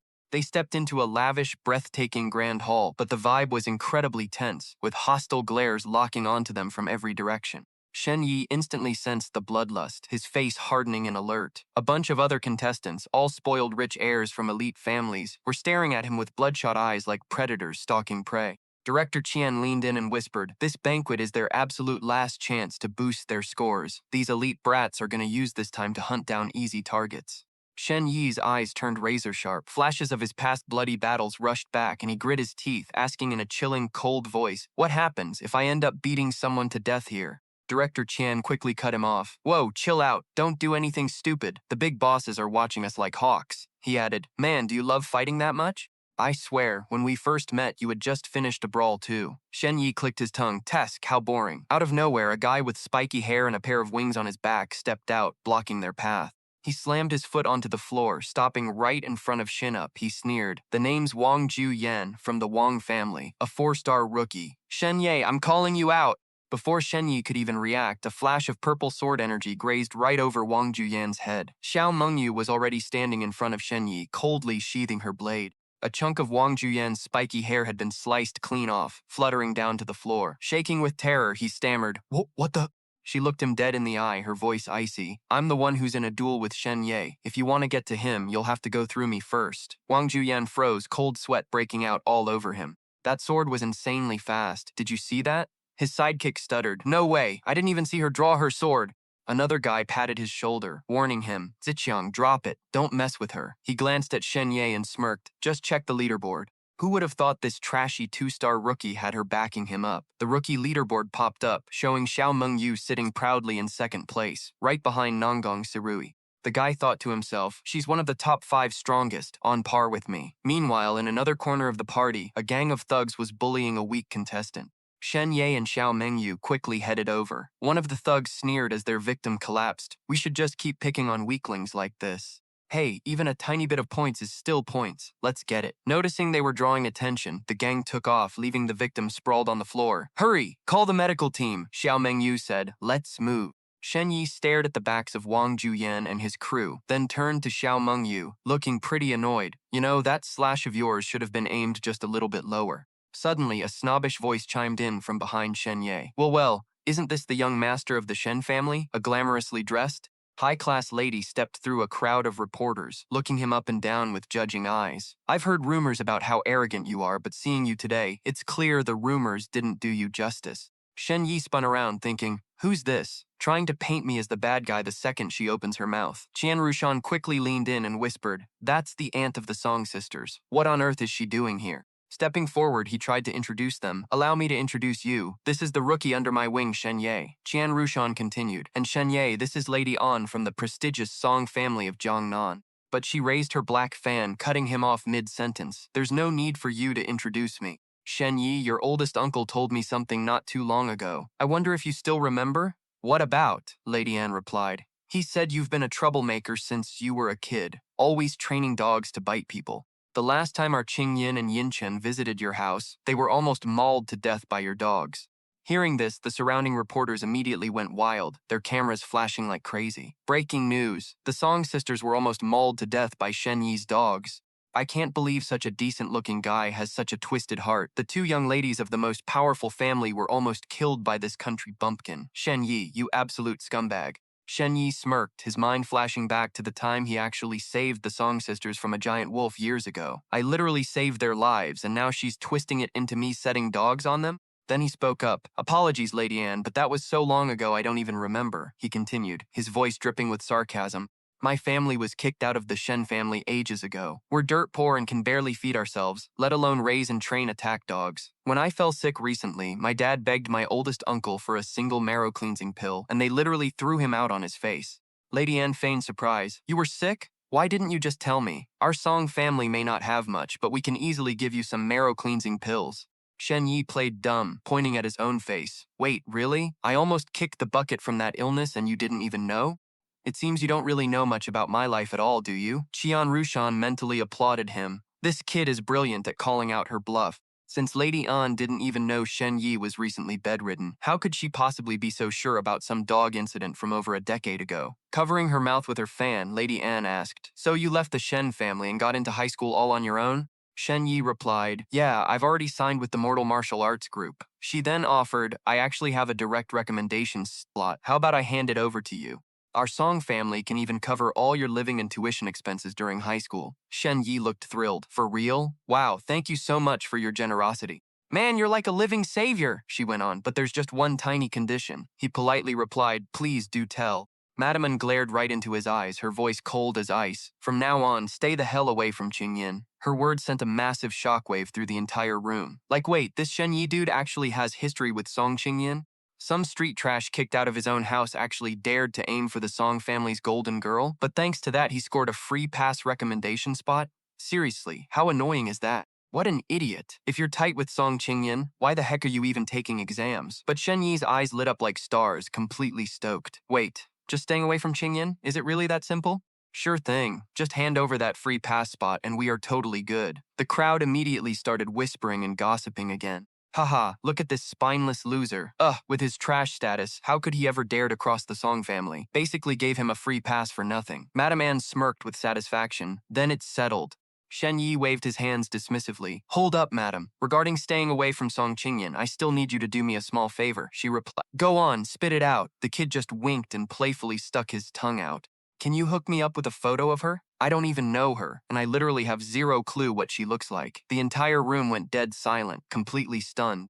Even the reporter girl who was taking notes scrambled to update her. Breaking news. Huge scoop. Shen Ye has total amnesia. A rich family kid barked. Wait, you don't know her? Song Qingyin? Shen Ye shrugged. Never heard of her. The guy snapped. No way, you guys literally met when you were like 4 or 5 years old. Shen Ye acted all shocked. Whoa, your memory is insane, dude. I can't even remember what I did when I was 4 or 5. Qian Rushan quickly analyzed the situation. He doesn't remember? If that's true, there's no way he unleashed that dog on Song Qingyin on purpose, or used this whole drama to get close to her. All those elite snobs were completely lost. They never expected their master plan to crash and burn like this. The dude literally forgot who she even was.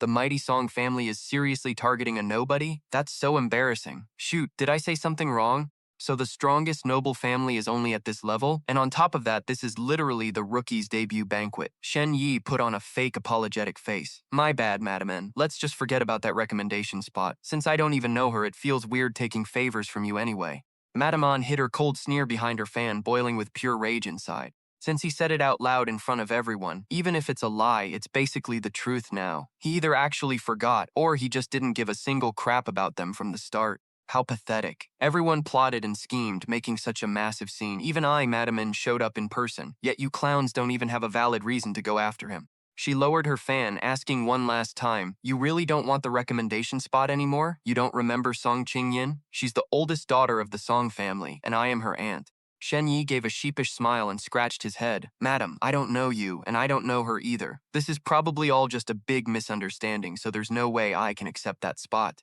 He leaned in close and whispered, "But here's the thing. Madam Ann, you're a highly respected big shot with insane connections. Think you could throw me a bone here?" Standing right in the middle of the crowd, Shen Ye began to spill the tea. "I won't lie to you. Not too long ago, after barely surviving a deadly illness, this police chief named Luo promised to back me up. But then he croaked, and my best friend died too. For some crazy reason, tens of thousands of people at the Feng Lin Hotel were also wiped out. Bad luck just keeps hitting me, and it is seriously stressing me out." He stared right at her, his smile turning super mischievous. "Do you happen to know who the mastermind behind all this crap is?" He stepped closer, his voice dripping with sarcasm while the reporters pointed their cameras right at them. "A VIP like you is definitely way better at investigating than a lowly middle school kid like me. You've got to know something, right? Could you get some justice for them? I mean, we are talking about tens of thousands of lives here." Madame Ann covered her mouth with her fan, her eyes turning razor sharp. She thought to herself, "This little brat, he's using me and this banquet to leak everything to the public." She fired back, "I'm not really sure about that. I heard Chief Luo's sister is looking into it." Then she turned her eyes toward Xiao Mingyu, her voice oozing sarcasm. "Oh right, Miss Xiao Mingyu, I should offer my congratulations. Word on the street is you're engaged, so why are you hanging out with this guy?" Xiao Mingyu calmly greeted her back, "Hello, Madam Ann." Then she firmly declared, "I am absolutely not engaged." But before she could finish, Shen Ye cut in, staring right at Madame Ann. "You sure love relying on hearsay, don't you? First it was me, now it's her. Spreading baseless rumors like this, I don't think it's cool to just run your mouth." Shen Yi continued, "But hey, there is one thing you got right, Madam Ann." He threw his arm around Xiao Mengyu's shoulder and bragged, "Xiao Mengyu and I are indeed investigating this whole mess. And honestly, the results are looking pretty solid." Shen Yi winked, putting a finger to his lips to hush the crowd. "But honestly, it's not the right time to spill the beans just yet." Madame Ann froze, her face turning pale as she sank into the shadows. Chan Rushan broke into a cold sweat, quickly tugging on Shen Yi's sleeve. "Dude, Shen Yi, do you have a death wish or something?" Madame Ann pointed her sharp black fan directly at Shen Yi and Xiao Mingyu, growling. "It's one thing for you to dig your own grave, but are you seriously trying to drag Xiao Mingyu into cutting ties with her family too? And turn her into an enemy of all the noble families from now on?" Suddenly, a buff, middle-aged guy showed up, loudly stepping in. A well-bred girl from the Luo family knows right from wrong. She would never talk nonsense with a street punk like you. He walked over, continuing to lecture them, and as for her marriage, a young girl like her probably doesn't fully understand her family's arrangements yet. But yes, she is indeed engaged. Madame An smiled warmly. "Oh, is that Luo Erlang? What brings you here?" Xiao Mengyu coldly faced the man who barked, "I clearly told you to go home. Why aren't you back?" She replied, "Hello, uncle. I have to take my exams, so I couldn't go back." Luo Erlang grabbed her wrist, trying to drag her away. "The engagement was set up by the family, and Madame Ann only has your best interests at heart. Don't misunderstand her. Now, come with me." Xiao Mengyu stood her ground, asking coldly, "Where to?" Luo Erlang growled, "I just told you. Back home to get engaged." Suddenly, a blazing purple sword aura erupted around Xiao Mengyu. She demanded, "Did grandfather agree to this? What about my dad? Did he say yes?" And more importantly, she stared straight into her uncle's eyes, her voice freezing the air. "What about me? Did I ever agree to this?" Two powerful auras, one green, one purple, clashed right in the middle of the hall, making the tension in the room instantly skyrocket. Luo Erlang replied calmly, "The family head will find out soon enough. As for your father, he's still in a coma, but this is a great thing for you. If he knew, he'd be absolutely thrilled." Xiao Mengyu glared at her uncle, her voice sharp as a knife. "My dad would be thrilled. He'd literally explode with rage. Why don't you tell everyone here how old my fiancé is?" Luo Erlang gritted his teeth, trying to drag her away again. "Don't make a scene in public like some spoiled brat. Just come with me." She slapped his hand away, her eyes blazing with defiance. "Grandfather hasn't agreed, and my father hasn't nodded either. Who the hell do you think you are to make decisions for me?" Standing nearby, Shen Yi was completely blown away by her sheer badass energy. A burst of glowing purple sword energy erupts from Xiao Mengyu, and the legendary title Sword Saint flashes right above her head. Shen Yi's Dharma Eye instantly breaks it down. Keyword buff, sword energy resonance up by 10 points, all stats boosted by 5 points, and her sword damage is straight up doubled. Heavenly truth, 10,000 saints, the gate of destiny, even the greatest sages and saints had to start right here. He's stunned to see the shift. Xiao Mengyu's keyword has completely changed. This means she's finally locked in her path, no more doubting herself. That sword intent is insane, so this is what a real sword saint looks like? Luo Erlong draws his Azure Luo water sword and barks. Xiao Mengyu, tone down that bloodlust. Do you even know what this Azure Luo water sword is? It's the symbol of our family's Grand Deacon, a sacred weapon worshipped by the Luo family. If you dare to defy this blade, I'll enforce family law and use it to put you in your place. Before he can even finish his sentence, a flash of purple sword light slices clean through both of Luo Erlong's arms, sending blood spraying everywhere. He gets blasted backwards, slamming hard against the wall. He crashes to the floor, coughing up blood. Xiao Mengyu walks over with ice in her eyes, looking down at the pathetic loser sprawling on the ground, completely blinded by greed, holding a sacred weapon, yet he couldn't even handle a single strike of hers. Arranging marriages behind people's backs without even telling their own parents, and without the family head's approval. She leans down, her voice freezing cold. You don't deserve to hold this anymore. She picks up the Luo water sword and asks, Luo water, are you willing to follow me and be partners with my lingering snow? The Luo water sword shakes violently, crackling with sparks of blue electricity. As Xiao Mengyu grips the sword, its energy perfectly fuses with hers, creating an insanely powerful aura. The purple and blue sword energies intertwine, flooding the entire hall with a heavy hum. Suddenly, the rookie leaderboard floating in the air shakes violently as a notification pops up saying leaderboard updated. Xiao Mengyu's name shoots straight up from the second spot, tying with Nonggong Sarui at the very top. The crowd goes wild. Xiao Mengyu just claimed the #1 spot alongside Nonggong Sarui. Is that seriously the power of a sacred weapon? Pfft, whatever. She's basically at our level. She's just using a pay-to-win weapon to carry her ranking. Maybe I should borrow our family's relic to boost my stats too. Watching this unfold, Shen Ye analyzes the situation. No way, it's not that simple. If Xiao Mengyu hadn't unlocked the Sword Saint keyword, that weapon wouldn't have acknowledged her at all. This leaderboard isn't just about raw power, he thinks, watching her hover in that vortex of sword energy. Gear, resources, potential, and even raw willpower, everything factors into the card's rating. Standing nearby, Qian Rushan explains to Shen Ye that since the sword chose her, it means the entire Luo family's power is now practically hers to command. She's basically the new boss of the Luo family now, and she's still so young, her future is looking insanely bright. Seeing Shen Ye lost in thought, Qian Rushan slaps him on the back and laughs. Hey, nothing to feel bad about. She just had prime family resources. But you're a regular guy who grinded your way up to a 2-star rating. That's a classic underdog success story right there. Shen Ye blushes, acting all humble. Oh, it's all thanks to your mentoring, Boss Can. But on the inside, he's totally smirking. If this guy knew I was actually a 5-star, his mind would literally blow. Xiao Mengyu touches down, her aura oozing authority as she announces, all right, let's get back to business. The powerful title New Luo Family Successor flashes brightly. She turns to Shen Ye with a serious look. Shen Ye, I couldn't say this earlier, but I can now. Here is the truth behind my investigation. She looks right at Madame An and the wealthy elite, her voice echoing through the entire hall. The monsters behind all those deaths are none other than the great families standing right here, led by the Song family. The rich kids start whispering, looking completely lost. What? What is Xiao Mengyu even talking about? Has she lost her mind? A dark, murderous aura flares up from Madame An, her eyes glowing red. Listen, kid, I'd suggest you watch your mouth. But Xiao Mengyu doesn't back down, staring her right in the eyes. Oh, I am, Madame An. According to my findings, this is all because of your granddaughter, Song Qingyin. To flirt with other wealthy heirs without being tied down by an engagement, she used Shen Ye as a fake boyfriend shield. The other families got ridiculously jealous and literally slaughtered tens of thousands of innocent people just to get rid of Shen Ye. Here are all the videos, photos, and documents. Cold, hard proof. If there is a single lie in here, do whatever you want with me. She raises her phone, her eyes freezing cold, treating human lives like trash just over some petty jealousy. Madame An, is my investigation detailed and serious enough for you? Shen Ye instantly jumps in, shouting at the crowd to back her up. Wow, Madame An, you really have a great eye for talent. Xiao Mengyu actually solved it, and we've got all the videos and photos right here. Any of you want to take a look?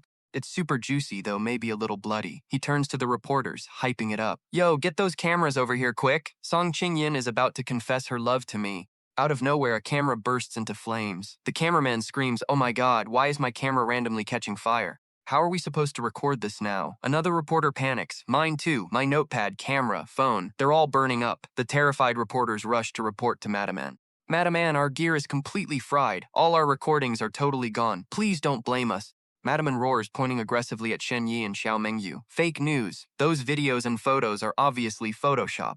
Qingyin would never hurt a fly. She's a role model for the new generation, the student council president of Sky Blue High School. Tons of elite heirs can vouch for her. A bunch of rich guys immediately back her up. Exactly, you're just a filthy peasant. Why on earth would Song Qingyin ever like a loser like you?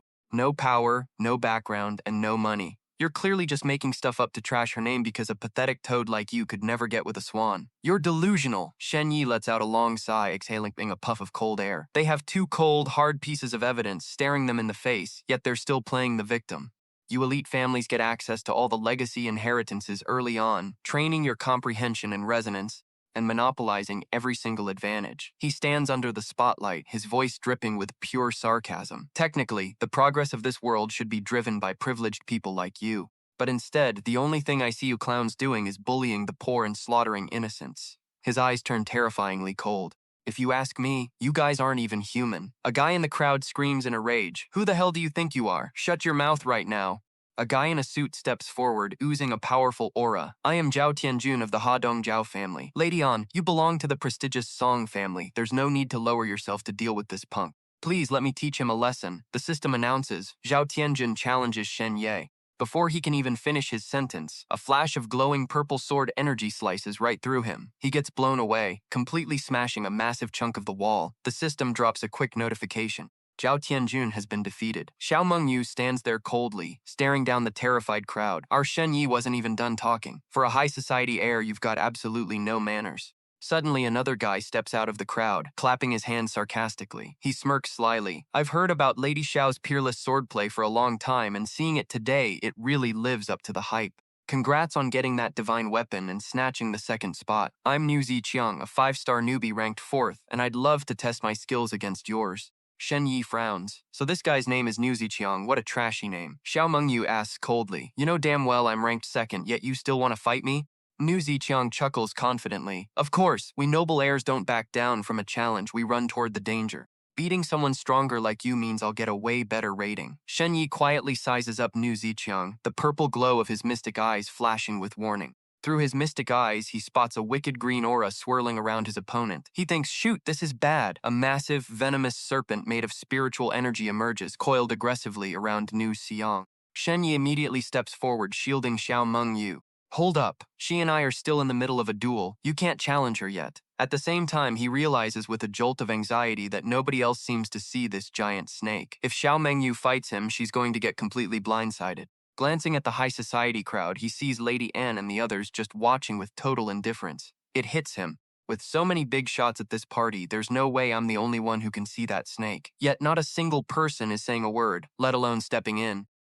Looks like they've all silently agreed to let this happen. Niu Ziqiang smirks, mocking the losers who just got trashed by Xiao Mengyu. You cowards don't even dare to fight me. Why bother acting like heroes? You might as well just drop to your knees before Lady Anne, admit you messed up, and beg for forgiveness. Ignoring the taunts, Shen Ye raises his card. It glows and a new tarot card appears. Death. The card shows a hanged skeleton, its body pierced by countless swords, alongside a chilling, deadly inscription. You have offended the great noble families. Your death is absolutely guaranteed. Shen Ye lets out a bitter laugh. Haha, even this card is cursing me. Then he calmly announces the system instantly pings. The match has ended. Shen Ye forfeits. Xiao Mengyu wins. Niu Ziqiang bursts out laughing, looking down on him with pure contempt. Haha, smart move. Now get lost, you coward. Don't go getting hurt by the shockwaves from my fight with Xiao Mengyu. Right then, a new notification pops up. You have received a challenge. Shen Ye stands firm, a vibrant purple spiritual pressure erupting around him. The system announces, Shen Ye challenges Niu Ziqiang. He smirks, who told you that? I forfeited just so I could take you on. Xiao Mengyu stares at him in shock, stammering Shen Ye. Niu Ziqiang bursts into hysterical laughter. Haha, am I hearing things? A 2-star commoner actively challenging a 5-star like me? Let me tell you something. He growls, the spiritual serpent manifesting behind him. A piece of trash like you isn't even worth my time. Just my aura alone is enough to scare you to death. The giant serpent lunges forward. Shen Ye stands firm amidst the crackling lightning, thinking, he says he's just scaring me, but he's actually sending his snake to bite me. If I couldn't see this thing, I probably would have been scared to death for real. He immediately gets into stance, unleashing a lightning strike. Lightning palm! The clueless crowd starts whispering, what is he doing? Why is he hitting the empty air? Only the powerful masters watch in sheer shock. No way, can he actually see it? Is this for real? The bolt of lightning hits the serpent dead on, making it shriek in pain. Nu Ziqiang is stunned. You can see it? But how? Shen Ye stands there, his entire body wrapped in crackling purple electricity. His mystic eyes glow brightly. Qian Rushan stares in absolute disbelief, his body trembling. Mystic eyes. He has actually awakened the mystic eyes. Nu Ziqiang panics.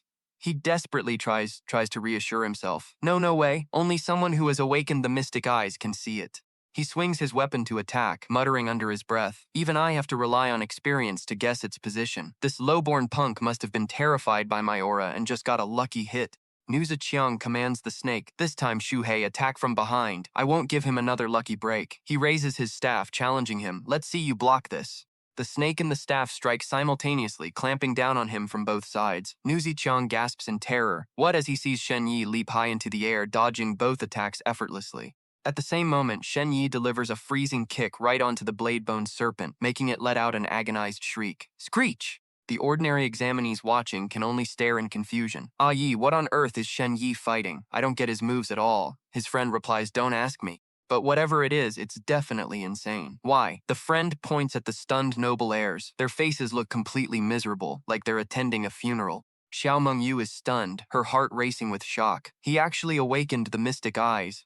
No wonder he stopped me from stepping up earlier. I wouldn't have been able to see that spiritual beast at all. If I had fought him, I would have been totally blindsided. Shen Ye lands smoothly on the ground, dusting off his hands in a mocking gesture. Without that snake, what else have you got? Nu Ziqiang grits his teeth, growling arrogantly. He roars, swinging his staff to unleash countless afterprimages at Shen Ye. I am a 5-star newbie ranked 4th. Who the hell do you think you are? A heavy spiritual pressure floods the hall, affecting everyone standing nearby. Whoa, this pressure is insane. It feels like we're getting sucked in. Nu Ziqiang spins his staff, whipping up a massive vortex of green energy. He charges forward, bringing his staff down on Shen Ye with a devastating blow. A loud crash echoes as the floor cracks open, kicking up a thick cloud of dust. Xiao Mengyu and Qian Rushan scream in terror. Shen Ye! As the dust settles, it reveals Shen Ye stopping the heavy staff dead in its tracks with just one hand. Nu Ziqiang freezes, unable to believe his eyes. A vibrant purple spiritual pressure erupts from Shen Ye's body. The system pings. According to your will, all attribute points have been added to strength. Current strength is 14.3. Nu Ziqiang panicked. He took my full force strike and didn't even flinch. How is that possible? My strength is 8.7. No under 5-star rookie could ever be stronger than me. He struggled to pull his staff back but couldn't budge it. Heh, I get it. You're just putting on a tough front. Shen Ye lifted Nu Ziqiang up with one hand, making him shriek in pain. Let me go. Nu Ziqiang thrashed in Shen Ye's grip, screaming, damn it, let go of me. Don't you dare touch me with your filthy hands. Shen Ye stared coldly at the python slithering closer, growling. Take one more step and I'll snap his neck. The snake froze. Nu Ziqiang was also stunned, frantically turning his head. Shu He, where the hell are you? Attack! Get back here and bite this bastard to death! Shen Ye smirked mockingly. Heh, turns out you can't even see your own snake. Looks like your rank 4 5-star title was just bought with your family's cash, huh? Nu Ziqiang stubbornly kept barking orders. While the venomous snake hissed loudly, he yelled, Shu He, do it! There are so many people here, he wouldn't dare touch me! Instantly, a brutal punch slammed right into Nu Ziqiang's face. Shen Ye spoke coldly, his hand still gripping the collar of his now unconscious opponent. Who said I wouldn't dare? This punch is payback for that girl earlier. He glanced at the wary venomous snake and whispered, Hey, don't move, little snakey. You don't want him to die, do you? The snake let out a soft hiss. Now then, by the way, don't you dare forfeit. I'm not done having fun yet. Nu Ziqiang woke up, his face swollen like a balloon, screaming in a blind rage. You filthy trash. How dare you look at me like that? Just you wait. I'll kill you, your friends, your family. I'm gonna slaughter every last one of you. Suddenly, a burst of blue aura erupted from Shen Ye's, the system announced. Special condition activated. Under this special condition, your Northeast Divine Fist has received a blessing, skyrocketing to rare blue quality. He was shocked. Who knew Northeast Divine Fist could be used like this? Shen Ye slapped Nu Ziqiang right across the face, shouting, So what if I look at you, huh? The system chimed in again. Dual special conditions activated. Your Northeast Divine Fist has received another blessing, skyrocketing to refined blue quality. He thought to himself, damn, triggering keywords to boost fist techniques is actually so cool. Shen Ye unleashed a barrage of rapid-fire punches straight onto his opponent's face, roaring at the top of his lungs. Yeah, I'm looking. What are you gonna do about it? What? Huh? His friends watching from the sidelines were both terrified and incredibly hyped. Whoa, that is so brutal. Nice one, Brother Yi. Beat him to a pulp so even his own mother won't recognize him. Nu Ziqiang was thoroughly trashed, his face completely deformed, left groaning in absolute agony. He wept as blood streamed down his face, a wave of sheer terror washing over his soul. No, this is bad, this guy. Shen Ye loomed over him like a literal demon, wrapped in a dark purple murderous aura, sporting a terrifying grin. Rested enough? Let's keep going, shall we? Nu Ziqiang panicked. Was this freak actually gonna kill him? He grabbed Shen Yi's arm, desperately crying out for help. Help! Someone help me! He looked toward the crowd of noble family members, screaming internally, is this Loslav actually trying to drag me down to hell with him? No, I don't want to die, he continued to shriek in sheer despair. Help me, save me, he's really gonna kill me. The entire hall fell into a chilling silence. No one spoke up and no one moved. They all just watched with cold, blood-red, lifeless eyes. Madame An stood there coldly calculating. If this new kid died by Shen Yi's hand, the 3 major high schools would definitely team up to step in and severely punish this malicious act of murdering a candidate. By then, whether it was Song Qingyan's reputation, the noble heirs who hired the assassins, or tonight's entire farce, it would all go up in smoke. She looked at the sobbing, pitiful Nu Ziqiang and made up her mind. New kid, just die in peace. She kept plotting in her head. Once you're dead, I'll back your father to become the head of the new family. A sinister smile crept across Madame An's face as she watched Shen Ye clutching Nu Ziqiang by the collar. Your greatest value right now is to be killed by Shen Ye. Suddenly, Shen Ye snickered. He burst out laughing, grabbing Nu Ziqiang's collar. Ha ha ha. He laughed out loud again. Ha ha ha, do you guys seriously take me for an idiot? Don't worry, I'm not gonna kill you. But you saw it clearly, right? They've completely abandoned you. He leaned in close to his ear and whispered, we're just sparring, but they actually want you dead, because if I kill you, they'll have the perfect excuse to take me out. Nangong Sarui frowned from among the crowd. Then the noble family's scandals will just vanish into thin air. That's enough, we can't let him keep talking. Suddenly, another figure rushed in, conjuring currents of water that wrapped around Shen Ye and Nu Ziqiang, splitting them apart. An examiner from Jieland Academy appeared, saving Ziqiang. All right, sparring is fine, but let's not get too heated. I am an examiner from Jieland Academy. You both put on a great fight, and I'm sure the artifact will give you a solid evaluation. The system announced that the duel was forced to stop, and this fight would not count toward the evaluation. Shen Ye smirked. So you only stepped in once you knew I wouldn't actually kill him. Madame An handed Nu Ziqiang an elixir. Hurry and eat this to heal up. The exam is about to start. He took it with trembling hands, sobbing. Thank you, Madame An. Suddenly, a blinding flash of light enveloped the entire cathedral. Time was up. Beams of green light wrapped around each candidate. Shen Yi's friend cheered. It's here. The final evaluation from the Tarot Tower is finally here for us. Xiao Mengyu stood there as her card popped up. As a 5-star rookie, you have received your final evaluation, Sword Saint Stance. Having acquired the divine artifact in solo combat, you hold an absolute advantage. Therefore, you are granted the power of the party leader, enhancing your benefits in teamwork and cooperation. The party leader's skill tree appeared. Effect 1. Members invited to the party will immediately teleport to your side upon accepting. In this party setup, you can unleash double the power. Effect 2. When there are no party members, your overall power will be weakened by 70%. Effect 3. In a party, if you transfer the leader position to someone else, you will maintain normal power, while the recipient will gain Effect 1. The above effects are now active and will last until the end of the exam. At the same time, Shen Yi's card also lit up. As a 5-star rookie, you have received your final evaluation, the Unyielding. You bring trouble upon yourself, turning yourself into a feast's prey. Yet your unyielding will is the very reason you narrow-mindedly escape death every single time. Therefore, you are granted the power of the Meat Shield, enhancing your survivability. The Meat Shield skill panel appeared. Faced with a fatal attack, you can take a maximum of 3 hits before dying, or become a qualified piece of meat to be devoured by others. The above effects are now active and will last until the end of the exam. The system broadcasted a general announcement to everyone. All candidates will receive a mandatory survival item for the exam, a burning candlelight. Description: it never goes out. Only with this will you be able to see everything clearly inside the exam arena. Congrats on being qualified for this year's 3-school joint exam. Take a 3-minute break before the teleportation begins. Shen Ye gasped in shock as he vanished, leaving Xiao Mengyu completely stunned. Huh? A warning popped up on his system panel. Your burning candle flame has been stolen. He roared, what the hell? The exam hasn't even started and my flame's already been stolen. The system explained, your opponent is also a candidate, one who holds the exploitation rating and used its power to steal your light. You won't be able to see a damn thing in the exam arena. Nu Ziqiang burst into a smug laugh. Bwahaha, Shen Ye, this is what you get for crossing his. Losing your candle flame is just the start. Soon you'll completely break, totally helpless against us. His wounds had already healed and he kept on sneering. We only need a single pill to make all your struggles utterly useless. We were born at the top of the mountain, while you're just an ant crawling at the bottom. Who the hell do you think you are? He growled menacingly while Shen Yi's friends seethed with rage. Shen Ye, just you wait. You, your family.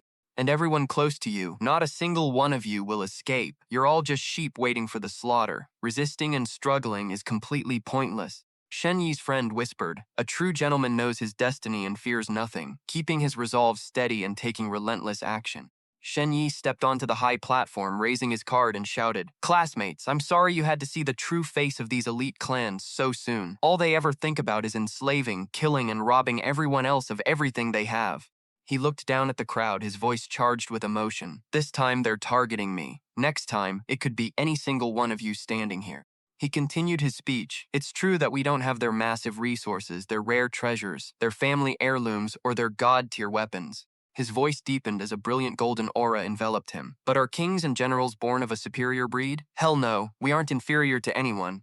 And we sure as hell don't deserve to be bullied and oppressed by them." The system chimed, 10 seconds until the exam begins. Candidates, prepare for teleportation. Shen Ye held his card high and declared, "My card's final rating is the unyielding one." His friend clenched his fists, eyes filled with determination. "Even if I'm all alone, I will fight for this belief until the very end." His other friends were also enveloped in light, ready to fight. Newsy Chiang and the elite clan crowd were also wrapped in teleportation light. He sneered, "Shen Ye, I'll give you exactly what you want." The system announced, "The exam has begun." The entire hall was flooded with light as bells echoed. The system announced the start of the exam and issued the first round objective. Find a way to reach the floating island below. Succeed and you pass, fail and you're instantly disqualified. Shen Ye was teleported into a pitch-black space, floating amidst tiny specks of light. "Is this the exam arena?" He instantly grew alert, stepping through the darkness. "Damn it, it's pitch black. Without that candle flame, I can't see a single thing. I've got to find Xiaomeng Yu first." Suddenly, torches flared up all around him, and countless enemies appeared, surrounding him completely. Shen Ye instantly activated his flowing moon movement technique, leaping high into the air to dodge the incoming attacks. Landing with a sharp gaze, he spat, "You spoiled rich kids. Is sneak attacking all you know how to do?" An enemy lunged from behind, thrusting a spear into his body. "You lost your own flame, so who else are you gonna blame? Just die already." Shen Ye was skewered, but he instantly spun around to deliver a desperate bone-for-flesh counterkick, triggering a system activation message. Falling to his knees, coughing up blood, he listened to the crowd's mocking laughter. "This is what you get for defying us, Shen Ye." The system screen flashed. 1 use remaining. Shen Ye gritted his teeth, letting out a furious roar. "Come forth, Sea of Calamity." A massive skull-shaped black mist enveloped him, radiating a terrifying aura of death. The crowd gasped in terror. "What is this deathly aura? Watch out. He might have another trick up his sleeve." Big Skull materialized and whispered, "Shen Ye, find a way to run fast. I barely have any power left. I can only bluff them for so long." "What?" Shen Ye gasped in shock. Just then a notification popped up. "You have received a party invite from Xiaomeng Yu." He was stunned. A party invite? A blue light enveloped him, teleporting him away instantly. "You have accepted Xiaomeng Yu's party invite," teleporting to the party leader's location. The crowd stood there completely dazed. "Where did he go?" The leader yelled in rage. "Damn it, he was just bluffing back there, and we let that punk escape." Shen Ye materialized next to Xiaomeng, whose body was radiating a warm glow. She gasped in surprise, "Shen Ye, you're hurt." His wounds rapidly closed up. "Huh? My wounds are healing? It must be because of my card's effect," he explained. "I was just ambushed by those elite clan bastards." Xiaomeng Yu asked in wonder, "Then why did you suddenly appear right next to me?" Shen Ye explained, "That's also my card's effect. When forming a party for the first time, the members will be teleported straight to my side. There's another effect too. Once we're in a party, the leader's combat power is doubled." He thought to himself, "So that's how it works. This card's effects are freaking insane." The system chimed. "Burning candle flame has been shared." Shen Ye looked around, his vision finally clearing up. "So where on earth are we?" Xiaomeng Yu explained, "We're still on the banquet's floating island, but our surroundings have completely shifted. Yunshan port below us is gone, and in its place is the second round arena." Shen Ye pointed toward another floating island in the distance. "I see it. Is it over there?" She nodded. "Exactly. The first round's exam is literally just finding a way to get over there." She looked at him curiously. "By the way, Shen Ye, have you awakened your Dharma eyes?" Shen Ye was taken aback. "Dharma eyes? I can just see a few hidden things. Is that what they're called? What exactly are they anyway?" Xiaomeng Yu explained, "The Dharma eyes are proof that a cultivator has been recognized by the Dharma realm. The Dharma realm is the origin of the universe, the source of all power. There are tons of mysterious and powerful things that you can only see once you've awakened your Dharma eyes," she continued. "But the lore behind the Dharma realm is way too complex, and this is pretty much all I know for now." Shen Ye thought to himself, "So that Dharma realm I saw last time is actually the source of the universe. Are those trash manuals that mysterious voice told me to collect really that powerful when combined?" He scratched his head with a goofy grin. Huh, so I guess that makes me kind of a big deal, huh? She rolled her eyes at him. Way more than just kind of idiot. Suddenly, Shen Ye's Dharma eyes sensed a dangerous, dark aura. Spotting two dark figures lurking in the shadows, he immediately grabbed Xiao Mengyu's hand. Hurry, keep up! He ignored her shock, grabbed her arm and dragged her toward the island's edge. He screamed, jump! And they both plunged right into the empty void. Tio Mengmu panics. What are you doing? Floating in midair, Thumb Dai explains, there were two guys right behind us. I felt this insane, terrifying bloodlust radiating off them. Better safe than sorry. Besides, the goal for round 1 is getting to that island below anyway. Tio Mengmu thinks to herself, yeah, but that only works if we actually make it down there alive first. Thumb Da snaps his fingers with a crisp click and says smugly, 10 steps, 1 kill, leaving no trace for 1,000 miles. Suddenly, a blazing flying motorcycle swoops down. They land right on it and zoom off in a cloud of smoke and fire, leaving two dark figures eating their dust. The system announces that 2 players have cleared round 1. The shorter dark figure says guiltily, my bad. When I saw Tio Mengmu, I couldn't hold back my aura and let a bit of it slip. The taller figure replies, don't sweat it, I didn't expect that kid to be so insanely sharp either. That brat isn't some useless loser, the taller figure adds. Looks like he's been putting the power of that cursed sculpture to pretty good use. But when he got attacked earlier, I felt the undead power backing him up. It's hanging by a thread like a candle flickering in the wind. He orders, move out, we're heading down too. The other replies, understood. Meanwhile, at the gathering point for the other candidates, the leaderboard lights up. 4 people have already cleared round 1. Everyone is freaking out. Dude, it's only been a few minutes. How the heck did 4 people clear round 1 already?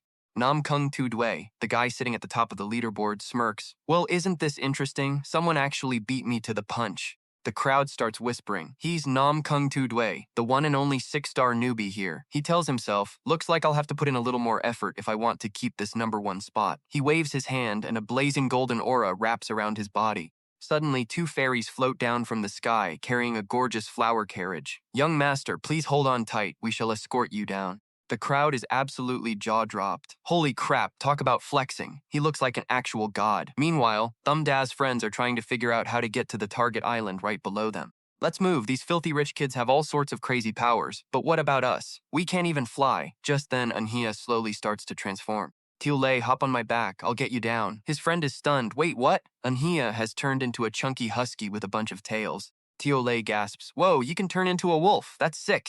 But Anhia looks totally confused. Dude, you call this a wolf? Around them, other candidates are using every crazy method possible to fly down. Some are riding brooms, others are flying on swords, and some are even using umbrellas. The poor souls who can't fly are left behind, completely miserable.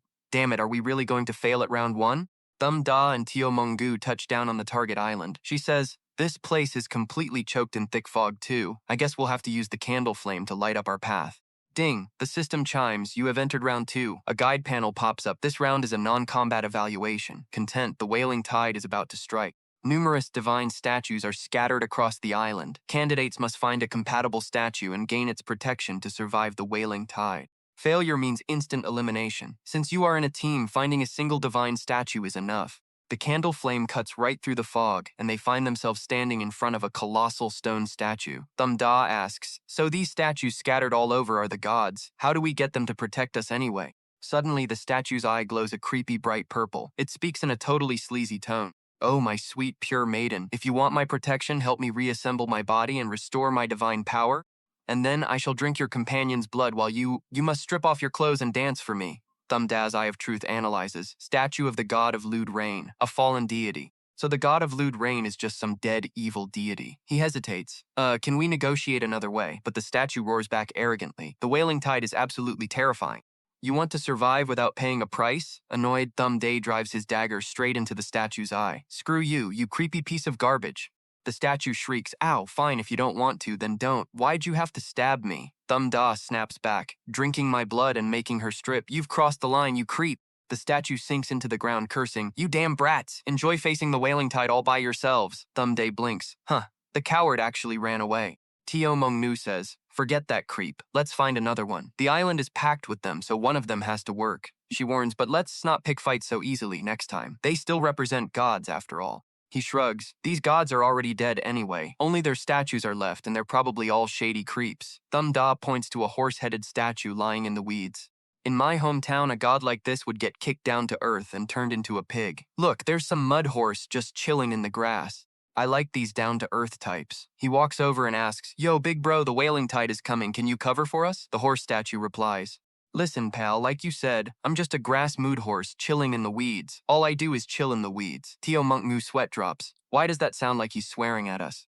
The Eye of Truth analyzes, damaged sculpture of the God of War's mount. The horse statue says, "If you want protection, you've got to find the guy who actually rides me." Thumda asks, "Awesome, so where is he?" The horse statue replies, "The girl next to you uses a sword, which is exactly his type. As long as you show him some respect, he'll definitely help." He's right. Boom. A red flash of light cuts through the air, slicing the horse statue's head clean off. The two dark figures show up again, and one of them says, "We finally meet again." Thumda gasps, "It's them again. These are the two shady creeps who were stalking us earlier." He growls, "Hey, you guys just won't let up, will you? What the hell do you want from me?" Both of them rip off their disguises at the same time, revealing their true identities, the Skin Peeler and Triot D Bong. Thumda roars, "The Skin Peeler? And Triot D Bang, we are done. Why the hell are you still stalking me?" Triot D Bong's eyes begin to ooze creepy green tears. She whispers in a haunting, dark murmur, "Thumda, I'm already dead." Tio Mongmu gasps in horror. Thumda grits his teeth. "Damn it, it's an undead ability." "Tio Mongmu, you were right. That thing is definitely not Triot D Bong." She screams, "Thumda, run. I can feel it. They're way stronger than before." The Skin Peeler instantly spins a massive net of red lead threads, trapping them. "Did you really think I'd let you slip away like last time?" They both panic. "Oh crap, we're trapped." Trio Deembong lunges forward, forcing Thumda's mouth open. "Time to return this to its rightful owner," she sneers, digging something right out of his throat. Shen Ye felt his entire body go numb. Crap, he couldn't move a muscle. Suddenly, Zhao Yibing stared at him, totally clueless, before, boom, an invisible force blasted her straight back. The Skinner was shocked. "What?" The system chimed in, announcing this round is a non-combat test and private brawling is strictly banned. The Skinner totally lost it and screamed, "Master." Then, a flash of light zipped him away. The system continued. "The attacker has been banished to the edge of the exam grounds. Do it again and you're kicked out for good." The Skinner muttered, "Didn't expect this place to have rules like that. I'll let you losers live a bit longer. Not like you've got much time left anyway." He vanished into thin air, leaving behind a threat. "We can come back for your head whenever we want." And just like that, the creepy red thread wrapped around Shen Ye's neck again. System alert. A crazy mystical spell description popped up. Whenever you get within 500 miles of the enemy, they can pinpoint your location and teleport right in front of your face. Shen Ye growled, "Damn it, not this cheap trick again." Xiao Mengyu got all worried and asked, "What's wrong? Are you hurt?" He replied, "Yeah, but you can't see it. Zhao Yibing just put a tracking thread on me. She can use it to pinpoint my location and teleport to me whenever she wants," he continued. "Since fighting is banned in this round, we're safe for now. But next round, no guarantees. We've got to speedrun this and get to the next stage fast." She asked, "Wait, why?" He explained, "Even if they want to jump us, they still have to follow the rules and clear the rounds first until they are combat spells. But the location and rules of each round are a total mystery. If we can stay one step ahead, we'll snag the upper hand and be way better prepared." She nodded. "Makes sense. Let's hurry up and find that statue the mud horse was talking about." Xiao Mengyu turned back to look at him with sheer determination. "Shen Ye," she said fiercely, "I will absolutely not let them hurt you." Shen Ye gave her a warm smile, dashed forward, and playfully called back, "Then I'm counting on you to protect me." The scene cuts to a creepy, foggy forest where two other candidates are kneeling before a bizarre statue. "Oh, great God, is there any way you could change your demand?" "Yeah, we're only 15 years old." The deity statue coldly replied, "No deal, 2 balls, and don't even think about missing one." It continued, "It was originally 4. But letting you keep 2 is me being generous. I need the ultimate yang energy of you teens to restore my power. Otherwise, you won't get my protection and will be swallowed up by the wailing tide." The 2 boys fell into utter despair. "Damn it! To prep me for the top 3 high schools, my family went up to their eyeballs in debt. I can't fail here." "Who isn't in that boat?" the other replied. "To please our sponsor, my sister even had to become a concubine. This exam is our family's only shot at a better life." Both of them pulled out their knives, deciding to make the sacrifice. "Let's just do it, 1 ball each. At worst, we'll just call ourselves the solitary noble warriors down the road." "Let's do this. I've actually heard of this legendary chrysanthemum cannon. They say the fewer balls you have, the more powerful you get. When we train in that later, this might just be a blessing in disguise." One of them said, "I can't bring myself to do it. Cut mine for me." The other replied, "Deal, but you better do mine right after." Right then, Shen Ye dropped down from the sky, delivering a bone-shattering, icy kick while screaming, "Go to hell, you absolute creep," the system announced. "Fallen god of Longyang, this deity has perished, and its leftover energy instinctively craves ultimate yang energy." Shen Ye kicked the statue's head clean off, cursing in frustration. These wicked spirits are getting way out of hand. Every single one of them demands human flesh. I've barely walked this way and I've already kicked off over 10 statue heads. Right then, Xiao Mengyu called out, Shen Ye, get over here quick. I think I found the sword-wielding statue, he replied. On my way. The two boys were totally dumbfounded. He actually dared to do that to a god, and he didn't even get kicked out of the exam? Wait, I get it now. The point of this round isn't to satisfy the statue's ridiculous demands, but for us to find the right statue that actually matches us. Xiao Mengyu called him over. Shen Ye, look, I found it. In front of them was a kneeling, headless statue holding a massive sword stabbed into the ground. Xiao Mengyu said, this is the only statue related to swords. I wonder if this is the one the horse head was talking about. Shen Ye's appraisal skill analyzed. Dragonhead gold and silver inlaid bronze divine soul suppressing sword possessed by a sword spirit. Xiao Mengyu bowed respectfully. I am Xiao Mengyu, and I request your protection to survive the wailing tide. May I ask what offering you require? She talked until her mouth was bone dry, but the statue didn't react at all. Xiao Mengyu grew anxious, sweating slightly. No way, it's not reacting at all. The statue and the sword remained dead silent, standing tall under the sky without a single twitch. Shen Ye pointed straight at the massive sword and said, no doubt about it, you're praying to the wrong target. It has to be this. Xiao Mengyu looked skeptical. This sword, are you sure? He confidently replied, just give it a shot. Following Shen Ye's advice, Xiao Mengyu turned to face the sword and bowed. I am Xiao Mengyu. Please protect us through the wailing tide. If you need any offering, just say the word. Shen Ye peeked from behind the sword and cheered. It's working! With a sharp clang, the massive sword vibrated violently and floated into the air, unleashing a powerful wave of sword aura. Amidst the sword aura, blood-red characters appeared. Use me to slash 10 times. Xiao Mengyu grabbed the floating hilt, gasping in surprise. Huh? Is it really that simple? Her eyes turned razor-sharp as she raised the sword with both hands. All right, here I go. She put all her strength into a downward slash, sending a fierce shockwave tearing through the air, whipping up countless scattered leaves. Watching this, Shen Ye suddenly had a breakthrough. I finally get it. The meaning behind the suitable statue mentioned in the quest. He thought to himself, the real focus of this round is to test the candidate's resonance. Xiao Mengyu's Sword Saint keyword gave her 10 points of sword aura resonance, so the thing she needed to find was definitely a sword-related statue. The resonance between her and this sword must have blown past some threshold, which is why it's willing to go through thick and thin and fight alongside her. Shen Ye was certain. It knows Xiao Mengyu is a true sword saint. The system. You have been recognized by the sword spirit. It will assist you during the wailing tide. In addition, it will transmit an ancient sword art to Xiao Mengyu. As a party member, your resonance with swords is not low either, so the sword spirit will reward you as well. Shen Ye pointed to himself in surprise. Wait, I get a piece of the pie too? The system. Your sword style is different from others. It's more like an assassin's. The sword spirit will teach you a sword move of ultimate simplicity. Straightforward yet highly lethal. Tai-Bai system. Assassination skill. Finishing move.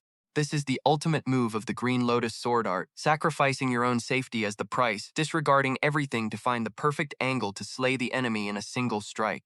A self-sacrificing posture, a true killer's sword. Shen Ye was secretly thrilled. A one-hit kill sword move? This is exactly what I need. Combined with the meat's effect, it's a match made in heaven. Perfect timing. Sword, bro. Meanwhile, Xiao Mengyu felt a new surge of power. This ancient sword art is an even more profound and subtle form of sword control, but it drains too much mental energy. With my current strength, I still can't control it. System. 5 minutes until the wailing tide begins. The thick fog will now disperse and you no longer need the light source. The sword vibrated slightly, carving words onto the ground. You need to find a reliable shelter. Xiao Mengyu explained. The sword spirit wants us to find a place with cover. Shen Ye analyzed. Looks like finding the statue doesn't just get us protection, but also unexpected rewards like techniques and magic treasures. We need these to deal with Zhao Yibing. He muttered. The moonlit deity's blessing gave me 29 points of resonance with the moonlit attribute. I should look for a related statue. With 5 minutes left and better visibility, I think I can find one more. He turned to Xiao Mengyu and said, you go find a shelter, I'll go look for the statue. See you in a bit. But once he was on his own, he wondered, but what exactly is the moonlit attribute anyway? Suddenly, Xiao Mengyu appeared right next to him, startling him. Shen Ye was shocked. Whoa, what are you doing here? Didn't you say you were gonna find shelter? She replied, you're gonna get wrecked going alone. I'm tagging along. How does your resonance show itself? I'll help you look, Shen Ye replied as he walked. Honestly, I have no clue. It's probably something to do with the moon and darkness. Suddenly, he stopped in his tracks. Under the bright full moon, 4 familiar figures blocked their path. The big meathead growled, gotcha now, Shen Ye. Shen Ye narrowed his eyes. You guys again? Channeling energy into his fists, the buff guy roared. This time, I'm gonna beat you to a bloody pulp. Bam, bam, bam. Invisible waves of energy from the system blew all 4 of them away. Shen Ye sighed. Another bunch of idiots who didn't bother reading the rules of the game. Looking completely stressed out, he bolted. Damn it. Those idiots wasted my time when I'm in a massive rush. Where the hell is the moonlight statue? Shen Ye's eyes flashed as he dashed forward, desperate for a clue. He froze right in front of a raging river. With the roar of the rushing water filling his ears, he muttered, "The water." He stared intently at the current. A sudden realization flashed in his mind. I feel like there's something hidden under this water. Yes, that has to be it. When I awakened my mystic eyes, I saw water, and my movement technique is literally called flowing moon. Maybe the moonlight statue is hidden right inside this river. But then his brow furrowed with worry. But the wailing tide is coming in just a few minutes, and this current is so damn strong, he muttered in despair. I don't see any statue meant for me. There's literally 0 clues. Finally, he turned away, giving up. Forget it, we're out of time. Let's just head straight for a shelter. But Xiao Mengyu stopped him. Staring straight into his eyes, she said firmly, "Stop lying to yourself." She gave him a knowing smile. "Your statue is clearly down there. Just go and leave the rest to me." Shen Ye was stunned, then smiled gratefully. "She figured all that out just from seeing me look at the river a couple of times?" He replied, his voice full of determination. "I'll make it quick." With that, he dove straight into the raging river with a loud splash. The system chimed, 30 seconds until the wailing tide arrives. As Xiao Mengyu stood on the bank, the ground beneath her began to shake. She whispered, "Come to me, sword spirit." The soul-suppressing sword flew into her hand, glowing brilliantly. Gripping the hilt tightly, she said resolutely, "Let's buy him some time." Out from the shadows of the forest, the massive, hairy legs of a terrifying creature began to emerge. A scraping, rustling sound echoed as the monster crept closer, but Xiao Mingyu didn't flinch. A hideous giant centipede lunged out of the darkness, letting out a ferocious roar. Without a shred of fear, she swung her sword, unleashing a brilliant golden slash straight at the monster. But immediately after, a swarm of smaller centipedes began crawling out from everywhere. Their horrific hissing filled the air. Realizing they weren't attacking her but were crawling straight toward the riverbank instead, she instantly saw through their plan and shouted, "They're heading for the water." Instantly, the soul-suppressing sword slipped from her grip, floating into the air on its own as it radiated a terrifying power. It shot down at breakneck speed, slamming into the ground with a sharp clang and unleashing a sweeping wave of energy that shredded the centipedes in its path. Witnessing the sword's insane power, Xiao Mengyu couldn't help but gasp, "Whoa, that's incredible." Suddenly, out of the shadows, a grotesque hand dripping with dark energy reached out. Xiao Mengyu suddenly felt a bizarre force wash over her, warping her vision. Chains of dark energy tightly bound her body, making her gasp in horror. "No, I can't move." Right before her eyes, a monstrous giant arm covered in eyeballs slowly rose from the black mist. Was it a spell cast by that hand? She realized it instantly. Without warning, the monstrous arm plunged straight into the raging river with a heavy thud. She gritted her teeth, her gaze turning ice cold as she realized its intent. "Damn it, it's going after Shen Ye." Without a second thought, she swiftly drew the spare sword from her waist, stepping into a battle stance. Leaping high into the air, she swung her sword hard at the monstrous arm, screaming, "Not on my watch." Under her assault, the giant arm let out a low groan, quickly recoiling back into the darkness. Panting heavily, Xiao Mengyu dropped to one knee. Breaking free from its binding spell had drained a massive chunk of her mental energy. "Luckily, I managed to push it back for now," she thought. But that hand was freaking massive. Staring into the thick black fog, she wondered what other kind of monsters were hiding in this wailing tide. Right then, Shen Ye suddenly burst out of the water, clutching a wooden carving in his hand. He shouted excitedly to her, "Xiao Mengju, I found the statue. Let's go, we need to find shelter right now." A few minutes later, inside a nearby shelter by the river, the two sat beside a warm fire, the soul-suppressing sword planted in the ground like a loyal guard. Shen Ye explained, "The sword spirit says this shelter is pretty basic, but the fog outside has turned from black to red, which means the wailing tide is getting way worse. We'll just have to lay low here for now." He paused for a moment before continuing, but then again, Xiao Mengyu stared at the strange piece of wood and asked skeptically, "Shen Yi, is this piece of wood really a divine statue? System, Moonlight Divine Tree wooden statue?" Shen Yi pressed his hands together, praying sincerely, "Mr. Wood, oh Mr. Wood, please help us out here. Keep us safe and get us through this wailing tide." He muttered to himself, "Weird, why is there 0 reaction? My stats plus Moonlight Divine Illumination give me 29 Moonlight Resonance points. This makes no sense." Curious, he leaned in close to inspect it. To his surprise, he noticed, wait, this piece of wood is growing roots. A tiny green sprout pushed up from the wood, the leaf at the top emitting a soft glow. Xiao Mengyu quickly called out, "Shen Yi, look, there are words on the leaf." Text appeared on the leaf, "Offer me water, light, and fertilizer so I can grow and protect you."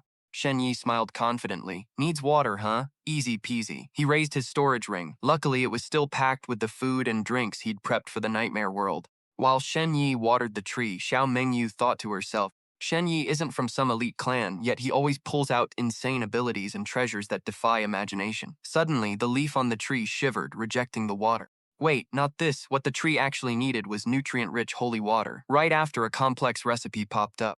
Here's an ancient recipe. 2 grams of cinnamon, 1 gram of dried tangerine peel, 1 gram of coriander seeds, 1,500 milliliters of water, 50 grams of white sugar, 80 grams of rock sugar, 1 sprig of coriander, 2 grams of black tea, 2 lemons, 3 grams of baking soda, or a soda maker. Shen Ye frowned, looking at the ingredients popping out of his ring, while Xiao Mengyu covered her mouth in shock. Oh my god, what a massive pain. But instead of following the recipe, Shen Ye suddenly whipped out a bottle of Coke with a sharp click. He growled, pouring the Coke straight onto the tree and barked, "You've been whining all day just because you wanted some damn Coke, right?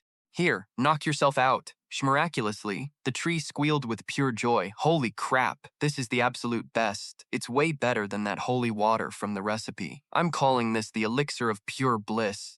After gulping it down, a new request popped up on the leaf. Light and fertilizer, Shen Ye muttered. Sweet, water's checked off, now we just need light and fertilizer. Xiao Mengyu suggested trying to light it up with some bamboo fire. Shen Ye shook his head, pointing out there was no sunlight here, and the outside was completely choked with fog.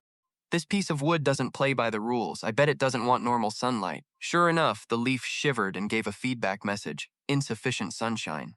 Shen Ye rested his chin on his hand deep in thought, just as I thought. But if it was just lacking light, it should have said insufficient light or not enough illumination. Why specifically say insufficient sunshine? Unless the word sunshine doesn't just mean sunlight, but also being positive, optimistic, and cheerful. Right away, Shen Ye glided over and hugged the piece of wood, spitting out a barrage of insanely cringe compliments. Bro Wood, I literally worship you. You're my absolute savior, the absolute goat of all trees in our hearts.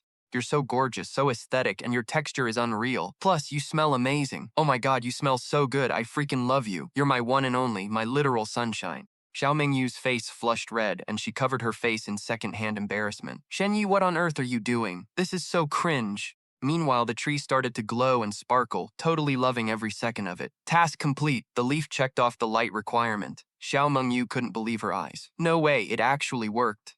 Shen Ye stood up and grinned proudly. Sweet, just the fertilizer left now. Xiao Mengyu worriedly muttered, the fertilizer this thing wants is definitely not going to be normal. The leaf flashed its final requirement. The only designated fertilizer was poetry about the moon, basically, spiritual food. Shen Ye was stunned. Oh, so it wants me to recite poetry for it. He cleared his throat with a loud cough, raised his hand and began to recite passionately. Before my bed, it's frost on the ground. Looking up, I gaze at the bright moon. Bowing my head, I yearn for my hometown. The tree cheered. Masterpiece, pure masterpiece. Xiao Mengyu was totally dumbfounded. Is this really how the Under the Moon faction rolls? Drinking Coke, demanding compliments, and now reciting poetry? Finally, the piece of wood smiled with pure satisfaction and said brightly, offering complete. Take me along and I shall protect you guys. Shen Ye picked up the piece of wood and asked curiously, its roots are all retracted. Is that it? How exactly is this thing gonna protect us? Xiao Mengyu added, it wanted us to bring it, so it's gotta have some special buff. Suddenly, they both whipped around as a bizarre noise broke the silence. Shake, shake. The soul-suppressing sword stabbed into the ground began to vibrate violently. Outside the shelter, deep within the blood-red fog, that massive monster from before had returned, looming as huge as a mountain. It raised its massive fist, aiming straight at their hideout. Boom! A devastating punch shattered the shelter, ripping the ground apart. Shen Ye was blasted backward, yelling in terror. Whoa, what the hell is this? A giant. The soul-suppressing sword shot into the air, charging straight at the monster to protect its master. Clang! The sword stabbed hard into the giant's shoulder. Shen Ye cheered, hell yeah, nice one, sword bro. Suddenly, the ground shook violently again, cracking with terrifying fissures. Xiao Mengyu screamed a warning. Shen Ye, watch out below. He gasped and looked down as the ground split wide open. Whoosh! A giant centipede burst from the dirt. Its razor-sharp head pierced straight through Shen Ye's body. He let out a painful shriek, but right at that split second, a sharp whoosh sliced through the air. Instead of skewering Shen Ye, the centipede had been clamped tight by the magical piece of wood. Shen Ye blinked in confusion. Huh? Xiao Mengyu rushed over, panicking, are you okay? Shen Ye sat flat on the ground, totally shell-shocked. I'm fine. This piece of wood somehow swapped places with me. The leaf on the wood shivered as its voice rang out. To be exact, I became your decoy. Meanwhile, the decoy wood was being squeezed and crushed to splinters by the giant centipede.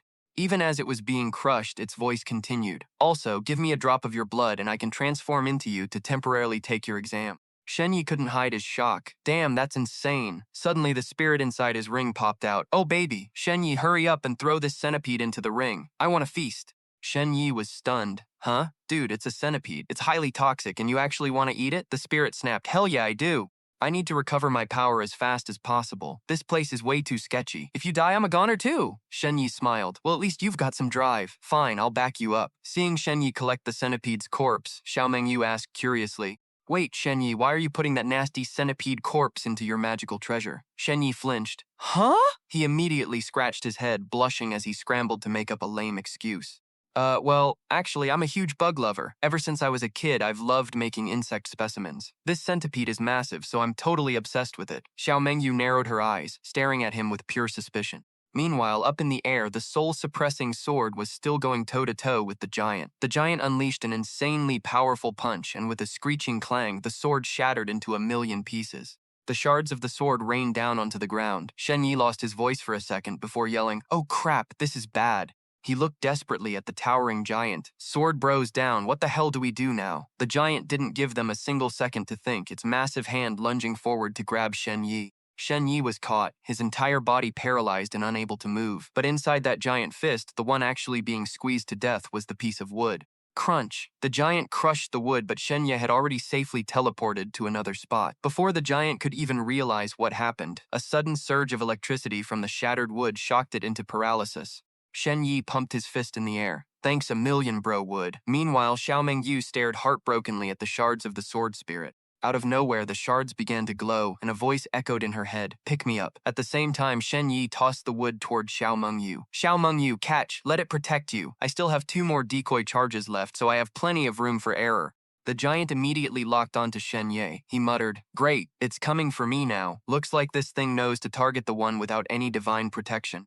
Xiao Mengyu chucked it right back. I'm not scared of it, you keep the wood. The monster roared, prepping its next attack, while the two of them started tossing the wood back and forth. No, you take it. I'm fast enough to dodge its hits. My battle experience is way higher than yours anyway. Just take it. I'm a guy, there's no way I'm letting you lead the charge. You take it. Women hold up half the sky, so don't look down on me. Just take it. The argument dissolved into total chaos. Ladies first, you take it. Girls help boys, so you take it. You want to hold it? You hold it, or actually, you just take it. Taking advantage of the giant's distraction, Shen Ye executed his movement technique. He suddenly flashed right next to its head with flowing moon. Yo buddy, I'm over here. He unleashed a glacial bone blade kick. Taunting the beast, he launched a rapid 2-on-1 assault from below. Hey Passmaster, we already dunked on you. Where the hell are you looking? At the same exact moment, the soul-calming sword fully fused together. Boom, boom, boom. Both attacks slammed into the giant from 2 different directions, setting off a massive explosion. Xiao Mengyu poured every ounce of her strength into swinging the fused sword. She let out a fierce battle cry as she brought down the deciding blow, a fully charged slash. The giant got absolutely wrecked instantly. Shen Ye cheered in sheer awe. Whoa, that's so sick, I can't believe a broken-ass sword could pack that much of a punch. Xiao Mengyu calmly explained. As the golden energy of the sword started to fade, the moment I grabbed it, I felt a surge of raw power, and its name is courage. This feels like a technique from its previous owner. Maybe after going through a couple of life or death battles, my resonance with this thing went way up. A few other moves popped into my head too, but they all rely heavily on charging up energy, which isn't really my style. The spirit inside the ring popped back out and cheered, Yo, we hit the jackpot this time. Hurry up and feed me this giant's meat. Shen Ye was totally grossed out. You can actually stomach giant meat? Seriously? The spirit snapped back. We're in deep crap right now, so we gotta eat whatever we can get. The Skinner and his master already have their eyes on you, so I need to beef up and get ready. Shen Ye asked, So, what are you planning to do? The spirit acted all mysterious and said you wouldn't get it anyway. Don't call me unless it's a real emergency. I need to go into deep seclusion now. With that, it vanished back into the ring. Shen Ye muttered, always playing so damn mysterious. Seeing him trying to harvest the giant's head, Xiao Mengyu asked, Shen Ye, don't tell me you want the giant's head too? He flinched in surprise. He scratched his head, let out an awkward chuckle, and pulled out his usual lame excuse. Well, the thing is, I've always been obsessed with giants. Ever since I was a kid, I loved making giant specimens. This guy is so huge and unique, I just couldn't resist. Xiao Mengyu gave him a totally deadpan look. This guy didn't even put any effort into his lies. Sensing her judgment, Shen Ye quickly held up his token to change the subject. Look, there's new info on the token. Come over here, let's check it out. She played along, dripping with sarcasm. Oh wow, how incredibly groundbreaking. The morning tide system is sweeping across the area. All candidates who have not reached the island are now eliminated, a total of 163 people. You have defeated a powerful enemy. The formidable aura you emit prevents the morning tide monsters from easily approaching you. Shen Ye cheered. Wait, so does this mean we actually made it? Xiao Mengyu stayed on high alert. Don't let your guard down. Finding a way out of here is definitely not going to be that easy. Suddenly, a sharp whimpering sound echoed from deep within the forest, making her instantly tense up. Shen Ye, did you hear that? It sounds like a dog barking. He perked up his ears. Yeah, I hear it. And it's not just a dog, there's someone screaming for help in there too. She warned him. Watch out, it could be a trap. Look over there, Shen Ye pointed, just as a dark figure was violently hurled out of the trees with a heavy thud. A young guy and a massive, severely injured husky were sprawled out on the ground. The boy lifted his head, his face lighting up with absolute relief when he recognized them. Brother Yi and Lady Xiao. Shen Yi recognized him instantly. Zhang Xiaoyi, what the hell happened to you? Zhang Xiaoyi clung tightly to the dog, his voice trembling with sheer panic. Thank God we found you guys. We're saved. Some spoiled noble heir is trying to slaughter us. Shen Yi frowned, completely baffled. Trying to kill you? How? Isn't there a strict rule in this exam arena against attacking other examinees? Both of them rushed over to check on them. Xiao Mengyu asked, Someone is trying to murder you. The exam rules strictly forbid candidates from turning on each other. Besides, where did this wolf even come from, Shen Ye? Why does it look exactly like a dog to me? Zhang Xiao quickly explained, this is actually Guo Yanye. His ability lets him transform into all kinds of dogs. And as for the bastard hunting us down, I recognized him. It's He Jizi, the third-ranked candidate. Shen Ye fell deep into thought, his face growing incredibly grave. The guys who attacked us earlier were clearly kicked out by the rules. So how the hell is He Jizi able to ignore the rules and actually hurt other people? Cold sweat dripped down Zhang Xiaoyi's face as he explained in sheer panic. I don't know. The second he saw us, he just went on the attack. Next to him, Guo Yanyi, still in his husky form, let out a painful whimper. Howl. Suddenly, Guo Yanyi barked out in alarm. Woof, woof, woof. Zhang Xiaoyi pointed toward the forest, terrified. A dark silhouette was slowly emerging. It's him! He tracked us down! Out of the crimson mist stepped a towering man draped in a black cloak. He was dragging another unconscious candidate by the hair along the dirt. Raising his head, the man revealed a face with glowing amber eyes. A cruel smirk spread across his lips as he recognized one of them. Xiao Mengju. Standing tall and fearless, Xiao Mengju demanded, He's easy. How are you breaking the rules without getting penalized? He's easy casually scoffed. Rules? Who said I'm breaking any rules? This is a legal hunt. Seeing their stunned faces, his voice dripped with mockery. Look at those pathetic, clueless faces. You guys really have no idea what's going on, do you? He leaned in, whispering a terrifying truth. The rules have changed. In the morning tide, candidates are allowed to hunt and slaughter each other. Every single death is permitted. Right then, Xiao Mengyu's soul-calming sword vibrated violently, and the mystical block of wood in Shen Yi's hand began to glow with surges of purple energy. The exam system has temporarily enabled the hunting rules. 1. Candidates can hunt and kill one another. Statues are not allowed to participate. 2. All deaths will be treated as normal exam occurrences. Once the exam concludes, all traces will be completely wiped out. 3. The successful hunter will receive a power buff. Shen Yi was horrified. Killing actually gives you a power buff? Xiao Mengyu was in absolute disbelief. How is this possible? There must be some mistake, He's easy sneered. Xiao Mengyu, for someone born into a prestigious noble family, you sure are incredibly naive. Survival of the fittest, that is the absolute law of this world. He cast a glance of pure disgust at Zhang Xiaoyi and Guo Yanyi. Filthy trash like them belong rotting in the sewers. Yet, they don't know their place. They actually hallucinated about getting into the top 3 high schools and fighting us for resources. He clenched his fist, and dark energy erupted from it. In the future, rats like them will try to steal our status, usurp our rights, and even try to breed with the noble families, defiling our sacred lineage. It makes me want to puke. It's utterly disgusting.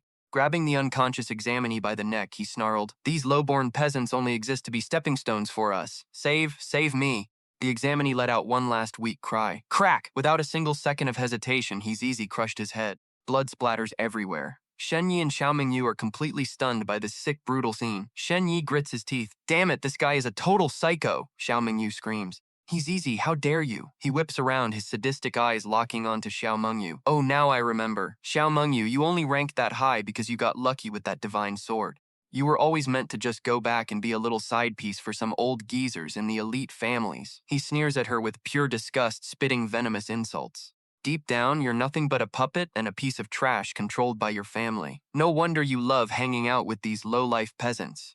He ZZ pants heavily, clutching a severed, bloody head in his hand, a sadistic smirk creeping onto his face. Oh, so you're playing that cheesy-ass I control my own destiny game, huh?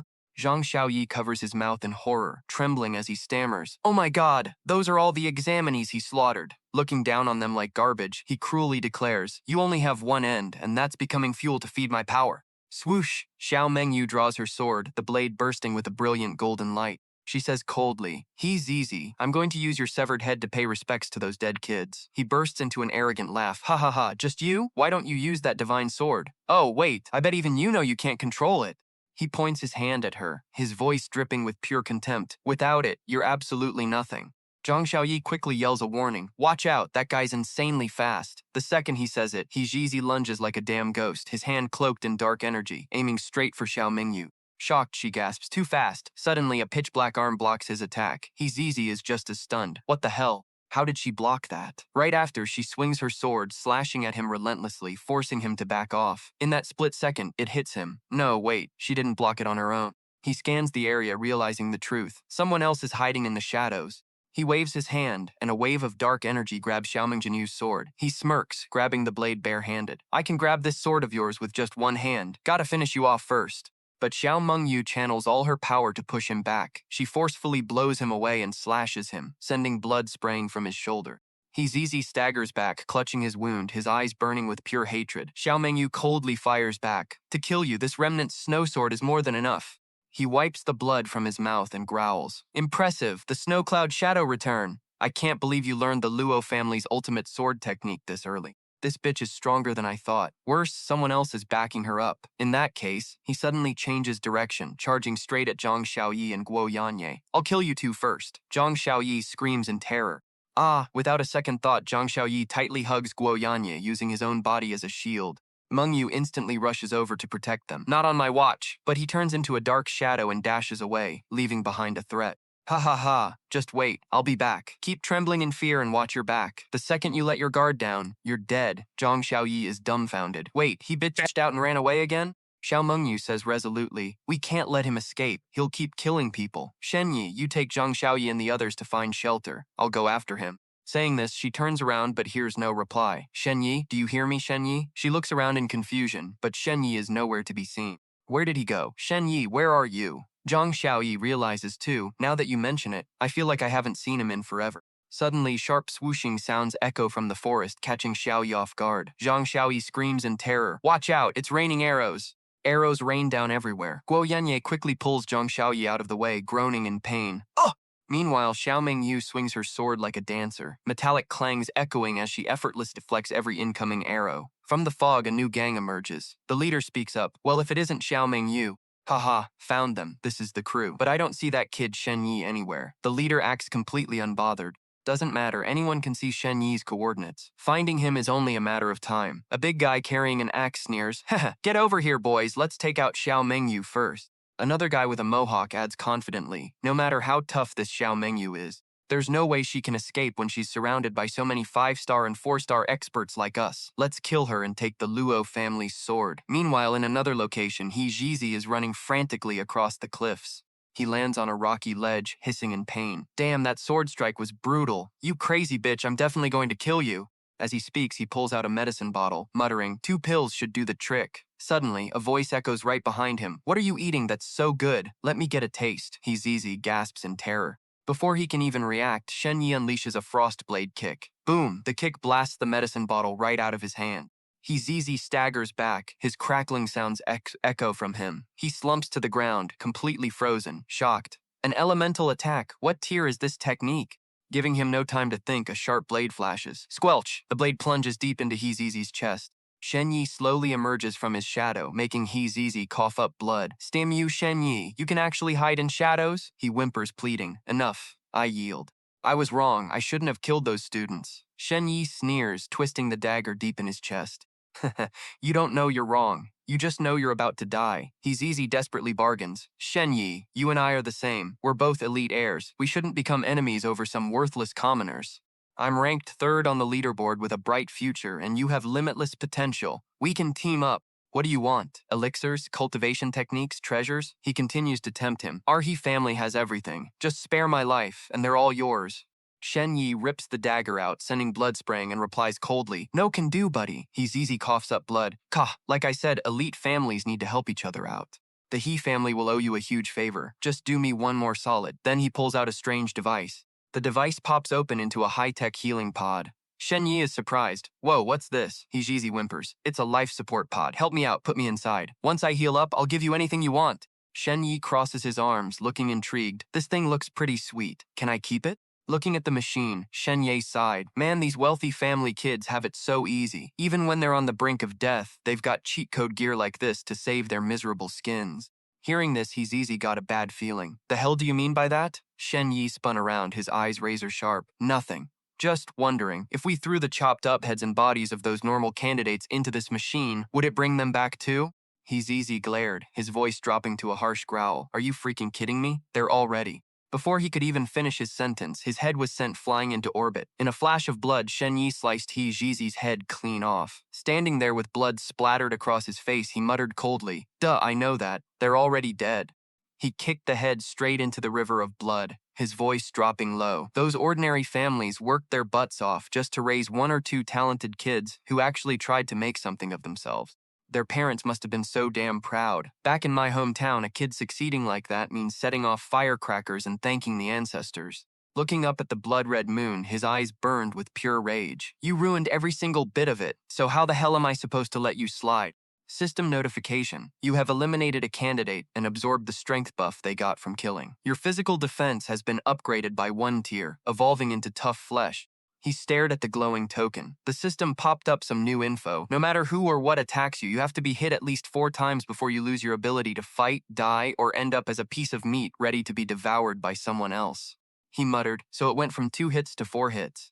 Is this the perk for wiping out other contestants? He swiped the machine and the potion, throwing them into his storage ring. Hell yeah, I'm taking these. The demon spirit inside the ring piped up. Yo, that guy has a storage artifact too. Why aren't you taking it? Sweeping away any trace of the fight, he explained. No way. Those noble families have too many tricks up their sleeves. For all we know, that thing has some kind of tracker on it. We've got to be careful and clean up the crime scene properly. The demon spirit praised him. Damn, you're pretty sharp. No wonder you're the guy I chose. Too bad Betty's medicine isn't like the one you gave me last time. It only works on the living. Suddenly, the skull shrieked a warning. Heads up, there are other life signatures closing in on you. 2 targets right behind you. A massive fireball shot toward him at crazy speed, exploding violently. Shen Ye scrambled to dodge it. 2 strangers stepped out of the shadows, the one carrying a wooden club grinning like a creep. Hey there, classmate Shen Ye. Don't be in such a rush to leave. He swung his club, sending Shen Ye flying like a bird. Let us make a quick buck here. The demon spirit warned again. More life signatures are closing in. The system immediately shifted all his stats to strength. Shen Ye scanned his surroundings, quickly counting in his head. 1, 2, 3, 4. He concluded there were 8 of them in total.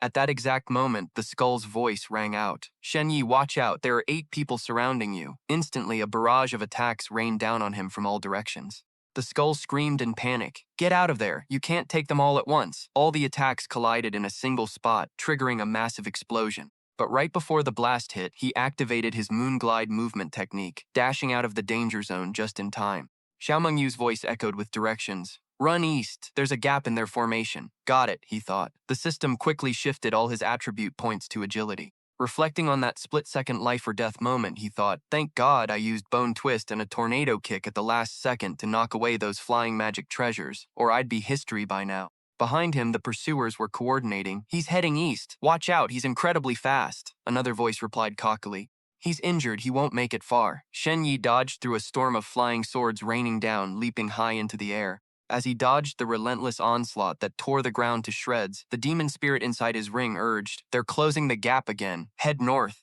Hiding in the shadows, a contestant checked his token and happily tipped off his squad. He's going north. Shen Ye kept booking it, leaping over fallen trees and debris. The demon spirit spoke up again, panic in its voice. No, wait, Shen Ye, something's wrong. No matter which way you run, those life signals are still sticking to you and keeping you boxed in.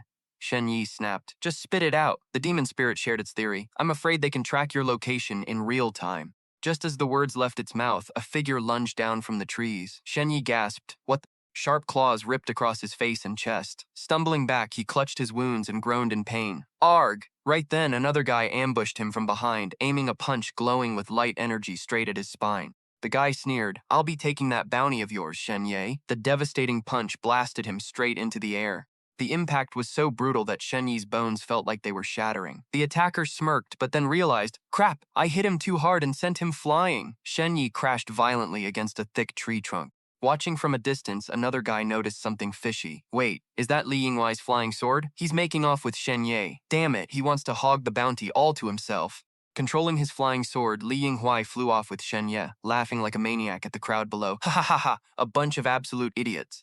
He bragged, I'm a 5-star rookie ranked 6th. Why the hell would I split the bounty with trash like you guys? As he soared away, he muttered greedily, this bounty was put out by the high and mighty families. The reward is bound to be insane. Letting you guys have it would be a total waste. But out of nowhere, the heavily injured Shen Ye snapped his eyes open, his hand locking onto Li Yinghuai's wrist. Appreciate the ride out of that trap. Li Yinghuai gasped in shock. Shen Ye hijacked the very flying swords Li Yinghuai was controlling and drove them right back through his chest. Li Yinghuai stared in absolute horror as his own weapons impaled him. You, how the hell are you still alive? Shen Ye stood up, blood dripping from countless wounds, but his gaze remained freezing cold. Cut the crap and answer my questions. System notification, meat shield active. You will only die after taking at least 4 fatal hits. You currently have 2 hits remaining. Grabbing Li Yinghuai by the collar, he demanded, what's this bounty you're talking about? And how the hell are you guys tracking me? Gasping for breath, Li Yinghuai choked out, the elite families put a hit on you. Whoever takes you out gets the reward. That's why they added a hunting rule to the exam. Except for you and Xiao Mengyu, every single wealthy family kid can see your real-time location. Shen Ye pressed on. Which family put up the bounty, and how do you guys contact them once it's done? Li Yinghuai wheezed, I don't know. Once it's done, a guide is supposed to show up, verify the kill, and hand over the reward. As he kept talking, out of nowhere, a massive fireball surged forward and exploded, turning Li Yinghuai to ashes. Shen Ye quickly backed off, locking his eyes on the newly arrived attackers. Found him. He's right here, one of them shrieked. Damn, they got here fast, Shen Ye muttered to himself. The newly arrived candidate quickly sized up the situation. Li Yinghuai is dead too? Serves that loser right. Keep chasing. We can't let anyone else beat us to it. The skull inside his head started panicking. Shen Ye, more life signatures are closing in on you. This place is way too dangerous. Let's get the hell back to the nightmare world. But Shen Ye shut it down instantly. No way. If I bail on the exam, I'm disqualified. The skull lost its mind. Are you stupid? How is some dumb exam more important than your life? Suddenly, Xiao Mengyu's voice crackled through his communication card. Shen Ye, where are you? He panted, replying on the run. On the move right now, a bunch of rich kid clan brats are hunting me down. Standing in the middle of a bloodbath littered with corpses, Xiao Mengyu gasped, hunting you? So they ambushed you too? She quickly added, where are you? I'm coming to backup. He shut her down. No, they've got eyes on me. We need to split up for now. Xiao Mengyu's voice filled with worry. What? Are you going to be okay on your own? Shen Ye reassured her. Chill, I've got a killer plan. Once I wrap things up, I'll find you. System notification. You have disbanded your party with Xiao Mengyu. As the call ended, the crimson mist slowly faded, revealing a glowing blue moon hanging in the night sky. The system's voice echoed to all remaining candidates. The morning tide has ended. 429 candidates have been eliminated. Congratulations on surviving the morning tide. You have now entered the next round. Round 3. Wilderness Survival. Survive for 3 days on the floating island. Keep yourself breathing and you pass. Pro tip, the hunt is still active. The skull could feel the danger creeping closer. Now that the morning tide is over, I can feel those bastards closing in on you even faster. You won't survive 3 days with all of them hunting you down. Just listen to me and fall back to the nightmare world. Suddenly the skull shrieked, heads up, there are 2 of them right below us. The ground beneath Shen Ye's feet shattered as iron chains shot up, wrapping tightly around him. But the figure caught was nothing but an afterimage from his flowing moon skill. A massive brute swung a giant sledgehammer down on the afterimage, laughing like a maniac. Haha, Brother News info was spot on. You really have a neat little trick that leaves afterimages. The hammer slammed down, sending a massive shockwave through the dirt, but the brute instantly felt a crushing resistance. Shen Ye had stopped the giant hammer with his bare hands. The brute gasped, shocked by his inhuman strength. The skull shrieked in warning again. Shen Ye, more of them are coming. Shen Ye unleashed a lightning palm, blasting the massive brute away. Skidding back, the brute sneered. His partner quickly analyzed. Yep, he's got a powerful lightning-infused palm strike and a card effect that tanks fatal blows. But those kinds of shield effects have a limit. I bet you're fresh out of charges, aren't you? He stepped forward, oozing smug confidence. Shen Ye, I've seen right through all your pathetic little tricks. 4 other candidates closed in, completely surrounding him. One of them smirked. This time, we're not giving you a single chance to slip away. Shen Ye's eyes flashed with a sharp blue light, and his entire body was instantly enveloped in a surge of energy. The system had dumped all his stat points into agility. He shot forward like a literal gust of wind. One of the guys gasped in shock, "Holy crap, he's fast!"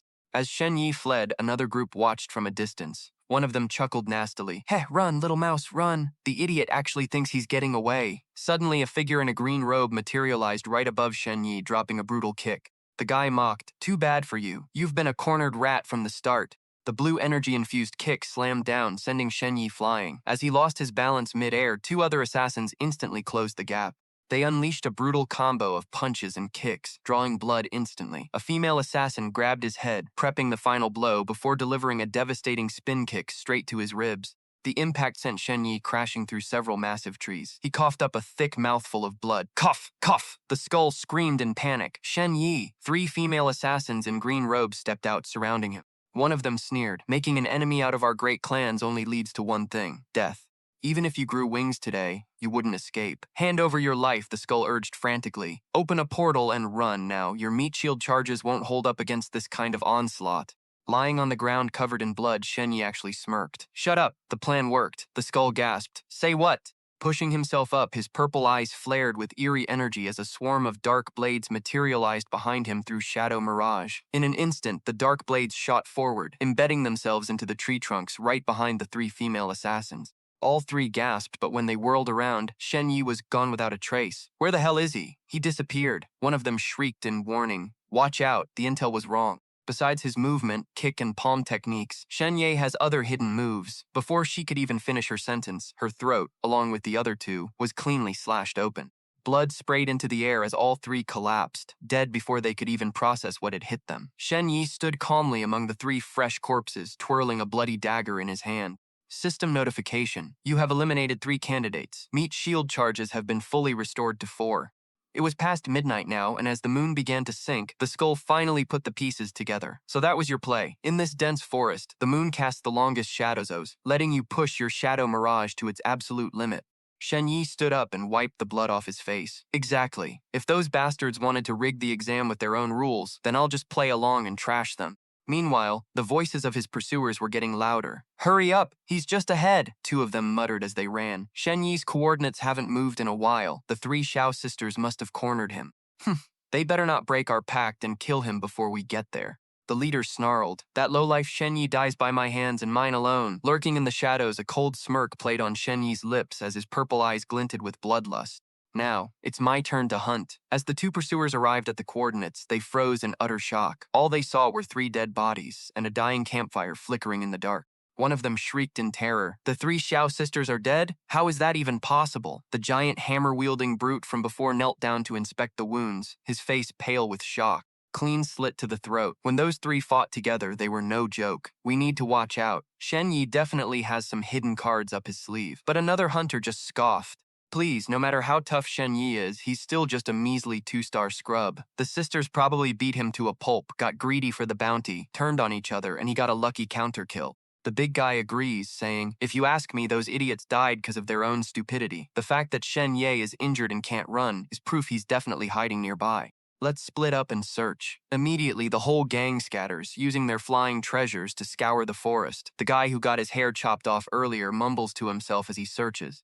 "Shen Ye, you better not let anyone else find you. I'm gonna tear you apart with my own hands to pay you back for messing up my hair." While searching, the curly-haired hunter suddenly hears a rustling in the bushes. He gets on guard and creeps closer with a creepy grin. Suddenly, he lunges forward and screams, "Gotcha!" But looking closely, all he sees is a single shoe lying empty on the ground. As he stands there totally clueless, Shen Ye drops down from the shadows above like a freaking demon, grabbing the hunter by his hair. He whispers right in his ear, "Gotcha." The hunter is absolutely terrified, his panicked face reflecting in Shen Ye's eerie glowing purple eyes.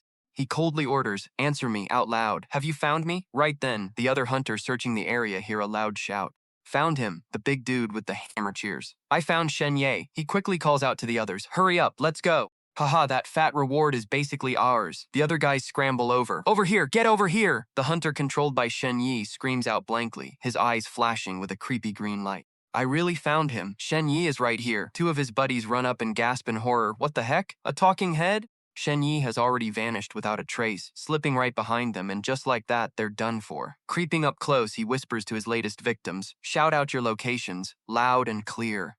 The mind-controlled heads stammer out their answers. All over the forest, the puppets under Shen Ye's control scream out the locations of the remaining hunters at the same time. 9 o'clock direction, under the tree, in the grass next to the boulder. Chaotic shouting echoes from all directions. "Over here! Get over here, we found Shen Ye." Perched on a tree branch and hiding in the pitch-black shadows, Shen Ye lets a cold smirk slip onto his face. First use gloomy whisper to mess with their heads, then wait for the perfect opening to deal a one-hit kill with my Tai-Bai swordplay. I'm gonna make these snobby, high and mighty noble brats taste what it's like to be the prey. A hunter with bloodshot eyes warily scans his surroundings when suddenly, right in front of his face, a severed head lying on the ground, its eyes glowing with a creepy green light, screams out, "Over here, I'm over here." The hunter and his nearby buddies are scared out of their minds.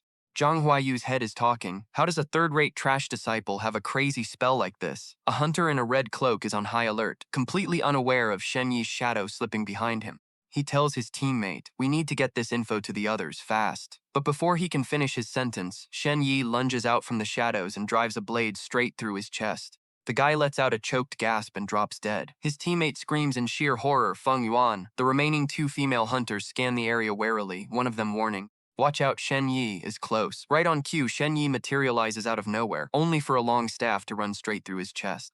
The strike is so brutal it blows him backward, pinning him to a tree trunk. His head slumps down as blood gushes relentlessly from the wound. The leader barks, "Stay alert. This guy doesn't just make the dead talk, he can vanish into the shadows too." Spotting the situation, a girl in the squad anxiously calls out to her teammate, "Wang Dingzhou." The corpse pinned to the tree slowly melts into the darkness. One of the girls says, "He's gone. He took a direct hit to a vital point and still didn't die. Looks like his card saved him again." The leader analyzes, "Shadows are everywhere in this forest, and with that card of his, catching him is basically impossible." Suddenly, a cold voice sneers from behind them, "Idiots!" The leader whips around to see a red-haired guy with icy sharp eyes.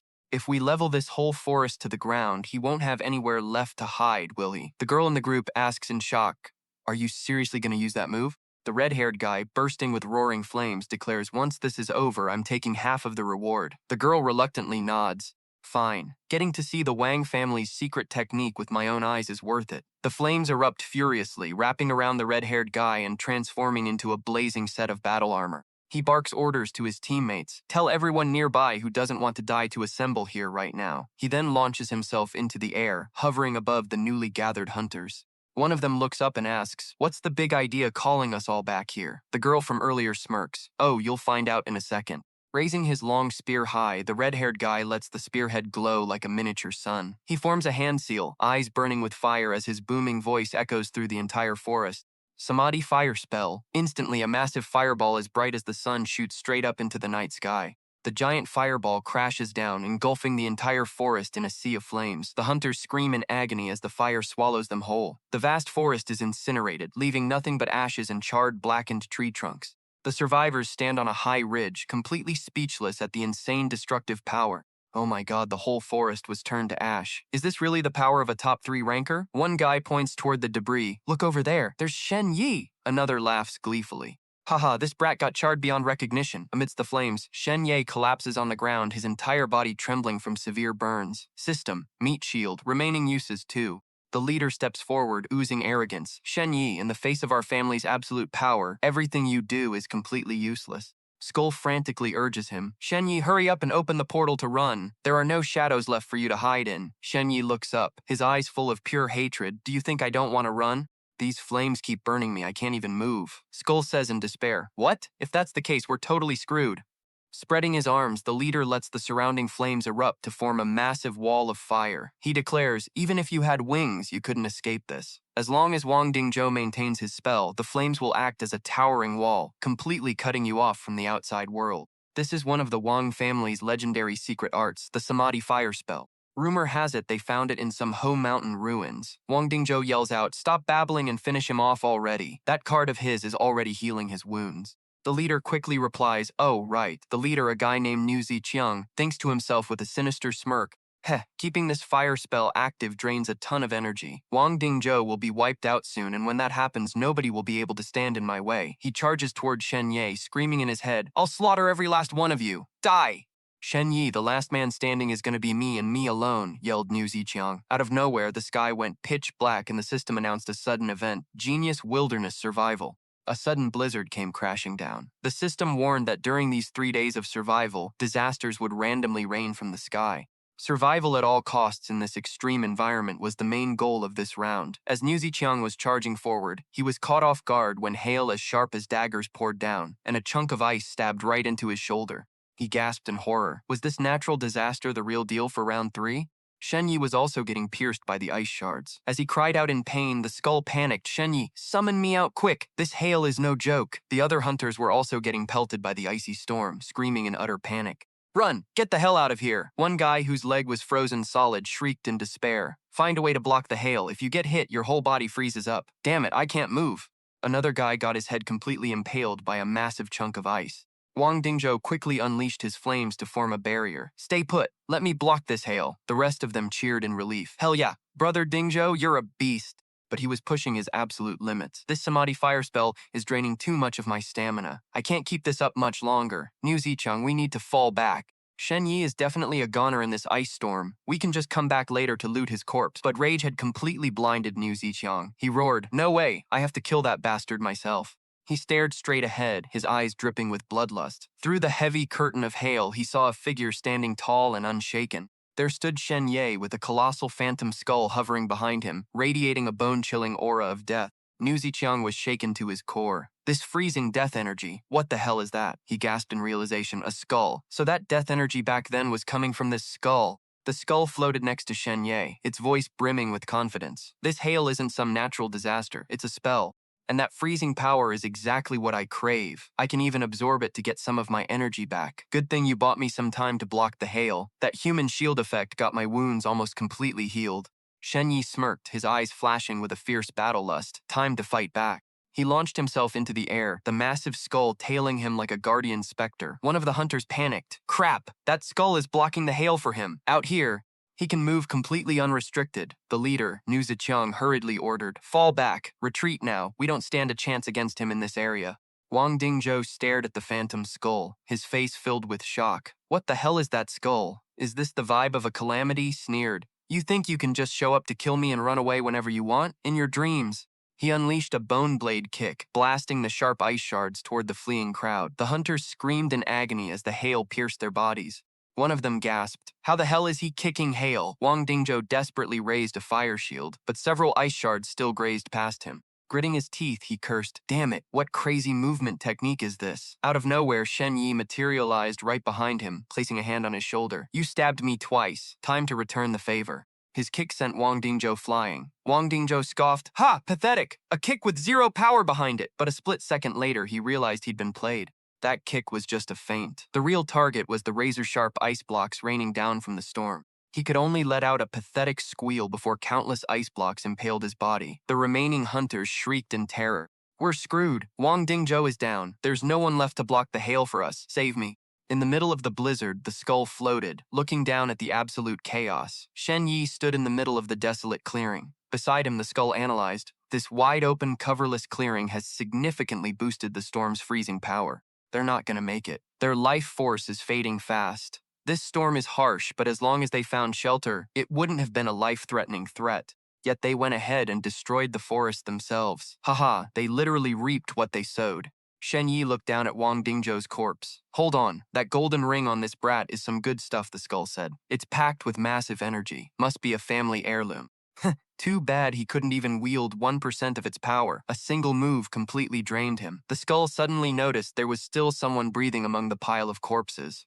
Shen Ye walked over to the pile and flipped a corpse over, revealing a hunter hiding underneath. The hunter gasped in terror, damn it, how did you find me? Shen Ye replied coldly, hiding under your own allies' corpses to dodge the storm? Clever. But looking at these blunt force trauma wounds on them, you killed them yourself, didn't you? A soul materialized next to Shen Ye. That's right. Niu Qiang backstabbed me to death. The skull cackled, haha, you bunch of idiots. Of course I found you. What's wrong? Did my sexy voice make you wet your pants? The hunter scrambled to his feet, shrieking, are you kidding me?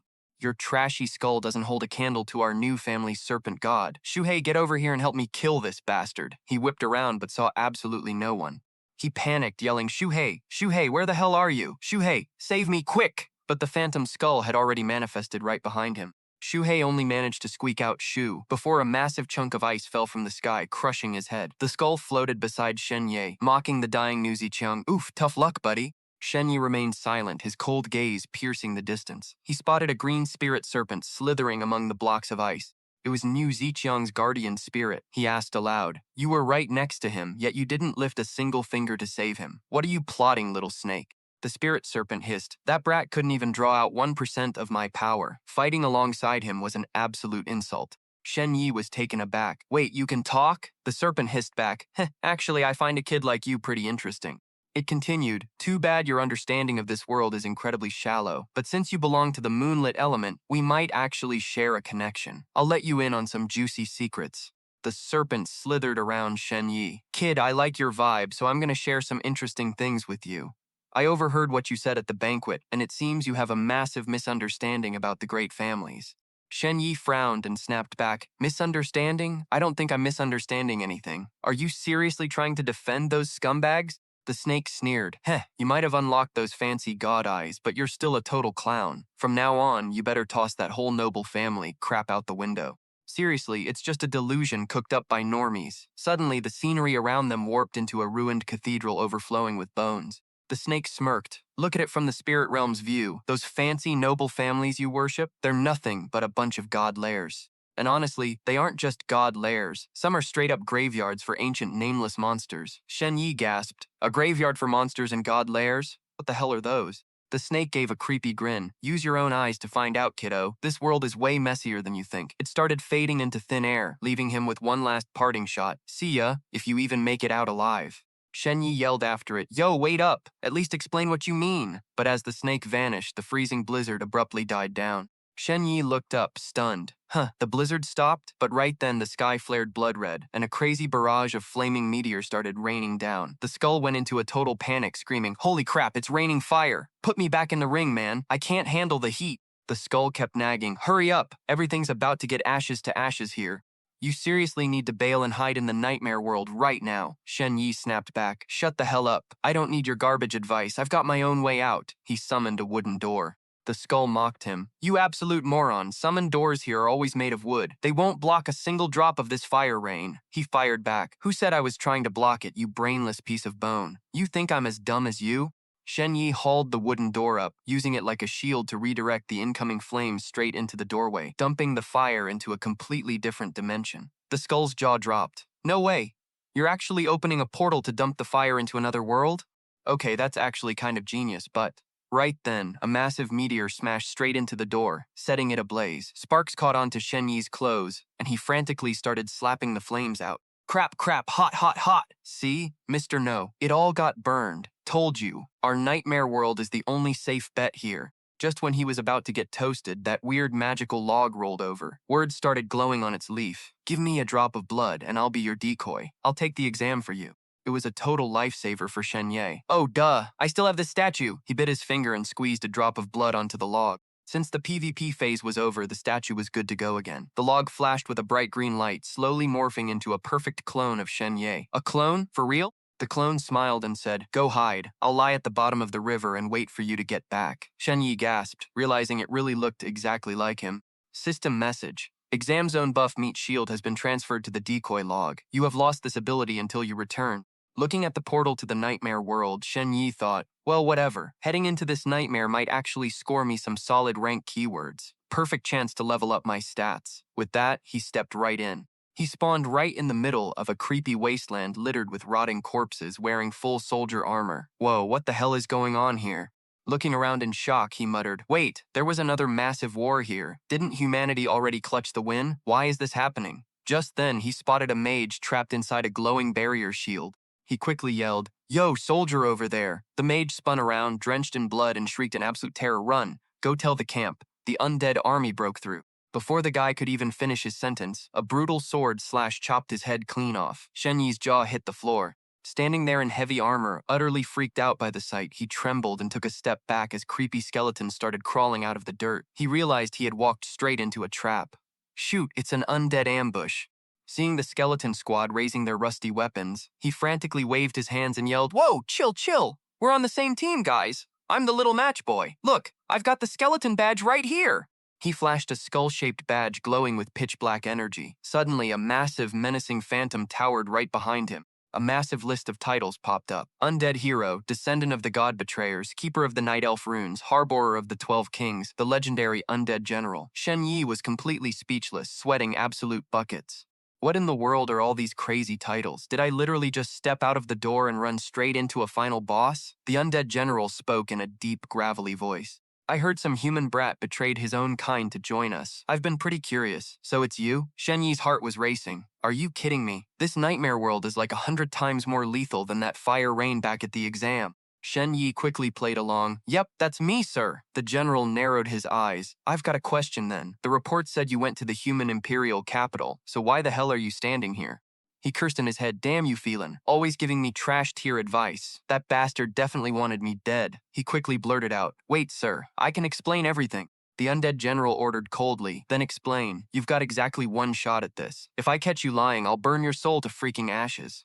Suddenly, Shen Ye noticed something off. He stared at the hovering titles. Wait, hold on. Those titles don't belong to him. There are invisible enemies lurking nearby too. I'm totally cornered. If my excuse sucks, I'm dead meat in 2 seconds flat. Gritting his teeth, he decided to cook up a massive lie. I'm actually hunting down Prince Nak Thuan of the human race. That tyrant tortured me with insane 996 and 007 work shifts. It was totally inhumane, and I'm gonna end him for revenge. The undead general raised an eyebrow. Oh? And what makes you think a weakling like you can even get close to him? So Shen Ye started spinning his bullshit story. While he was working me to death, I sucked it up and did all his dirty work, making him look good. But when I finally asked for a raise and a promotion, the greedy bastard just told me to go sign up at the Imperial Military Academy instead. Here's the recommendation letter he wrote me. The undead general snatched the letter. It really is a recommendation letter for the military academy. Guess you weren't completely useless to him. Shen Ye kept up the drama. Useless? I was carrying the whole operation, but the jerk pocketed over 90% of the profits I made, leaving me with peanuts that barely paid for food. He used my sweat and blood to build massive palaces, stack his cash, and get a whole harem of wives. And to stop us from striking, he set up all these dirty debt traps, inflating the prices of basic stuff so we're forced to work ourselves to death forever. He even paid mages to project fake dream realms at night, brainwashing everyone after work so they're too brain dead to complain. We're just walking corpses making him rich. Shen Ye kept piling on the lies, and lately it's gotten even more toxic. He gives everyone different illusions, sparking endless drama and fights so everyone hates and tears each other apart. He clenched his fist, acting totally furious. But everyone's too blind to see the real puppet master behind this mess, that greedy capitalist pig Prince Nak Thuan. The undead general stood there, totally buying the story. What a twisted, evil scheme. Humans truly are a garbage, despicable race. I'll give you credit for the idea, but the plan is so half-baked, it looks as raggedy as her old socks. Dark energy flared around the general as he introduced himself. I am Freeleg of the Snow Demons. Let me help you get your revenge, kid. Just take out Nothan and the human army will fall into utter chaos. This war is a guaranteed win for us, undead. He handed Shen Ye a purple gem oozing dark energy. Here, take this. Inside this gem is the troop layout of the undead. With this crucial intel on hand, your chances of getting close to the Archduke will skyrocket. Shen Ye took the gem, sweat dripping down his face as his appraisal eyes analyzed it. The thing gave off a super sketchy vibe, and he couldn't see any info on it at all. He had no clue what it was, but it definitely wasn't a map. General Freeleg laid out the plan. In a bit, I'll have the undead pretend to hunt you down. All you gotta do is run and scream that you've got critical intel. The humans will definitely rescue you. Once you sneak into their camp, get close to Nothan and take him out directly. Once you pull it off, just scream, and I'll be nearby to back you up for the escape. Shen Ye panicked, thinking, dude, I just made up a random excuse, and you actually expect me to go assassinate Archduke Nothan? He's literally surrounded by top-tier powerhouses. How the hell am I supposed to make it out alive? And this stone looks sketchier the more I stare at it. Is this a freaking bomb? This is straight up a suicide mission. Only a total idiot would agree to this. He saluted solemnly and shouted, "Mission guaranteed, sir." He had to agree, otherwise he'd die on the spot. Freeleg praised him. To agree to such a deadly mission without a single second of hesitation. I truly admire your guts, young man. He added, oh, and don't get it twisted, these soldiers aren't threatening you. We are an army, so this is just a routine pursuit drill. Completely standard inwardly. Yeah, what do you mean, don't be scared? In life, I belong to the undead. In death, I'm an undead ghost. This was a blatant, shameless threat from that sneaky old snow demon. Suddenly, a skeletal hand grabbed Shen Ye's collar as Freeleg hoisted him up like a ragdoll. Then he threw Shen Ye forward with full force. Go on, off you go. Shen Ye was sent flying, screaming in panic. Whoa! Freeleg barked orders to his troops. That human stole our classified intel. Kill him! Shen Ye ran for his life, screaming, "Help me!" while the undead hot on his heels. Freeleg stood there, enjoying the show. A subordinate crept up and whispered, "Lord Freeleg, is that human really trustworthy? Even our own assassination attempts on Nothan have failed miserably." Freeleg sneered, his voice dripping with malice. "Do you honestly think I'd pin my hopes on a filthy human? He's nothing but a pawn in my game. The trap is set, and the fate of humanity is sealed. Every single one of them will die." Meanwhile, Shen Ye was still booking it away from the chasing undead. He pulled off a mid-air flip to dodge their attacks. Spotting a door glowing with a red light in the distance, only one word crossed his mind. The door! He dashed toward it, chucked the purple gem inside, and yelled, "Go screw yourself! Did you think I was an idiot? Who in their right mind would carry something so freaking dangerous around?" He squeezed through a crevice and screamed at the human soldiers nearby. "Help, save me. I have urgent intel to report." One of the soldiers recognized him. "It's St. Peggy. Quick, move it. We'll hold off the undead for you." The soldiers raised their shields, forming a solid wall to block the charging undead. Their commander barked, "Hold the line. Protect the survivor, kid." With the cover, Shen Ye kept running toward the base. Soon he reached the edge of a massive military camp. He burst straight inside, shouting, "Lady Eudalia, I need to see the Archduke immediately. I've received word that the undead have dispatched the King of Shadow Assassins, the hero of the undead, the collector of 11 king's heads. The assassin of the betrayer god, the second attendant to the King of Assassins, the White Knight Strangler, the enemy of elves, and the highly renowned undead general to assassinate the Archduke." A gorgeous blonde elf turned around, her face filled with sorrow. "Peggy, your news came too late." Shen Ye froze, breaking into a cold sweat. Right there, he saw Archduke Nothan, the very guy he was supposed to assassinate, lying on a sickbed, wrapped head to toe in bandages as mages tried to heal him with green magical energy. The weakened Archduke barely opened his eyes and recognized him. "St. Peggy, I never expected to see you again before my final moments." Shen Ye rushed to the bedside, asking anxiously, "Archduke, how are you holding up?" The Archduke gave a weak chuckle. "Haha, I let my guard down and fell into the undead's trap." An old mage standing nearby sighed. "We've already cast our strongest healing magic on him, but his wounds are just too severe. He's lost most of his internal organs, and the undead's decay magic is eating him away from the inside. There's nothing more we can do." Everyone in the room was drowned in grief. The old mage prayed, "Archduke Knothan, may the mysteries and laws eternally protect your soul." The others also voiced their condolences. The elf Eudalia whispered, "May the goddess of nature guard your eternal slumber." A priestess sobbed, "Oh, Archduke!" A knight fell to his knees, declaring with grim resolve, "It's all our fault. Our knight order failed to protect you. Once you pass on, we will all follow you in death." Amidst the mourning, Shen Ye suddenly raised his hand and shouted, "Hold on, don't give up just yet," he declared loudly. "I, Peggy, have a secret medicine here that I want the Archduke to try." Thinking to himself, "It's a long shot, but I might as well give it a try." The old mage scolded him, "St. Peggy, this is no time for foolishness. Even humanity's strongest healing spells are useless here. What could some random home remedy from a commoner like you possibly do?"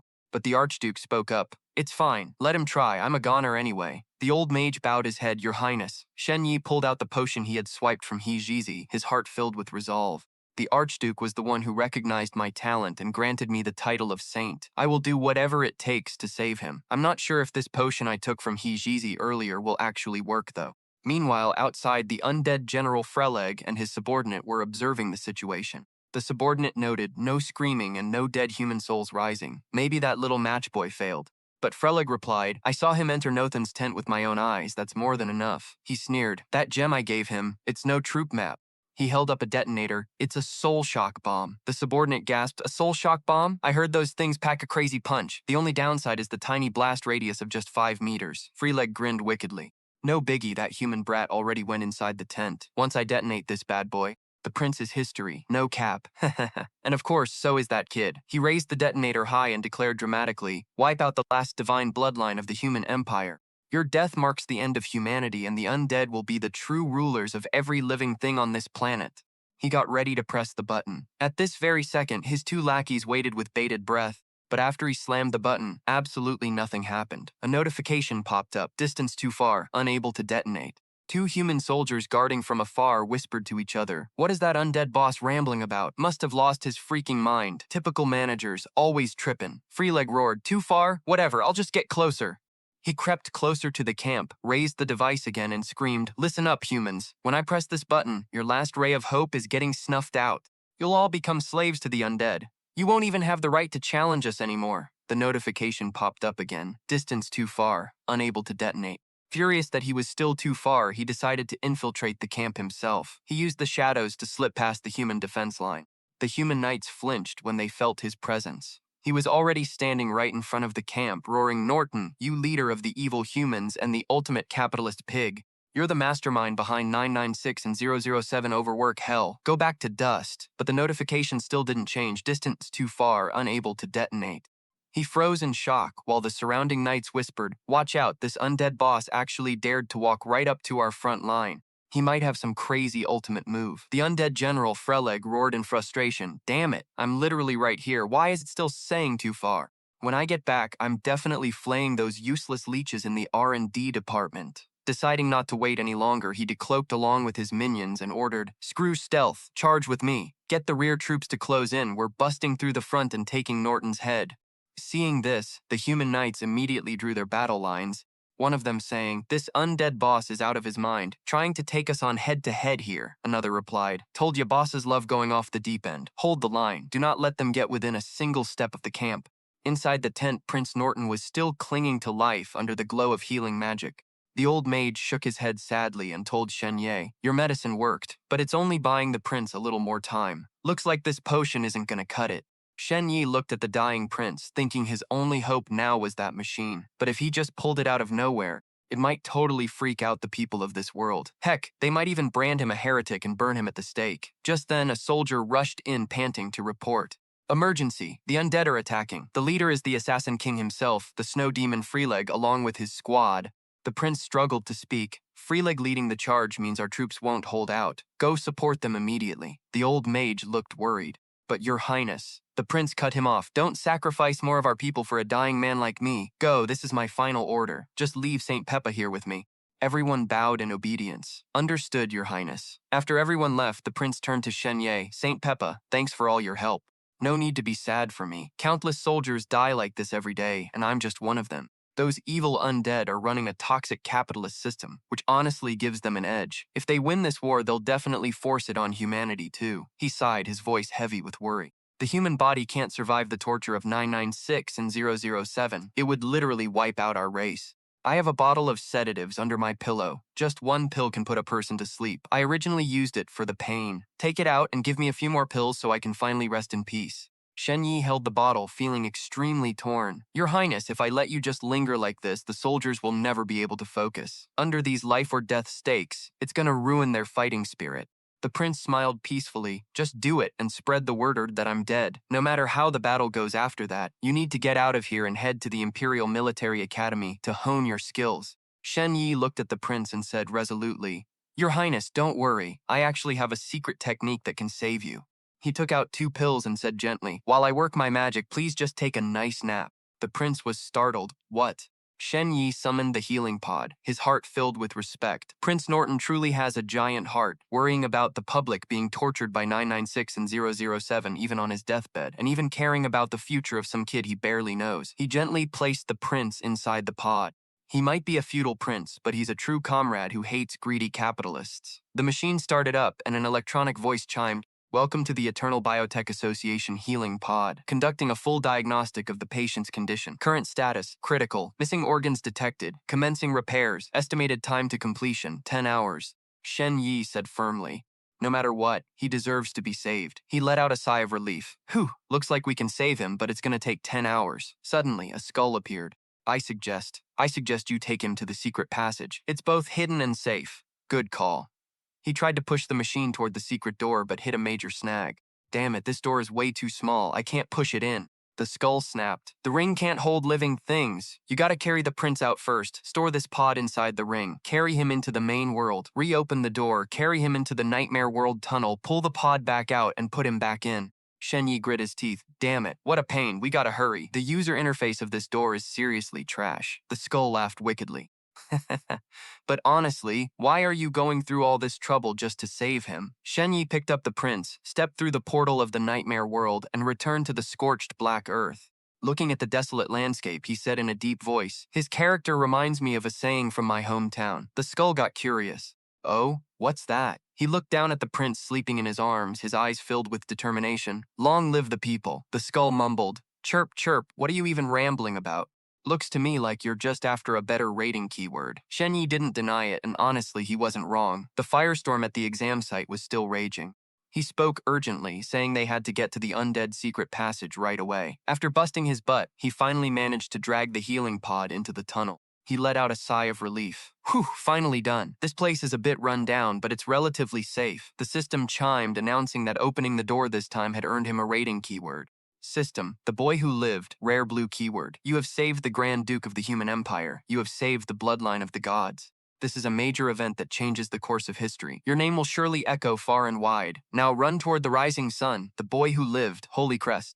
System effect. Every time you escape a fatal danger, your basic attributes will increase by 2 points across the board, limited to once a day. You can keep this rating keyword for future upgrades, or you can absorb it right now to gain basic attribute points. Shen Ye stuck out his tongue, thinking he still couldn't escape this keyword in the end. System. Since you have obtained the temporal fluid, an excellent blue rating keyword, the door will acquire a new ability. The non-dual path. From now on, any door in the world can be granted the power to connect worlds by you, until you actively cancel it or it gets destroyed. Plus, you can still summon the door. Shen Ye was thrilled. The non-dual path. Now this is awesome! But this the boy who lived keyword is kind of lame. He sat down and began to calculate. What I want is an ability to deal with danger, not getting stats after the danger is already over. Should I just absorb it directly? Suddenly, the cave ceiling shook and massive boulders started crashing down. He dodged in a hurry. Whoa, Closen chimed. You have escaped fatal danger. The rating keyword, the boy who lived, has been activated. Your attributes have increased by 2 points across the board. His stat panel popped up. Strength, 6.3, Agility, 8.1, Spirit 6, Comprehension 6, Resonance, 11. Feeling the power surging through his body, he said excitedly, Whoa, so this keyword is actually this OP. The growth potential is insane. Good thing I didn't absorb it yet, or I would have lost big time. Feeling the strength filling his body, he looked around. The earthquake just now had collapsed part of the passage, making this place even more hidden. Let's just rest here for now and wait for the Grand Duke to finish healing. A while later, in the main world's exam grounds, rain began to fall. Under the rain, Shen Ye's clone slowly surfaced. A brown-haired girl standing on the shore muttered, Brother Shen Ye is seriously such a sly fox. She blushed, thinking, he even used a decoy, making me rush over here to save him in a total panic. Whatever, as long as he's okay. Shen Ye's clone smirked and said, Haha, he slipped away a long time ago. Suddenly, a red streak of energy shot down from above. The girl was startled to realize a stranger was approaching. From the sky, Yi Bing, with her long black hair and her entire body wrapped in a sinister red energy, slowly descended. Floating in midair, her sharp, cold gaze locked onto Shen Ye's clone as she spoke coldly. The brown-haired girl's decoy turned to face Yi Bing and the skinner who accompanied her, her eyes searching. This scent. Back at the hotel battle, you were the one hiding on the sidelines, weren't you? The girl replied indifferently, I have no idea what you guys are talking about. Yi Bing smiled cryptically. Fascinating. I see you're shrouded in a conspiracy, always ready to snatch away what you care about most. She stared intently at the brown-haired girl and continued, 1, 2, 3, you killed 15 contestants, all for Shen Ye. The brown-haired girl's eyes suddenly flashed with a furious red light. She warned through gritted teeth, mind your own business and definitely don't mess with Shen Ye. Otherwise, you'll die a far worse death than them. Contrary to expectations, Yi Bing remained calm. Don't worry, I won't interfere. I can feel the conspiracy wrapping around you is pitch black and incredibly dangerous. I'll be watching you guys squirm in the mud. That feeling is just exquisite. The brown-haired girl said, time is running out, I gotta go. Yi Bing shrugged and replied, boring. Whatever floats your boat. Before leaving, the brown-haired girl turned back. Just remember my words. If you dare harm a single hair on Shen Ye's head, I will scatter your soul into oblivion. Having said that, the girl's body dissolved into a flash of light. The skinner was stunned, turning to ask his master, Master, are we really just letting her walk away like that? Yi Bing stared into the empty space, speaking thoughtfully. I can sense someone is using Shen Ye as bait to reel her in. Those forces lurking in the shadows shouldn't be underestimated. She continued her analysis. Humans will reveal plenty of things to us through their infighting, even leaking confidential intel. Before my strength is fully restored, we should just sit back and watch the show. At the same time, in another part of the exam grounds, a massive pillar of blue energy shot straight up into the stormy sky. Beneath the pillar of energy stood a white-haired old man, muttering, Strange, truly strange. Everyone who went after Shen Ye is already dead. He looked at his palm glowing with blue light, his face full of annoyance. Didn't I already mark his location? Are those noble family disciples absolute trash, or is someone backing Shen Ye up? He waved his hand with determination. Whatever, letting them keep dying will only make things more troublesome. I'll just have to handle this myself, even if I get accused of bullying a junior. Walking on the water, he muttered to himself, come to think of it, Luo's birthday is coming up soon. He paused as a sinister thought flashed in his mind. I'll just use Shen Ye's head as a birthday gift for him. Meanwhile, in the secret passage of the nightmare world, the healing pod flashed a notification. Physical recovery complete. Anesthetic effect is wearing off. Patient will regain consciousness within 3 minutes. Shen Ye stared at it, thinking to himself, it's finally over. Inside, the long golden-haired Grand Duke slowly sat up, with white steam from the healing process still drifting around him. Opening his eyes slightly, his voice was a bit hoarse. Ugh, I'm not dead? Shen Ye knelt on one knee beside him, reporting happily. Yes, Your Highness. We won the gamble, but you are still extremely weak and need to rest. The Grand Duke interrupted. Where are we? Shen Ye explained. This is an abandoned secret passage within the undead territory. My family's secret medicine can't be seen by outsiders, so I brought you out here to administer it. But this place is about to collapse, so I'll escort you back in a bit. The Grand Duke murmured, hiding in plain sight, you've got real talent. The Grand Duke raised his hand and a glowing cube appeared. But we can't go back. There's a traitor by my side, which is also why I was assassinated. He looked straight at Shen Ye with eyes full of trust. Sheng Peiki, you saved my life. There's no way you're a traitor. This is a teleportation crystal. It'll take us to a secret hideout. Once we get there, I need to use the magic paper to issue commands and coordinate the battle. During this time, I need you to keep me safe. Can you do that? Hearing this, Shen Ye's eyes lit up with excitement. He thought to himself, becoming the prince's personal bodyguard. Wait, wouldn't that land me a crazy overpowered keyword like Imperial Guard or something?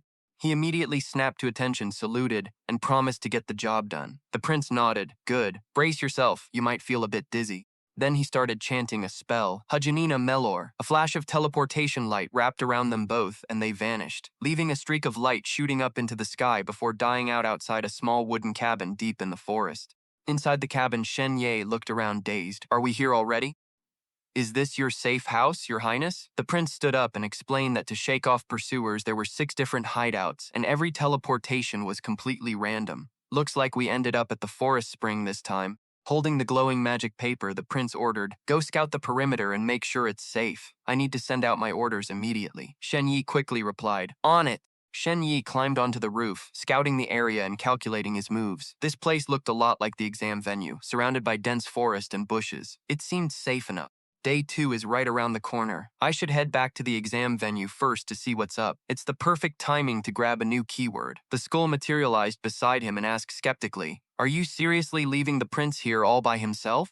He waved his hand dismissively, his eyes full of confidence. It'll only take a few minutes. I'll be back before he even notices. No big deal. With that, he turned and placed his hand on the wooden door of the cabin, activating his new ability. The gateway of non-duality linked this door between the 2 worlds. The skull gasped in surprise. Wait, what?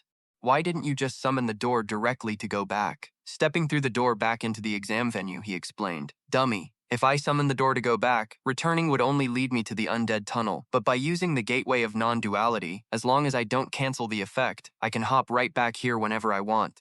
By this time, the fire rain had finally stopped. The skull murmured, oh, I get it now. The second he stepped back, a massive explosion echoed in the distance. Shen Ye looked over in surprise. A fight? Looks like he just got back in time for some free entertainment. But as he focused on the person being blasted away, he froze. Wait, hold on, isn't that my clone? And the guy chasing the clone was none other than that mysterious white-haired old geezer.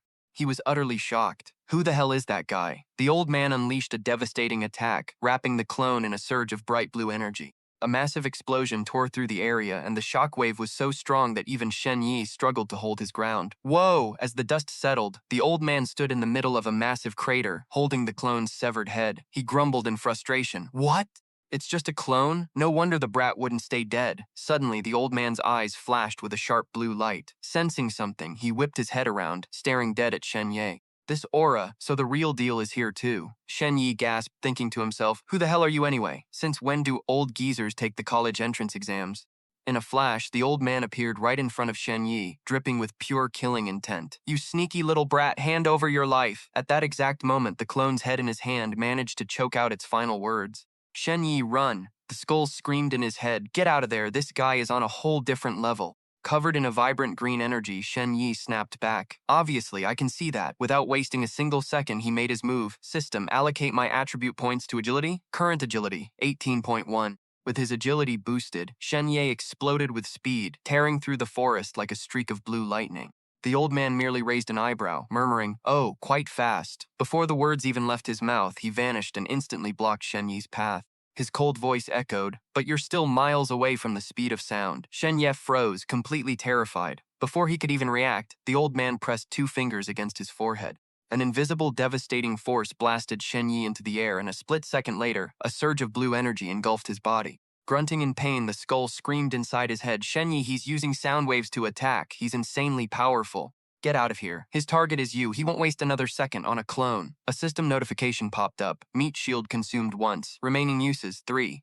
A colossal explosion completely flattened a massive chunk of the forest. Standing amidst the ruins, the old man muttered, "How bizarre." He looked down into the crater and saw another body lying there. He asked in disbelief, "The one left behind is still a clone? Where did that brat go? How could he just vanish into thin air? Did he survive my strike because of some card effect?" Closing his eyes, he sent out invisible ripples of energy to scan the area. The sound waves are bouncing back normally. Nothing suspicious nearby, not even a heartbeat. This is a first, even for me. He narrowed his eyes as a suspicion crossed his mind. Could this brat have some powerful master backing him up? Just a few seconds earlier, Shen Ye had barely managed to throw himself through the gateway of non-duality in the nick of time.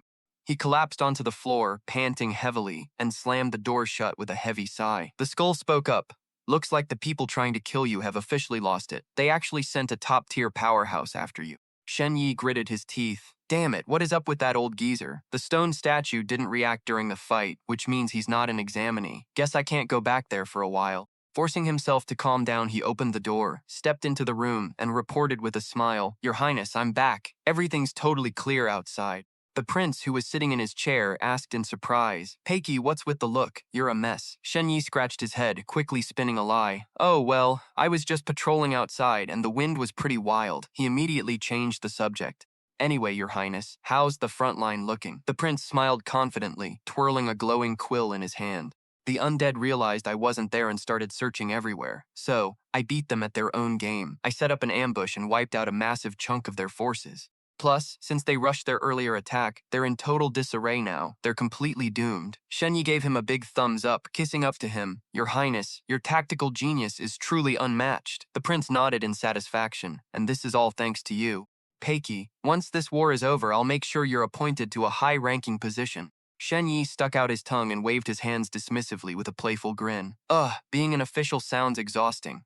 Your Highness, how about you just give me cold hard cash instead?" Suddenly a sharp knock rattled the door, followed by a bone-chilling voice. The little match boy, outside a ghostly dark shadow with razor-sharp claws pressed against the door, asking in a terrifying voice, "Are you in there?" Shen Ye gasped in pure horror. He knew that voice. "It's the snow demon, Frege." The prince whipped around, furious, and roared, "Sheng Peiki, is this what you meant by everything's totally clear outside? How the hell did he track us down?" "No freaking way." Shen Ye panicked, his mind racing with chaotic thoughts. "We're so screwed, I can't even get back to the exam venue. Talk about being caught between a rock and a hard place. Do I really have to sell out this prince guy just to save my own skin?" Sucking in a breath, he yelled toward the outside, "Yo, Lord Freeleg, it's me!" A sudden idea flashed in his head. Wait, maybe there's still one last way out. The prince looked stunned. "Saint Peiki, you..." Shen Ye turned around, a determined look on his face and a sly smirk on his lips. "Lord, you came at the perfect time. I've already wrapped up the mission." Without warning, he lunged forward and subdued the prince. "Forgive me, Your Highness." Before the prince could even squeeze out a cry, Shen Ye knocked him out cold. Dragging the unconscious prince to the doorway, he called out loudly, "I've subdued the prince of the Lowland Empire. Please take a look, Lord Freeleg." The door creaked open. "Oh?" Freeleg materialized, appearing as a massive, towering wraith. "But didn't you say you wanted to get your revenge with your own hands? Why not just end him right here? All I need is his head anyway." Shen Ye grabbed the prince by the hair, his eyes cold and a brutal grin spreading across his face. "Now that would be way too easy on this jerk. I want you to use your most terrifying magic, Lord, so his soul will scream in endless agony." Freeleg seemed to buy it. "So that's why, is that the reason you exposed your flame of life?" "I originally thought this was just another human trap, but it seems the little match boy was right. No human would be stupid enough to use divine bloodline as bait." Shen Ye held the prince high up and declared loudly, "Of course, to wipe out the capitalists. I'll do whatever it takes." He then whispered to Skull, "What the heck does exposing the flame of life mean?" Skull explained, "This hideout has a barrier that blocks undead from sensing your flame of life. But it looks like your gate connected to another world, poking a hole in the barrier. Shen Ye snapped in frustration. Wait, there's a barrier here? Why didn't you tell me sooner? Skull shot back. Well, you didn't ask me, did you? Freeleg burst out laughing. Haha, outstanding. I'll make sure your name echoes throughout the undead kingdom. I can sense there's no other life nearby. A puny human brat like you poses zero threat. Shen Ye kept playing his part. Please, Lord, exact my vengeance with your own hands. Freeleg agreed. As you wish, I will stand before all of humanity and burn his soul to ashes. A strange purple glow flashed in Shen Ye's eyes. This is it, he thought. He hoisted the prince high and roared, Gate of Non-Duality, activate! Suddenly, the gate behind Freeleg flared with a blazing crimson light. Freeleg was yanked backward into another dimension. Stunned, he gasped, What? Stepping through the gate, he found himself face to face with a white-haired old man. Confused, he muttered, What the? The old man stared intently at Freeleg, his expression grim. Spatial summoning brings nothing but calamity. Standing face to face in the pouring rain, the old man repeated with absolute certainty, Spatial summoning is a disaster. Freeleg scanned the unfamiliar forest, panicking as he realized, Where the hell is this? Oh crap, I've walked straight into a human trap. The old man's eyes went cold as he figured it out. Could this be that kid's trump card? No wonder he managed to wipe out 15 noble family disciples in one go. Inside the house, Shen Ye pointed right at Freeleg and yelled, commanding the old man to put him down. The door slammed shut, separating the two worlds and leaving the two powerhouses to face off in a fight to the death. The old man's eyes flared with murderous intent as he thought, that kid is way too cunning. If I don't get rid of him, he's definitely going to be a massive headache for Luo later. At the same time, Freeleg realized with bitter fury, I was such a fool to trust a human. He definitely used a teleportation spell to lure me into an ambush. Both of them roared in sheer rage, directing all their hatred toward the punk who had tricked them. Damn that little match boy. Damn that Shen Ye. Both were thinking the exact same thing. Just wait till I finish this guy off. Just wait till I clean up this mess. I'll tear you into a million pieces. Instantly, their two massive powers clashed, triggering a mind-blowing explosion. The shockwave from the old man's strike shattered Freeleg's energy shield. Freeleg was shook. He did that without even using a weapon? How the hell is there a human powerhouse this strong? The old man dodged and landed on the ground, only to find his opponent had vanished. Gone? But right at that moment, a dark shadow bristling with sharp spikes erupted from the ground right behind him. Countless razor-sharp spikes impaled the old man, sending blood spraying everywhere. Freeleg materialized above him, a cruel smirk on his face as he hissed, Die, human! Even though he was hurt, the old man roared in fury as a brilliant blue energy exploded around him. Cheap tricks, you dare look down on me? Channeling all his strength into his hands, he prepared to strike back and bellowed his technique's name. White Tiger, a massive wave of energy shaped like a roaring tiger head charged straight at Freeleg, the impact so devastating that it pulverized a massive cliffside, triggering a terrifying explosion. Standing amidst the rubble, the old man dusted off his hands with utter disdain. Weak. Couldn't even take a single hit. Meanwhile, back in the wooden cabin, Shen Ye peeked through the door cracked open to watch the earth-shattering battle. He crouched down and cackled. Haha, it actually worked. They both think the other guy is my secret weapon. Skull materialized and warned him, Don't pop the champagne just yet. Freeleg is a crafty bastard. If he realizes he's outmatched, he'll run in a heartbeat. He's the king of assassins, dude. If he wants to slip away, nobody can catch him. Shen Ye's grin vanished, his face turning pale as Skull continued. Think about it. Once he realizes he can't get back to the nightmare world, who do you think he's gonna hunt down? He stuttered. Me. Obviously. Oh, crap. If these two don't take each other out, I'm never gonna have peace. You got any ideas, bro? Skull chimed in. Remember that black stone Freeleg handed you? It's actually a soul shock bomb. We need it, Shen Ye gasped. An actual bomb? I threw it away back at the exam site, probably near that scorched ground. Skull snapped. Then go get it, fast. Shen Ye slumped to the floor in despair. Easy for you to say. Those two monsters are literally tearing the earth apart out there. I'll get blasted to pieces the second I step outside. Besides, is that junk even gonna work? Can a cheap little bomb really take down two powerhouses of that level? Skull insisted, as long as you get close enough, it will. Shen Ye was still skeptical. But that's Freeleg's gear. Do you even know how to use it? Skull snapped back. Of course I do. Stop whining and let's go. Skull kept pushing. Neither of them has won yet, and they're completely focused on each other. This is our best shot. Shen Ye stared outside, eyes locked with determination. All right, I'll trust you this once. Skull quickly held him back. Whoa, wait, you're just gonna charge out like that? Aren't we gonna talk strategy first? Thumda cracked the door open with a sly smirk. Of course I've got a strategy. Just back me up, you nosy skull. As for your job? Suddenly, Thumda snatched the skull and chucked him right out. Hurry up, find the bomb, and get back here to blow those jerks to high heaven. The skull was absolutely shell-shocked. Say what? Without giving the skull a second to react, Thumb Da hurled him with all his strength, screaming like a cringe-tier summoner. "Go, skull, I choose you!" Right after, he poked his head out the door, faking a major panic for help.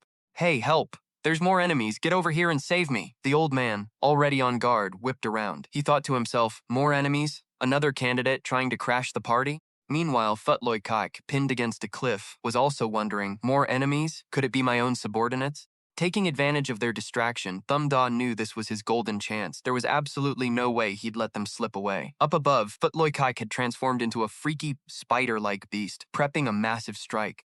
He rained down a barrage of bone spikes from high above in a massive area attack. The spikes poured down like a deadly storm, targeting the old man as Futloy Kike roared his skill name, Bone Dance! The sheer force of the bone dance swept the door Thumb Da was standing by straight into the air. The old man powered up, a surging blue aura wrapping around his body to block every single spike. He sneered, "You think these cheap tricks can fool my eyes?" Trying to help him escape?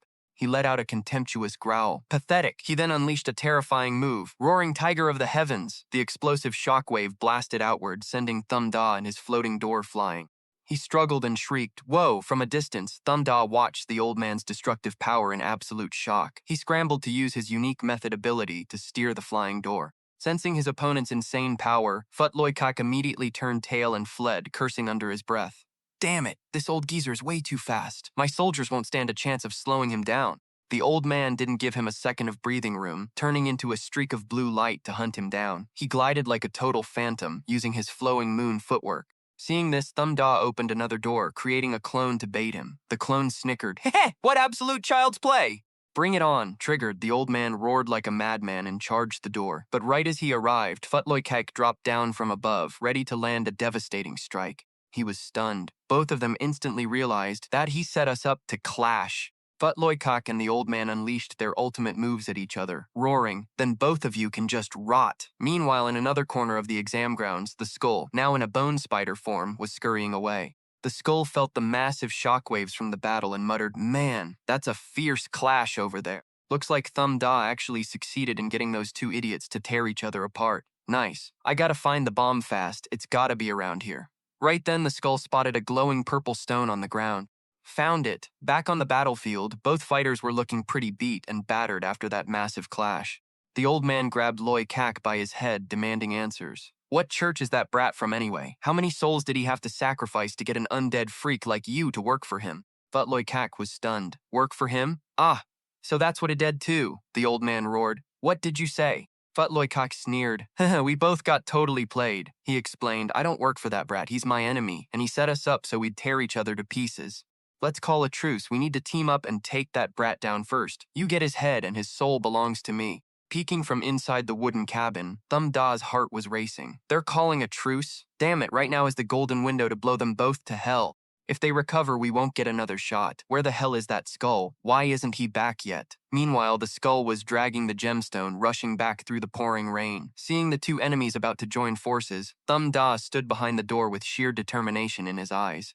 He knew he couldn't just sit around and wait to die. He had to find a way to buy some time for the skull. His eyes flared with an eerie purple glow as he activated a new skill. He muttered, Meat Shield has 3 charges left. Shadow Clone is still ready. Time to bet it all. Meanwhile, outside the old man was still deeply skeptical. Why the hell should I trust you? Futloy Kak explained, my shadow spikes carry deadly poison and curses. I can cleanse them for you. The old man hesitated for a moment, then replied, if you can actually pull that off, I'll believe you. Futloy Kak agreed. Fine, but this is going to take some time. Suddenly, a shadow burst out of the door, sword raised high, screaming like a lunatic. Ha! Ice Demon Futloy Kak, I'm here to back you up. Thumb Da's shadow clone rushed forward, swinging his sword straight at the old man and screaming, Die! Old geezer! The old man barely blinked, coldly commanding, freeze. The clone's blade stopped dead right at the old man's neck. The clone go in? No way! This is my full power. Then a status screen popped up. Strength, 18.3. Instantly, the old man grabbed the clone by the neck, squeezing hard. He roared at Futloy Kak. I knew you two bastards were in on this together. The choked clone struggled to breathe. Cock! Hack! Feeling completely helpless. Damn it, I can't even move. Futloy Kak scrambled to explain, Hey, don't believe him. He's trying to drive a wedge between us. But the old man wasn't buying it. Oh yeah? Then how do you explain him using the exact same shadow dive skill as you? You think I'll fall for your crap again? The clone tried to make excuses. How should I know? If you don't believe me, let me go, and I'll end him myself. Futloy realized how bad things were and warned, "Calm down, old man. If you kill me, the curse and poison will take you down with me." The old man let out a sinister laugh. "You brainless skeleton, how utterly hilarious. I only agreed to let you cure me to bait this pest out." He gathered his energy, blue aura exploding around him as he roared, "Getting rid of this tiny poison? I can blow it away with a single fart!" His skill, resounding micropores, completely shattered the poison spikes. Squeezing the clone's neck, his voice turned savage. "Don't worry, I won't put you two down just yet. Whatever secrets Thumbday is hiding, I'm going to squeeze every last bit out of you." Grabbing both Thumbday's clone and Futloy, he turned to leave. Mission accomplished. Time to head back to the manor. The clone still tried to speak. "Wait, let me say it again. He and I are not on the same side," the old man coldly warned. "Say one more word and I'll crush your skull." Suddenly, a mysterious voice echoed in his mind. "Futloy, you betrayed us. You betrayed the old ones." Futloy was shocked. Undead telepathy. The voice continued to echo. "You forgot my voice already. Truly a traitor through and through. Your tragic end is a perfect match for how low you've fallen. Look up at me. Frega, you shivering wreck. Wait, don't tell me you are." As the apocalypse descends, a massive skeletal face looms in the sky and a soul bomb flies straight toward the old geezer. The old man looks up, sensing an absolute monster of an energy wave. He gasps in shock. There's still another calamity. Then a different voice echoes from the bomb in an ancient tongue. The old man is clueless, but the skull nearby screams, "Yo, get the hell out of the way!" The bomb goes off, unleashing a massive demon soul. Caught in the blast, the old geezer barely realizes it's a soul shock bomb. The blast sends Shen Ye flying, but he's caught by Skull, who's currently in the form of a giant bone spider. He coughs, "Ugh, you took your sweet time, bro." Skull explains, "Had to track down that stone statue. Needed it to bail you out." Shen Ye is like, "You could have just blown me up with him. I had my meat shield anyway." Skull cuts him off. "Hell no. Soul shock bombs are on a whole different level. I can't guarantee your meat shield would have held up." Shen Ye asks, "Is this bomb really that overpowered?" "So, we actually pulled it off?" Skull replies, "Duh. Those bastards are history for sure." Emerging from the purple smoke, the old man stumbles up, coughing. Hack, you think some trash-tier bomb can actually hurt me? Who knew that stupid statue could swap positions? I'm not letting you slip away again." He grabs Frega's decaying neck and snarls, "Answer me. Just how many calamities did that punk summon?" Frega's body shatters into pieces. Pissed off, the old geezer growls, "Dead? Seriously? Was that bomb really just a useless piece of junk?" As Frega's body completely turns to dust, the old man stares at the fading fragments, gasping in sheer shock. "What the hell? How is this even possible?" His own body begins to crack and disintegrate. He screams in absolute despair and denial. No way. This can't be happening." Up in the air, the old man's body completely shatters, leaving nothing but his mask and fragments scattering in the pouring rain. Down on the ground, Shen Ye stares up at the scene next to the giant skull. Skull turns to him, his voice steady. "Shen Ye, those two are literal dust now. You're safe." Still in disbelief, Shen Ye asks, "That bomb looked so basic though. How is it so ridiculously OP?" Skull breaks it down. "That, my friend, is one of the ultimate weapons of our Wind Spirit clan. It's the absolute peak of our research, the ultimate fusion of our clan's genius minds working to push tech to its limits." Skull keeps explaining. An illustration pops up. "Not too long ago, we undead scholars discovered that souls are actually made of countless microparticles. Inside each particle are two different, intertwined energies keeping a perfect balance. Then we realized that if some external force screws up that balance, the particle explodes with insane power. This blast breaks the balance of nearby particles, setting off a chain reaction until the soul is completely wiped out. We call this a chain reaction.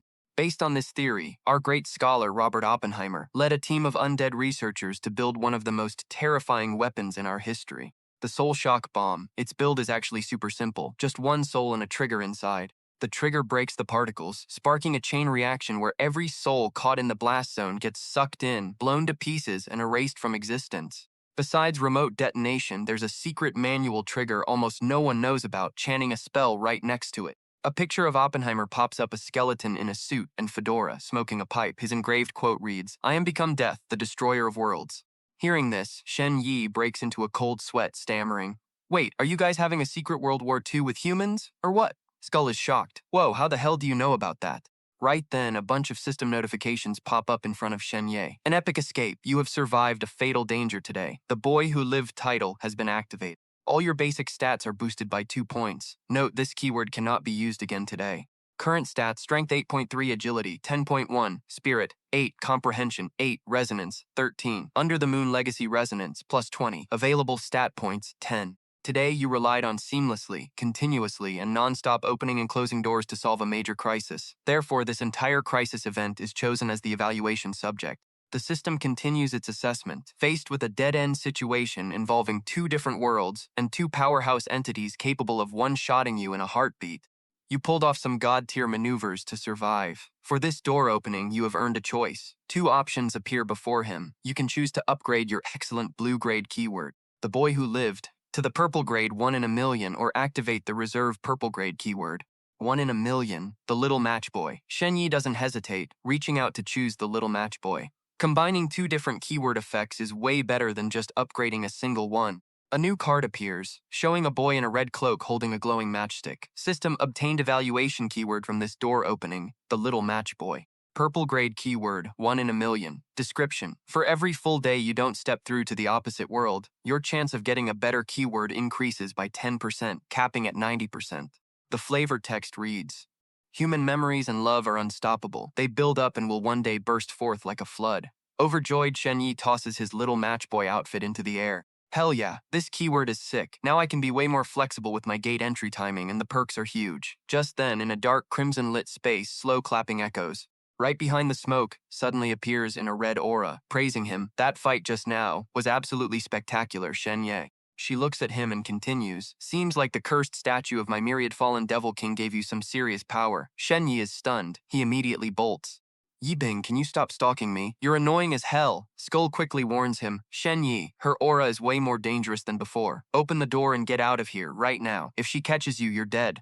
Shen Ye grits his teeth and slams his hand on the appearing door, preparing to activate his non-dual dharma. He snaps back, I obviously know that.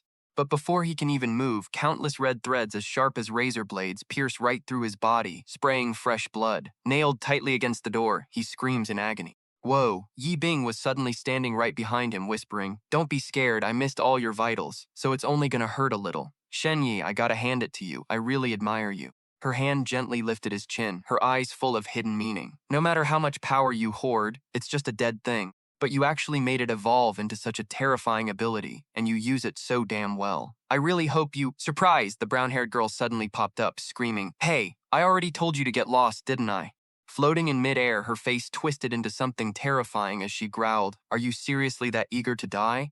Yibing just smirked, her voice dripping with pure disdain. Oh, you actually think you can kill me? The girl's eyes flashed, unleashing an invisible force that shook the ground violently. A massive earthquake tore the place apart, cracking the ground wide open as boulders flew everywhere. Shen Ye got blasted high up into the air. The brown-haired girl gently caught Shen Ye as he fell, and they landed safely on a ledge, while the earthquake kept wrecking everything around them. Shen Ye recognized her in shock. It's you, the girl who asked me to find her mom. How are you this freaking strong? Flustered, the girl waved her hands frantically. Huh? You still remember? No, you got the wrong person. Actually, candidate safe is just my job, Shen Ye snapped. Do you take me for a total idiot? Then, he asked seriously, who the hell are you really? And why did you save me? The girl turned away, pretending to leave. I really am a proctor, okay? I've got official business to do, so bye-bye. He grabbed her arm. Quit lying to me. She sighed and turned around with a serious look. Sigh, looks like I can't hide it anymore. Fine, I'll tell you. Shen Ye was secretly shocked. He couldn't see her keywords at all. Who knows what level of the magical realm her power was at. Her face suddenly turned sad. My lady, she's dying. She said she still owed you a debt of gratitude, so she sent an errand girl like me to pay it back for her. Shen Ye asked in surprise, who's your lady? The girl replied, Song Yinchen. Hearing that name, a rush of memories flooded Shen Ye's mind. He muttered, Song Yinchen, right, she's the younger one of the Song sisters I saved when we were kids. He asked anxiously, what happened to her? Is she sick or is it something else? The girl hung her head, her voice dropping low. It's a curse, an incredibly vile curse that no one can break. She looked up and continued, all her other wishes are done. Protecting you this one time was the last thing she wanted to do to pay you back. Shen Ye suddenly realized, so the hotel explosion was your doing too? The girl replied flatly, yep, that was me. Shen Ye pulled out his phone and said, give me your contact info. Just in case I find a way to break the curse, I can reach out to you. She looked surprised. Why bother? My lady doesn't want to see you anyway, and besides, she's already in a coma. She gave him a skeptical look. You? Even the top masters in the world are completely helpless against it. What do you think a nobody like you can do? Shen Ye stared at her, his voice firm. We gotta try at least once. Give it everything we've got. If it doesn't work, don't blame me. I only saved Song Yinshin one time, but you guys have already helped me 2 times. The girl replied, thanks, but my lady has already given up.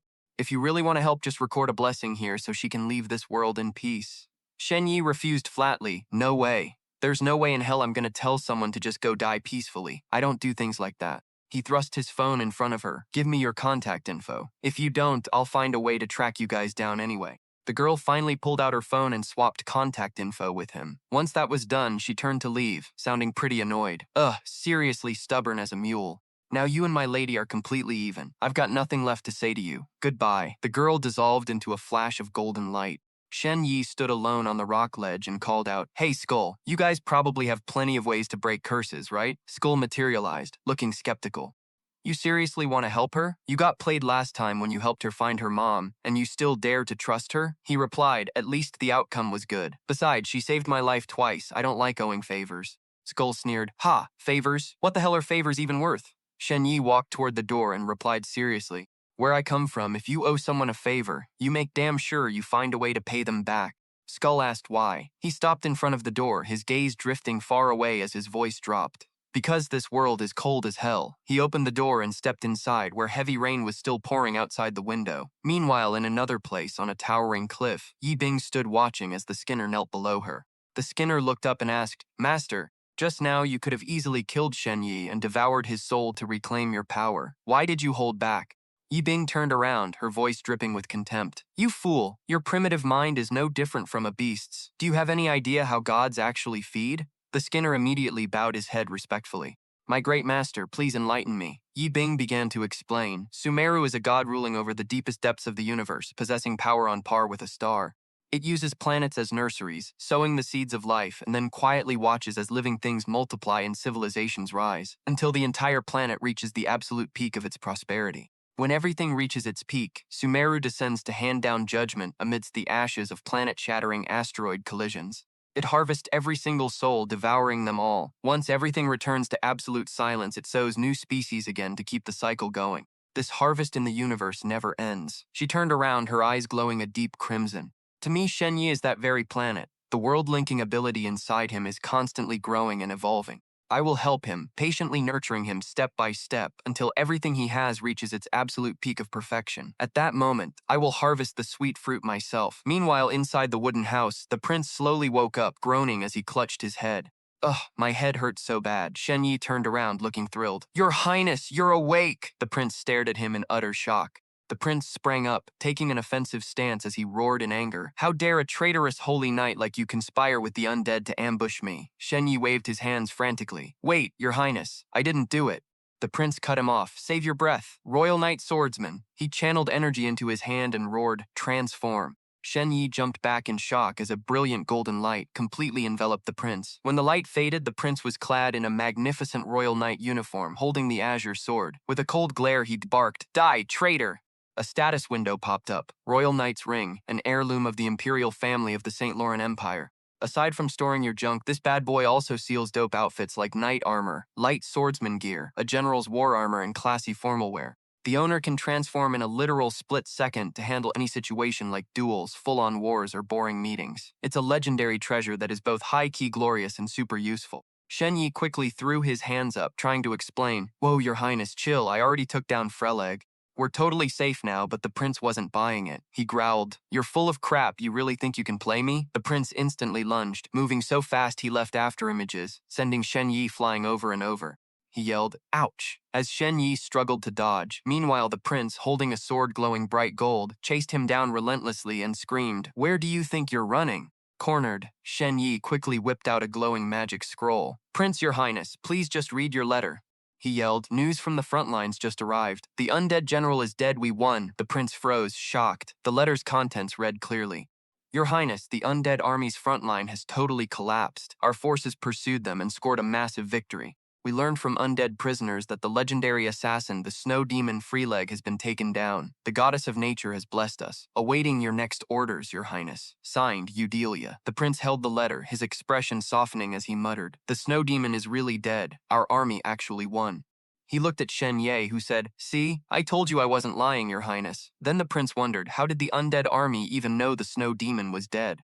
A skull popped up to explain that his minions could feel when their master's soul got totally wiped out. The prince was still suspicious, staring hard at Shen Ye. But how did you even pull that off? The snow demon Freeleg is a literal legend among the undead. Shen Ye smiled confidently, making up a lie on the spot. Well, your highness, I gotta thank my undead bro for this. His skull used a secret weapon of the undead race to blow the snow demon to pieces. The prince asked, You mean your undead spy? I've seen him before, but did you really have to knock me out for that? Shen Ye explained, My bad, your highness. Knocking you out was partly to catch the snow demon off guard, and partly to protect the intellectual property of the undead's weapon from leaking. The prince was baffled. Intellectual property? Shen Ye launched into an epic, passionate speech. Exactly, your highness. Intellectual property is a huge deal. Think about it. You spend tons of effort drawing a manga, and normally 100 people would pay for your hard work, but instead 80 of them go read some free pirated version, and in the end, you can't even afford to eat. This vicious cycle either crushes creators' motivation,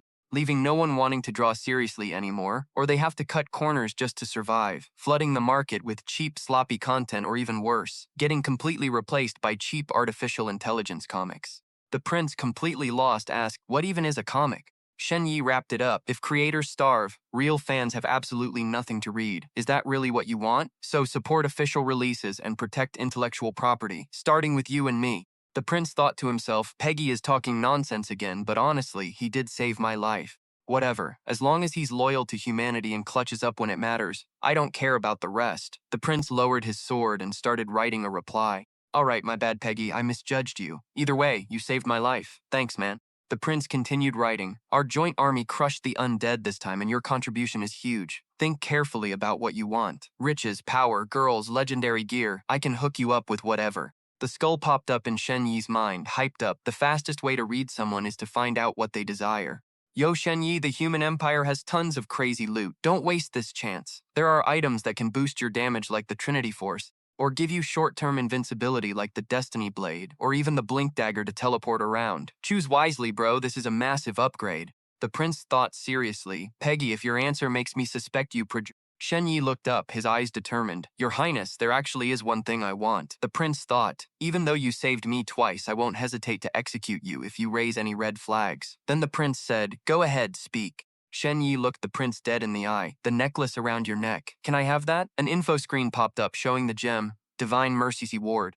Epic tier. Can dispel any curse at or below epic tier. The prince held the gem deep in thought. While the Divine Mercy Ward was rare, the Empire had countless epic gear, heirloom magic, and mysterious relics. Why do you only want this? Shen Ye replied calmly, A friend of mine is under a really nasty curse. I heard this gem can break it, and I'm hoping it'll save her life. The skull in his mind screamed, Out of all those legendary treasures, you picked this cheap trinket just for some girl you haven't even met yet?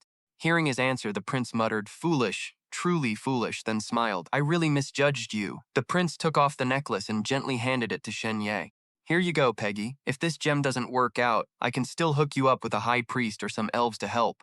Shen Ye was grateful. Thank you so much, your highness. Words popped up on screen, not for fame or fortune, only caring to save a life. The prince patted his shoulder, praising him. You really are worthy of being called Saint Peggy. Shen Ye thought to himself, the loot the skull mentioned definitely needs high resonance. If this gem actually works, then I'll basically be Song Yinshan's lifesaver. The skull happily went back to chilling, mumbling, Foolish, so foolish. A while later, the human army arrived at the hideout. An old mage and a female elf were examining the prince. The old man was in absolute disbelief. Your highness's body has fully recovered and your condition is actually better than before, the prince replied. I told you I was fine. Peggy cured me. The female elf gasped. Bless the goddess of nature, does Saint Peggy really possess such divine power? Once everything was settled, the prince stood up with determination. It's time to head back to the battlefield. Peggy, pack up, we're ready to roll. The prince turned around, but Shen Ye was nowhere to be found. Where the heck did he go? On the wooden wall, a message was scribbled. Gotta run and save my friend, leaving first. Along with a goofy drawing of a pig's face and the signature, Saint Peggy. The prince and everyone stared at the text. The old mage asked, Is this left by Peppa? The prince muttered, totally confused. Why the hell is this signature a pig, and a super ugly one at that? Meanwhile, at the exam grounds, the rain had stopped. Shen Ye was on the phone with the brown-haired girl. Of course it's not. Just take it and try it out. If it actually works, that's what matters. The girl on the other end said skeptically, Did you just pick up some random broken rock from the water and tell me it can cure my lady? Shen Ye replied, "Alright, I've got other stuff to do right now. I'll hit you up after the exam." Then he hung up. The girl called back, "Hey, before getting pissed off, how freaking rude, hanging up before I'm even done speaking." A notification panel popped up in front of Shen Ye. The 3-day wilderness survival has ended. Currently, 736 people have been eliminated. He thought to himself, "Oh, round 3 is over already." The system continued, "Evaluating your physical condition. Rewards will be issued accordingly." In another space, a red-haired guy was struggling to withstand the power of a ring-shaped divine artifact. Another person called out anxiously, "Brother Guanshu, can you really still handle this artifact?" He roared with a savage face, "Cut the crap!" His entire body burst into flames as he screamed, "Cut the crap! Give it here!" His face contorted from the overwhelming power, and with an earth-shattering roar, a massive wave of energy exploded. The other guy cried out in panic, "Shen Ye, I'm turning him to ashes!" Nangong Sarui closed his eyes as his entire body lit up, countless spirits materializing around him. The demon-possessed guy gasped in shock. "Nangong Sarui, what the hell are you doing?" Nangong Sarui let out a roar, and a giant energy lotus wrapped around the guy. The lotus slowly closed. Once the light faded, only a glowing red crystal flower remained on the ground. Nangong Saru stood there watching and said sadly, "Brother Guanshu, you're not yourself anymore. The Wang family's god has eaten away at your soul until it's completely torn to shreds. It's better this way. Let me set you free." He turned away, thinking, "Damn, I didn't think the Wang family had fallen this low. I bet the other great families aren't any better. I need to report this to my clan immediately."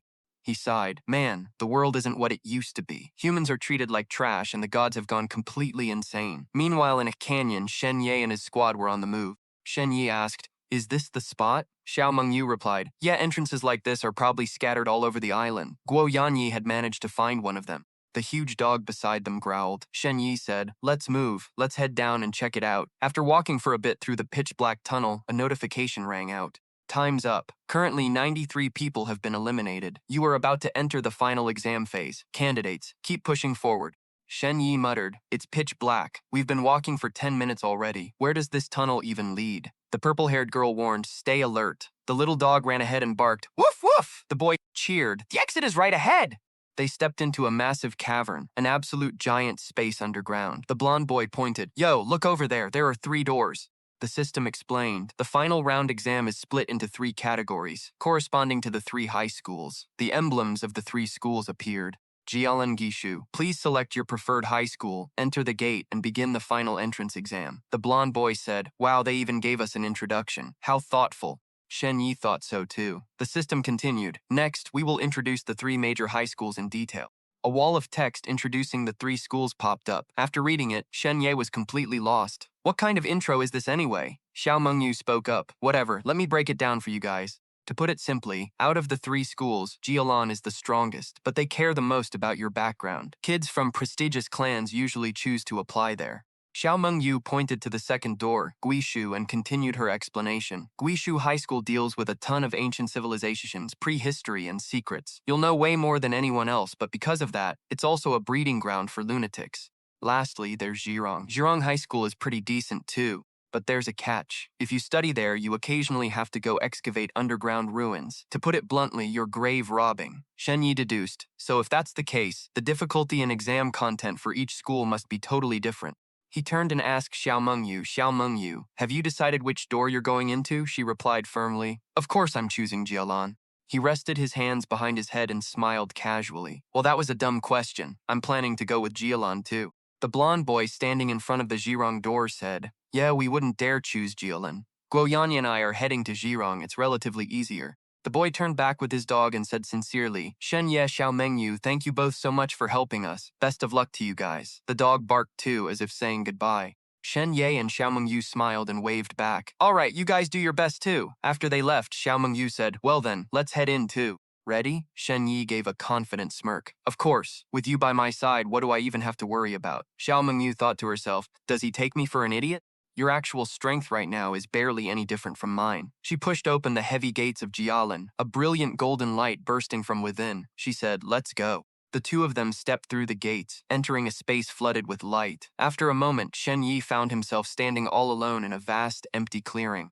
He looked around, completely dazed. "Wait, what? Where's Xiao Mengyu?" A voice echoed, "Shen Yi, you have entered a teleportation gate. I'm afraid the 2 of you have been sent to different locations." He realized this was a test he'd have to face all on his own. The system announced, "Thank you for choosing Jialan High School.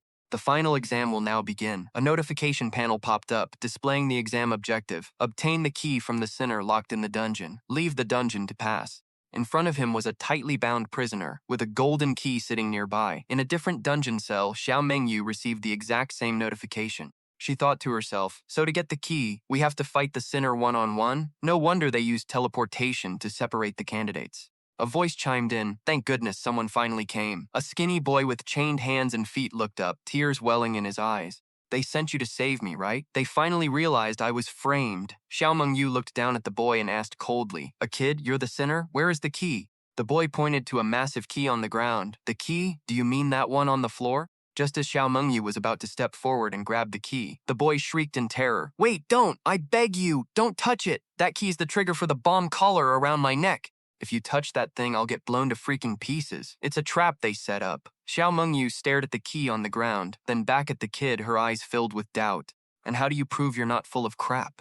The kid suddenly pointed at the sword hanging at her waist. Wait, big sis, that sword of yours.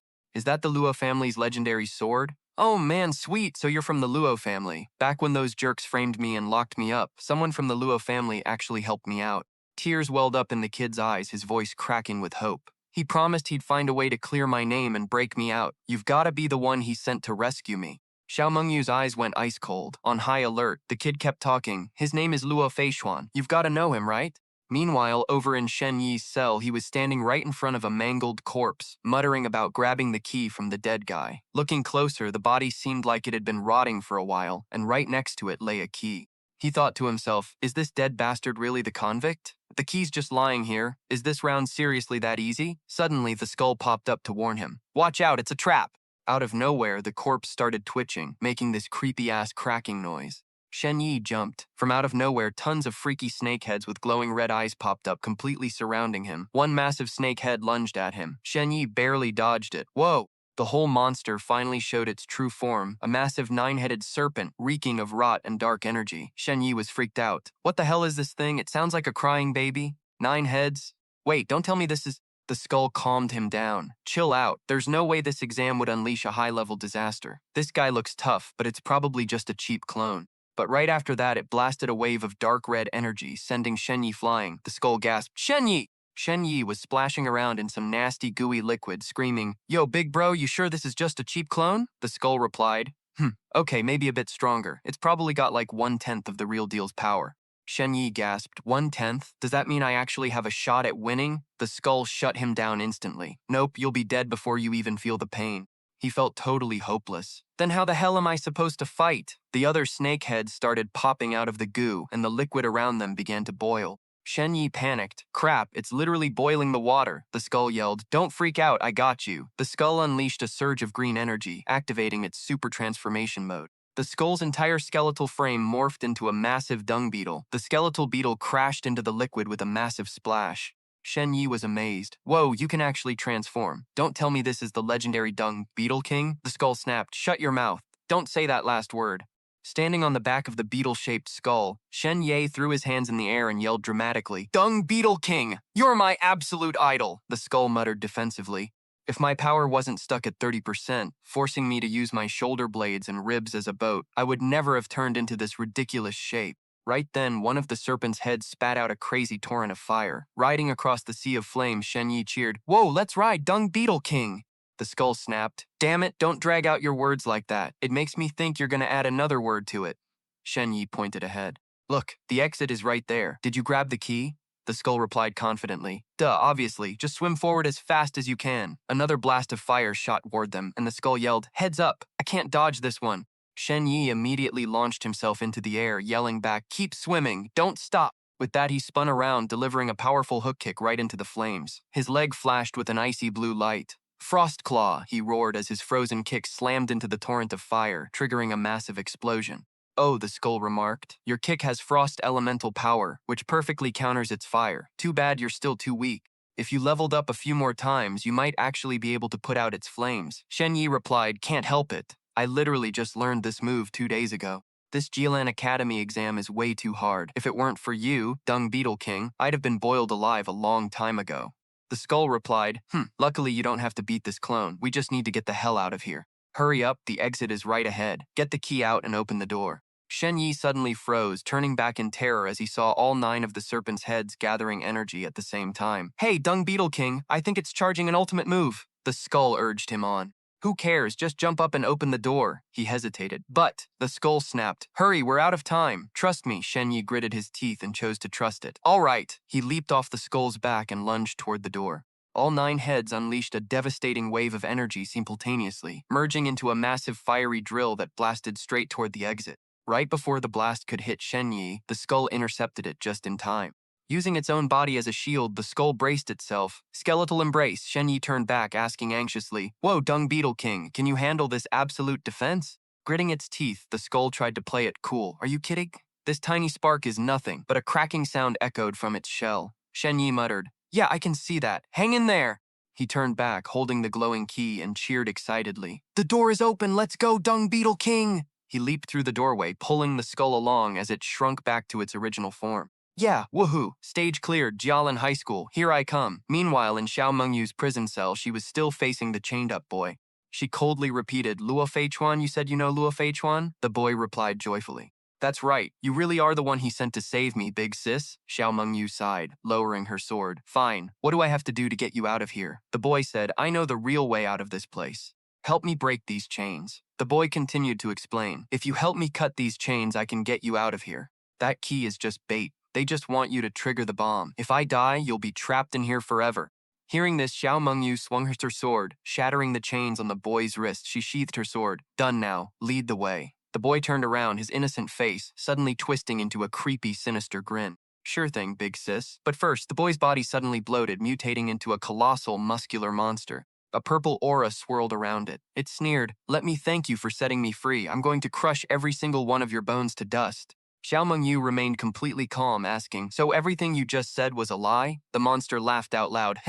Duh, there is no bomb. I just tricked you into breaking this magic ceiling shackle. The key is real, all right, but too bad you won't get a single chance to use it. The monster sneered, Who told you to trust me so easily? Let me guess, you got totally fooled by my cute looks, didn't you? Xiao Mengyu cut him off, her voice freezing cold. No, I was actually asking about Luo Feichuan. You said he wanted to save you. Was that also a lie? The monster shot back. I crossed paths with him when I got captured. That guy was so damn stubborn and rigid, he made my life a total living hell. It kept mocking her, the image of Luo Feichuan being murdered flashing in its mind. But hey, I heard that loser is already dead anyway. Haha.